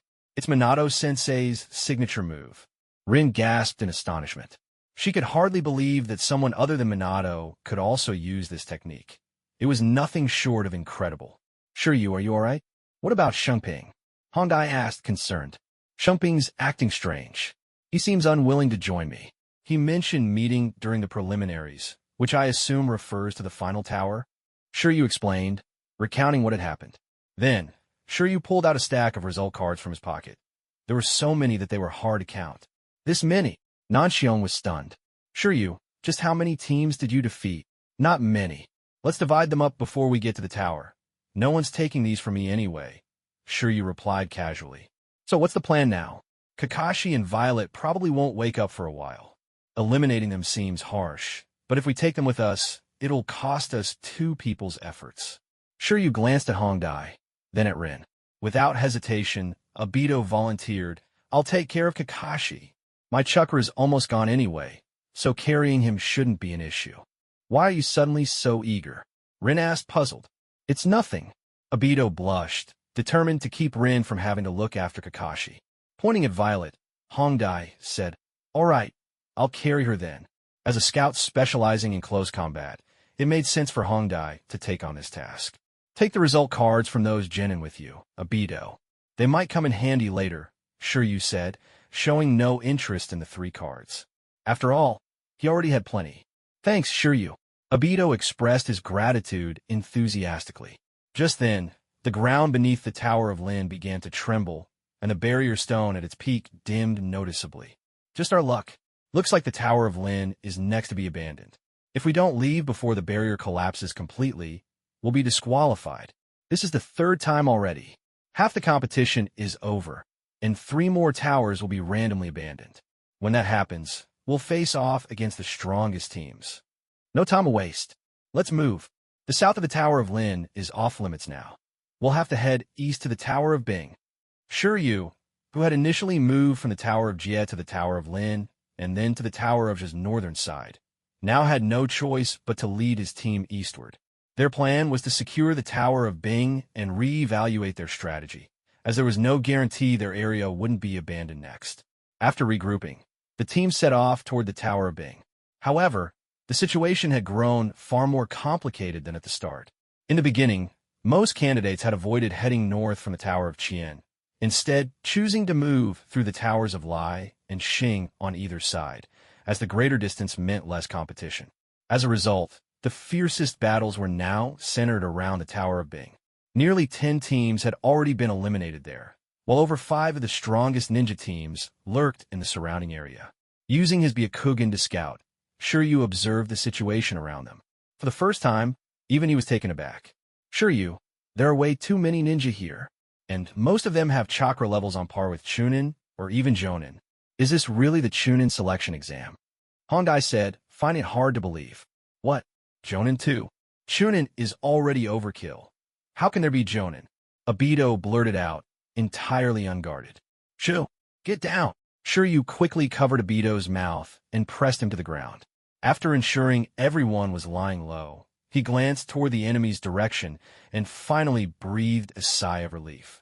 Keep your voices and movements to a minimum. There might be sensory-type ninja among the enemy. We were nearly discovered just now, Shiryu said, a sense of unease creeping over him. Hondai, can you confirm how many teams and ninja are near the Tower of Bing? Also, check if there are any corpses on the ground, Shiryu asked, though he already had a sense of what was there. He just needed confirmation. After surveying the area, Hongdai inhaled sharply. It's all right. Just say it, Shiryu reassured her. He already had an idea of what she'd seen. There are 6 teams, 18 ninja, around the Tower of Bing, and the ground is littered with corpses. All of them are older students from Konoha. It seems their bodies were severed by sharp weapons. Older students? Could have been the new students. Rin questioned. Impossible. Only 3 teams of new students remain, ours, the Ino Shikacho Trio, and the team of Gai, Gunma, and Ebisu. The rest are all older students, Shiryu clarified. Why would anyone resort to such brutal killing in the Chunin exams? Nanshion couldn't comprehend it. Even Shiryu had only used 1,000 years of death on Kakashi, and Nanshion had no idea that Shiryu had killed Uchiha. Could it have been an accident? A ninja battle gone too far? Injuries and losses are inevitable in such situations, Obito speculated. A mere sparring match or ninja duel wouldn't leave bodies severed at the waist. Not only were sharp tools used to kill them, but based on the humidity and water accumulation nearby, it's highly likely they used powerful water release techniques to sever the bodies under immense pressure. Proficient with ninja tools and water release? Are there even ninja like that in Konoha? There aren't many ninja in Konoha who specialize in water release to begin with, Obito said with certainty. And most of the ninja tools we use are thrown weapons. If there's a tool sharp enough to slice someone in half, it's got to be something like a ninja blade. Water release, ninja blades. Could it be the 7 swordsmen of the mist? Hongdai, well-versed in ninja lore, immediately struck upon a plausible connection. Unfortunately, the numbers don't match, Shiryu shook his head. And the 7 swordsmen of the mist are estimated to be at the elite Jonin level. This group, on the other hand, has both Chunin and Jonin, with wildly varying skill levels. There's no way they're the 7 swordsmen. In his memory, there wasn't any known group of 18 ninja working together. We should focus on taking this tower, Shiryu said decisively. Running away now is pointless. We've already been detected. Even the slightest misstep, and that sensory ninja over there will notice us. Shiryu had sensed several times that the sensory-type enemy was watching their direction. Before he could finish his sentence, a barrage of shuriken came flying toward them. They found us! Shiryu exclaimed, stepping forward as his hands formed seals at an incredible speed. Earth style, earth flow, great wall. Shiryu executed the jutsu faster than a shuriken could close the gap. Without a moment's pause, he turned and formed another series of hand seals. Earth style, earth dragon bullet. Shiryu exhaled earth nature chakra, forming a massive earthen dragon that surged out from the opposite side of the earth wall. Activating his Byakugan, Shiryu directed the earth dragon to charge at the enemy ninja, forcing them to retreat momentarily. Such incredible speed with his hand seals. Rin exclaimed, astonished. He doesn't even pause between jutsu. Obito, though tense, couldn't help but feel a surge of confidence. Yet outside the earth wall, a violent explosion suddenly erupted. Shiryu's supposedly sturdy earth wall began to crack. Scanning the scene with his Byakugan, he was shocked to see several ninja tossing explosive tags toward the wall. While the Byakugan allowed Shiryu to observe long distances, it, like the white eye, could only focus on one area at a time. Even with a full 360-degree field of vision, he couldn't monitor multiple directions simultaneously. As the earth dragon bullet struck the ground, it dissipated into nothingness. This place is no longer safe. Fall back. For the first time, Shiryu felt the pressure of being outnumbered. Facing 18 elite Chunin and Jonin while protecting his teammates left him feeling powerless. Boom! The earth wall finally shattered completely. Even if Shiryu erected another, it was clear they would be overwhelmed sooner or later. With Kakashi and Violet being carried, the team's retreat was agonizingly slow, especially with 18 ninja in hot pursuit. You all go ahead. I'll hold them off. Shiryu didn't wait for their objections. He immediately performed the shadow clone technique, summoning 5 clones to block the enemy's path like steadfast gatekeepers. Go now.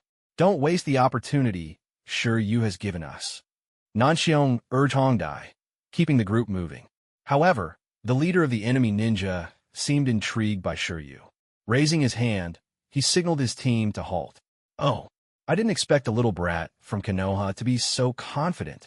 Tell me, what makes you think you can stop all of us by yourself?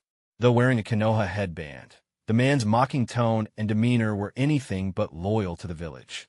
With another gesture, he ordered his ninja to charge at the 5 shadow clones blocking their path. Earth Style, Earth Flow, Great Wall. The clones simultaneously executed the technique, creating 5 towering walls that completely separated Shiryu from his comrades. The clones then dissipated. Ha! How amusing. Sacrificing yourself to let your teammates escape? You've put yourself in a death trap. The only thing that matters in a ninja is strength. Everyone else is just cannon fodder, aren't they? The man sneered. Let's see how you plan to stop all 18 of us. Dropping his pretense, the man performed a reversion technique, revealing his true form. The leader stood over 1.8 meters tall, with long gray-white hair cascading over his shoulders. 2 black dots marked the area above his eyebrows. Shiryu immediately recognized the appearance. His own body seemed to stir in response, as though yearning for the bloodline power of the figure before him. Otsutsuki and Kagaya? Shiryu narrowed his eyes. Are you from the Kagaya clan? Though phrased as a question, his tone was resolute. The man let out a sinister chuckle. I'm surprised a little brat from Konoha knows the name of the Kagaya clan. I am Kanbei. Unfortunately for you, child, you'll die here at our hands. Ha! Shiryu couldn't help but laugh aloud, his voice filled with defiance. Kanbei frowned. What's so funny, boy? You're at death's door. Shiryu's laughter subsided into a cold snort. Who doesn't know of the Kagaya clan and their deadbone pulse? But tell me, do you really need all 18 of you to deal with a single 5-year-old genin? How laughable. Kanbei's sharp mind quickly caught on and pointed at Shiryu. You're trying to divide my forces, aren't you? I won't fall for your tricks. Everyone, kill this brat. Shiryu shook his head and continued taunting. Afraid, are you? Truly pathetic. Afraid of a 5-year-old child. Even if I were an elite jonin, I wouldn't stand a chance against 18 of your level. And yet, here I am, a mere 5-year-old genin. What exactly are you afraid of? Coward. A disgrace to the Kagaya clan. A piece of trash. A failure. Shiryu's words were deliberate, aiming to buy time while also replenishing his chakra reserves. Though Shiryu's chakra reserves were near the Demikage level, the constant expenditures since entering the forest of Konoha, whether for traveling, fighting, or defending, had left him with little time to recover. Even a Kage-level ninja would struggle after 3 hours of continuous combat. Once chakra and stamina were completely drained, death would be imminent. Kanbei, visibly agitated by Shiryu's insults, lost his composure. Shut up, brat. I am a ninja of the Kagaya clan. Why would I fear a stinking kid like you? I'll deal with you myself. Kanbei finally resolved to finish Shiryu personally. But then, to Shiryu's surprise, Kanbei issued an additional order. And the rest of you, go after the ones who escaped. Brat, still trying to buy time? You think I don't see through your tricks? Ha! Kanbei laughed triumphantly. This guy doesn't seem as dumb as he looks, Shiryu thought to himself, his expression calm, but his mind racing. Taking this opportunity, I must eliminate this ninja in front of me as quickly as possible. Otherwise, they'll have no chance of survival. Shiryu thought resolutely. This is no time to conserve chakra. Whatever I have left, I have to use it all. The 17 others had already gone after Hongdai and the others, leaving Kagaya, Kanbei, standing before Shiryu, boasting loudly. Brat, today I'll show you the deadliness of the Kagaya clan's dead bone pulse. Shiryu swiftly pulled out a kunai from his ninja tool pouch and threw it toward Kanbei. As expected, Kanbei paid no attention to the flying kunai. Perfect opportunity. Flying Thunder God, second step. Shiryu instantly appeared above Kanbei. A Rasengan formed in his hand as he prepared to strike. But just as he was about to unleash the attack, Kanbei activated his Kekii Genkai. Dance of the Camellia. Sharp, jagged bone spikes erupted from Kanbei's body, creating an impenetrable offense-defense combination. Shiryu had no choice but to abandon his attack. Like all members of the Kagaya clan, with their specialized Kekii Genkai, Kanbei could freely manipulate his osteoblasts and osteoclasts, weaponizing his own bones. Shiryu used a body flicker technique to distance himself, but Kanbei was already forming hand seals again. Dance of the Early Fern. Suddenly, countless bone spikes erupted from the ground beneath Shiryu. With an aerial flip, he narrowly avoided the spikes. 8 trigrams, air palm. Shiryu struck at Kanbei from a distance with a gentle fist technique. Kanbei blocked the attack with ease, but underestimated the internal damage of Shiryu's strike. What?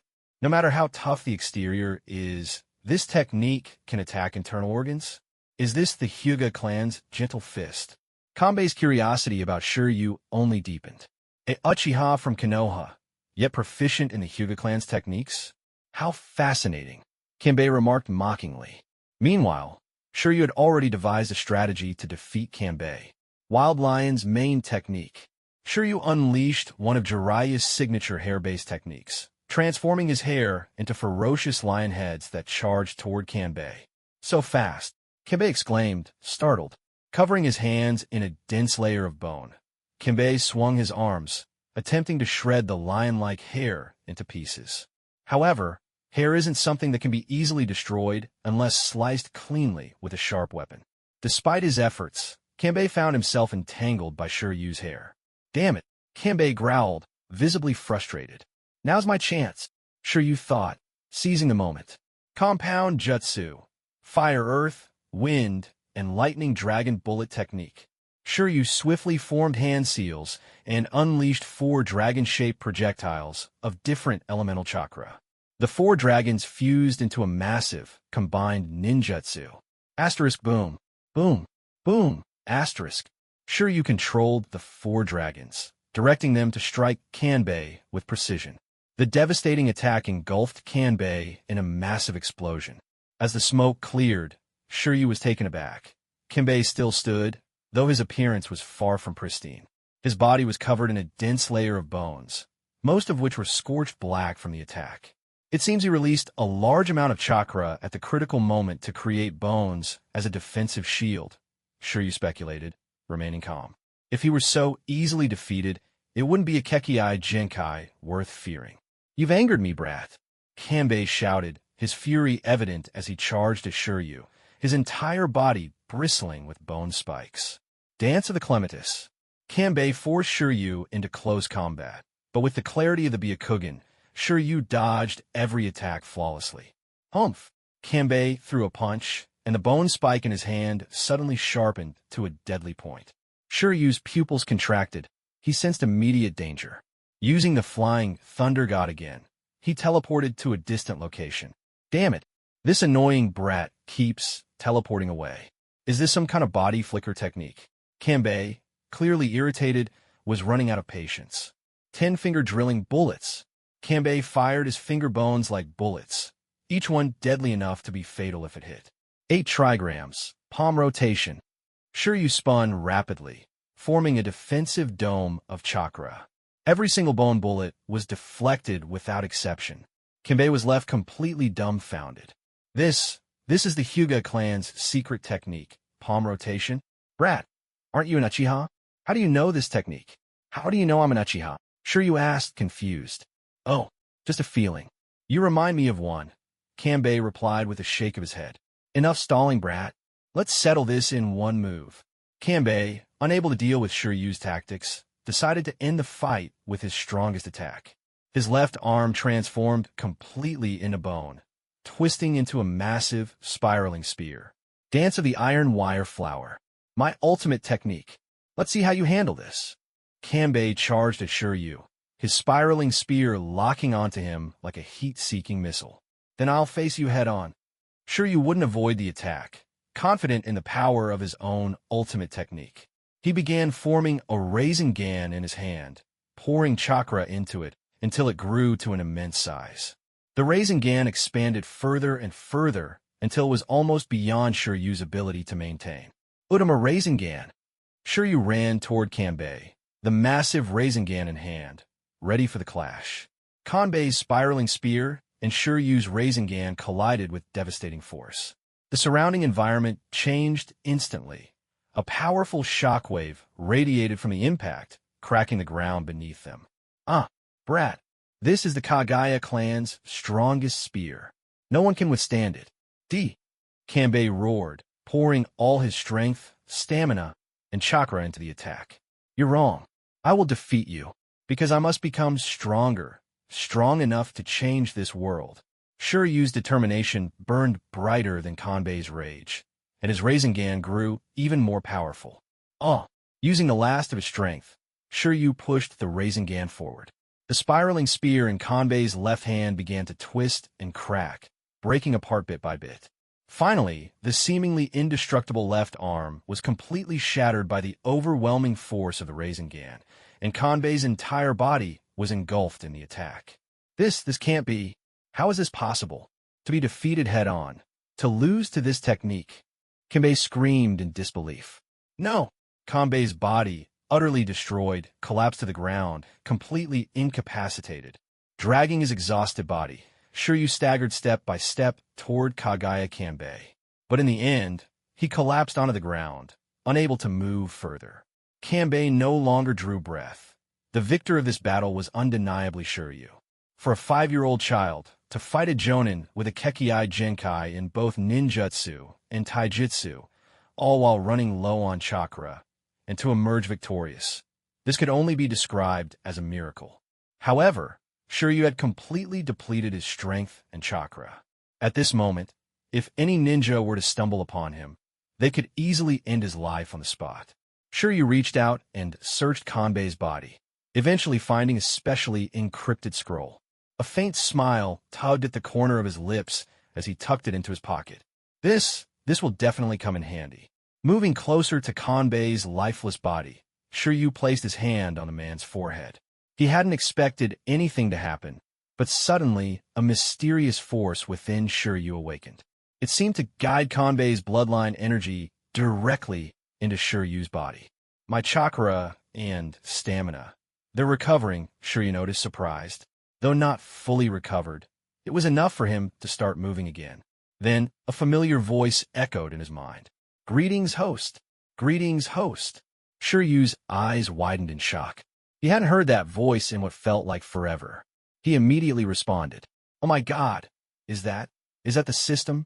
Shiryu asked, sitting weakly on the ground. Greetings, host. Yes, it's me. Long time no see. I am the ultimate bloodline system. The voice was mechanical, the same as it had been in the beginning. The system, you're back? Shiryu asked incredulously. It feels like it's been a month since you sent me to this world, activated my Otsutsuki bloodline, and then disappeared. What happened? The system replied. There were 2 reasons for my disappearance. The first was that the system experienced a critical crash. The second was that the system's energy was depleted. A crash? Why would that happen? Shiryu pressed. His curiosity piqued. The system explained, when I first granted you the Otsutsuki bloodline, your body already contained traces of the Otsutsuki bloodline. Activating it triggered a conflict, causing the system to crash. Shiryu thought for a moment. It must have been because I transmigrated into this body, right? My father is from the Uchiha clan, and my mother is from the Hyuga clan, both of which carry Otsutsuki bloodline traits. Correct, host. Since the crash was due to a system oversight, I will now grant you the opportunity to strengthen your bloodline once more.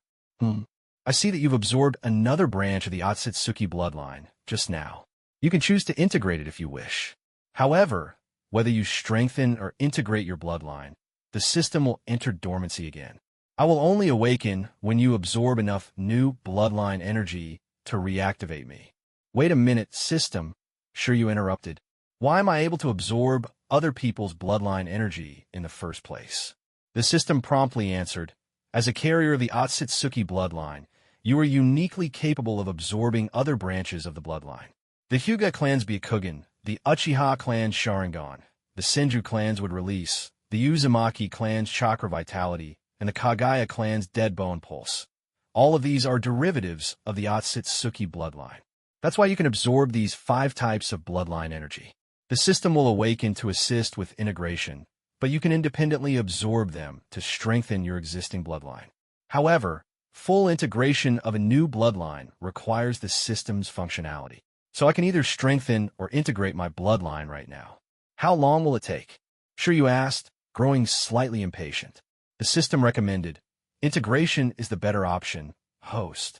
It will not only purify your bloodline, but also significantly increase your chakra reserves. Upon completion, your chakra and stamina will be fully restored. Think of it as leveling up, whereas strengthening only pushes your limits, which is less useful in your current state. In that case, I'll integrate the Kagaya clan's bloodline, Shiryu decided without hesitation. Integration commencing. Beginning fusion with the Kagaya clan's bloodline, the system announced. Shiryu felt a sensation similar to when he first awakened his bloodline after transmigrating. The newly absorbed bloodline energy seemed far calmer now, no longer as restless as before. He could feel the bloodlines within his body harmonizing, as though 2 armies were negotiating a truce. The 2 sides quickly reached an agreement, merging seamlessly.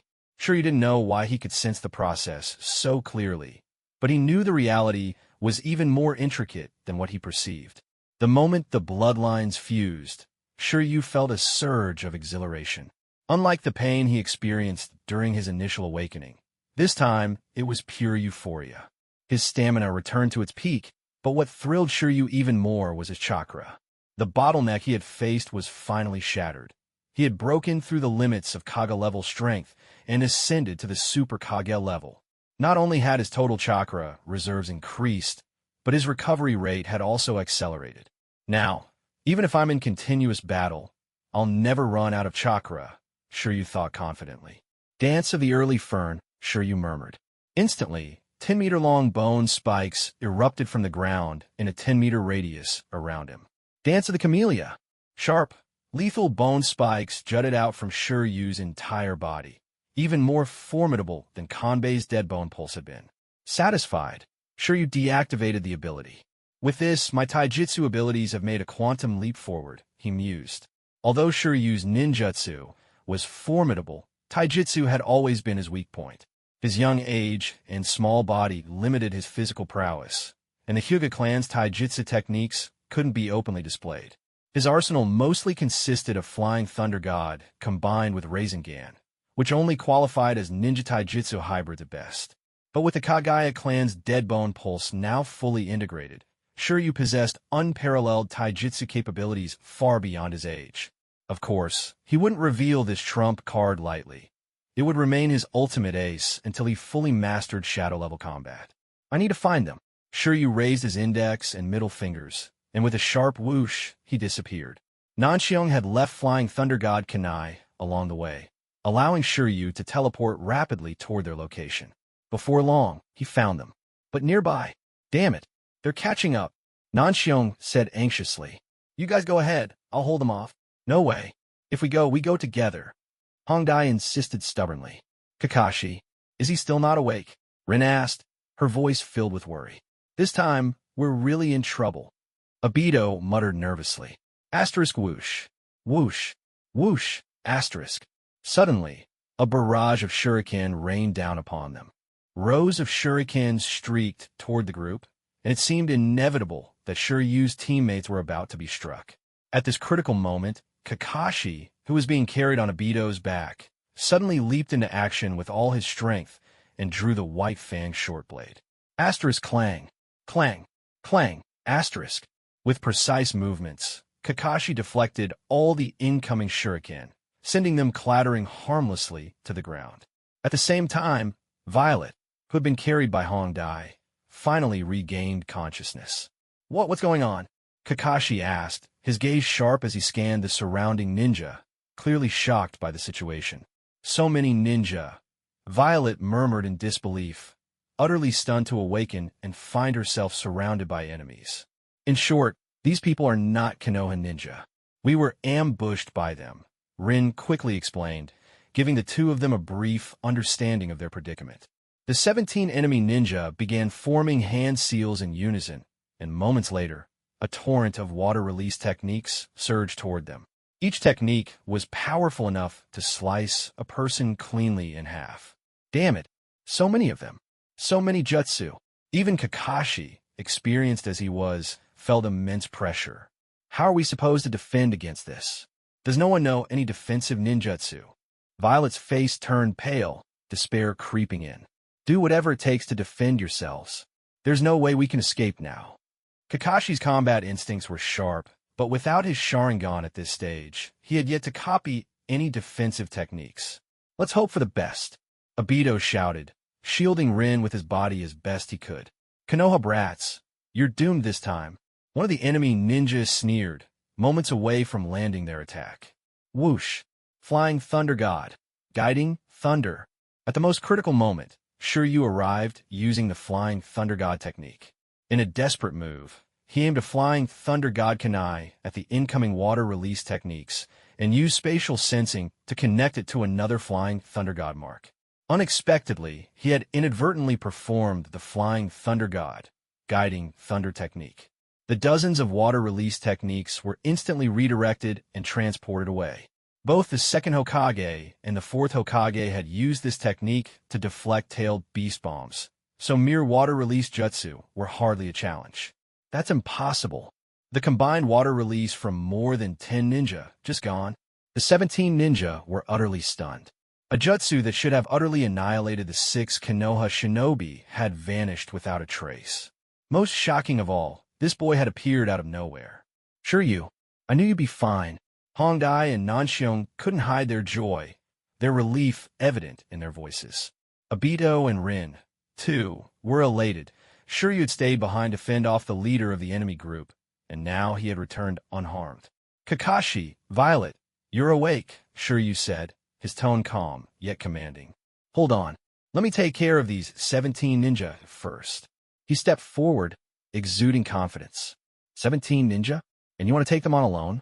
Violet couldn't comprehend what she was hearing.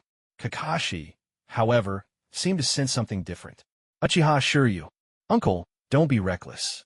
If we all fight together, we might still have a chance of winning. Shiryu laughed heartily. If even I can't beat them, then none of you have chance.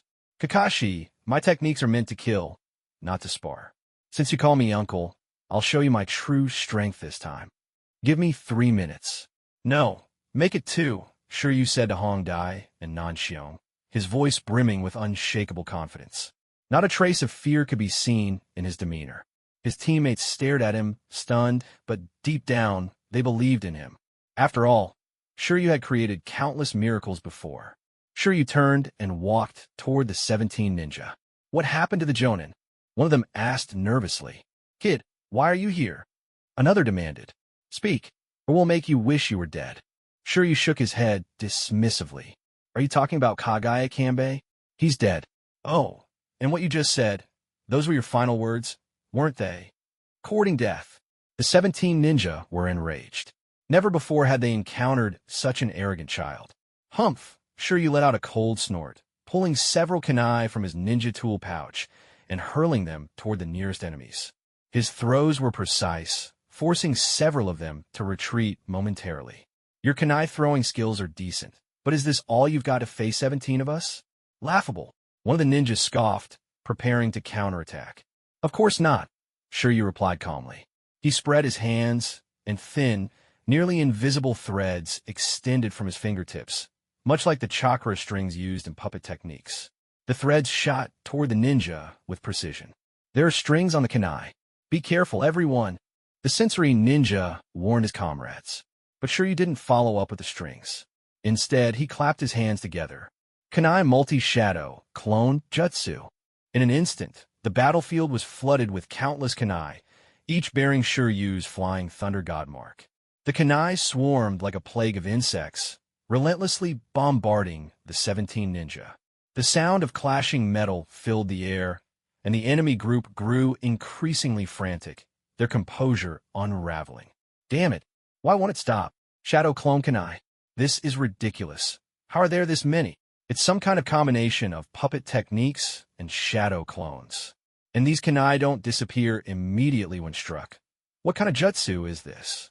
They were facing the same dilemma Kakashi had previously experienced. The shadow clones didn't vanish upon being hit, likely because Shiryu's Otsutsuki chakra, the primordial chakra, enhanced the durability of his techniques, making them far superior to those of ordinary ninja. "It's time to end this," Shiryu declared. Forming another series of hand seals, he altered the battlefield once more. Asterisk poof, poof, poof, asterisk. 5 kunai transformed into shadow clones of Shiryu. Each clone raised one hand in a chakra-gathering pose while forming a Rasengan in the other. They descended upon the enemy, targeting their bodies with precision. The 17 ninja, focused solely on defending against the kunai, were completely caught off guard. They had never imagined the kunai could suddenly turn into human clones and launch a Rasengan attack. Before they could react, the Rasengan struck at least 5 of them, sending them hurtling away. Meanwhile, Shiryu's true body wasn't idle.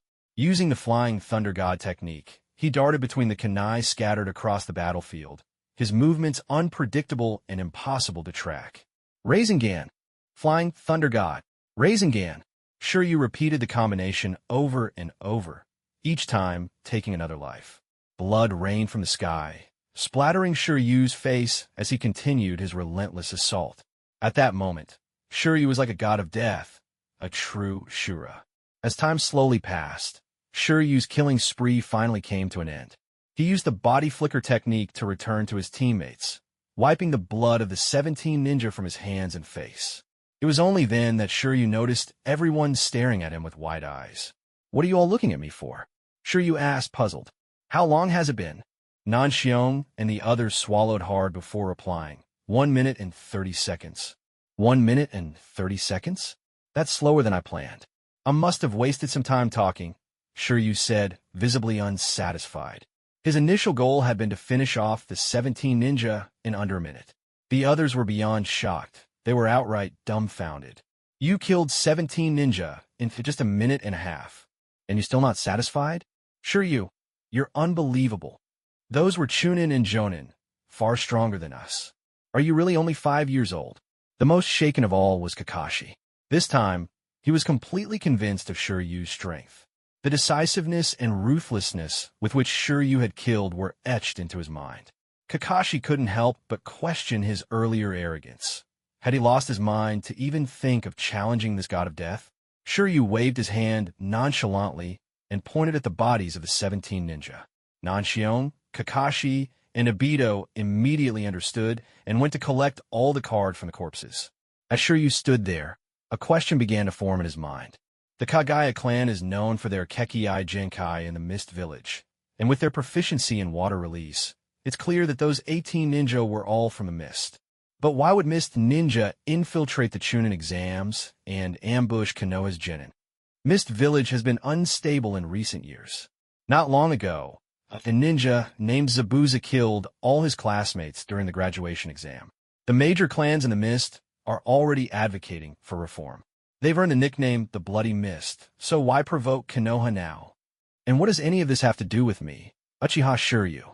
Is this all a coincidence, or has someone been plotting this for a long time?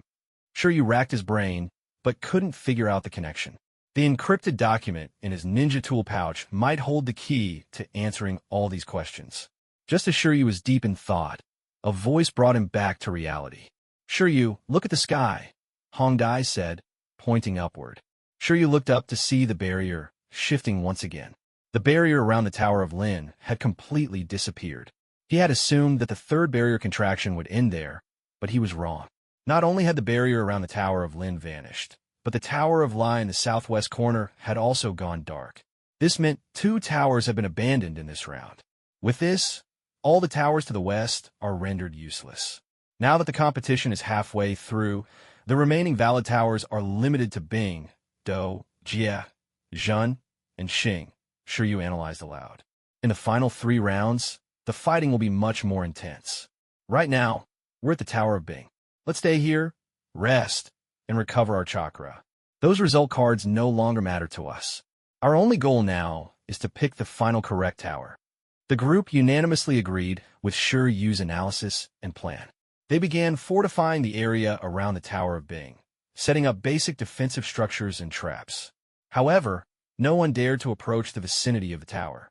The ground was littered with the corpses of Konoha genin, and now, the addition of the mist ninjas' bodies made the area feel like a blood-soaked battlefield. Even those who happened to pass by gave the tower a wide berth. They had no desire to meet the same fate. With no further battles, Shiryu and his team focused on regaining their strength and chakra. They hunted wildlife, gathered wild fruits, and found clean water to replenish themselves, gradually restoring their condition to its peak. This period of calm lasted for about an hour and a half. Then, the ground near the Tower of Bing began to tremble slightly. The barrier stone above the tower started to dim. Shiryu shook his head and said, "Our luck is terrible. It looks like the Tower of Bing is about to be abandoned. With the Tower of Jia offering no safe refuge, we're left with Do, Jun, and Xing. Honestly, at this point, they're all the same. You guys decide where to go." After some discussion, the group decided to head for the Tower of Do. The journey from the Tower of Bing to the Tower of Do was uneventful, aside from a few wild boars that Shiryu and the others easily dealt with. Byakugan. Shiryu activated his Byakugan to scout ahead and found that the Tower of Do wasn't occupied by enemies. Instead, the Inoshikicho trio had taken refuge there after leaving their previous location. To Shiryu's surprise, the trio was still holding the tower, and it seemed they had even formed an alliance with others Shiryu recognized. "Follow me. Don't worry. They won't attack us," Shiryu said confidently. With a single flying thunder god teleport, he disappeared and reappeared near the Inoshikicho trio. Unbeknownst to them, Shiryu had previously marked all three with his flying thunder god seal. "Who's there?" Leaf Hurricane. A boy in a green jumpsuit with thick eyebrows and a bowl-cut hairstyle launched a spinning kick toward Shiryu. "Your reflexes are impressive," Shiryu remarked. "My Guy," he said as he effortlessly countered the kick, tossing Guy aside. Guy flipped several times in midair to dissipate the force before landing on his feet, sizing up Shiryu. "Guy, it's Shiryu and his team. We're all part of the same alliance. This just makes our group even stronger," Narakakuru said with a grin. "Huh, Shiryu.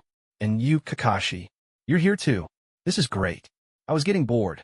Come on, let's spar." For some reason, my Guy seemed thrilled, eager to challenge Shiryu and Kakashi. "Guy, there's still more competition ahead. Don't waste your energy on your own teammates," Gunma Shiranui said, chewing on a sun bon as he advised Guy. "Guy, there'll be individual matches later. You'll definitely get your chance to fight then. For now, strategy is key," Ebisu added, adjusting his glasses. "All right, I guess we'll save it for later," Guy said, disappointed but not reckless. "I can't believe we've all made it this far," Yamanaka Yuki said, marveling at the growing alliance of Konoha Shinobi. "The final correct tower will be one of Do, Jun, Jia, or Xing. We're getting closer to passing this exam," Nanxiong said, feeling a sense of relief. After nearly 12 hours of grueling teamwork, the pressure was finally easing. 8 hours had already passed. Soon, the Chunin selection exam would come to an end. Time trickled by as Shiryu and the rest of the Konoha alliance quietly remained in the Tower of Do. They waited, vigilant and ready, anticipating any sign of danger. No enemies dared to attack, and soon, the barrier stone atop the tower began to dim once more. The weakening glow in the southwest direction made it clear the barrier around the Tower of Jia was failing. "This is the final barrier contraction," analyzed Nara Kakru, his tone serious.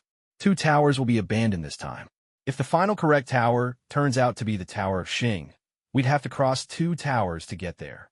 At our current speed, we likely won't make it in time, especially with so many of us in the alliance." "I'll stay here at the Tower of Do," Shiryu suggested calmly. "You all head to the Tower of Jun first. If the barrier around the Tower of Do weakens, I can use the body flicker technique to immediately join you. If the Tower of Do remains safe, you can always return here. And if the correct tower turns out to be the Tower of Xing, I'll teleport to you, and we'll head there together. That way, we only need to cross 1 tower's distance. We should be able to make it in time." After some deliberation, the group agreed to Shiryu's plan. "I hope we can all make it through to the final stage together," someone said, their tone filled with hope. "Shiryu, be careful," Hongdai reminded him earnestly. "Don't worry," Nanxiong said with confidence. "There's no one left in this competition who can threaten Shiryu." Nanxiong's words weren't without reason. The scene of Shiryu's earlier slaughter was burned into his memory, something he would never forget for the rest of his life. The group dispersed once more, but this time, Shiryu was left alone in the Tower of Do. Hopefully, they won't encounter any powerful enemies or unexpected dangers, Shiryu thought to himself. Whether it's the Uchiha or the Mist Ninja, this has already gone far beyond the scope of this exam. There shouldn't be anyone else showing up at this point, right? Shiryu shook his head, reassuring himself. But just as Shiryu naively believed there would be no further surprises, the unexpected struck again. Asterisk boom. Boom. Boom. Asterisk. 3 massive explosions erupted from the base of the Tower of Do. The entire structure began to crumble, its tiles and walls reduced to fragments and dust. What's going on? Shiryu exclaimed, startled. Activating his Byakugan, he quickly scanned the area and discovered 3 ninja responsible for destroying the tower. They blew up the Tower of Do. Who are these 3? Through his Byakugan, Shiryu observed the trio in detail, but even with their appearances laid bare, he couldn't identify them. What was clear, however, was that their chakra levels were comparable to elite jonin, an alarming discovery. Ninja of this caliber? They would be considered high-level assets in any village. Who could they possibly be? Shiryu frowned, his mind racing. To his surprise, the 3 ninja appeared directly in front of him, making no effort to hide their identities. Uchiha Shiryu, is it? Our mission is simple. Eliminate you. Without another word, the 3 launched their attack. In the brief clash that ensued, Shiryu's mind flashed with the image of a man wrapped in bandages, a man devoid of emotion, wielding ninja-like tools. Emotionless ninja tools, elite jonin coming to kill me. Could this be Root? Is Danzo targeting me? Does he know the secret of my eyes? Or is this because I killed members of the Uchiha clan? But isn't he the one who despises the Uchiha the most? Or is it that he simply wants me dead for some other reason? Shiryu's thoughts swirled as he pieced together the possibilities. He considered himself careful enough. He avoided using his Kekkei Genkai in public whenever possible. Even when activating his Byakugan, his face didn't exhibit the bulging veins typical of the Hyuga clan. So how had Danzo learned about him? Are you Root? Did Danzo send you to kill me? What? Shiryu asked directly. The 3 ninja, however, offered no response. Their cold, mechanical demeanor confirmed that they were indeed members of Root. Ordinary ninja didn't exude this tool-like aura. Earth style, earth flow divide. One of the ninjas shouted, slamming his hands to the ground. The earth beneath Shiryu's feet cracked and split apart, leaving him off balance. Wind style, wind cutter. Another ninja immediately followed up, launching a sharp blade of wind aimed to slice Shiryu in 2 while he was unsteady. Shiryu reacted swiftly, using the body flicker technique to evade both attacks. He reappeared behind the 3rd ninja, landing a gentle fist strike that sent the opponent flying.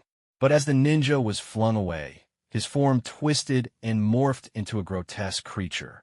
This is Genjutsu. Shiryu realized instantly. Let me send it back. Whoosh.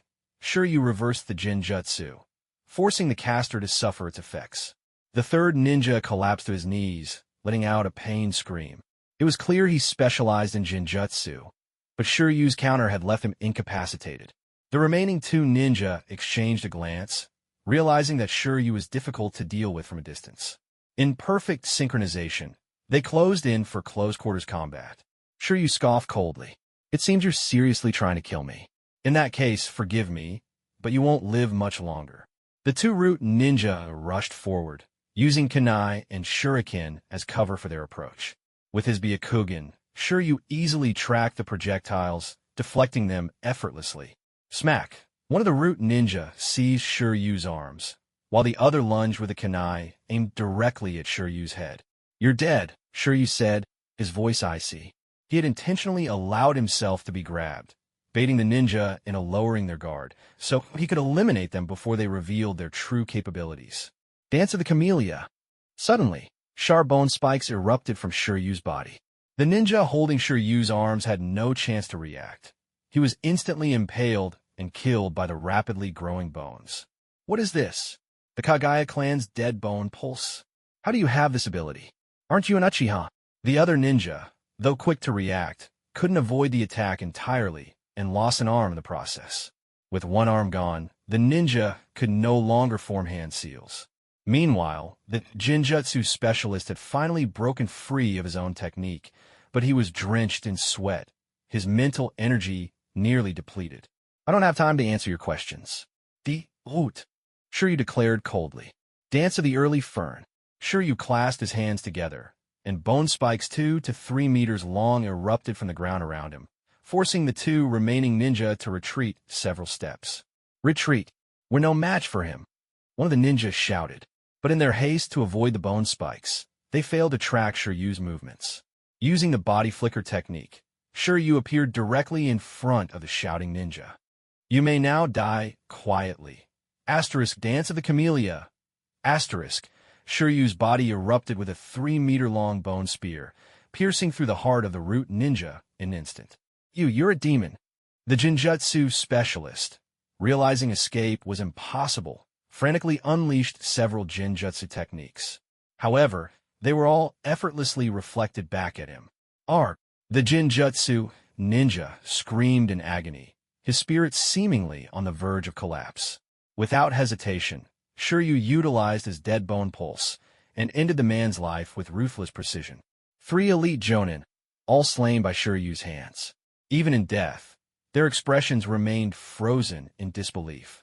After all, the technique Shiryu had used was none other than the Kagaya clan's dead bone pulse. "Danzo, since you've chosen to target me, I won't let you go unpunished." Shiryu's voice was cold as steel, his resolve unshakable. He had already decided that someday he would kill Danzo.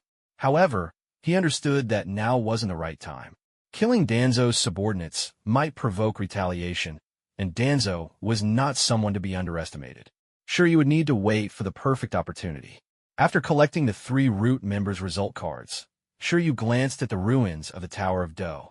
With the tower destroyed, there was no longer any reason for him to remain there. "It's time to regroup with the others," Shiryu thought, activating the Flying Thunder God technique to teleport directly to the Tower of Jun. "You're back so quickly?" the others asked, confused. "For certain reasons, the Tower of Do has already been abandoned, so I came here," Shiryu explained, though he deliberately withheld the details. Nara Kakuru, ever perceptive, chose not to press further. The group's time at the Tower of Jun passed relatively peacefully. Occasionally, older students would approach, but they were swiftly dealt with by the Alliance, without Shiryu needing to intervene. The waiting period wasn't as long as they had anticipated. Soon, the barrier stone in the sky began to shift once more. The barrier around the southern tower of Shing began to dim.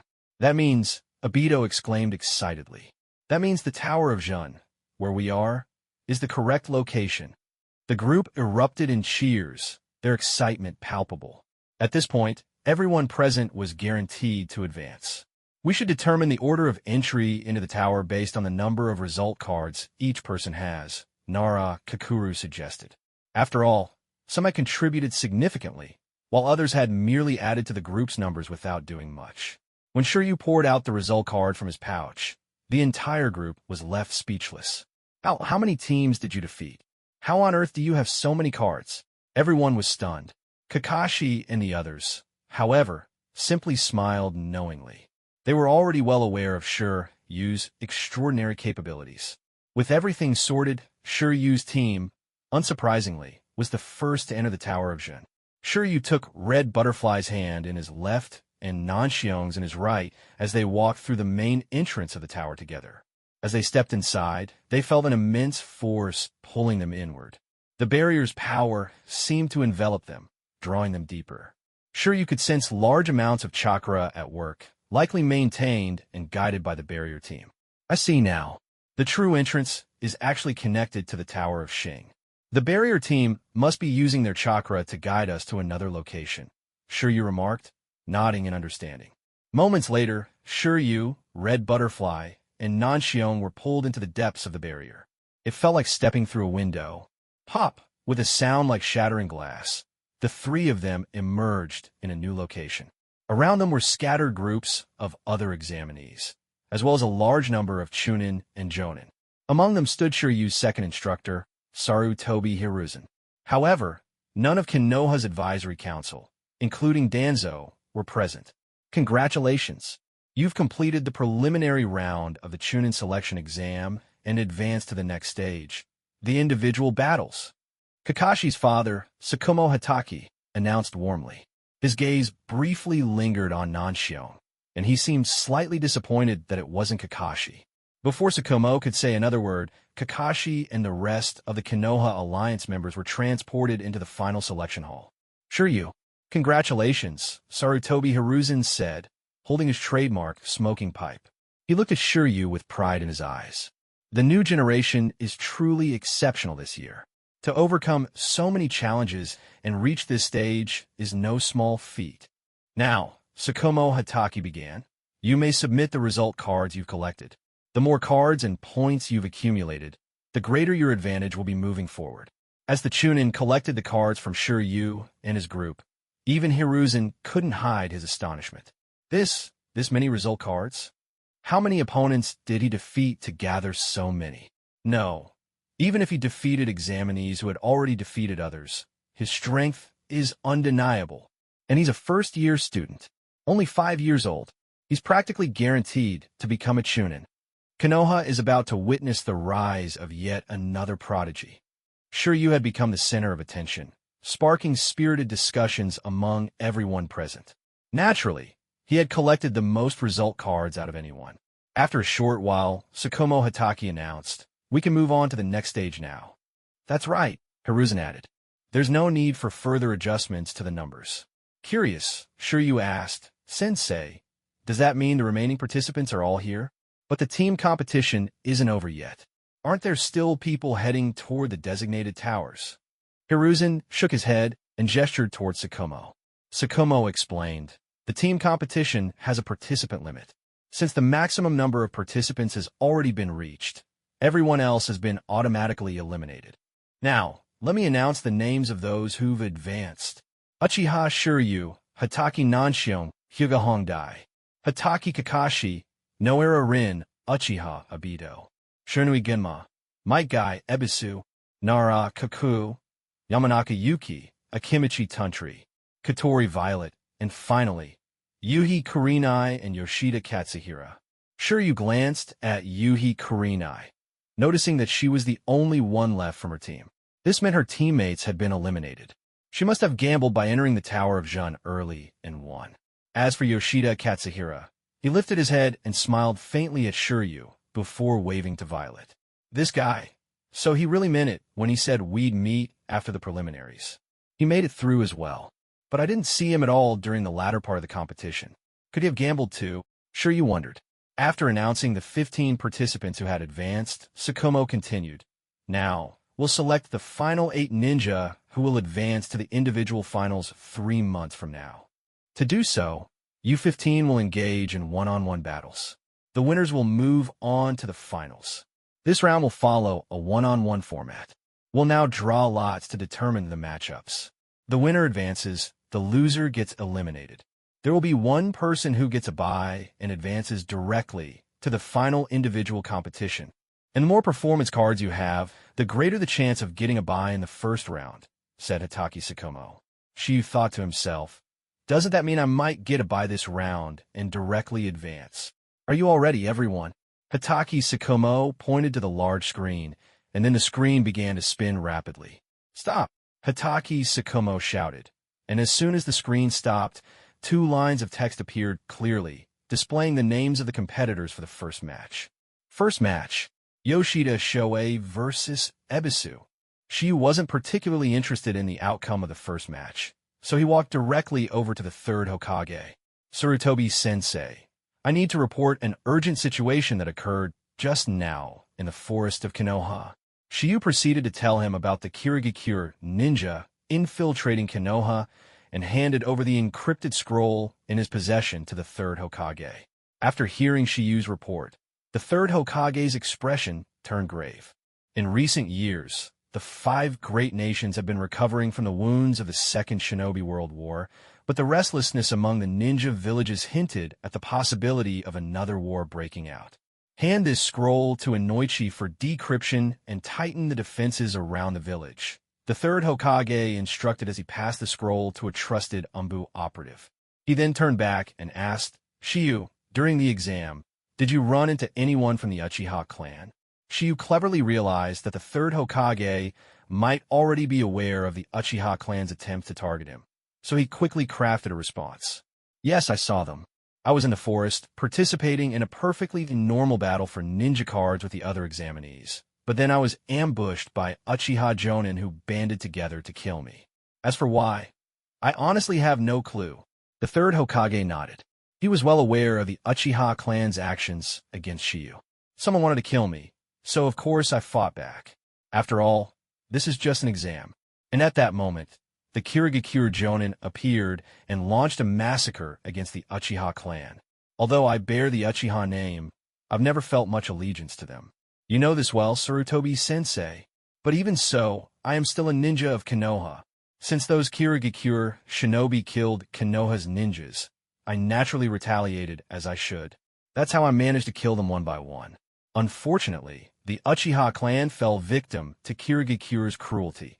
They were almost completely wiped out. Shiyu completely shifted the blame for the Uchiha casualties on a Kirigakure. After all, both parties were dead, and no one could dispute his claim. The third Hokage was momentarily stunned, impressed by Shiyu's quick wit. The third Hokage glanced at Shiyu, his expression not one of blame, but of slight sternness. In a tone of admonishment, he said, Shiyu, not only is your strength remarkable, but your mind is among the sharpest I've seen in a ninja. Your thoughts are mature beyond your years, and you may very well become one of the strongest shinobi in Konoha's future. I can see it clearly. You are a ninja who has inherited the will of fire. So, I hope you remain mindful of the consequences of every action you take and prepare for them in advance. If you ever need my help, do not hesitate to ask. After all, you are my student. She was a little surprised. The third Hokage was the leader of the village, yet he showed no suspicion toward Shiyu despite the Uchiha casualties. The Uchiha clan was Konoha's most prominent family. Logically, the third Hokage, in order to ease tensions, should at least play the role of a mediator. Even if he sided with the Uchiha clan, Shiyu would find it understandable. But instead, the third Hokage remained neutral even after learning of the animosity between Shiyu and the Uchiha clan. In essence, the third Hokage's message was, you're quite something, very sharp and capable. Your future is limitless. You are Konoha's hope. So, be careful of the Uchiha clan, and if you need anything, come to me. You're my heir, after all. Outwardly, the third Hokage appeared neutral, but behind the scenes, he was already favoring Shiyu. As for why, Shiyu couldn't figure it out just yet. After some thought, Shiyu decided not to bring up anything about Root. Danzo's scheming was notorious, and Shiyu knew that even if he exposed Danzo's actions to the third Hokage, it would likely lead to nothing more than an argument. Danzo had the backing of Kohoryudatane and Hamura Mido Kato, two senior advisors. The third Hokage assumed Shiyu was pondering his earlier advice. He patted Shiyu's shoulder and encouraged him. You'll understand in time. For now, focus on the exam. Understood, Sarutobi-sensei. Shiyu nodded and teleported to his teammate's side. This kid, his teleportation speed is unbelievable. 17 Shunin and Jonin from Kirigakure, and he managed to take them all down. He must already have the strength of an elite Jonin. And he's only 5 years old. Even Sarutobi Hiruzen couldn't estimate how powerful Shiyu might become in the future. I must protect him at all costs. A resolute determination flashed in the third Hokage's eyes. Meanwhile, the first match had begun, but neither competitor moved. However, the beads of sweat on Ebisu's forehead revealed that he was struggling to resist. A Jinjutsu battle? Huh? But Shoei isn't supposed to specialize in ninjutsu, right? Violet found it odd, unable to figure out when Shoei became so skilled in Jinjutsu. This guy, he's not the same as when I first met him. Even Shiyu noticed something peculiar. In the end, Ebisu collapsed to the ground, losing the match. Impressive. Violet hadn't expected Shoei to win using Jinjutsu. Hitaki Sakumo glanced at the results and announced, Ebisu is defeated. The winner of this match is Yoshida Shoei. It's okay, Ebisu. I'll cheer you on next time. Might Guy, as always, was full of energy. Looks like the opponent used Jinjutsu. Ugh, None of us in this group are skilled in Jinjutsu, Gunma Shiranui admitted, frustrated. Ebisu shook his head and returned to the spectators' seats, telling his teammates, I was unlucky this time, but I'll try harder next time. I'll be rooting for you all. Next, Hatake Tsukumo announced the start of the second match's draw, and the screen began spinning again. Stop. Second match. Uchiha Obito versus Might Guy. Hatake Tsukumo declared. Him again? Obito felt a pang of insecurity. His opponent was the taijutsu fanatic, Might Guy. In their last Chunin exam, Guy had been his opponent as well.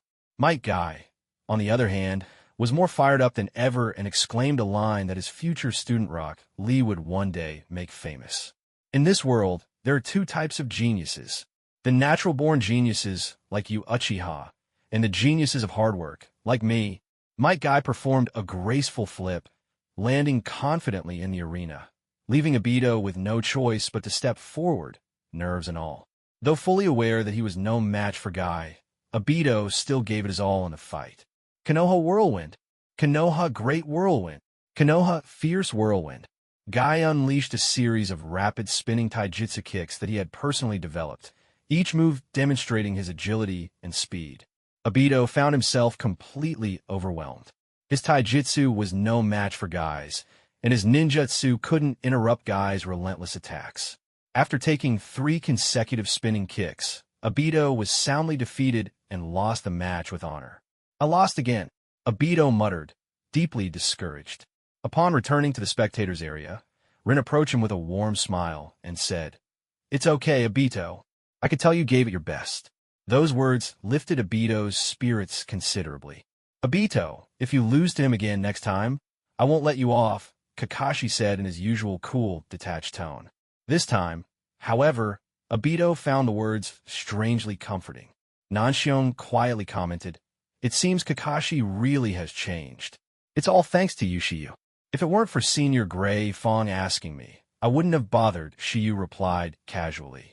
You Hatake people are truly fascinating. You clearly care deeply about one another, but you express it in such odd ways. And Nanshion, haven't you noticed? You've changed a lot too. Shiyu's words struck a chord. Yeah. Nanshion nodded slightly, falling in a deep thought. The drawing continued as Hatake Tsukumo once again called out, Stop! Nara Kikaku versus Gunma Shiranui. This match ended quickly, with the Nara clan's signature shadow imitation technique and Kikaku's sharp intellect. Gunma was easily trapped and lost the match without much suspense. The drawing proceeded again, and this time even Hatake Tsukumo's expression shifted ever so slightly. Huh? It's them! Obito exclaimed in surprise. Kakashi, do your best. Rin Chiramon, you better not lose either.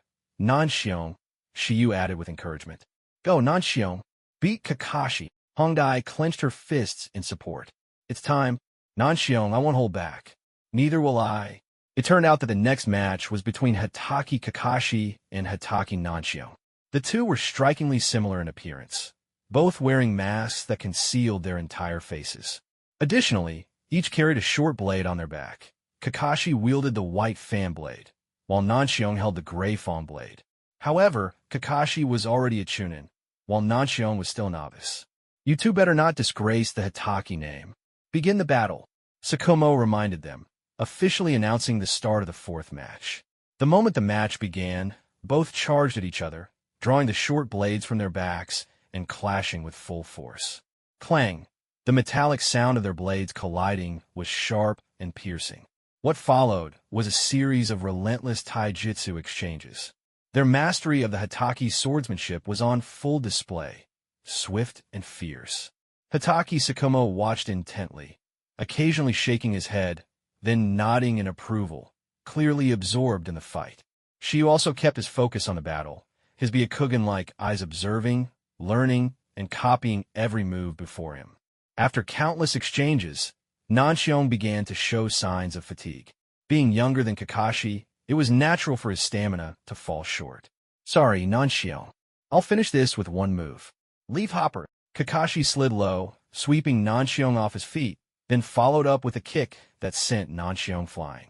Finally, the white fang blade came down heavily, striking Nanshion to the ground. With a loud thud, Nanshion collapsed, his body battered and bruised, his blood and sweat soaking through his clothes. Nanshion, surrender. You can't beat me, Kakashi said confidently, though a hint of concern flickered in his eyes as he looked at his younger cousin. To his surprise, Nanshion stubbornly struggled to his feet, his gaze unwavering. I can still fight, Nanshion declared, gripping the gray Fong blade tightly as he charged at Kakashi once more. But with his body running on sheer willpower, he was no match for Kakashi. Once again, Kakashi countered with precise taijutsu, knocking him down. Enough, Nanshion, stop pushing yourself, Kakashi urged, recognizing that Nanshion had reached his limit. That's enough, Nanshion. Don't get up again. Obito couldn't help but shout. If this goes on, he'll die, Rin exclaimed in shock. This guy, why is he so determined? Shiyu muttered, finding it hard to watch. Nanshion, Hongdao was a loss for words. Yet once more, Nanshion shakily rose to his feet, his hands forming seals despite his trembling body. Kakashi, you've changed a lot. And Shiyu even said I've changed a lot too. I've been thinking about his words. At first, I only believed in my own strength. I thought I could do everything on my own. But later, Shiyu made me understand, there's always someone stronger out there.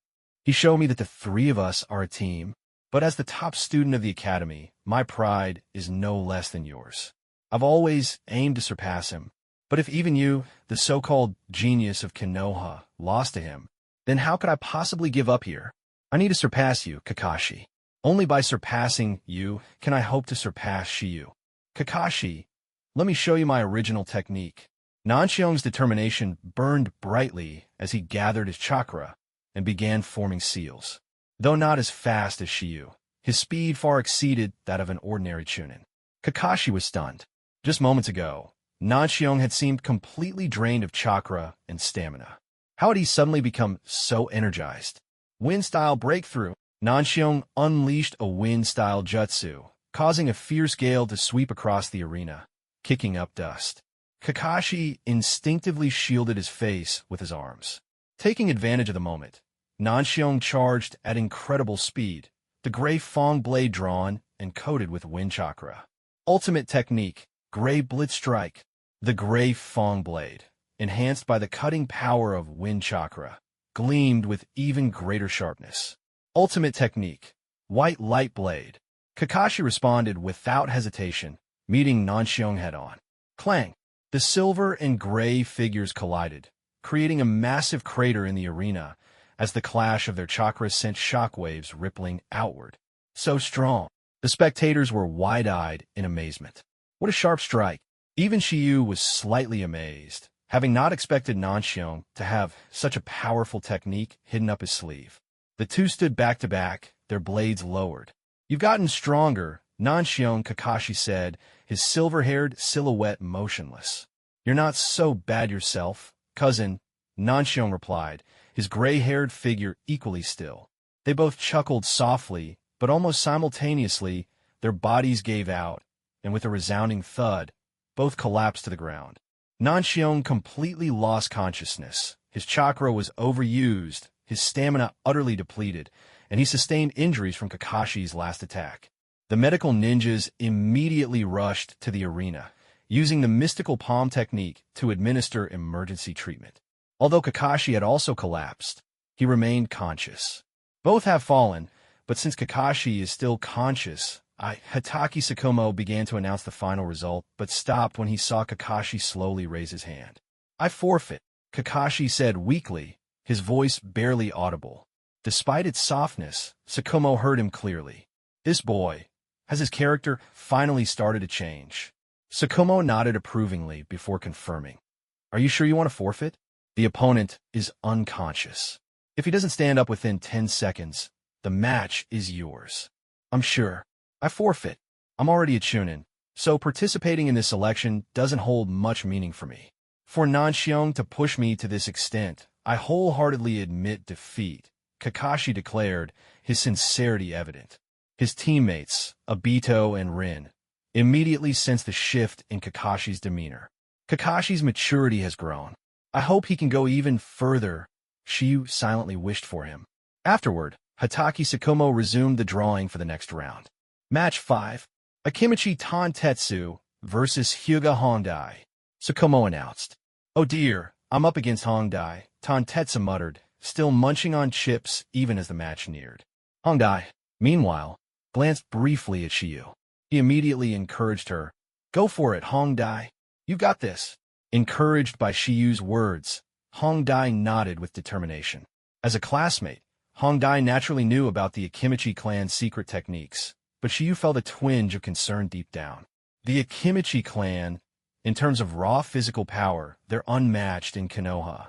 Their human bullet tank technique converts body fat into chakra, enlarging their bodies and allowing them to crush opponents head-on. It's pure brute force. Even with her Byakugan and gentle fist, Hongdai will have a hard time getting the upper hand. Begin, Hatake Tsukumo called, officially starting the match. Tantetsu placed his bag of chips on the ground, signaling that he, too, was getting serious. Byakugan. Hongdai activated her Byakugan, immediately observing the flow of chakra within Tantetsu's body. Hongdai, you're no match for me. Fighting will only delay my snack time. Why don't you just give up?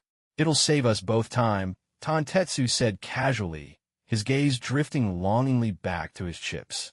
Hongdai shook her head firmly. How will I know if I don't try? Hey Tantetsu, be a gentleman, Yamanaka Yuki called out from the sidelines. Tantetsu, if you win, Sensei, said there'll be barbecue. Nara Kayakaku teased, trying to spur him on. As the team strategist, though, Kayakaku wasn't fully aware of Hongye's true strength. What? Barbecue? Say no more. I'll finish this quickly. Human bullet tank. As soon as Tantetsu shouted, his body expanded into an enormous ball, far larger than his original size. His limbs and head retracted into the sphere as he began barreling toward Hongdai. Hongdai, nimble and agile, easily evaded the initial charge. The massive sphere crashed into the wall of the arena with a loud boom. To Hongye's surprise, the human bullet tank was remarkably maneuverable. It rebounded off the wall and rolled back toward her in the opposite direction. This isn't good. I can't use gentle fist at all. I'm forced to keep dodging. Hongdai found herself at a loss for a solution, while Tantetsu's attacks grew increasingly aggressive. Hongdai, you're running out of stamina, aren't you? This next move will finish you off. There's no way you can dodge it. Tantetsu declared. Expansion Jutsu. Superhuman bullet tank. Tantetsu's body grew even larger than before as he rolled toward Hongdai with devastating force. With no room to retreat, Hongdai instead charged forward. Shiyu, I won't always be the one dragging everyone down, she murmured before the massive sphere was about to collide with her.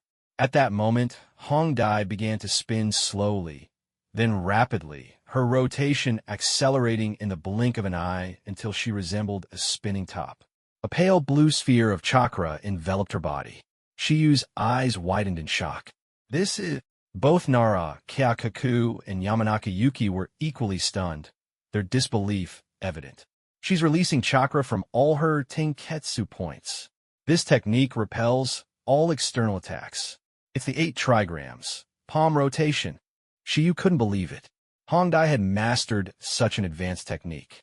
Even a future Hyuga likely didn't learn this move until after turning 10. Tantetsu's massive, destructive form was formidable, but against the palm rotation, no matter how large or powerful he was, he couldn't escape being repelled. Tantetsu cried out as he was flung across the arena, landing unconscious on the ground. Hatake Tsukumo surveyed the scene and announced, the winner of this match, Hyuga Hongdai. The third Hokage nodded in approval, clearly impressed by Konoha's next generation. That's a secret technique passed down only within the Hyuga main family. Who would have thought this young girl could execute it so perfectly? It seems the people around Shiyu are all prodigies, the third Hokage mused, clearly satisfied. Hongdai returned to the spectators area and asked Shiyu, how was that? Incredible. Not only did everyone underestimate you, but I think even you underestimated yourself. Your potential far exceeds what you imagine. You're truly a genius of the Hyuga clan. Shiyu praised her sincerely, unable to hide his admiration. It was the first time Hongdai had been complimented like this by Shiyu, and her face flushed bright red. As long as I can keep up with you, I'll work even harder, she murmured shyly, her cheeks still crimson. Let's do our best together. Shiyu nodded encouragingly. Only 2 matches remained in the tournament. Hitaki Tsukumo resumed the drawing and announced, Match 6, Noera Rin versus Yamanaka Yuki. This was the first match between 2 female competitors. At the start, Yuki had the upper hand, using her mind transfer jutsu to take control of Rin's body. However, for some reason, she couldn't fully dominate Rin. In the end, Rin forced Yuki out of her body by injuring herself. With more battle experience and sharper wits, Rin ultimately defeated Yuki using her Windfire duel technique. Yes, I knew you could do it. Obito cheered gleefully for Rin. She glanced around, seemingly hoping Kakashi had seen her performance. Finally, only 2 contestants remained, setting up the second all-female match. Hitaki Tsukumo declared, Match 7, Kurenai Yuhi versus Violet. However, this match was far less eventful. Both competitors stood motionless, like statues, from the moment the match began. In reality, they were locked in an intense Jinjutsu battle. The battle between the 2 Jinjutsu specialists lasted less than a minute before both began coughing up blood, evidently having suffered significant internal damage. Afterward, the fight turned physical, with both women wielding kunai and engaging in a grueling and bloody exchange. In the end, Violet's greater experience gave her a slight edge, allowing her to claim victory. Hitaki Tsukumo then declared Violet's advancement to the next round. Due to Uchiha Shiyu having the most performance cards, he will be given a bye and directly advance to the finals. The final winners of this segment are Yoshida Showa, Might Guy, Nara Kakaku, Hitaki Nanshion, Hyuga Hongdai, Noera Rin, Violet, and Uchiha Shiyu. 3 months from now, the individual battles will take place at Konoha's Chunin Selection Arena. The Hokage himself, along with other high-ranking officials of Konoha, and possibly even dignitaries from the Land of Fire, will be in attendance. Be sure to prepare yourselves. Now, I'll hand it over to Lord Third for his address. With that, Hitaki Tsukumo completed his task and passed the floor to the 3rd Hokage. The 3rd Hokage extinguished his pipe and stepped to the center of the gathering, addressing the crowd. Congratulations to all of you on completing this portion of the exams. In 3 months, you'll have the opportunity to participate in the final stage of the Chunin selection exams. I hope that during this time, you'll continue to train diligently and improve your skills. Strive to become strong shinobi who inherit the will of fire. The 3rd Hokage's speech dragged on for quite a while, but eventually, the exhausting Chunin exam came to an official close. What surprised Shiyu the most was that all of his teammates had advanced to the next stage. As for personal gains, Shiyu's chakra reserves had surpassed Kage-level capacity, and he had mastered the Shikatsumiyaku, a powerful Kekkei Genkai. His strength had skyrocketed, and he was determined to be fully prepared for the individual battles in 3 months. Shiyu, what's your plan for the next 3 months? It's not a long time, but it's not short either. How do you intend to improve your strength? Hongdai asked him, genuinely curious. Shiyu thought for a moment before replying, My current weakness lies in close combat. The Shikatsumiyaku and the Hyuga clan's gentle fist, including the 8 trigram style, aren't techniques I can casually use in most situations. So, I've decided. First, I'll study the Hitaki school of swordsmanship. Then, I'll train with Might Guy and his group to build a foundation in taijutsu. Finally, I plan to seek out teacher Hisashi and learn the Hyuga clan's gentle fist techniques. After all, I share a deep connection with the Hyuga clan. Hongya's face lit up with excitement. You're going to learn gentle fist from teacher Hisashi? That's amazing. We can train together. Shiyu hesitated for a moment before asking a question that had been on his mind. Hongdai, what's your relationship with teacher Hisashi? I overheard you refer to Hayashi as uncle. What is your status within the Hyuga clan? Blushing slightly, Hongdai explained, I'm the adopted daughter of the branch family's leader and the biological daughter of the main family's elder. Shiyu nodded, unsurprised by her prestigious lineage. Do you have any siblings? He asked. No, I don't. And even among the current clan leader's children, there are no sons. I've heard that plans are already underway for Uncle Hayashi to succeed as the leader of the Hyuga main family, while teacher Hisashi is set to officially lead the branch family, Hongdai elaborated. Even if they call it a leadership position, The branch family status is far inferior to that of the main family, Shiyu said with a shake of his head, his tone tinged with concern. The Hyuga clan? It's only a matter of time before problems arise. The two then visited Konoha Hospital to check on Nanshio. His condition had stabilized, so Shiyu bid farewell to everyone and prepared to share his advancement news with his younger sister, Xiaoxing. As he used his body flicker technique to swiftly traverse Konoha, he happened to spot Xiaoxing inside Ichiraka Ramen. "Brother, is that you?" Xiaoxing called out excitedly. "Is the exam over? How did it go?" Shiyu grinned. "With me competing? It's a guaranteed win. Of course, I made it to the finals." "Congratulations, Shiyu, but I can't say I'm happy today," a familiar female voice interjected. It was Amamiya Sui-san. "I'll be leaving soon, and we might not see each other again for a long time." Before Shiyu could ask, Xiaoxing explained, "Miss Sui-san has to return home. She might not visit often anymore. That's why we're treating her to a bowl of ramen." Shiyu had intended to share his joy, but now found himself feeling a bittersweet sense of parting instead. "You're leaving?" Shiyu asked. "Yes," Sui-san confirmed with a nod. At the entrance to the ramen shop, several individuals resembling bodyguards called out, "Miss, it's time to leave." "Let me walk you out," Shiyu said, accompanying Xiaoxing as they escorted Sui-san to Konoha's main gate. "Xiaoxing, Shiyu, I hope we'll meet again someday," Sui-san said wistfully. True to her name, she radiated a melancholy beauty as she reluctantly departed from the village. "So now, it's just I am and me," Xiaoxing muttered, shaking her head. Shiyu then made a suggestion. "Xiaoxing, why don't you enroll in the Ninja Academy? That way, you could fight alongside me one day, and no one would bully you." Xiaoxing shook her head. I can't even gather chakra.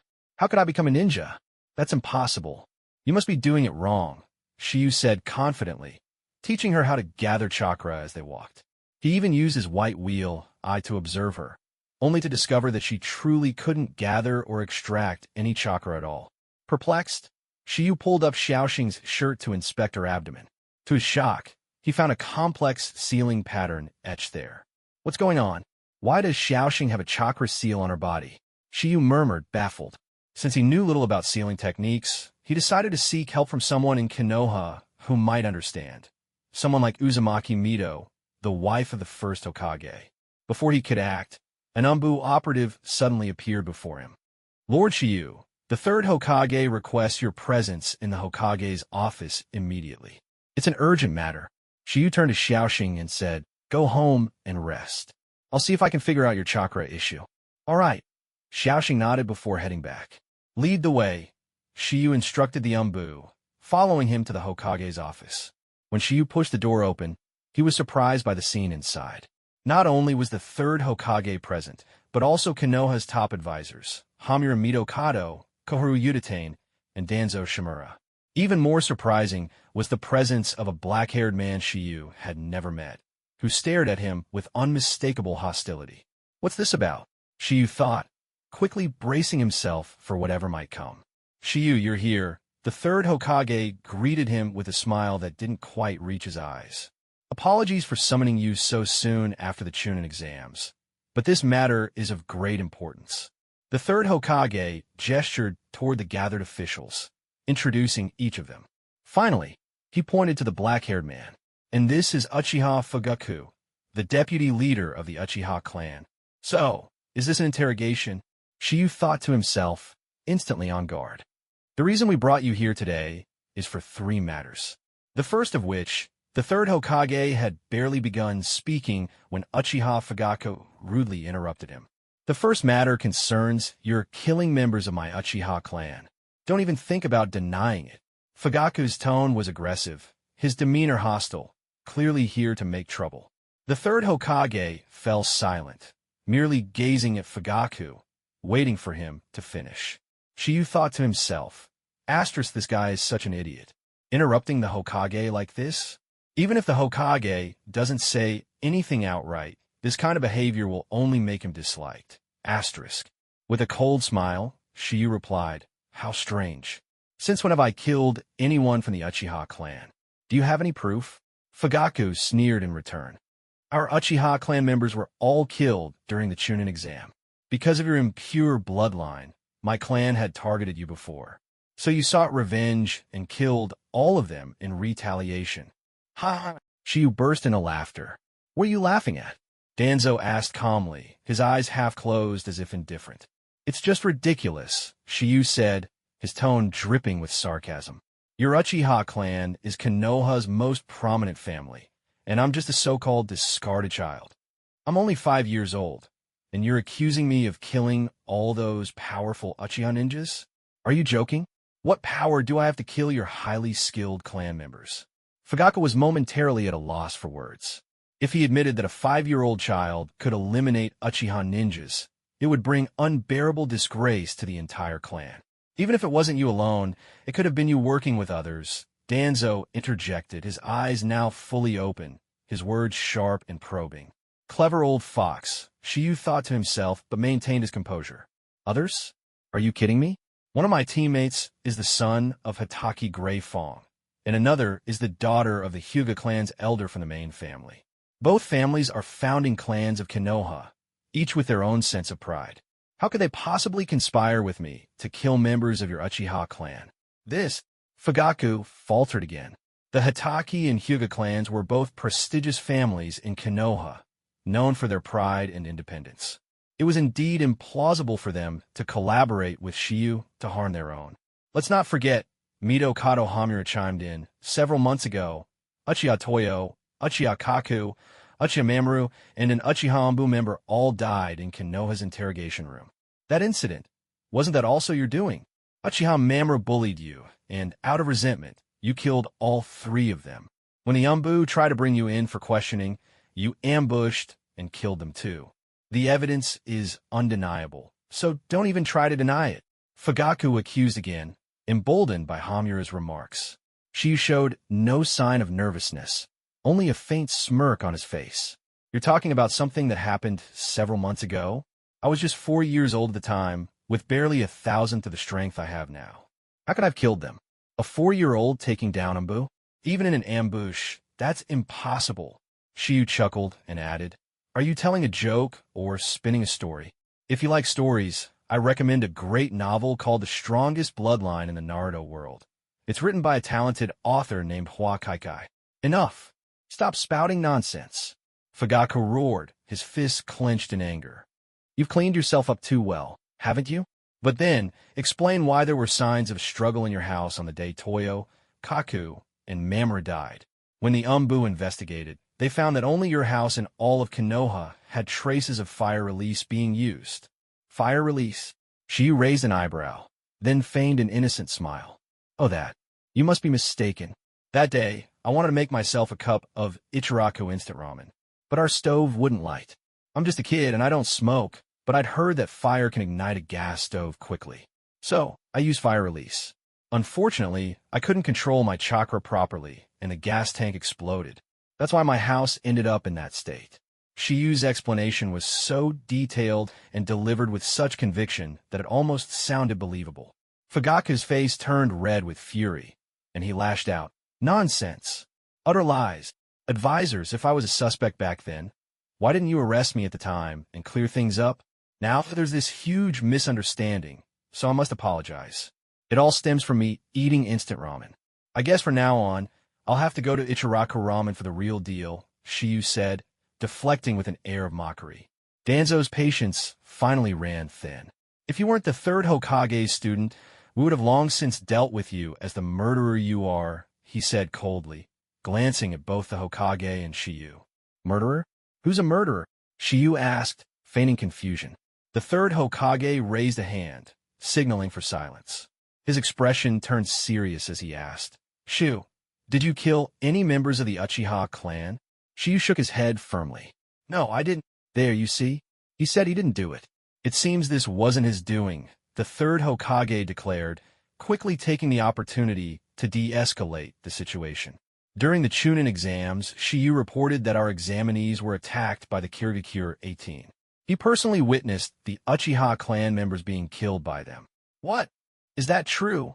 3rd Hokage, why didn't you tell us something so important? And how can we be sure this boy is telling the truth? The 3rd Hokage held up 2 scrolls, one decrypted and one still encoded.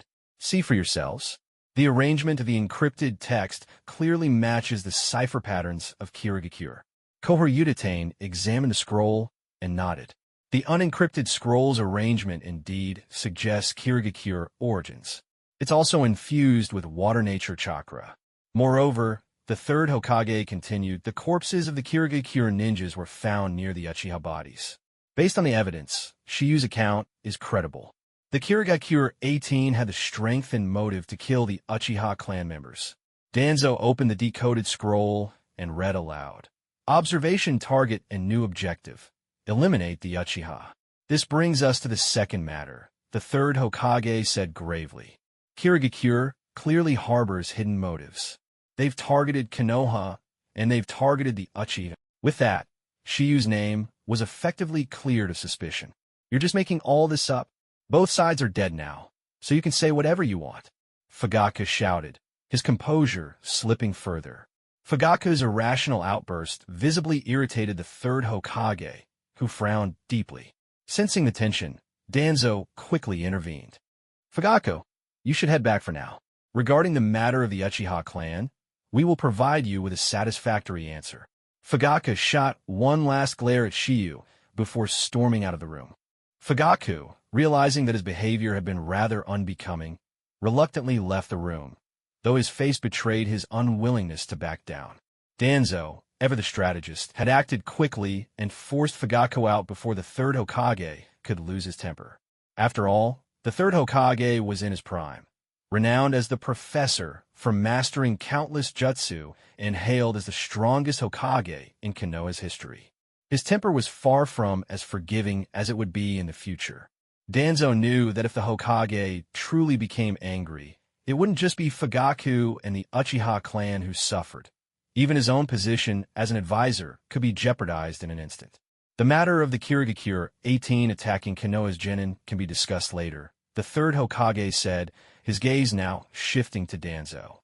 Do you have anything else to bring up? Danzo swallowed, sensing the precariousness of the situation, but pressed on, directing his attention to Shiyu. Even if you didn't kill the Uchiha members, you're still a suspect in other murders. My root operatives haven't returned. It's entirely possible that you killed them. Shiyu raised a brow and asked calmly, hypothetically, if that were true, what punishment would I face? I would bring you to Root to face punishment, Danzo replied, confident that Shiyu might confess. But what followed immediately shattered that confidence. Ridiculous, absurd, completely baseless, Shiyu retorted, a cold smile forming on his lips. In fact, I could just as easily argue that it was you who killed them. Me. Danzo's voice rose slightly, his composure faltering. Why on earth would I, as a high-ranking advisor to the Hokage, kill my own operatives? Shiyu spread his hands in mock innocence. And why would I, the personal disciple of the Hokage himself, kill my fellow villagers? Your logic applies to yourself as much as it does to me. This reasoning was airtight.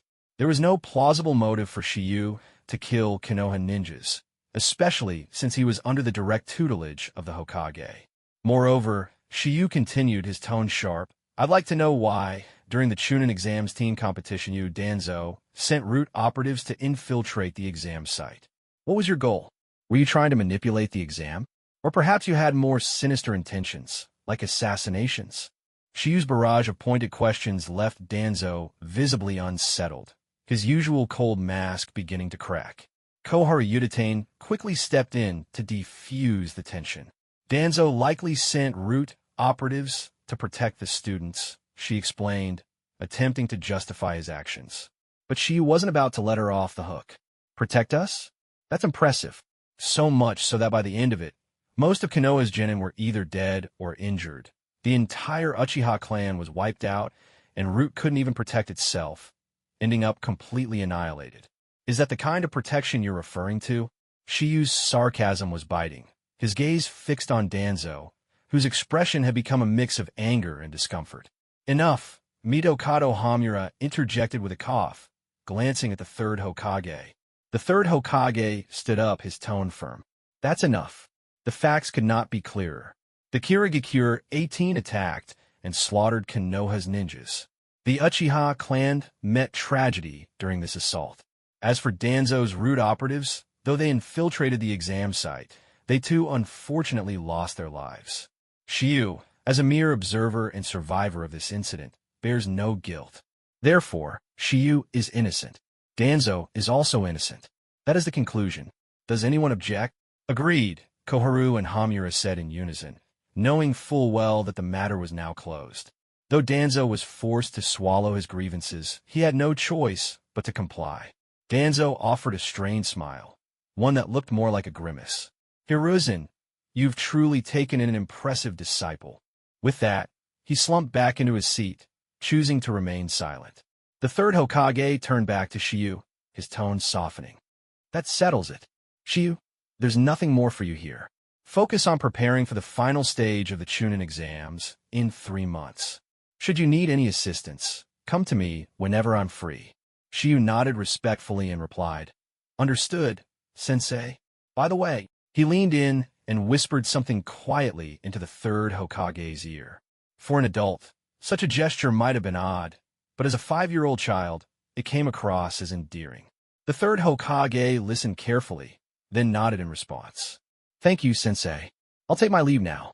To the advisors, especially Lord Danzo, take care of yourselves, Shiyu said with a polite bow. He exited the room, using the body flicker technique to leave the Hokage's office swiftly. Once outside, he activated his white wheel to scan the surroundings for any ambushes. Only after confirming the area was clear did he finally relax. Asterisk the Uchiha clan. Danzo's route. Looks like I'll need to stay vigilant. The Hyuga clan might make a good ally, and it's also a chance to learn more about my mother. I'll head to the Hyuga household tomorrow. Asterisk. Shiyu had also entrusted the third Hokage with several concerns about his sister, Xiaoxing, her safety, her inability to use chakra, and her potential enrollment in the Ninja Academy. The third Hokage's answer had been succinct. Don't worry. Minato, leave it to me. It didn't take long for Shiyu to connect the dots. Uzumaki Mito's connection to Kushina Uzumaki and Kushina's bond with Minato Namikaze, who were the parents of Naruto in the original storyline, made it clear. With their help, there was a good chance Xiaoxing's chakra seal could be undone. The next 3 months are shaping up to be busy, Shiyu mused. Swordsmanship training with the Hitaki family, learning Hyuga clan techniques, resolving Xiaoxing's chakra issue with Minato and Kushina, and mastering ninjutsu with the third Hokage. And if possible, I'll seek out Might Guy's father, Might Due, to learn the 8 gates. That should cover it. After organizing his plans, Shiyu returned home, got some rest, and prepared to visit the Hyuga household the next day. When morning came, he checked his reflection in the mirror before heading out. To his surprise, his appearance had changed once again. 6 faint Magatama markings had appeared around his neck, and the horn on his forehead had fully grown. Shiyu quickly used his silver-gray hair to cover the horn, ensuring he wouldn't stand out too much. The power of the Otsutsuki is slowly evolving, but as the system mentioned, in order to fully transform into a true Otsutsuki, I'll need to absorb more of their bloodline powers. So far, I've only absorbed bloodlines from the deceased. I should try absorbing a living person's bloodline next time to see what happens. With the system dormant after merging with the Kagaya clan's bloodline, Shiyu had no way to ask further questions. Shaking off the thoughts, he stepped outside and began his journey toward the Hyuga estate. Halfway there, a cold, eerie voice called out behind him. Shiyu, I found you. I hear Sarutobi-sensei has taken on a new personal disciple. That must be you, correct? Uchiha, is it? Tell me, would you like to spar with me? The voice was chilling yet refined. Shiyu turned slowly, spotting a familiar figure. He studied the man carefully. Long black hair, golden snake-like eyes, purple eyeshadow, pale skin, and a dark ninja uniform. The man wore a wide-brimmed hat, as though he had just returned from a long journey. You are?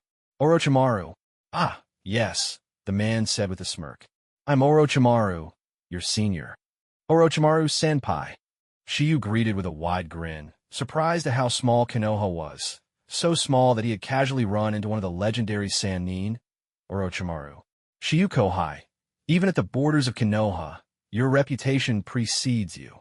May I have the honor of witnessing your strength firsthand? Orochimaru asked, his tone polite and composed. He wasn't as sinister or domineering as he would later become in the anime. Instead, his words were measured, filled with underlying cunning, an individual of great depth and calculation. Shiyu smirked and responded, "You call me Kohai, so of course you can. But I won't just spar with one of the legendary Sannin without some reward in return. No profit, no fight." Orochimaru blinked in mild surprise before letting out a soft chuckle. "Oh, what a greedy little fellow. Extorting benefits during our first meeting? I wonder, does Sarutobi-sensei know this side of you? Trying reverse psychology on me, are you?" Shiyu thought to himself, amused. Haha, Orochimaru-senpai. Human nature is complex and diverse. It's what creates different individuals and distinct paths in life. Just like the three of you, the legendary Sannin, each of you has already embarked on a completely different future. I wonder, does Sarutobi-sensei know that you're currently researching the secrets of immortality? Shiyu asked with a sly smile. Orochimaru's pupils narrowed sharply, like a snake poised to strike. In an instant, he used the body flicker technique, his hand clamping down on Shiyu's neck with alarming speed. Several serpents slithered out from his sleeves, hissing menacingly. "Boy, I don't know what you're talking about," Orochimaru said coldly, his golden eyes boring into Shiyu's. "Oh, you'll know exactly what I mean," Shiyu replied, his smile even more sinister than Orochimaru's. With a sudden poof, Shiyu's body transformed into a wooden log, substitution jutsu. Orochimaru didn't seem surprised, nor did he need to turn his head to know where Shiyu had repositioned himself. "Hidden shadow, snake hands," Orochimaru shouted as several snakes shot toward Shiyu's new location. But just as the snakes were about to strike, their target vanished. At the same moment, Shiyu's flying thunder god kunai landed beside Orochimaru, and with a sharp zing, Shiyu appeared directly in front of him. In one fluid motion, Shiyu grabbed Orochimaru with his right hand, while the kunai in his left hand pressed precisely against Orochimaru's heart. A mere half-inch forward, and the blade would pierce his heart. Despite being nearly 180 centimeters tall, Orochimaru found himself subdued by a mere 5-year-old child, who could only reach his chest. Shiyu couldn't aim for the throat, even if he wanted to. "The flying thunder god technique?" Orochimaru muttered, genuinely astonished. "And you managed to place the kunai exactly over my heart. To think that aside from Minato, someone else could master such a space-time jutsu to this degree." For the first time in a long while, Orochimaru felt genuinely shocked. The battle had lasted less than 10 seconds, and yet he, one of the legendary Sannin, had already been completely overpowered. What a monster! Sarutobi-sensei truly picked a genius for his final disciple. And it seems you know more than you let on. If you don't mind, why don't you come to my place? We can talk further, and I'll give you the reward you're after. Orochimaru wasn't out of tricks, far from it. Shiyu knew that Orochimaru possessed at least 5 escape techniques he hadn't even used yet. The only reason he wasn't fighting back was that he didn't want to cause a massive scene in the village. "What's the matter? Are you afraid to come? Or perhaps you think I can't afford the price you're asking for?" Orochimaru teased, his tone dripping with mockery. Senpai, you jest. "Of course, you have what I want," Shiyu replied, withdrawing his kunai. He wasn't worried about Orochimaru retaliating. After all, when he had grabbed Orochimaru earlier, he had discreetly marked him with the flying thunder god formula. "Follow me," then Orochimaru said, turning and leading the way. Shiyu followed, and before long, they arrived at a secluded area on the outskirts of Konoha. "You're not planning to take me somewhere isolated and kill me, are you?" Shiyu asked with a smirk. "Is that supposed to be a joke?" Orochimaru replied with a dry chuckle. "Haha, senpai, I never imagined you'd have such a dark sense of humor," Shiyu said teasingly. "We're here," Orochimaru announced, leading Shiyu into his home. Shiyu was taken aback by what he saw. Orochimaru's house was immaculate, spotlessly clean and meticulously organized. Despite being away for who knows how long, there wasn't a speck of dust to be found. "Have a seat," Orochimaru said politely, gesturing to a chair. His demeanor gave no indication that he intended to harm Shiyu. "You look surprised," Orochimaru noted. "Yeah, I didn't expect one of the Sannin to have such a clean house," Shiyu admitted. "We're not all like this.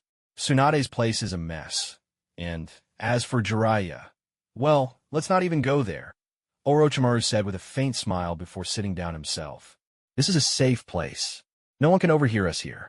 Now, tell me, what is it you want, and how much do you know about my research? After a moment's thought, Shiyu replied, Do you know the summoning jutsu? Orochimaru tilted his head slightly. The summoning jutsu? Of course. Are you asking me to teach you my summoning technique? Shiyu shook his head. No, I want to enter Ryuchi Cave. Orochimaru's eyes widened in surprise, and he stared at Shiyu in stunned silence for several moments. Finally, he asked, Your eyes, can they see the past and the future? How else could you know so much? Ryuchi Cave isn't a place most people even know exists. Even I haven't completed the trials of the White Snake Sage. All I've done is form summoning contracts with a few snakes. You don't need to concern yourself with how I know. All I want is for you to send me there. That's the reward I'm asking for, Shiyu said firmly. Orochimaru studied him for a moment before sighing. Fine, but how do you know about my research into immortality? Shiyu smiled faintly. Don't worry, no one else in this world knows. If you insist on asking how I know, let's just say my eyes really can see the future. What a terribly vague answer, Orochimaru said, clearly unconvinced. Let me offer you some advice then, Shiyu continued. A person's soul and body should be equally strong. If you only focus on taking over bodies, you'll damage your soul. As for achieving true immortality, you might want to start by studying natural energy. Natural energy? Orochimaru's expression shifted, a glimmer of understanding in his eyes as he nodded slowly. Having experienced the Second Great Ninja War, Orochimaru was no stranger to forbidden techniques. He was likely in the early stages of developing the living corpse reincarnation technique, and Shiyu's suggestion had just opened a new door for him. All right, but if anyone else learns about this, I won't spare you, Orochimaru warned. Huh, Shiyu chuckled. Don't worry, I won't say a word. Besides, I plan on squeezing more benefits out of you in the future. Summoning jutsu. Orochimaru performed the technique, summoning a large snake in a courtyard. Orochimaru, what do you need? The snake hissed, its voice cold and disdainful. This human child wants to go to Ryuchi Cave. Take him there, Orochimaru instructed. This child? A mere boy. The snake sounded incredulous. Oh, a human sacrifice, perhaps? How delightful. The snake hissed, its voice dripping with excitement. If you can eat me, then go ahead and try, Shiyu replied confidently. In an instant, he appeared atop the snake's head. What? When did you? The snake exclaimed, visibly startled. Orochimaru chuckled, his raspy voice carrying a hint of amusement. I'd advise you not to provoke him. If he fails the trials, you can eat him then. No need to rush. The snake let out a disappointed sigh. Fine, but I must warn you. Ryuchi Cave exists between reality and illusion, a secret sage realm. I can only transport you near its entrance. And to get there, you'll need to enter my mouth. No problem. Let's go, Shiyu said boldly, leaping into the snake's maw without hesitation. Ugh, it smells terrible in here, Shiyu muttered, holding his nose as the stench assaulted him. Good luck, Orochimaru said with a smirk as he released the summoning technique, causing the snake to vanish in a thin air, taking Shiyu with it. Moments later, Shiyu found himself tumbling out of the snake's mouth. Human, don't die too quickly. It's been ages since anyone attempted the trials of Ryuchi Cave. I'll leave you to it, the snake said before swiftly vanishing into the misty surroundings. Shiyu stood up and surveyed the area. Thick fog obscured his vision, but he could make out a faint path ahead. Small hills flanked either side of the trail, shrouded in an eerie stillness. With a flick of his wrist, Shiyu tossed a flying thunder god kunai forward and began walking cautiously. After what felt like hours of trekking, he discovered he had somehow returned to the spot where his kunai lay. An illusion? No, I'm not under Jinjutsu. This must be the misty maze that surrounds Ryuchi Cave, Shiyu muttered, scanning his surroundings carefully. Byakugan. Activating his white wheel eye, Shiyu immediately noticed 3 faint figures darting through the trees behind him. How odd, he murmured, feigning ignorance as he continued walking. Only those with unwavering resolve can reach Ryuchi Cave. Is that it? Shiyu mused aloud, pressing onward. Meanwhile, the 3 hidden figures whispered among themselves, clearly shocked. This human has such sharp instincts. Even in this thick fog, he sensed our presence. It seems his resolve is genuine. He's here to take the trials. Or maybe he's just an ordinary human. Let's test him. The figures disappeared into the mist, leaving Shiyu to navigate alone. After some time, Shiyu noticed a change in the scenery ahead. 8 golden lights appeared on either side of the path, glowing faintly through the mist. As he approached, the lights revealed themselves to be lanterns hanging from an imposing structure. A grand building emerged before him, its architecture exuding an air of majesty and mystery. Above the central gate, a large plaque bore the words Ryuichi Cave. Suddenly, the massive doors creaked open, revealing a young woman standing in the entrance. She had green eyes and long green hair, adorned with a golden crown topped with an orb. She wore a pristine white robe, and a jade magatama pendant rested on her chest. "We've been expecting you, sir. Welcome to Ryuichi Cave," she said, her voice calm and soothing. Inside, the grandeur of the interior was astonishing. The halls were brightly lit, with golden dragons coiling around the columns, their postures as if ready to soar into the heavens. "I'm Tensunheim. You must be exhausted. Please, make yourself comfortable and rest," she offered politely. Shiyu shook his head. "No need. I'm here to meet the White Snake Sage. Don't waste my time with delays." Tensunheim's expression remained unchanged as she replied, "My apologies. I'll arrange it immediately. Please wait a moment. In the meantime, feel free to enjoy a meal." With a wave of her hand, a table laden with delicious-looking food appeared, filling the air with its enticing aroma. But Shiyu's face remained cold as he stared her down. "Is something the matter, young sir?" she asked, her voice betraying a hint of nervousness as she met his gaze. "I told you not to waste my time. Do I need to repeat myself?" Shiyu said, vanishing from his spot and reappearing right in front of her. His kunai was now pressed firmly against her chest, directly above her heart. "Strike a snake at its vital point, isn't that right? I take I've passed the first trial, Tensunheim." This is impossible," she exclaimed, her form suddenly shifting. Her once beautiful face contorted, becoming grotesque and serpentine. Hissing in frustration, she floated backward into the mist before vanishing completely. The luxurious surroundings dissolved into an unsettling scene of skeletal remains and decay. The once grand castle was nowhere to be seen. Incredible. He actually broke through the first trial. Only someone truly obsessed with seeking power would come here. "Human, don't think you'll make it to the White Snake Sage unscathed." "Ugh, you're so loud. Do you need me to shut you up?" Shiyu muttered, tossing a shuriken into the mist. It didn't hit anything. "Haha, foolish human. Your attacks can't harm me." Tensunheim's voice echoed mockingly through the air. "We'll see about that." Shiyu tugged on the wire attached to the shuriken, pulling it back toward him. He quickly formed hand seals. Multiple shadow, shuriken jutsu. The air filled with a barrage of shuriken, blanketing the area and leaving no space unmarked. Floating higher to avoid the attack, Tensunheim smirked, intending to circle around and strike Shiyu from behind. But before she could, Shiyu reappeared directly in front of her using the Flying Thunder God technique. "How about now? Can I hurt you now?" he asked, giant Rasengan forming in his hand. Though it lacked natural energy, the sheer force of the jutsu left no doubt that it could deal significant damage. "Enough. I apologize for my earlier words," Tensunheim said, fear creeping into her voice. She couldn't understand how this child had managed to track her. She had no chakra signature, no discernible presence. How had he found her? "Good. Then let's move on to the next trial," Shiyu said, his tone commanding, as though he were the one in charge. "Follow me." Another voice interrupted. A new figure appeared briefly, luring Shiyu forward. Without hesitation, Shiyu used his teleportation to pursue. He soon arrived at a cavernous chamber. The walls were lined with grooves of various shapes, and scattered across the floor were crystals of corresponding forms. "I am Itsukushimaheim. To pass, you must fill every groove with the correct crystal. Once you've completed this, I will let you proceed," the figure said. Itsukushimaheim, a petite girl with deep blue hair, wore a white robe similar to Tensunheim's. She also had a golden crown with an orb at the top, magatama-shaped earrings, and a jade magatama pendant on her chest.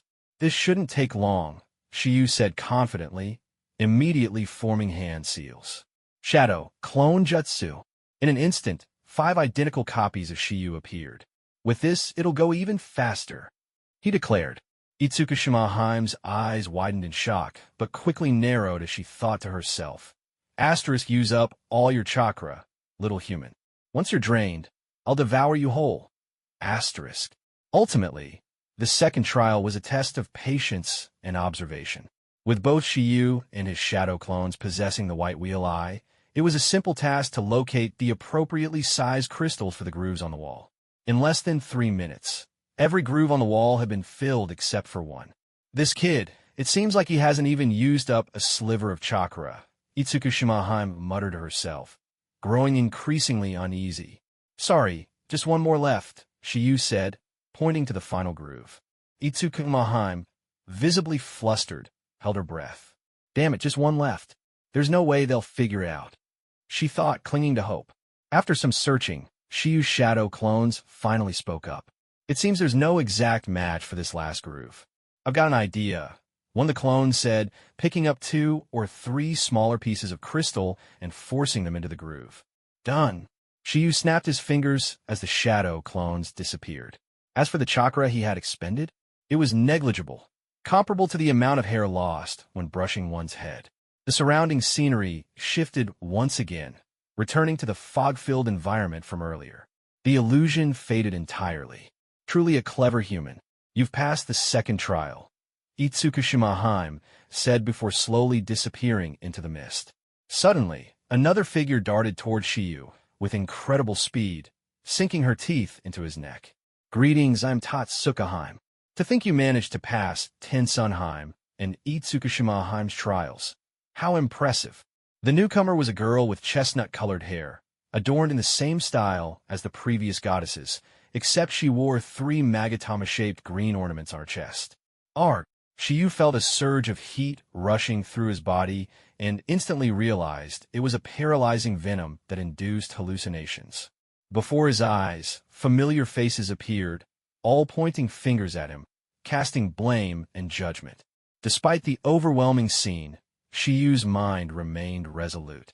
He knew exactly what he was pursuing and why he was here.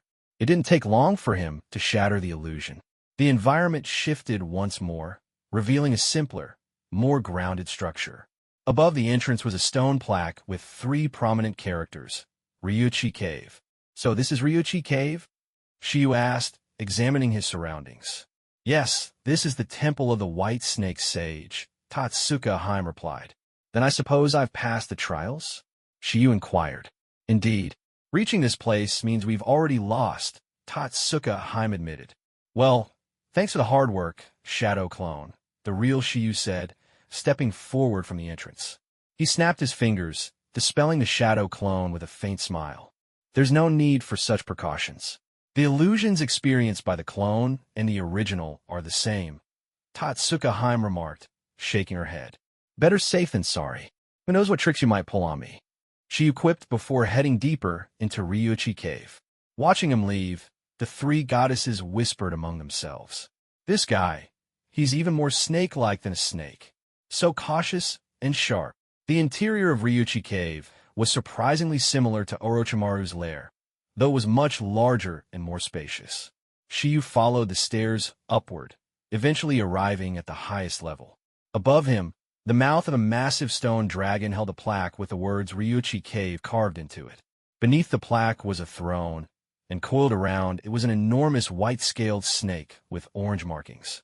The white snake sage had piercing yellow eyes, a red night pearl set into its forehead, and green horn-like ornaments adorning its headpiece. It held a smoking pipe in its mouth, a green cat's-eye gemstone on its chest, and gold rings on its tail. You must be the white snake sage, Shiyu said, his tone calm and direct. Indeed. Human, you seem quite different from others of your kind, not only possessing extraordinary strength but also remarkable intelligence, the sage replied. Yes, I've come to learn sage mode and to find a suitable summoning beast, Shiyu stated plainly, outlining his purpose for coming. Humans are born of desire, destined to gradually succumb to darkness. Those who seek me do so in pursuit of their desires, often abandoning everything in the process. However, to harbor desires yet maintain purity and resolve in your heart, that is the key to mastering Sage Mode, the sage explained. I can teach you Sage Mode, but as for the summoning contract, you'll need to find the creature that resonates with you. The White Snake Sage continued. When can I start? Shiyu asked without hesitation. Huh, such impatience from a young man. The White Snake Sage chuckled before shrinking its massive form down to that of an elderly woman. Sage Mode is not something that can be mastered in a short time. Come with me, the sage said, leading Shiyu to the courtyard of the temple. First, you must understand what Sage Mode is. It involves creating chakra by combining the mental energy and physical energy within your body with the natural energy from the outside world. The resulting chakra is what powers sage techniques. The first step in learning Sage Mode is to sense natural energy. This here is where natural energy is most concentrated in Ryuchi Cave. Sit atop it and see if you can sense the energy, the sage instructed, gesturing toward the well. Shiyu stepped forward, sat at the edge of the well, and closed his eyes. He immediately felt an unfamiliar chakra rising from the depths, unlike anything he had experienced before. Carefully, he guided the energy into his body. However, as soon as the natural energy entered him, it began to behave erratically. What? I only told you to sense the energy, not to absorb it. You've taken in too much, and now your body is starting to transform into that of a snake. Stop immediately, or you'll become a snake permanently. The sage warned urgently. But the natural energy seemed to have found a release valve, surging into Shiyu's body uncontrollably. His physical transformation accelerated. Damn it, the natural energy has gone berserk. This boy's body is extraordinarily suited for Sage Mode, but at this rate, he'll be consumed and turned into a snake. The sage shouted, her voice filled with both awe and concern. Don't forget, maintain clarity of mind. The sage's words echoed faintly in Shiyu's ears, but his body was already paralyzed. Deep within his consciousness, he found himself battling a colossal creature. The beast was far larger than the White Snake Sage, with 2 massive horns and 5 claws. Unlike the sage's serpentine appearance, this creature was a 5-clawed white dragon. So this beast is a manifestation of the natural energy gone wild within me. A 5-clawed white dragon. Shiyu muttered to himself. Roar! The dragon unleashed a devastating tailed beast bomb, aiming it directly at Shiyu. The blinding white energy shook the entire subconscious realm as it hurtled toward him. Flying Thunder God, Shiyu teleported away from the blast in an instant, reappearing with a giant Rasengan in hand, ready to strike back. However, just as Shiyu's massive Rasengan was about to strike, the white dragon lashed its tail and sent it flying. Shiyu steadied himself, feeling the boiling of his blood, and instead of fear, a tinge of excitement coursed through him. What incredible speed!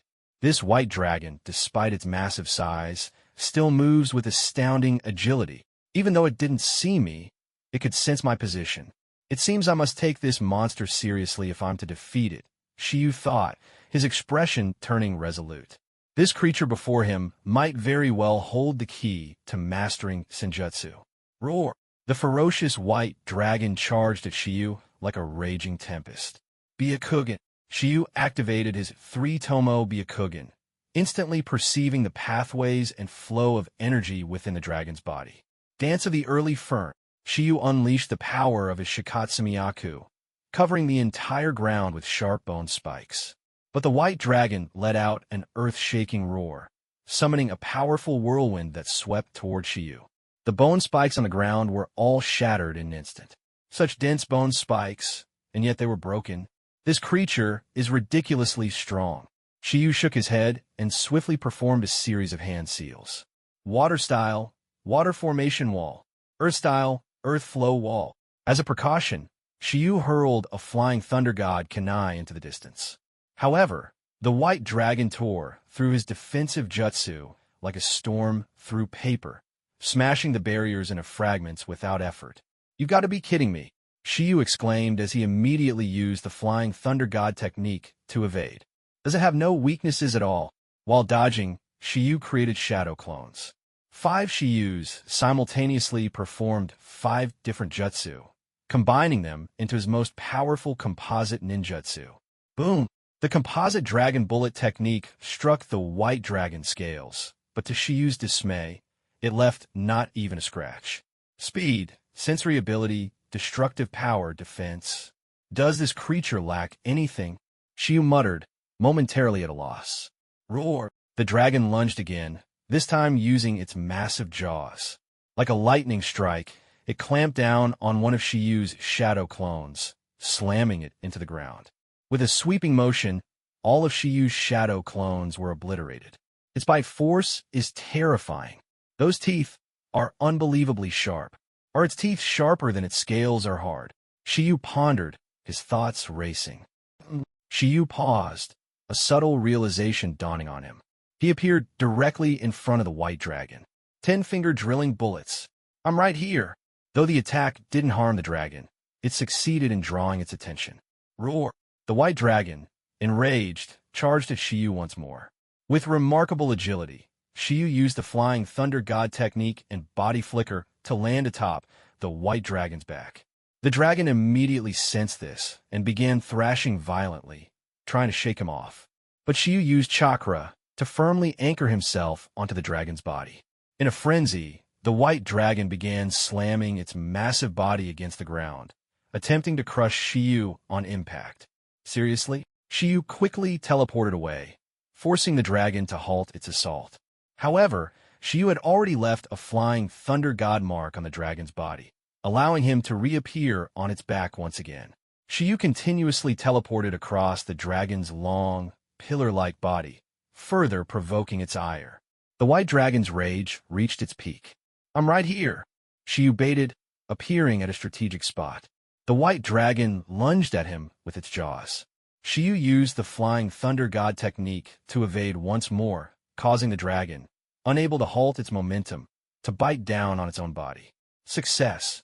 Shiyu exclaimed as the dragon's teeth shattered its own scales, even breaking one of its sharp fangs. So its teeth are sharper. In that case, you've already lost, Shiyu declared, forming shadow clones once more. Each of the 5 shadow clones conjured a massive, glowing blue Rasengan, with Shiyu himself wielding the 6th. Together, they charged at the dragon's wounded spot. Massive Rasengan, 6-fold strike, boom!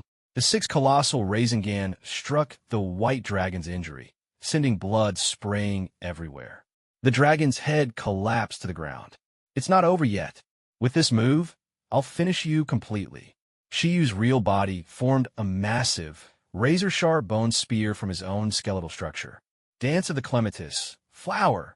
With unparalleled speed and power, Shiyu drove the spear forward. With a resounding thud, the bone spear plunged deep into the dragon's maw. The white dragon dissolved into mist, as did Shiyu's surroundings. Everything began to fade away. What's going on? The wild natural energy, just now, has suddenly become completely calm. Did something happen? No way. The natural energy from the well has all been absorbed by him. The white snake sage stared in astonishment, mouth agape. Shiyu slowly opened his eyes, holding in his hands a blood-stained, enormous fong and a white scale.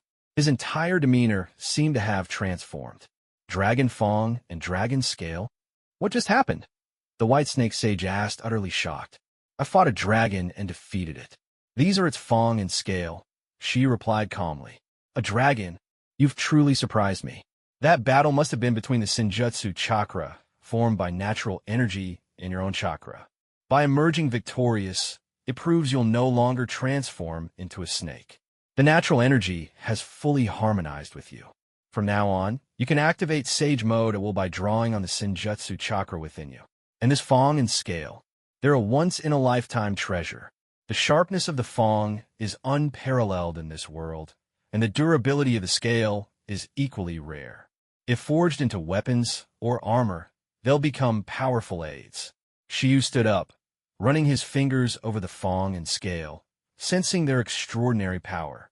With a hand sign, he began to draw chakra, feeling a surging wave of energy within him. So this is Senjutsu chakra. Sage Mode activate, Shiyu said softly. His appearance began to change. A pair of larger horns grew on his head, his pupils turned golden, and an inexplicable aura emanated from him. Aside from these changes, he remained largely the same. The Whitesnake Sage was once again dumbfounded. The fewer physical changes, the greater the harmony with natural energy. In other words, you kid are a true sage. So this is sage mode? Shiyu marveled as he felt an unprecedented surge of power course through him. Swinging his fist forward, he unleashed a shockwave so immense it seemed capable of shattering a mountain. You're the most gifted human I've encountered in 1,000 years, the Whitesnake Sage declared seriously. Just by sensing natural energy, you managed to absorb it, and even directly transform into sage mode. Shiyu nodded and asked, Whitesnake Sage, is there anything else I need to learn? Now that you've entered sage mode, the next step is mastering the use of Senjutsu chakra. But this cannot be rushed. The Whitesnake Sage began to meticulously guide Shiyu in the art of wielding Senjutsu chakra. Shiyu, in turn, diligently adapted himself to using Senjutsu chakra. In the meantime, he exploited the bug of shadow clones to spar against himself. After just a few days, Shiyu had fully mastered Senjutsu chakra. With Senjutsu chakra, Shiyu's techniques became at least 5 times more powerful. Not only did the strength of his elemental jutsu increase, but the sage-powered version of the Flying Thunder God technique also reached a groundbreaking level. Since Senjutsu chakra is created by absorbing natural energy, Shiyu, once in sage mode, could freely create Flying Thunder God markers anywhere within his sensory range. In other words, he no longer needed to throw Flying Thunder God kunai to teleport. He could now teleport infinitely. It's done. Whitesnake Sage, I've completely mastered Senjutsu chakra, Shiyu announced. In just a few days, you managed to reach this level. You truly are astonishing, kid, the Whitesnake Sage exclaimed. The sage then continued, since you've perfectly mastered Senjutsu chakra, it's time for you to learn sage arts. But before that, I need you to accomplish 3 tasks. Only after completing these tasks can you truly grasp sage arts. Tell me, Shiyu said calmly. These 3 tasks are tied to you and will also greatly enhance your strength. The first and second tasks require you to go to the Sage Cavern, locate the sage there, and use the sage's celestial fire to forge the dragon Fong into a weapon and the dragon scale into armor. Shiyu nodded. When he had entered sage mode earlier, he had indeed sensed a cavern behind a waterfall, a place even his sage techniques couldn't fully perceive. All right, and the third task. The Whitesnake Sage shook his head. Bring back the weapon and armor first. I'll tell you about the third task afterward. Wasting no time, Shiyu set off directly. Since he already knew the location, he sped toward his destination and soon arrived at a waterfall. Beneath it, as expected, there was a cavern. Even Senjutsu chakra can't detect what's inside. Let's try the Byakugan, Shiyu muttered, activating his Byakugan. Inside the cavern, he saw golden mist everywhere, seemingly concentrated natural energy, even denser than what he had encountered by the well. Determining there was no immediate danger, Shiyu leapt from the top of the waterfall and landed accurately at the cavern's entrance, entering the Sage Cavern. The cavern wasn't very large, containing only what seemed to be a blacksmith's workshop. Beside the forge stood a short, black-haired old man. The old man was working the bellows, sending sparks flying. He placed a glowing red iron rod onto the anvil and began hammering it. In less than 10 strokes, he had forged a flawless spear. A sage skilled in forging, Shiyu muttered in surprise. Sage, pardon the intrusion. Could you help me forge a weapon and a set of armor? Shiyu asked directly. The old man set down his hammer and turned around, causing Shiyu to jump in shock. Aside from his black hair and beard, the man looked identical to the human form of the Whitesnake Sage. Oh? Someone has come to my Sage Cavern after 1,000 years? Was it Shirin who sent you? The old man asked. Shiyu nodded. Yes, Sage. The black-haired old man nodded and then suddenly grinned maliciously. In that case, you can die now. Ha ha. In an instant, the old man's body grew massive, transforming into a giant black-scaled serpent. The surroundings shifted, turning into a vast, empty clearing. A black-scaled serpent? I see, Shiyu said, shaking his head. Elder, Since you insist on forcing my hand, don't blame me for being disrespectful. Sage Mode. Without hesitation, Shiyu activated Sage Mode. His eyes turned golden, and the tomo in his Byakugan glowed with a golden hue. The black-scaled serpent took advantage of the transformation process and coiled its massive body around Shiyu. Human brat, you dare try to command me? Not in this lifetime. The serpent sneered, tightening its grip, intent on crushing Shiyu. Yet no matter how much strength it used, the serpent found it impossible to harm Shiyu. It was then that the serpent realized this human was no ordinary mortal. This is Sage Mode. You passed the Ryuchi Cave trial and inherited Shirurin's sage arts? The serpent exclaimed in shock. With a simple outward push of his hands, Shiyu pried apart the serpent's coils and leapt effortlessly into the air. Sage art. Ultra big Rasengan. In the blink of an eye, Shiyu descended from the air, slamming the enormous Rasengan into the serpent's vulnerable spot. Roar! The black-scaled serpent let out a pained cry, spewing a cloud of purple smoke from its mouth before collapsing, unable to lift its head. In a flash, Shiyu appeared before the serpent, grabbed its body, and prepared to hurl it aside. I yield! I yield! The serpent cried, shaking its head as it slowly reverted to human form. Elder, will you now forge the armor and weapon for me? Shiyu asked coolly, showing no sign of exertion. The black snake sage rubbed his neck and sighed. You should have said you were a sage earlier, but now that I'm injured, I can't forge anything for you. Shiyu's face darkened at the response. Is that so? He asked as a Rasengan began forming in his hand once more. Wait, don't be so hasty. While I can't forge it myself, as a fellow sage, you can do it yourself. With my guidance, it might even turn out better, the black snake sage said hurriedly. Fine, then tell me what to do, Shiyu said. As soon as he spoke, the surroundings shifted back to the blacksmith's forge. What materials will you use to forge the armor and weapon? The black snake sage asked. Dragon fang and dragon scale, Shiyu replied, presenting his materials. The black snake sage was stunned into silence for a moment. A real dragon? Dragons are the kings of scaled creatures. Their fangs and scales are divine artifacts. Weapons and armor forged from them could easily be called legendary. A divine artifact? Isn't that a bit exaggerated? Shiyu asked skeptically. Exaggerated? Not in the least. The black-scaled sage continued. A snake trains for 1,000 years to become a python. A python trains for 1,000 years to become a boa. A boa trains for 1,000 years to become a flood dragon.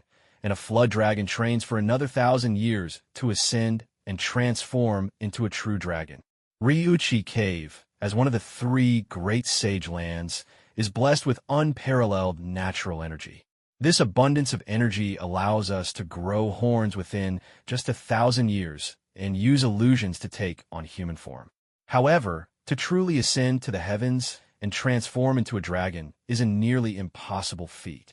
Shiyu nodded, understanding the difficulty of a snake evolving into a dragon.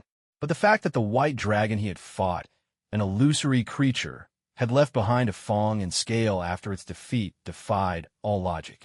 That's why I was so shocked to see you wielding a dragon's fang and scale. Now, what kind of weapon do you want to forge? The black snake sage asked. Shiyu pondered for a moment. He already had a meteoric blade. One hand wielding Flying Thunder God, and the other using sword techniques would be a powerful combination. 2 identical blades for dual wielding? That might not suit an all-rounder like Shiyu. How about forging a short blade? Shiyu suggested. He envisioned a blade similar to the white fang of Konoha, something he could immediately use in combat. Even as he grew stronger, it would remain useful for surprise attacks, while the meteoric blade could serve for head-on clashes. A short blade, huh? That will require a bit more effort. As for the dragon scale, I'll craft it into a white dragon scale armor for you, the black snake sage said, assuming a commanding tone. Start by working the bellows. Let the flames temper the dragon fang. Without hesitation, Shiyu began working the bellows. However, the black snake sage frowned and shook his head. Where's that sage mode of yours? At this rate, you'll never heat the dragon fang. Realizing the problem, Shiyu immediately activated sage mode. With explosive speed, he worked the bellows, forcing a massive influx of air into the forge. The flames roared fiercely to life. But just as the fire surged, it began to wane again. Fire style, great fireball jutsu. Shiyu unleashed a blazing fireball. Though it initially burned brightly, it soon began to falter. What's going on? Shiyu asked, puzzled by the inconsistency. You're forging a divine artifact. How can ordinary fire-style technique suffice? Let me teach you something, the Black Snake Sage said, weaving hand seals. Sage art, 16 divine fire.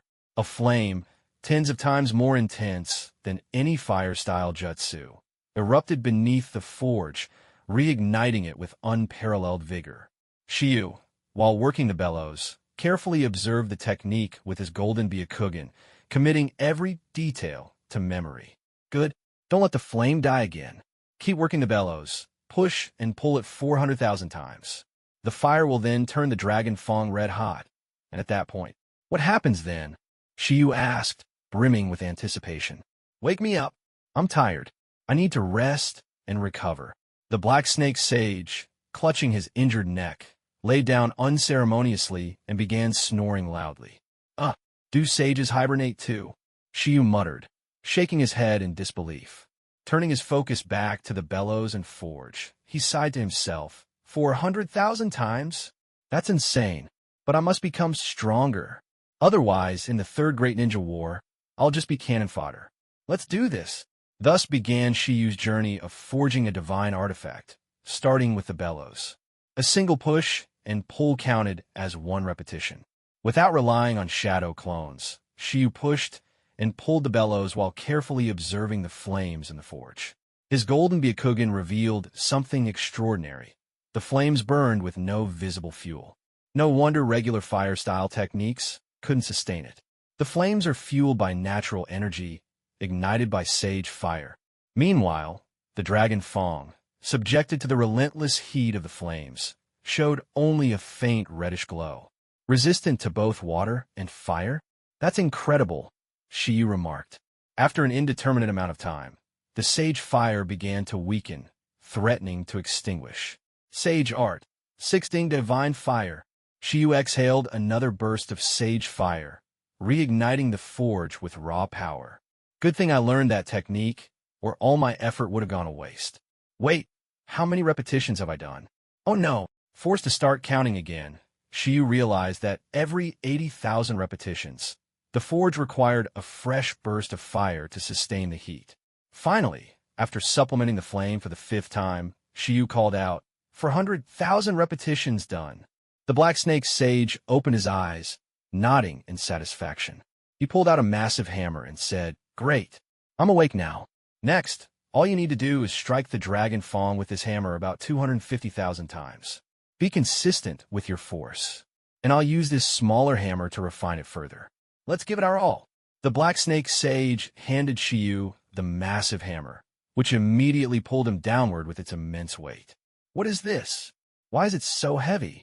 Shiyu exclaimed, struggling to lift it. If it weren't heavy and strong, how could it shape something as hard as the dragon fang? The Black Snake Sage lightly tapped the fang with his smaller hammer, and the rough outline of a blade began to emerge. Hurry and start hammering. Oh, you exited Sage mode? You'll need to be in Sage mode for the forging to work, the Black Snake Sage reminded him. But after working the bellows for over 400,000 repetitions, Shiyu had completely drained his energy. There was no Senjutsu chakra left in him. So you're out of Senjutsu chakra? Huh. No problem. Here, take one of my specially refined sage pills. One pill, and your Senjutsu chakra will instantly recover, the Black Snake Sage said smugly. Shiyu swallowed the pill, and true to the sage's word, his Senjutsu chakra replenished instantly. Wait, something's off. My chakra reserves have doubled. Shiyu exclaimed in shock. Kid, did you think forging a divine artifact was easy? Working the bellows wasn't just for show. You've been growing stronger without realizing it. Stop wasting time, or you'll have to start over with the bellows. Get to work, the Black Snake Sage urged. Overjoyed by his hidden progress, Shiyu activated Sage mode once more. The previously unwieldy hammer now felt surprisingly manageable in his hands. Let's begin. Each strike of the hammer drained a small amount of Shiyu's chakra, but he could feel the hammer's energy transferring into the blade, tempering it further with every blow. The dragon Fong, glowing red under the intense heat, was refined strike by strike as chakra imbued it with unparalleled sharpness. Time seemed to stretch endlessly as Shiyu struck the blade repeatedly. Finally, the Black Snake Sage, with his smaller hammer, tapped the Fong once more, signaling the next stage of crafting. In an instant, the dragon Fong blade underwent yet another transformation, taking a significant step closer to completion. Shiyu continued hammering with a massive hammer, while the Black Snake Sage would occasionally tap lightly with a small hammer. This cycle repeated 5 times until the Black Snake Sage delivered the final strike, revealing a flawless, pure white blade, the Dragon Fong. 250,000 strikes, and it's finished? Shiyu asked, feeling an unexpected sense of longing, as if he hadn't yet had enough. It's done. What? You want to keep going? The Black Snake Sage chuckled, shaking his head. You really throw yourself into your work. The weapon is complete. As for the dragon scale armor, leave that to me. The Black Snake Sage walked over to the dragon scale, lifted his small hammer, and tapped it a few times. To Shiyu's astonishment, a full set of white dragon scale armor materialized before his eyes. Dragon scale chestplate, dragon scale leg guards, ninja footwear, ninja gloves. Shiyu cut straight to the point, asking, armor made from dragon scales, wouldn't it be unbearably heavy to wear? The Black Snake Sage laughed. Why don't you try it on and see? Shiyu found that, even after deactivating Sage Mode, the armor remained incredibly lightweight in his hands. Don't worry about the weight. This set of armor is yours and yours alone. No one else can even lift it, the Black Snake Sage explained with a grin. Shiyu then raised another concern. I can't even fit into this armor. It's way too big. Did you make it oversized? The Black Snake Sage chuckled. A dragon, as the king of scaled creatures, is said to be able to expand or contract, grow large or shrink small. Your armor, as a divine artifact, can do everything a dragon can, except turn invisible. Really? That sounds too good to be true, Shiyu remarked skeptically. He decided to test it. Smaller, smaller, he commanded, and, astonishingly, the dragon scale armor shrank before his eyes, just like the mythical Rui Jingu Bang. Finally, Shiyu donned the armor, which now fit him perfectly. Remarkably, he still felt as light and agile as ever. However, after a moment, Shiyu frowned. Sage, I can wear it now, but it's not very comfortable. The edges and corners keep poking me. Who told you to wear armor over your ninja uniform?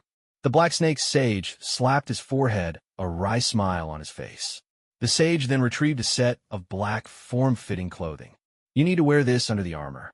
This bodysuit is made from the shed skin of a senior dragon who ascended here before me. It's soft, breathable, warm in winter, and cool in summer. Consider it your lucky day. Shiyu quickly changed into the bodysuit and armor. Now fully dressed, he exuded a commanding and intimidating presence.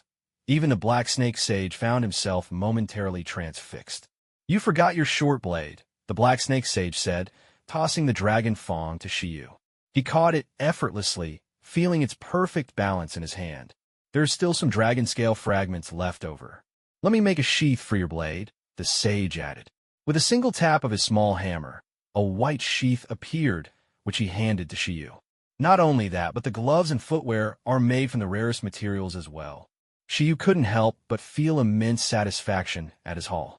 But he also knew the Black Snake Sage wouldn't have gone to such lengths simply because of Shiyu's earlier threats. During their battle, the Black Snake Sage had undoubtedly held back his true strength. Sage, why are you helping me so much? If there's something you want me to do, just say it outright, Shiyu said bluntly. The Black Snake Sage smiled knowingly.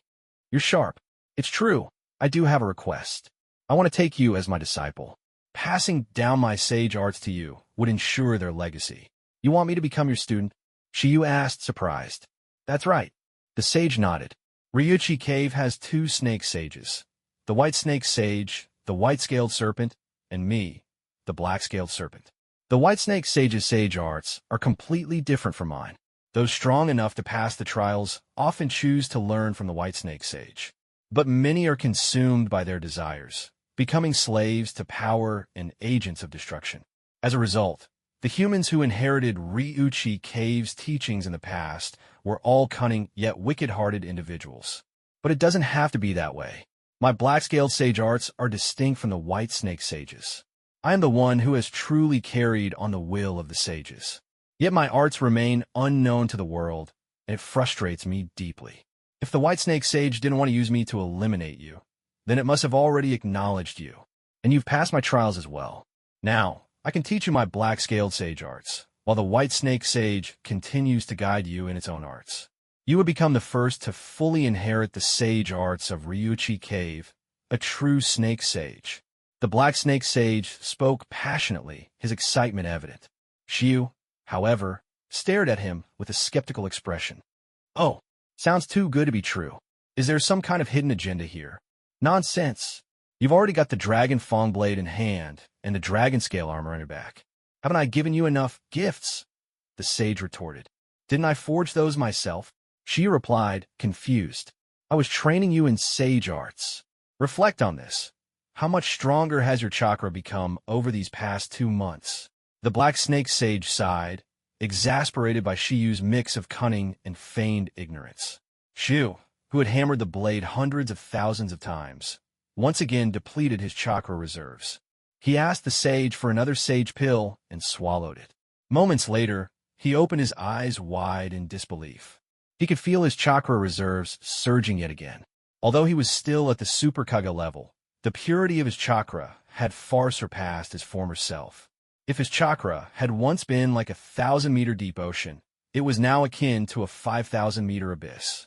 Though the width of his reserves hadn't changed much, the depth had undergone a complete transformation. Seeing Shiyu's astonished expression, the black snake sage nodded. Now you understand, don't you? Whether you were working the bellows or swinging the hammer in sage mode, it was all part of your training. You're now qualified to learn true sage arts. The sage patted Shiyu's shoulder, instilling a sense of purpose in him. But Shiyu shook his head and, with a dismissive tone, said, Who said I wanted to learn your sage arts? Why do I have to become your disciple? The white snake sage didn't make anyone call it master when it taught its sage arts. Maybe you're just less capable than it is. Huh, me? Less capable than the white snake sage? Are you joking? The black snake sage protested indignantly. The white snake sage's white excitation technique, which can paralyze enemies instantly, rendering them unable to fight, isn't that strong enough? Shiyu teased, clearly provoking the sage. The white excitation technique? That's nothing but a trash-tier sage art. To seal the enemy's 5 senses, sight, hearing, smell, taste, and touch, my Black Radiance technique creates a domain that blocks all sensory input for everyone except the caster. The black-scaled serpent boasted proudly, his tone filled with confidence and authenticity.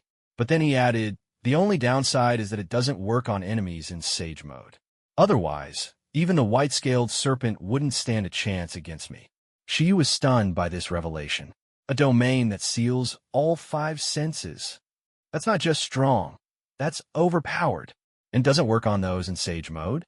But in the original stories, there were fewer than 5 people who could even achieve sage mode. If I master this, wouldn't I be practically invincible? Although Shiyu was inwardly eager to learn, he feigned indifference, shaking his head. That's not that impressive. The white-scaled serpent has a technique called inorganic reanimation. It can give life to inanimate objects and turn them into combatants. Isn't that stronger? Yes, inorganic reanimation is indeed powerful, the black-scaled serpent admitted. It can animate lifeless objects and use them to launch surprise attacks.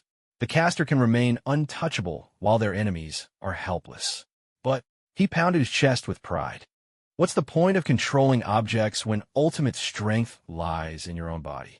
My 8 Dragon Rebirth technique is far superior, he continued with fervor. *8 Dragon Rebirth allows you to tap into a power greater than sage mode in moments of crisis. It's as if you summoned the strength of 8 divine dragons to possess your body. What's inorganic reanimation compared to that? It wouldn't even stand a chance. Shiyu raised an eyebrow. If it's so powerful, why couldn't you defeat the white-scaled serpent? The black-scaled serpent let out a sigh. This technique doesn't last long. If the battle drags on, sage mode will wear off, leaving me at a disadvantage. Shiyu fell into deep thought. *8 Dragon Rebirth seems to be a short-term transformation technique. It likely burns through Senjutsu chakra as the price for its invincibility. It must grant some form of overwhelming physical dominance to withstand any attack. Sage mode is already incredibly powerful. If I learn this technique, who could possibly stand against me? Who in this world could force me to use 8 Dragon Rebirth? He pondered further. If I use the Black Radiance technique to seal an enemy's 5 senses and then follow with 8 Dragon Rebirth, wouldn't I obliterate them instantly? Even someone as strong as Madara at his peak might not be able to counter it. Could Black Radiance even affect a peak-tier shinobi like him? While Shiyu was lost in thought, the black-scaled serpent tapped him on the shoulder. "Kid, what's on your mind? These 3 sage arts aren't just handed out to anyone. Do you want to learn them or not? Or do you still doubt my words?" Shiyu responded with a silent smile. The black-scaled serpent, irritated by Shiyu's lack of enthusiasm, finally snapped. "You little brat, you don't believe me and you don't want to learn? Huh? Fine.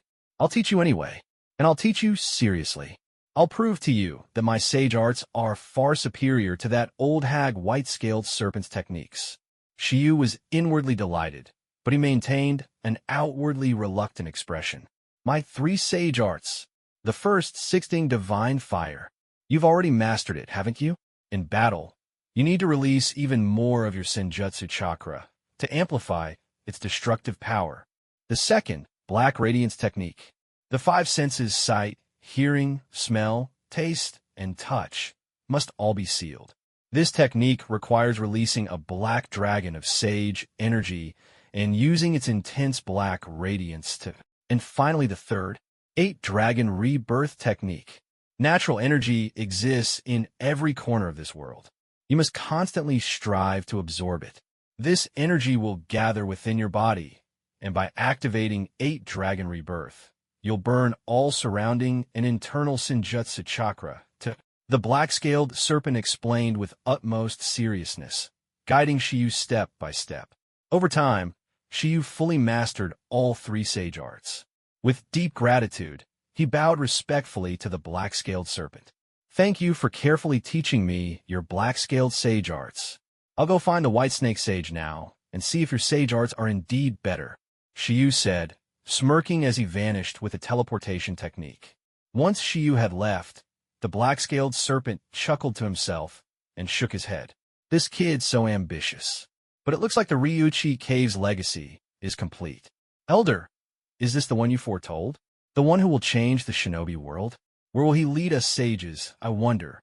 As he spoke, the black-scaled serpent's body began to dissolve, leaving behind only an empty shell. Everything around it faded, revealing that it had all been an illusion. Meanwhile, Shiyu used his sage-enhanced flying thunder god technique to return to Ryuchi Cave in an instant. "You've obtained the weapon and armor, haven't you?" "I already know. Everything in Ryuchi Cave reaches my ears," said the white snake sage. "Uchiha Shiyu, there's still one more thing for you to do before I teach you my 3 sage arts." "3 techniques?" Shiyu asked, surprised. "That's right. In addition to white excitation technique and inorganic reanimation, I have a trump card of my own. How else could I rival that black-scaled fool?" The white snake sage's thick accent and sly smile made Shiyu suppress a laugh. "What is it you want me to do?" Shiyu asked. "Deep within Ryuchi Cave lives a serpent called Xianya. I've had no luck dealing with it. You need to earn Xianya's genuine approval and make it willingly become your summoning beast. That will be your final test. Only then will I teach you sage arts." She was already familiar with Xianya's infamous reputation. He knew this ferocious serpent's saliva could petrify its victims. Xianya resides in the heart of the most violent serpent colony in Ryuchi Cave. Be careful, and remember, you mustn't harm or kill it. Without its acceptance, you won't pass. "So, will you still go?" the white snake sage asked. With a confident gesture, Shiyu signaled an okay. Though earning the approval of a feral serpent would be no easy task, Shiyu remained self-assured. He was no longer the inexperienced boy who first entered Ryuchi Cave. Following the white snake sage's directions, Shiyu headed toward the serpent colony's lair. The air was thick with an eerie mist, and the ground was riddled with deep grooves, evidence of the serpent's movements. Bite marks scarred the surrounding tree trunks, adding to the ominous atmosphere. Byakugan. Shiyu activated his Byakugan, instantly spotting petrified serpent statues scattered around. These must be Xainya's handiwork. As expected, it's an incredibly feral serpent. The dense fog severely obstructed visibility. Then, Sage Mode activate.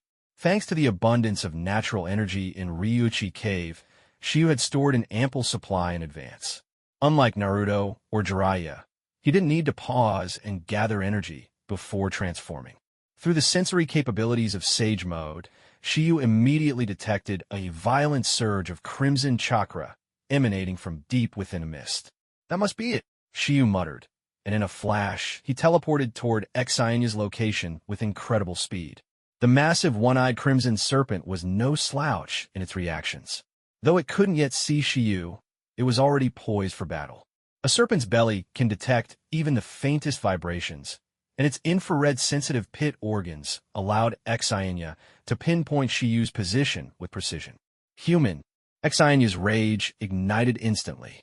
Whether it was humans or fellow serpents, anyone who dared approach him would meet the same fate, destruction. What sharp instincts! Shiyu exclaimed as he dodged Xainya's sudden attack, teleporting directly in front of the serpent using Sage-enhanced speed. Xainya, I want to talk to you, Shiyu said calmly. Talk? Human. I don't know how you know my name, but you're going to die here today. Xainya hissed with venomous hatred. His hostility toward humans stemmed from his previous summoner, a betrayal that had scarred him deeply. If words won't work, then I'll just have to use my fist to make you submit, Shiyu replied. He teleported to Xainya's massive tail, grasped it firmly, and, to the serpent's shock, began spinning his colossal body with apparent ease. What? A human has this much strength? You can actually toss my body around. Xainya roared in disbelief as his enormous form was hurled high into the air before crashing heavily to the ground. Human! Xainya howled in fury. He retaliated by spitting venomous saliva, each droplet carrying a petrification effect. A single touch would turn flesh into stone. But Shiyu was no ordinary opponent. With his ability to teleport infinitely, he effortlessly dodged each venomous strike. Sage Art, Black Radiance Technique, Shiyu shouted, unleashing one of the techniques he had recently learned from the black-scaled serpent. A black dragon emerged, surging toward Xainya with overwhelming ferocity. This is a Sage Art, Xainya exclaimed, stunned. He hadn't expected that this mere human would wield the sage arts of Ryuchi Cave. Soon, darkness enveloped Xainya.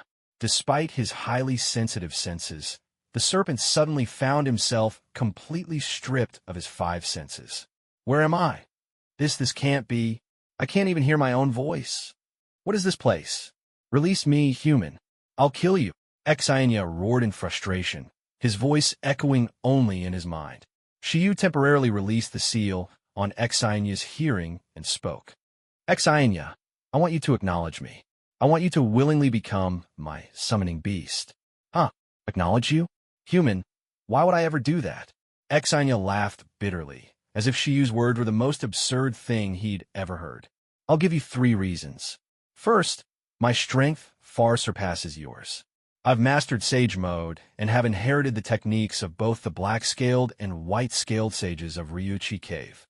Xainya froze momentarily. For centuries, no one had ever achieved such a feat. The Sage Art Shiyu had just demonstrated was undeniable proof of his claim. And the second reason? Xainya asked, his tone calmer but still cautious. He wasn't foolish. Anyone chosen by both sages had to possess extraordinary talent and power. Second, I want to heal your eye and the wounds in your heart. I know your story, Xainya. I know that your previous summoner used lightning style to blind you, leaving you with both physical and emotional scars. Am I wrong? Xainya let out a guttural growl, filled with pain and anger. How do you know about that? I've told no one. Could it be you knew him? No. It's been centuries he couldn't still be alive. My eyes can see the past, present, and future, Shiyu replied, revealing his golden Byakugan. The glowing eyes caught Xainya's attention, filling him with a sense of awe and curiosity. And the third reason? Xainya asked, his hostility softening further. I want to change everything, Shiyu declared with conviction. I want to change the world I live in, to mend the relationships between people, to transform the role of ninja, and to bring peace to the world. If I succeed, betrayals like the one you've experienced will no longer happen. Xianya, however, sneered coldly. You dream big, human, but betrayal between people will never end. What makes you think you can bring peace to the world? What gives you the power to change it? She remained calm and asked a pointed question. It's been centuries, hasn't it? Do you even know why your previous summoner betrayed you? He betrayed me because I disobeyed his orders. That's why he blinded me. Xianya snapped, his anger evident. Shiyu shook his head. For a ninja, what's more important? Life or the mission? Life, of course. Otherwise, why did he flee the battlefield and injure me to save himself? You don't know anything about his cold, heartless eyes. Xianya, Shiyu began, his tone even. Ninja exist to complete missions. From a moment they become ninja, their lives are tied to their duty. And for a summoner, their summoning beast must also follow their commands without hesitation. If he truly abandoned the mission, why did he call for you to retreat? And when you insisted on fighting, why did he only blind you instead of killing you? You've completely misunderstood his intentions. Xianya hesitated, his rage momentarily replaced by confusion. What do you mean? Explain yourself. You're kind. Serpents don't rely heavily on vision. Losing an eye is a minor injury for you. But the act of blinding you is meant to teach you a lesson. That for ninja, the mission comes first. By injuring you, he ensured that you would be teleported back to Ryuchi Cave, guaranteeing your survival. Meanwhile, he could focus on retreating, creating the chance for a future resurgence. But he never explained himself to me afterward, and his eyes were so cold. They were the eyes of a traitor. Xianya growled, his voice tinged with lingering bitterness. His eyes were cold because you refused to retreat. If he stayed to fight alongside you, neither of you would have escaped alive. He was disappointed that after all your battles together, you still wouldn't follow his command. And why didn't he come back for me? Xianya demanded, his voice cracking. Because after sending you back to Ryuchi Cave, he died in battle, Shiyu said softly. Died in battle? That's impossible. He retreated, didn't he? Xianya's voice trembled, disbelief and sorrow washing over him. Perhaps he was inspired by you? Or maybe he never planned to survive in the first place. Or it's even possible he was killed by his own comrades afterward. The world of ninja is like that. They are tools designed to complete their missions. In the end, they may not even care about their own lives, let alone yours, Shiyu said, his words steady but piercing. You might be right, but when I was attacked, I wasn't sent back to Ryuchi Cave. And when I woke up, I found no sign of him. Xianya's voice carried both doubt and lingering pain. Shiyu responded immediately, but you didn't die, did you? So, isn't it possible that he deliberately injured you, ensuring the enemy wouldn't waste resources pursuing you while he drew their attention and retreated himself? Humans so complicated. I think I've been too simplistic. If that's true, then humans live in a world of constant hatred and betrayal, don't they? Xianya finally began to grasp the depth of human conflicts. Compared to those intricate schemes and betrayals, his own experience seemed trivial. Xianya, do you want to become a dragon? Shiyu suddenly asked. A dragon? Xianya was puzzled by the abrupt question. Give me a chance. Become my summoning beast. When I soar to great heights, you, as my partner, will also rise above the rest, Shiyu said with conviction, releasing a massive wave of sage chakra that radiated power and dominance. So strong. Such dense natural energy. Xianya thought, his mind shaken. Even if I joined forces with the white-scaled sage, we wouldn't be his match. Could this human really become something none of us ever could? Xianya, having already recognized Shiyu as a top-tier warrior, was even more impressed by how Shiyu had unraveled the pain buried deep in his heart in mere minutes. If you were in the same situation, would you betray me too? Xianya asked, presenting his final question. Shiyu shook his head. No. Why not? I don't believe you. Tell me why. Xianya pressed. Why would I betray you? And why would I retreat? Shiyu countered with another question. Isn't a ninja's mission above all else? What if your superiors ordered you to retreat, or the situation demanded it? Xianya asked again, testing him. I'm not like your previous summoner. I'm this strong. Why would I need to retreat? That's a joke. If I ever encounter an enemy so powerful that even I have to retreat, then the world would probably be on the brink of destruction, Shiyu declared with unwavering confidence. His words, filled with the conviction of an unrivaled warrior, struck a chord with Exainia. You're just as confident as I used to be. And I like that, Exainia said at last, nodding his massive head.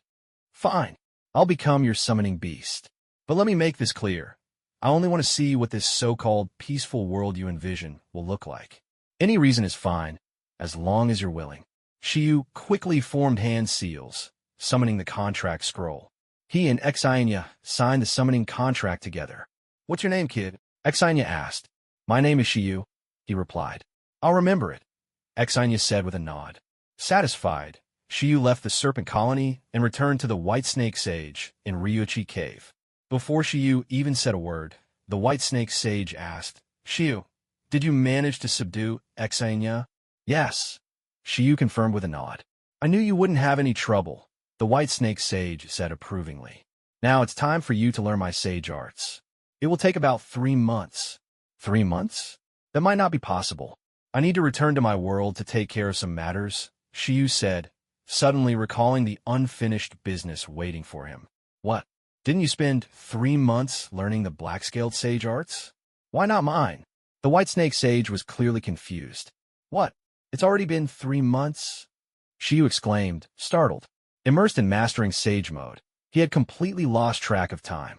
Indeed, you've been here for 3 full months. If you have other matters to tend to, we'll have to postpone your training for now, the White Snake Sage said, finally understanding.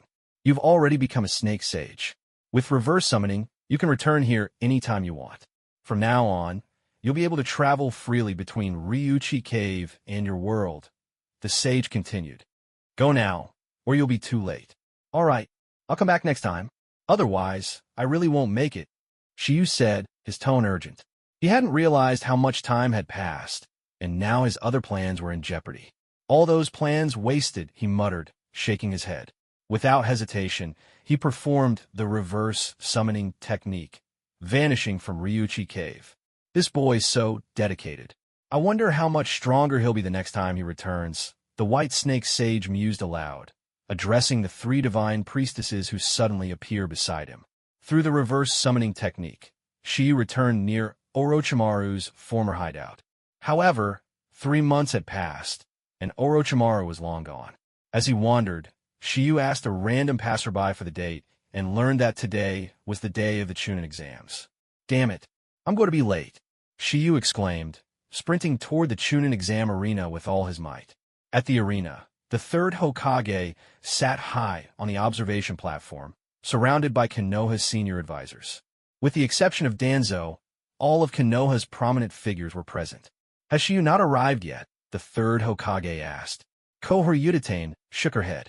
No sign of him, Hamura Mitokado added. If he doesn't show up soon, we'll have to proceed with the draw. Since he's the frontrunner to win, perhaps we can slightly bend the rules and place him in the final match, Hamura suggested. The 3rd Hokage nodded. That's the best we can do. Let's begin the draw. The Chunin exam arena buzzed with excitement. The stands were packed with spectators, eager to witness the most prestigious and competitive Chunin exams since the Second Great Ninja War. The audience filled every seat, encircling the arena in a grand display of enthusiasm. Meanwhile, the candidates waited in the prep room for their matches to begin. A proctor received the signal and announced, "The exams are about to begin. We will now proceed with the draw. Where is Shiyu? He said we'd train in Hyuga-style taijutsu together, but then he just disappeared without a trace."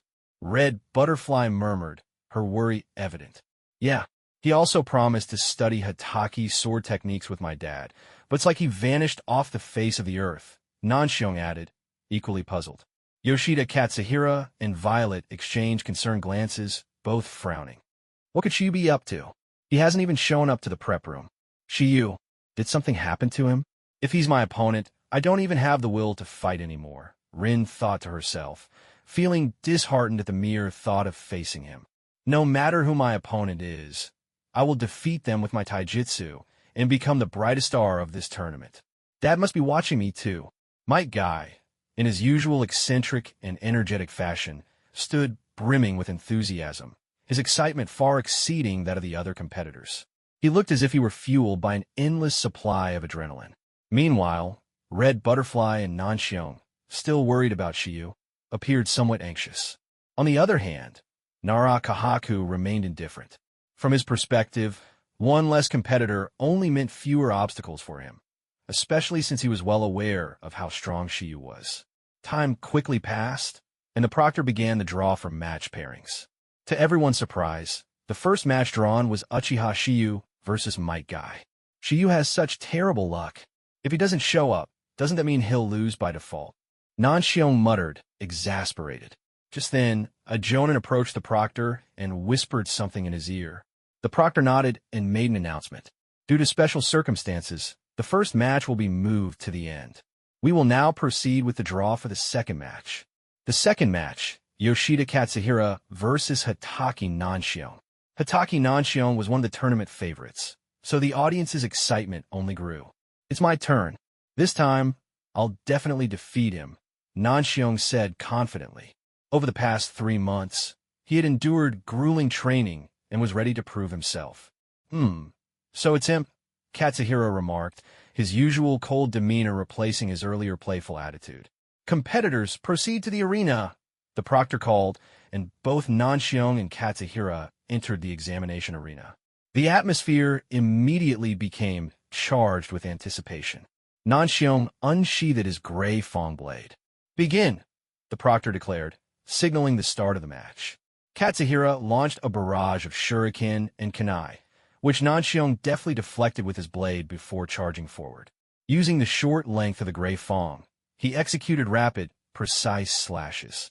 Hitaki's swordsmanship, Katsuhira commented as he nimbly rolled away from Nanxiong's strikes. Without missing a beat, Katsuhira quickly formed hand seals, his speed leaving Nanxiong momentarily stunned. Fire style, Dragon Flame Jutsu. Katsuhira unleashed 3 roaring fire dragons that surged toward Nanxiong. Wind Dragon Slash.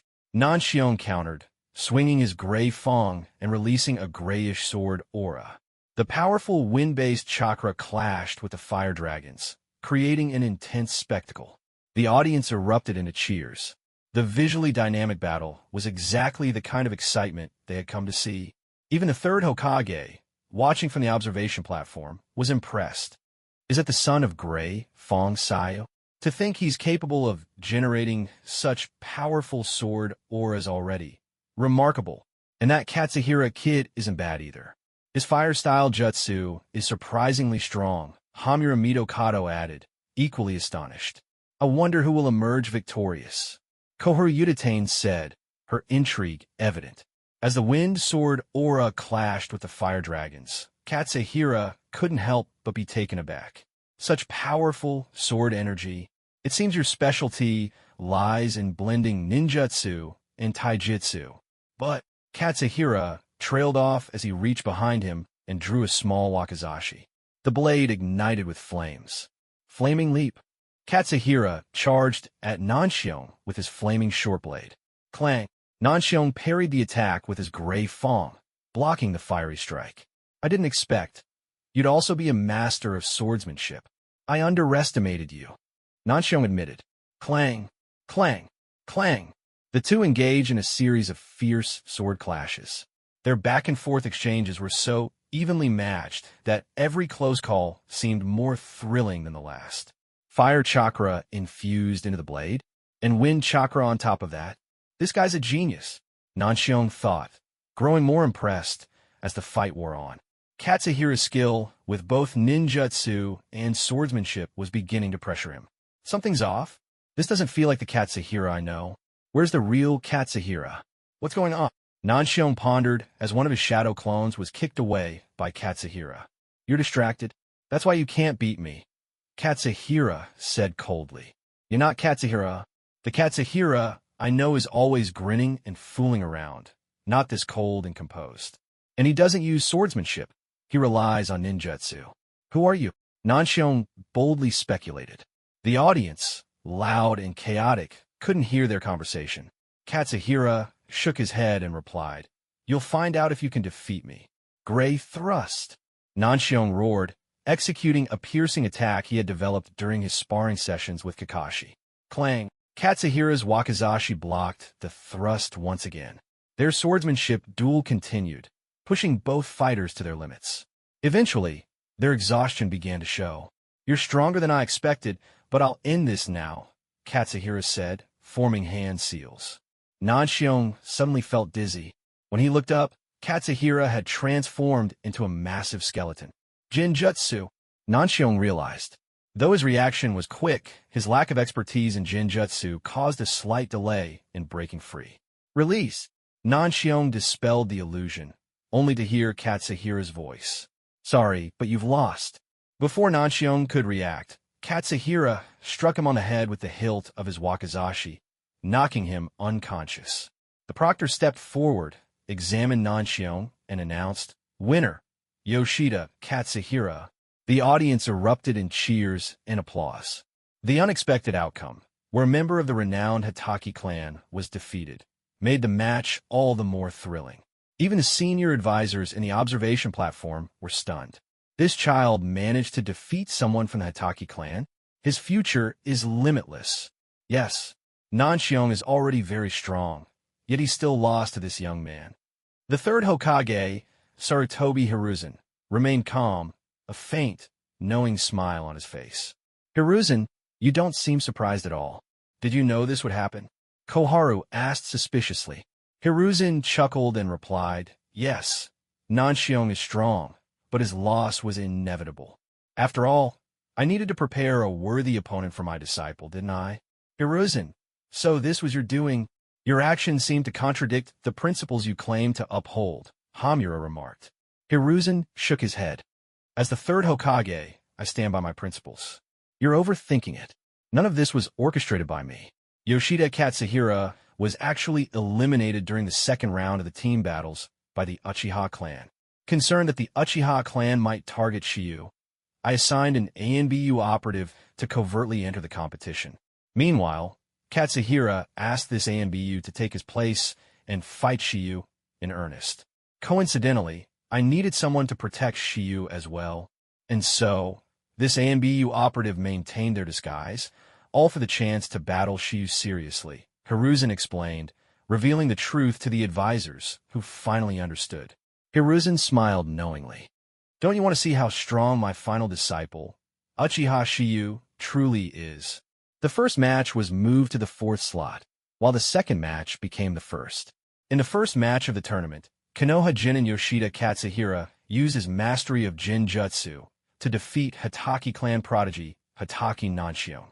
The atmosphere in the arena surged to a new peak as the crowd buzzed with excitement. The proctor proceeded to draw lots again, and the screen displayed two names, a boy and a girl. Second match, Nara Kahaku versus Noera Rin. "Go for it, Rin." Obito, though eliminated earlier, cheered loudly for his teammate from the stands. This match proved riveting in its own way. Though Rin didn't possess any standout abilities, her agility, quick thinking, and sheer determination allowed her to hold her ground, even managing to briefly suppress Nara Kahaku.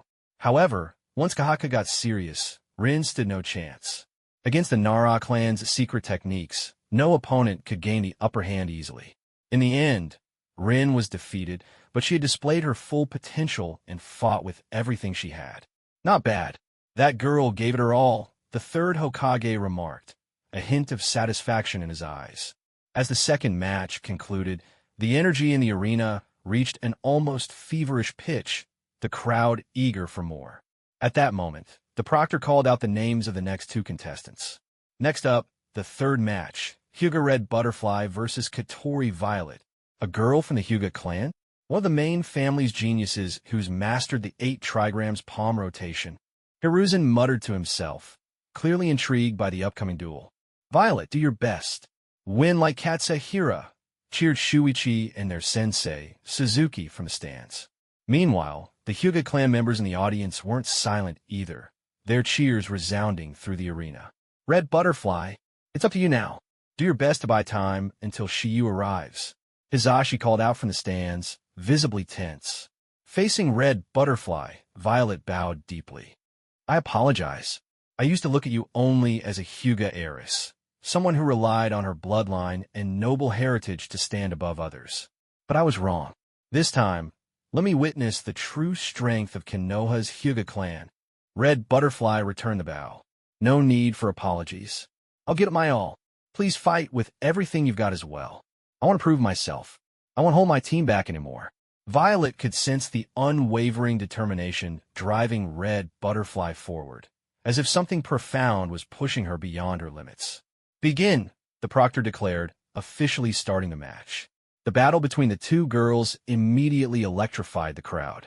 The rare sight of a duel between two female shinobi drew the attention of every spectator. Cling. Violet began by hurling shuriken at Red Butterfly, who deftly deflected each one with her kunai. But then, the shuriken transformed mid-flight, turning into countless glaring eyes that flew toward Red Butterfly. Jinjutsu? You're using Jinjutsu right from the start? So, she's a Jinjutsu-type ninja, Red Butterfly muttered, quickly realizing what was happening. Jinjutsu, release, she exclaimed, dispelling the illusion in an instant. Though Red Butterfly wasn't proficient in Jinjutsu, Hisashi had spent the last 3 months training her to counter it. Now, ordinary Jinjutsu didn't faze her. Seeing her Jinjutsu dispelled, Violet discarded her shuriken and threw kunai instead, each one coated with explosive tags. Byakugan. Red Butterfly activated her dojitsu, and her entire body began spinning rapidly like a top. A fierce wind and a blue-white dome of chakra surrounded her as her 8 trigrams palm rotation activated. What is that? Violet gasped in shock as her kunai were deflected and sent flying. Even the explosive tagged kunai detonated harmlessly outside the dome. As the rotation slowed and stopped, Red Butterfly emerged unscathed. Violet couldn't hide her astonishment. That's the Hyuga clan's rotation. Truly impressive. But I still have a trump card, Violet declared, forming hand seals. But before she could finish, Red Butterfly launched another attack. 8 trigrams, air palm. A shockwave of compressed air shot toward Violet, aiming for her chakra points. Violet miscalculated again, never expecting Red Butterfly to have improved so much in just 3 months. Unable to dodge in time, she took a direct hit from the air palm. The attack struck her precise chakra points, disrupting her chakra flow. My chakra is not flowing properly. Did that attack seal part of my chakra? Violet thought, alarmed. This girl, she's gotten so much stronger. The Hyuga heiress has been through intense training. This is unexpected. Shuichi and Suzuki murmured in disbelief. They recalled how before the Chunin exams, Red Butterfly had been easily overpowered by them. Now, she was a completely different fighter. She's even mastered targeting chakra points. The Hyuga girl is truly impressive. Could it be that she was inspired by her teammate, Shiyu? Hiruzen mused, half joking. This Violet girl doesn't seem like she's giving up, though. Another stubborn one, Kohori Yuditane commented, shaking her head as she observed the determination in Violet's eyes. Sure enough, Violet, despite her disrupted chakra flow, struggled to her feet. The crowd erupted in cheers and applause, moved by her unyielding spirit. I can't fall here. At the very least, you'll have to take this final move of mine, Violet said, her voice strained but resolute. Don't push yourself. Your chakra is partially sealed. Continuing like this could harm your body, Red Butterfly warned, concern evident in her voice. I don't care. If I can't even defeat you, how can I ever hope to defeat Uchiha Shiyu? Violet retorted stubbornly. Red Butterfly paused, momentarily thrown off by the mention of her teammate. She's right. Who am I to tell someone to abandon their resolve? Am I any different? Red Butterfly thought, now understanding Violet's unwavering determination. This next move isn't just any Jinjutsu. If you can't withstand it, just surrender, Violet said, forcing herself to gather chakra despite the difficulty. She formed a series of hand seals, her hands trembling. Ninja art. Pit of despair. Suddenly, Red Butterfly was engulfed in an illusory world. What she saw shook her to her core. Shiyu, covered in blood, lying motionless in the Chunin exam arena. Around him were countless bodies, piled high, all of them people she cared about, her family, her friends. Red Butterfly's inner fears were magnified to an unbearable level. She was so consumed by the illusion that she momentarily forgot she was in the middle of the Chunin exam. As Red Butterfly collapsed to the ground, unable to control her body any longer, Violet, across from her, was gasping for air, coughing up blood. It was clear that forcing herself to use such a powerful jinjutsu had left Violet severely injured. "I'm sorry. I've let everyone down again," Red Butterfly thought, her vision dimming. Just my luck. Red Butterfly, this time I've lost," Violet muttered weakly before falling unconscious. Their proctor immediately called out, "Medical team, get in here and help them." With a wave of his hand, the medical team rushed into the arena to assess the two injured competitors. Meanwhile, the proctor carefully observed the situation, trying to decide the best course of action. Both competitors seem evenly matched, as both have collapsed. "I'll need to discuss this with Lord Hokage to determine the outcome," the proctor said, heading toward the third Hokage. Hiruzen Sarutobi listened to the detailed report, his expression contemplative. It was indeed a difficult decision. Violet has completely lost consciousness. By the rules, she should be disqualified, and Red Butterfly declared the winner, Hamura Mitokado suggested. No, Violet managed to land her jinjutsu after taking a direct hit. Red Butterfly suffered mental trauma from the attack. "If you ask me, Violet should be declared the winner and Red Butterfly disqualified," Kohyutate countered. "This is quite the dilemma," Hiruzen mused. After a moment of thought, he proposed, "Since the semifinals are next and neither of them are in any condition to fight, why don't we declare this match a draw? They've both demonstrated their strength, which is what matters most. What do you think?" Agree. With the consensus reached, Hiruzen nodded and addressed the proctor. "Let's proceed with that decision. However, there's the issue of having one less participant in the semifinals. What do you suggest?" The proctor, quick on his feet, shared an idea with the Hokage and his advisors. Hamura and Koharu were taken aback by the suggestion. "Is that really okay? Wouldn't it be unfair to the other contestants?" Koharu asked, her brow furrowed. "We don't have a better solution at the moment. Do you?" Hiruzen replied calmly, glancing at his advisors. Both shook their heads. "Then it's decided. This could be quite interesting," Hiruzen said with a knowing smile. The proctor returned to the arena to make the announcement. After deliberation with the Hokage and his advisors, this match is declared a draw. Since both Hyuga Red Butterfly and Katori Violet are unable to continue, the Hokage has decided to assign a replacement for the semifinals. A Chunin-level ninja will participate in their stead, codename Monkey Leap. The crowd erupted into applause, cheering the fairness of the judgment and buzzing with anticipation. The Hokage selected Chunin, stepping and was bound to make the matches even more exciting. Who knew? Perhaps this mysterious substitute might even rival the tournament favorite, Uchiha Shiyu. The proctor then made the next announcement. And now for the fourth and final match. Uchiha Shiyu versus Might Guy. Might Guy, full of energy as always, leaped dramatically into the arena, flashing his signature gleaming white teeth and giving a thumbs up.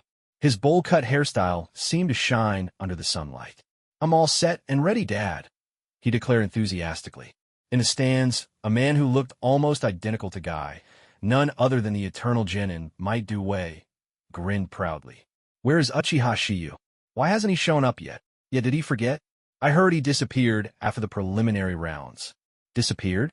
Does that mean he's not competing anymore? He's the favorite to win. The arena atmosphere grew tense as murmurs of doubt and disappointment spread among the crowd. Even the proctor appeared uneasy. Guy, ever the optimist, turned to the proctor with a playful smirk. "Proctor, maybe Uchiha Shiyu ran away because I'm his opponent? What do you think?" "Please be patient," the proctor replied, trying to maintain his composure. He then hurried back to consult with the Hokage. "Hiruzen, if he doesn't arrive within the allotted time, we'll have to declare him the loser. The audience won't accept anything else," Koharu said bluntly. "That's right, Hiruzen. We've given him plenty of time. We can't keep everyone waiting forever," Hamura added, urging a decision. Hiruzen lit his pipe, taking a deep puff before exhaling slowly. He shook his head. "He should have arrived by now." "Fine. Announce it." The proctor sighed in relief, finally receiving a clear directive. Returning to the arena, he raised his voice. Due to Uchiha Shiyu's failure to appear within the allotted time, I hereby declare this match. Wait! A loud, commanding voice echoed through the arena. Everyone turned their heads, only to see a pale-faced red butterfly who had jumped off her stretcher despite her injuries. What's going on? I thought it was Shiyu. Great. Looks like he's not coming after all. Dragging her battered body, Red Butterfly pleaded, please. Can't we wait a little longer for Shiyu? He might already be on his way here. Don't we all want to see him fight? For him, can't we wait just a little longer? I'm begging you. Red Butterfly's sincerity was palpable as she bowed deeply. The proctor glanced at the Hokage, who nodded and gestured for him to proceed. The Hokage has granted an extension of 5 minutes. If Shiyu doesn't arrive by then, he will forfeit the match, the proctor announced. That's the Hokage for you. Truly generous. The crowd applauded Hiruzen's decision, recognizing it as both fair and thoughtful. Red Butterfly, satisfied, collapsed back onto the stretcher, unconscious once more. The seconds ticked by. 1 minute, 2 minutes, 3 minutes, 5 minutes have passed. Unfortunately, Uchiha Shiyu has not arrived. I hereby declare, hold it, I'm here. A voice rang out, and a figure materialized in the center of the arena with a flash of brilliance. There he stood, gray-white hair, a confident and commanding presence. His Konoha forehead protector gleamed slightly, and he wore a sleek black-scale bodysuit beneath a dazzling white dragon-scale armor. Around his neck hung a faintly glowing necklace with 6 tomo, and across his back was the imposing dragon fawn blade. He looked like a god of war, descended from legend, unmatched and unstoppable. The crowd erupted into cheers, their excitement almost overwhelming. Shiyu's reputation had spread far and wide. Even Orochimaru, hidden in the shadows, had heard of this prodigy. Naturally, the villagers of Konoha held him in even higher regard. Finally, he's here, Hiruzen said, nodding approvingly as Shiyu arrived. Shiyu gave the Hokage an okay hand gesture and waved to the crowd with a calm smile. Shiyu, he's finally here. That guy, he really made it. Katsuhira, watching from the prep room, couldn't help but brighten at the sight of Shiyu. Shiyu, good luck. Nanxiong, lying on a stretcher, caught a glimpse of Shiyu and smiled faintly. Now that you're here, let's get started. I've been looking forward to this for a long time. Might Guy declared, his fighting spirit blazing. No problem. Today, we'll have an unforgettable battle, Shiyu replied confidently, cracking his knuckles and assuming a battle stance. The fourth match, Uchiha Shiyu versus Might Guy. Begin. The proctor swung his hand down, signaling the start of the highly anticipated battle. Leaf Whirlwind. Without wasting a moment, Might Guy charged toward Shiyu, launching a barrage of high-speed, consecutive attacks with both his arms and legs. Guy's movements were blindingly fast, so fast that even many of the spectators could barely follow. Good timing, Shiyu responded enthusiastically, meeting Guy head-on with his own limbs, effortlessly blocking and parrying the taijutsu strikes. What? He can actually withstand my taijutsu head-on, Guy exclaimed in disbelief.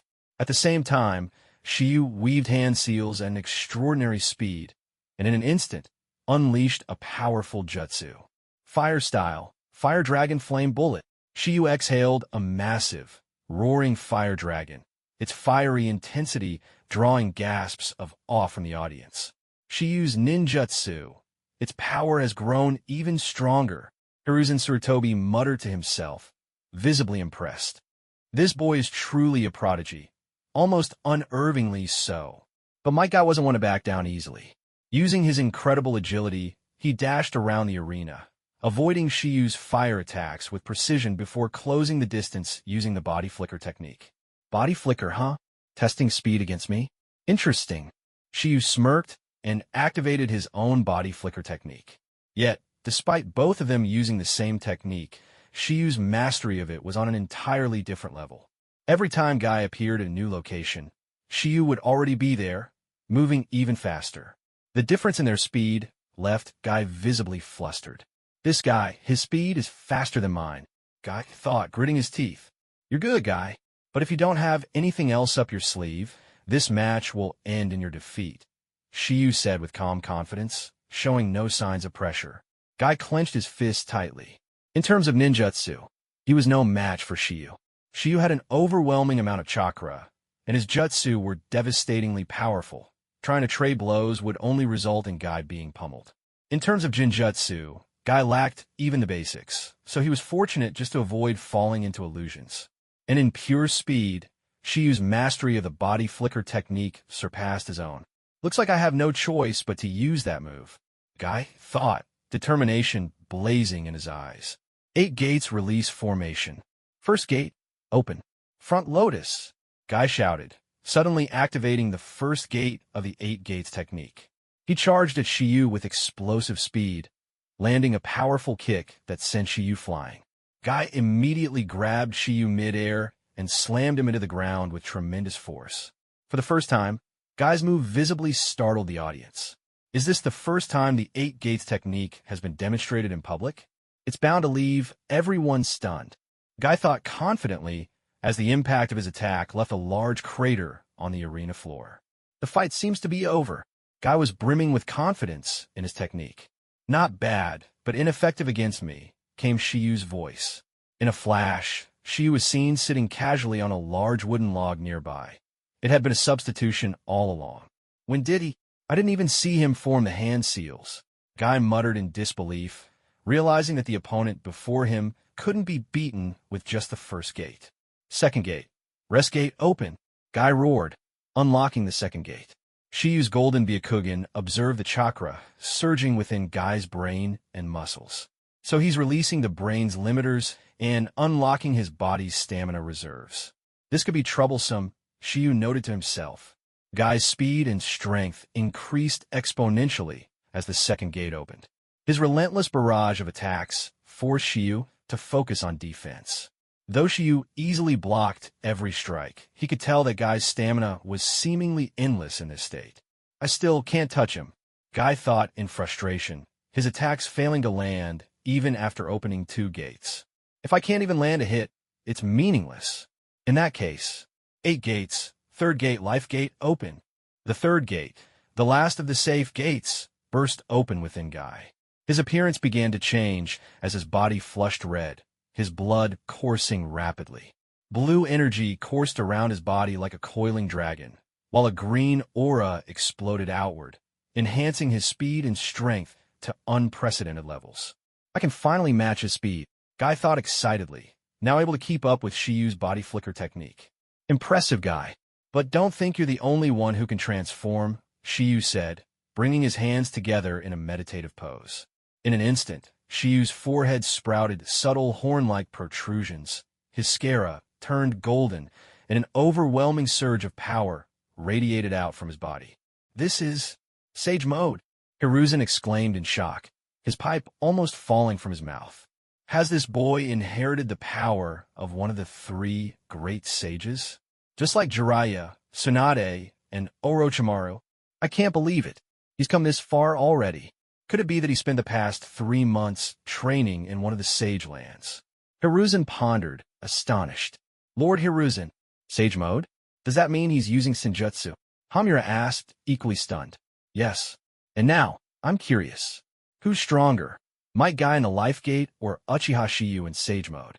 Hiruzen's eyes gleamed with interest. Truthfully, Shiyu didn't need to activate Sage Mode to handle Guy, but given the limitations of a public match, certain techniques couldn't be used freely. Against a fully unleashed Guy, Sage Mode was the most fitting option for a balanced fight. Shiyu, let's see how strong you really are, Guy shouted, charging with all his might.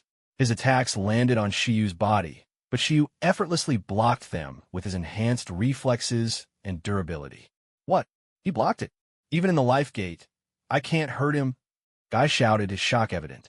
This was the first time his attacks had been so thoroughly neutralized, even after opening the gates. But Guy wasn't one to give up. He acknowledged that Shiyu was a genius, even surpassing Kakashi in reputation, but his fighting spirit burned brighter than ever. Shiyu, this is my strongest move to date. If you can withstand it, then I'll admit defeat. Bring it on, Guy, Shiyu replied, his fighting spirit equally fierce. With Sage Mode activated, Every strike and movement felt exhilarating. Hidden Lotus! Guy roared, launching his ultimate combination taijutsu attack. His body blurred as he closed the gap with Shiyu at lightning speed. In response, Shiyu formed a massive golden Rasengan in his hand, a technique infused with Senjutsu chakra. Sage art, massive Rasengan. The two titanic forces collided in the center of the arena. The sheer impact of their clash generated a blinding flash of light, so intense that none of the spectators could discern what had just happened. The arena fell silent, every eye straining to see who would emerge victorious from the explosion of power. As Shiyu and Might Guy passed by each other in the aftermath of their final clash, Shiyu deactivated Sage Mode and, standing with his back to Guy, spoke calmly, as expected of Might Guy, unlocking 3 gates and already wielding such power. If there's ever a chance, I'd like to learn how to do it as well. Would you be willing to teach me? Ha! Guy, still brimming with youthful energy despite his injuries, raised his right hand with a thumbs up, his iconic smile shining brightly. I'll be waiting for you. Youth like this must never go to waste. This time, it's your victory. You're truly strong. With those words, Guy's body gave out, and he collapsed to the ground. The life gate of the 8 gates has torn his muscles apart. Indeed, becoming stronger comes at a cost, Shiyu remarked softly. He glanced at Guy with respect before heading back to the waiting room to prepare for the semifinals. Winner, Uchiha Shiyu, the proctor announced, and the arena erupted into thunderous cheers. The fight had reached heights far beyond the audience's expectations, leaving them in awe at the capabilities displayed by both competitors. Shiyu, truly remarkable, Nanxiong murmured as he watched the outcome on the monitor, nodding in acknowledgement. At least one of our team made it to the finals. Elsewhere, others who knew Shiyu observed the match in their own ways, each impressed by his performance. As the rest period ended, the proctor returned to the arena to announce the semi-final matchups. Next, from the remaining 4 contestants, 2 sets of opponents will face off. There's no need to draw lots for this round. The first match will be Yoshida Katsuhira versus Nara Kahaku. The second match will be Uchiha Shiyu versus Monkey Leap. With that, the proctor declared the semi-finals officially underway. Begin, the proctor shouted, signaling the start of the first match. Nara Kahaku and Yoshida Katsuhira engaged in combat. While Shiyu's opponent for the final would be determined from this match, something about Katsuhira caught Shiyu's attention. Yoshida Katsuhira? Is this really him? Why does his demeanor feel so different? Shiyu thought, closely observing the match. And since when does he use a wakizashi? A supposed ninjutsu specialist suddenly fighting like a taijutsu user. Shiyu quickly realized something was off. Could he have been replaced? Even the proctor and the Hokage should have noticed by now, right? Don't tell me. Is this an ANBU operative in disguise? Shiyu speculated, and unbeknownst to him, his wild guess was spot on. In the arena, Kahaku initially struggled against Katsuhira's aggressive strikes. However, the Nara's tactical prowess soon turned the tide as he employed his signature shadow techniques. Successfully immobilizing Katsuhira, Kahaku prepared to deliver the finishing blow. But then, Katsuhira's eyes glimmered with a red hue, revealing Sharingan Tomo. What? Sharingan? Kahaku realized too late that he'd fallen into a Genjutsu. Unable to break free, he was swiftly defeated by Katsuhira. Shiyu narrowed his eyes, his expression thoughtful. I see now. So that's who it is. The first semifinal concluded with Katsuhira narrowly securing victory. Next up was Shiyu's match against the mysterious Monkey Leap, the substitute ninja sent by the Hokage. It said that both Red Butterfly and Violet were left unconscious after their fight, so the Hokage assigned this Chunin to replace them. This guy, his identity seemed shrouded in mystery. I know nothing about his abilities, Shiyu thought, scrutinizing Monkey Leap as the masked ninja approached the arena. Now for the second semifinal match. Monkey Leap versus Uchiha Shiyu, the proctor announced. Monkey Leap, wearing an ANBU mask, stood stoically, exuding an air of emotionless detachment. Begin! The proctor's hand swung down, signaling the start of the match. As the fight began, Shiyu noticed Monkey Leap's hands weaving signs at an incredible speed. Fast! Shiyu immediately responded, forming his own hand seals even faster. Both opponents simultaneously unleash their attacks. Fire style, Fire Dragon Bullet. Water style, Water Formation Wall. The Fire Dragon collided with a water wall, creating a burst of steam that obscured the battlefield. Despite the fiery attack strength, Shiyu's water wall held firm, showcasing his superior control and adaptability. To immediately counter with water in a place with no natural water source. Shiyu's reaction speed and judgment are remarkable. Hisashi Hyuga remarked from the stands, clearly impressed. The audience was electrified by the high-level exchange right from the start, their excitement palpable. Such powerful fire-style jutsu. This guy isn't ordinary, Shiyu thought, growing more serious. Even without water nearby, he can summon such a strong water formation wall. Remarkable. Hiruzen Sarutobi commented, his interest peaked. The two combatants resumed their duel, both weaving signs with relentless precision. Wind style, Great Breakthrough, Monkey Leap shouted, releasing a powerful gust of wind. Fire style, Great Dragon Fire Jutsu, Shiyu countered, using the elemental advantage of fire over wind. The flames surged forward, threatening to engulf Monkey Leap. However, Monkey Leap's agility allowed him to evade while forming new hand signs. Earth style, Earth Flow Wall. Earth style, Earth Flow River. The earth wall blocked Shiyu's fire attack, while the ground beneath Shiyu liquefied, threatening to trap him. Body Flicker Technique. Shiyu instantly teleported above Monkey Leap, hurling a kunai toward him. The kunai passed through Monkey Leap's body, revealing it to be a mud clone. A mud clone? This guy is more troublesome than I thought, Shiyu muttered, sensing a presence behind him. Ninja Art. Earth Dragon Flame Stream. Monkey Leap unleashed a powerful combination of earth and fire style, creating an overwhelming wave of molten destruction. Shiyu's eyes narrowed as he exclaimed, "So that's who you are? Old man Sarutobi, you're really going all out." Using the body flicker again, Shiyu dodged the attack, but was struck mid-air by Monkey Leap's taijutsu. Shiyu flipped backward multiple times, dissipating most of the force. "You've lost," Shiyu declared confidently. Monkey Leap remained silent, but his movements didn't falter. Lightning Water Dragon Bullet. Monkey Leap quickly formed seals, unleashing a devastating combination of lightning and water.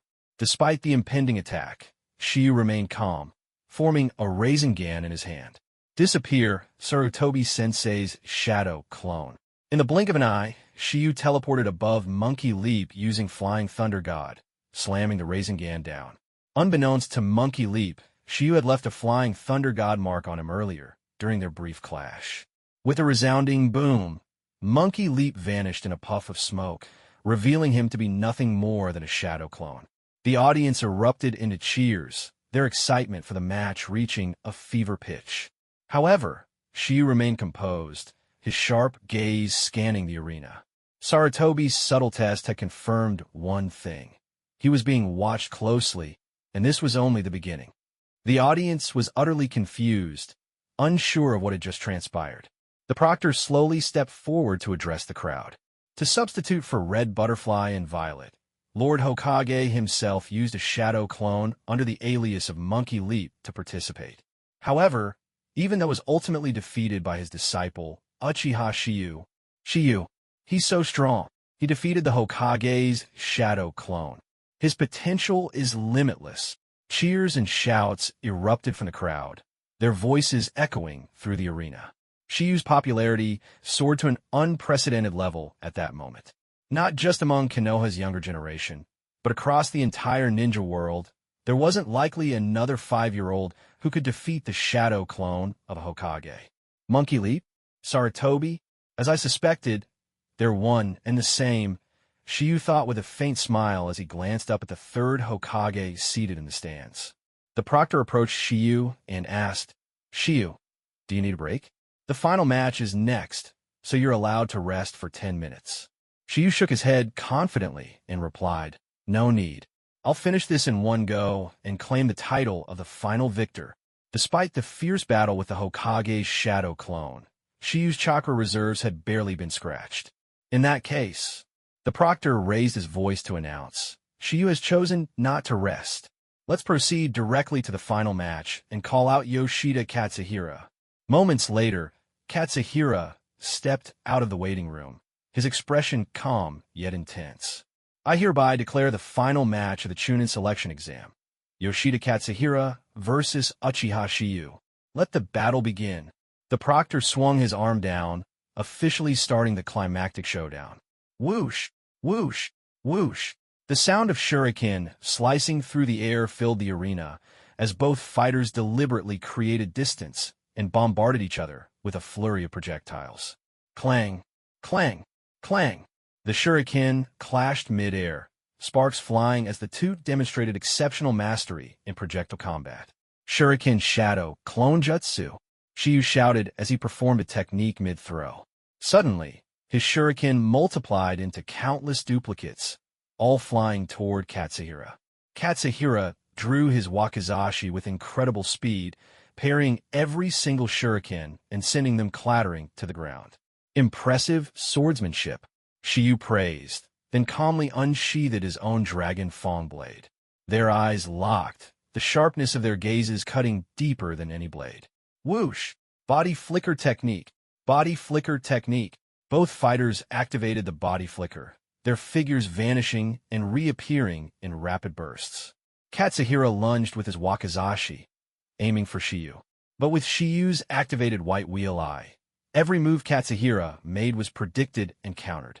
Combined with Shiyu's superior mastery of the body flicker, Katsuhira's face grew tense as the pressure mounted.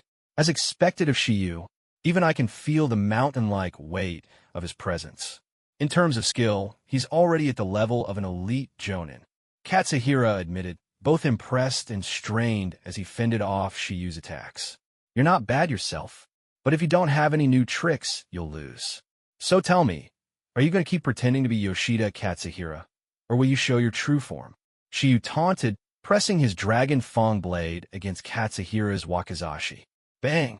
The clash forced Katsuhira to sweat profusely, the sheer strength behind Shiyu's blade overwhelming. What incredible sharpness and such raw power, Katsuhira thought, recognizing not only the quality of Shiyu's blade, but also the undeniable strength of its wielder. But it seems you're not very skilled with a sword. At this rate, I can hold out for dozens more exchanges. Katsuhira countered, his confidence bolstered by his mastery of Kenjutsu. Whirlwind Blade. Katsuhira shifted tactics, blending wind chakra into his body flicker technique to disrupt Shiyu's movements. With his flaming wakizashi raised, he slashed toward Shiyu. Whoosh! Shiyu smirked and vanished again. Sword leap flame. Katsuhira quickly followed up, predicting Shiyu's next position and striking preemptively. However, Shiyu wasn't anywhere nearby. The Katsuhira I know wouldn't rely solely on nintai jitsu. Let's settle this with ninjutsu. Shiyu's voice echoed from above. Looking up, Katsuhira saw Shiyu in midair. For shadow clones surrounded him, forming a perfect formation. With lightning-fast hand signs, Shiyu and his clones completed their jutsu. 5-element Great Volley. Each clone unleashed a barrage of chakra projectiles. Fire, water, earth, wind, and lightning, all converging on Katsuhira. What? Hisashi Hyuga gasped in astonishment. Hiruzen, isn't that your combined elemental ninjutsu? Koharu Yuditane exclaimed. This boy, he's mastered all 5 elemental releases and can use them simultaneously? He's not just a prodigy, he's an unparalleled genius. Hiruzen muttered, swallowing hard. He recalled how, in his youth, his 5-element mastery had earned him the admiration of the second Hokage. Yet compared to Shiyu, his own achievements seemed almost trivial. Damn it, Katsuhira, realizing the devastating power of the attack, dropped his transformation, revealing his true form. His Sharingan spun vividly, its 3 tomo glinting ominously. The audience erupted in shock. That's not Yoshida Katsuhira. It's an Uchiha. Sure sway of the body flicker. I knew it was you, Shiyu said with a smile, recognizing his cousin. You know me? Shiyu, Sure sway asked, startled. Isn't it natural for 2 Uchiha geniuses from Konoha to know each other? She replied, his smirk growing wider. You're quite cheerful, Sure sway remarked with a light chuckle. Likewise. So now that you're free of pretense, can we fight with everything we've got? Shiyu asked, his tone filled with anticipation. I should explain why I disguise myself as Yoshida Katsura. Shursui began, his tone calm and composed. But before he could finish, Shiyu waved his hand dismissively, cutting him off. No need. Once the battle is over, Lord Third will explain everything to everyone. For now, our fight isn't finished. Let's continue. With his white wheel, I still activated, Shiyu commanded his shadow clones and used the body flicker technique to charge at Shursui with unparalleled speed. Shadow Clone Jutsu. Sharingan. Shursui activated his Sharingan and created his own shadow clones, matching Shiyu's movements as they clashed mid-air. The arena became a flurry of shadow clones, body flickers, sword strikes, shuriken exchanges, and ninjutsu blasts. The two Uchiha prodigies anticipated and countered each other's moves with flawless precision. Their battle was an intricate dance, each step more intense than the last. He's younger and smaller than me, yet his stamina and chakra seem limitless, Shursui thought, growing more fatigued with every passing moment. In contrast, Shiyu seemed to only grow faster and stronger as the battle progressed. If this keeps up, I'll lose for sure. Losing isn't a big deal, but losing to my little cousin? That would be way too embarrassing. Shursui smirked inwardly, acknowledging his pride. He abruptly disengaged from the fight, using the body flicker to create distance between them. Shu, who had been observing and copying Shursui's kenjutsu throughout the fight, paused momentarily when Shursui retreated. Suddenly, countless crows burst forth from Shursui's body. Shiyu chuckled softly. The two fighters froze in place, their stillness baffling the audience. To the uninformed, it appeared as though nothing was happening. Why aren't they moving? Hamaramito Kato asked, puzzled. They're locked in a Jinjutsu battle, Hiruzen Tsurutobi explained. Shursui's greatest strength isn't his kenjutsu, it's his Jinjutsu. Unfortunately, Shiyu doesn't seem to possess the Sharingan. He might lose this match, but in this, the third Hokage was gravely mistaken. Not only did Shiyu possess the rare three-tomo Sharingan, but he also had to be a Kugen of the Hyuga clan. Moreover, Shiyu's bloodline was unparalleled, enhanced several times over and infused with the purest Otsutsuki lineage. Against ordinary Jinjutsu, even one cast by a three-tomo Sharingan specialist like Shursui, Shiyu was utterly unfazed. In fact, he could reflect it back effortlessly. Ugh! Shursui suddenly coughed up a mouthful of blood, his body trembling as he used his wakizashi to steady himself. Shiyu, your mental fortitude and ocular power, how are they this strong? And your chakra, is it truly infinite? Shursui's face was a mixture of shock, disbelief, and a touch of fear. Perhaps it's because I'm a hybrid, Shiyu replied calmly. Maybe it's the combination of Uchiha and Hyuga bloodlines from my parents that gave me this level of ocular power. Shiyu's words were spoken lightly, but the implications were profound. So, do you want to continue? Shiyu asked, drawing a custom kunai, his tone unyielding but not hostile. No, you've won, Shursui admitted, his voice weary. My chakra and stamina are completely depleted. With that, Shursui collapsed to the ground.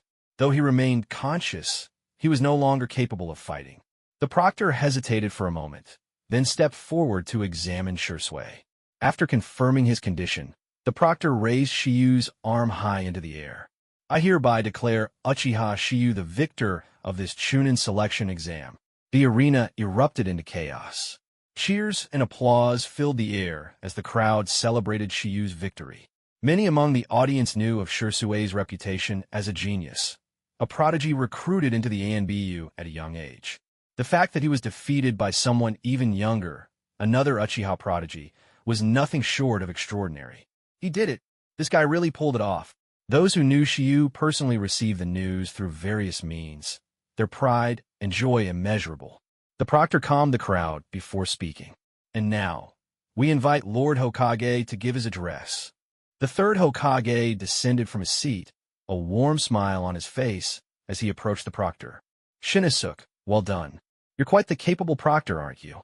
Hiruzen said, patting him on the shoulder. Old man, you actually put your pipe down for once. The legendary smoker afraid of corrupting the kids. Shinosuke teased with a smirk. There are children here. I wouldn't want to set a bad example. Hiruzen replied with a chuckle, then turned to address the crowd. Shu, standing nearby, overheard the exchange and was struck by a revelation. Wait, the proctor's name is Shinosuke? Sarutobi Shinosuke? The third Hokage's eldest son? Konohamaru's father? After exchanging a few more words with his son, Hiruzen raised Shiyu's hand high in the air and announced, the champion of this Chunin selection exam, my final disciple, Uchiha Shiyu. The audience roared with approval, their excitement reaching a fever pitch. You all must have many questions. Hiruzen began, addressing the crowd. He briefly explained the circumstances surrounding Katsuhira's replacement and the identity of Monkey Leap before making a surprising declaration. I, Otsutsuki, hereby grant Uchiha Shiyu the rank of Jonin. But before the applause could begin, a stern voice interrupted. Wait, Hiruzen, he cannot be promoted to Jonin. All eyes turned toward the source of the voice.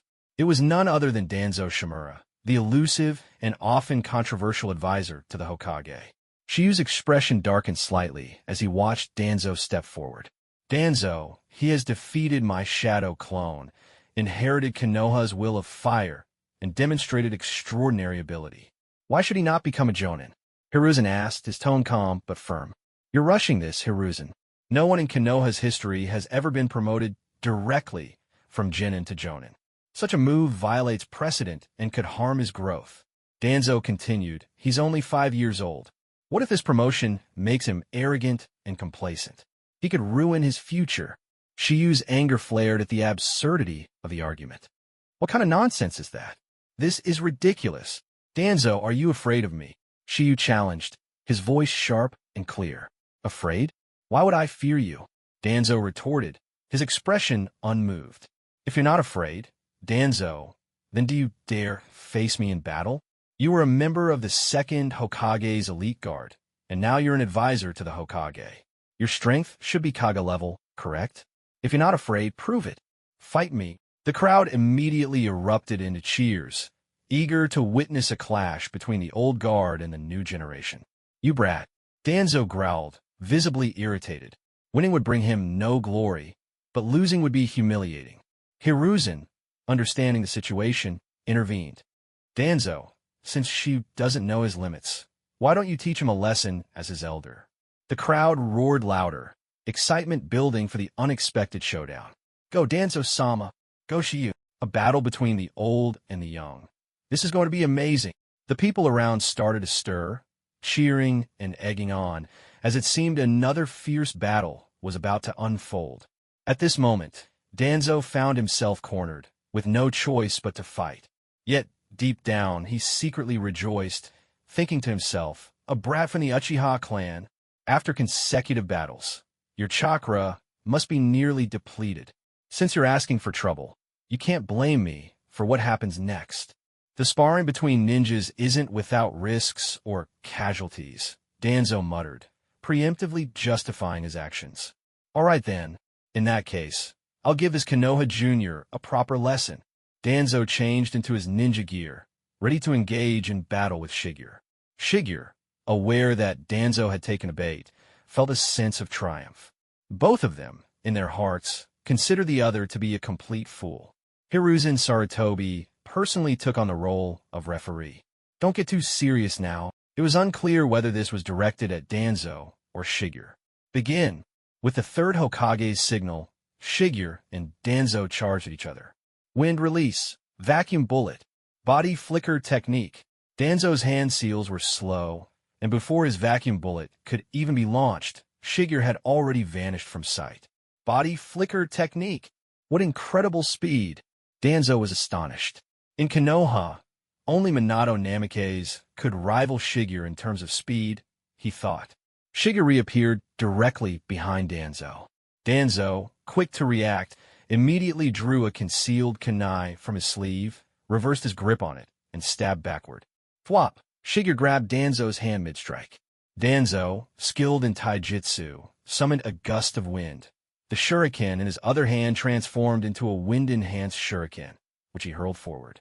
The shuriken curved sharply, skillfully avoiding Danzo himself and aimed straight for Shigeru. An impressive shuriken-throwing technique. But unfortunately, Danzo, you've already lost, Shigeru declared confidently. Anyone Shigeru touched would be marked with his flying Thunder God seal. Don't be so sure of yourself. Danzo bit his finger, then slammed his palm to the ground, shouting, summoning jutsu. A Baku, a creature resembling an elephant, appeared before Shigeru. Caught off guard, Shigeru momentarily failed to teleport. This guy, he's even resorted to a summoning beast. The third Hokage displayed a hint of surprise, but remained unconcerned about his disciple, certain of Shigeru's capabilities. Deploy the barrier core to cast a barrier. Protect the spectators. Hiruzen immediately instructed the Umbu. In no time, the area was sealed off by a protective barrier. The Baku let out a deep, resonant sound, opening its mouth wide. Known as the dream-eating beast, it was said to devour everything. Though not literally, its powerful suction force was undeniable. Shigeru found himself temporarily immobilized.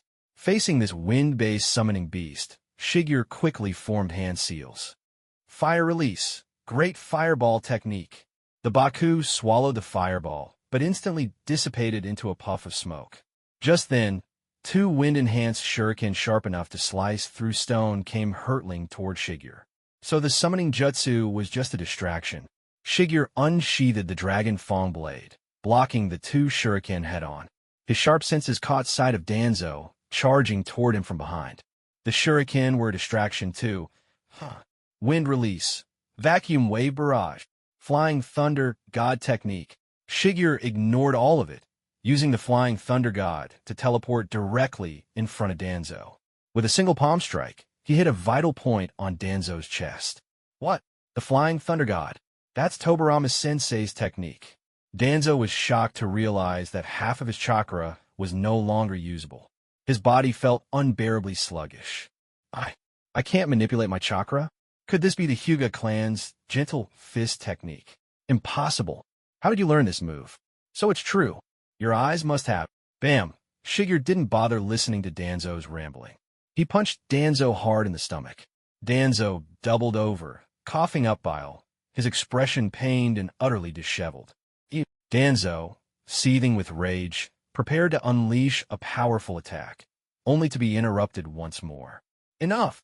Hiruzen's voice rang out, cutting off Danzo's movement. If this continues, it'll never end. Lord Danzo, thank you for going easy on me. Shigeru bowed, respectfully, though the smugness in his expression was impossible to hide. That was amazing. Even Lord Danzo was defeated. Shigeru is incredible. This guy is something else. Well, what do you think? He's already proven he possesses strength, at least equal to Danzo's. Isn't it fair for him to become a jonin? Rules are meant to be broken. Why can't a 5-year-old be a jonin? Hiruzen glanced at the other advisors, who nodded slightly, acknowledging Shigeru's power. As for Danzo, no matter how furious he was, he could only swallow his frustration for the time being. His grudge against Shigeru had been established long ago during the team competition. Everyone knew the third Hokage's temperament. While generally tolerant and magnanimous, if one crossed the line, pushing further would only lead to severe consequences. The atmosphere in the arena reached an all-time high. With this match, the third Hokage officially declared Shigeru as his final disciple. Having defeated every new generation ninja, except Minato, Shigeru became not just Konoha's, but the entire ninja world's youngest jonin in history. This honor belonged solely to Shigeru. Those harboring ill intentions against him had no choice but to retreat and bide their time. The Chunin selection exams finally came to an end. Hiruzen also promoted many outstanding genin to Chunin. Kakashi Saikyo, Hyuga Kurenai, and others were soon promoted to Chunin as well. At the moment, however, they were still recovering from the injuries sustained during the Chunin matches at Konoha Hospital. They casually chatted as they rested. Kurenai, doesn't the Hyuga clan select their own Chunin and Jonin internally? Why did you choose to graduate from the Ninja Academy and join our team? Kakashi asked directly. Because Kurenai trailed off, Shigeru's figure flashing through her mind. I see. Kakashi nodded knowingly. He smiled and added, Shigeru's already a Jonin now. Who knows when we'll be able to surpass him. For now, let's focus on recovering. We can't take on missions until we're healed. Actually, we've already grown so fast. In just a few months, we've become a Chunin team. Kurenai felt she was slowly growing as she followed in Shigeru's footsteps. As for Shigeru, the first thing he did after the match was head to the Konoha Ninja Academy to pick up his little sister, Hoshino, from school. Big brother, you're here. You're amazing. Hoshino's eyes sparkled with admiration. I watched all your matches on TV. Big brother, when I grow up, I want to be a great ninja, just like you. Big brother, when I grow up, I want to be an incredible ninja, just like you. Hoshino declared with great determination. You're so thin. Is anyone bullying you at the Ninja Academy? Shigeru asked with a smile. No way. Ever since everyone found out you're my brother, they've all been super nice to me. Hoshino said proudly, her face glowing with confidence. Shigeru chuckled, patting Hoshino gently on the head. By the way, Uncle Tucci has upgraded the recipe for Ichiraka ramen and given the shop a brand new look. It's reopening soon. Should we go check it out? Hoshino eagerly grabbed Shigeru's hand and started pulling him toward the newly renovated ramen shop. The Hokage rock stood tall and majestic, the faces of the three Hokage carved into the mountain silently watching over the village. From nearly every corner of the main street, the Hokage Tower was visible. In the busiest part of Konoha's main street, a massive line of villagers had formed in front of the shop, stretching out like a long dragon. A closer look revealed that it was the grand reopening of Ichiraka Ramen. Welcome. Today's our grand reopening. Ramen is half price today. Uncle Tucci enthusiastically promoted his shop, which was already packed to capacity. Wow, it's absolutely packed today. Since when has Ichiraka Ramen become so popular? Hoshino and Shigeru were taken aback by the crowd. Well, it is the grand reopening. After this, it might be hard to get a seat when it's busy, Shigeru said, offering some consolation. Among the crowd, he spotted familiar faces like Guy, Asuma, Shizune, and Kakashi. Ichiraka Ramen really is a hit. Just then, someone wearing the attire of a Konoha Jonin came running through the crowd, as if searching for someone. Minato, a tall figure, approached the blonde Jonin from behind and patted him on the shoulder. Jiraiya-sensei. The blonde Jonin was none other than Minato Namikaze, while the tall, white-haired ninja was, of course, Jiraiya of the Sannin. Come with me, Jiraiya said mysteriously, pulling Minato aside. Shigeru, curious, quietly signaled Hoshino to follow him as they stealthily got closer to see what the two were up to. Jiraiya led Minato to a secluded spot. Then, with a grin, he said, "Watch closely and don't be too shocked." He raised a hand, and a glowing blue sphere formed at his palm.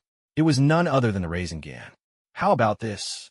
The secret technique you spent 3 whole years perfecting. I've already mastered it. Pretty impressive, huh? Jiraiya said smugly. That's amazing. As expected of Jiraiya-sensei, Minato praised.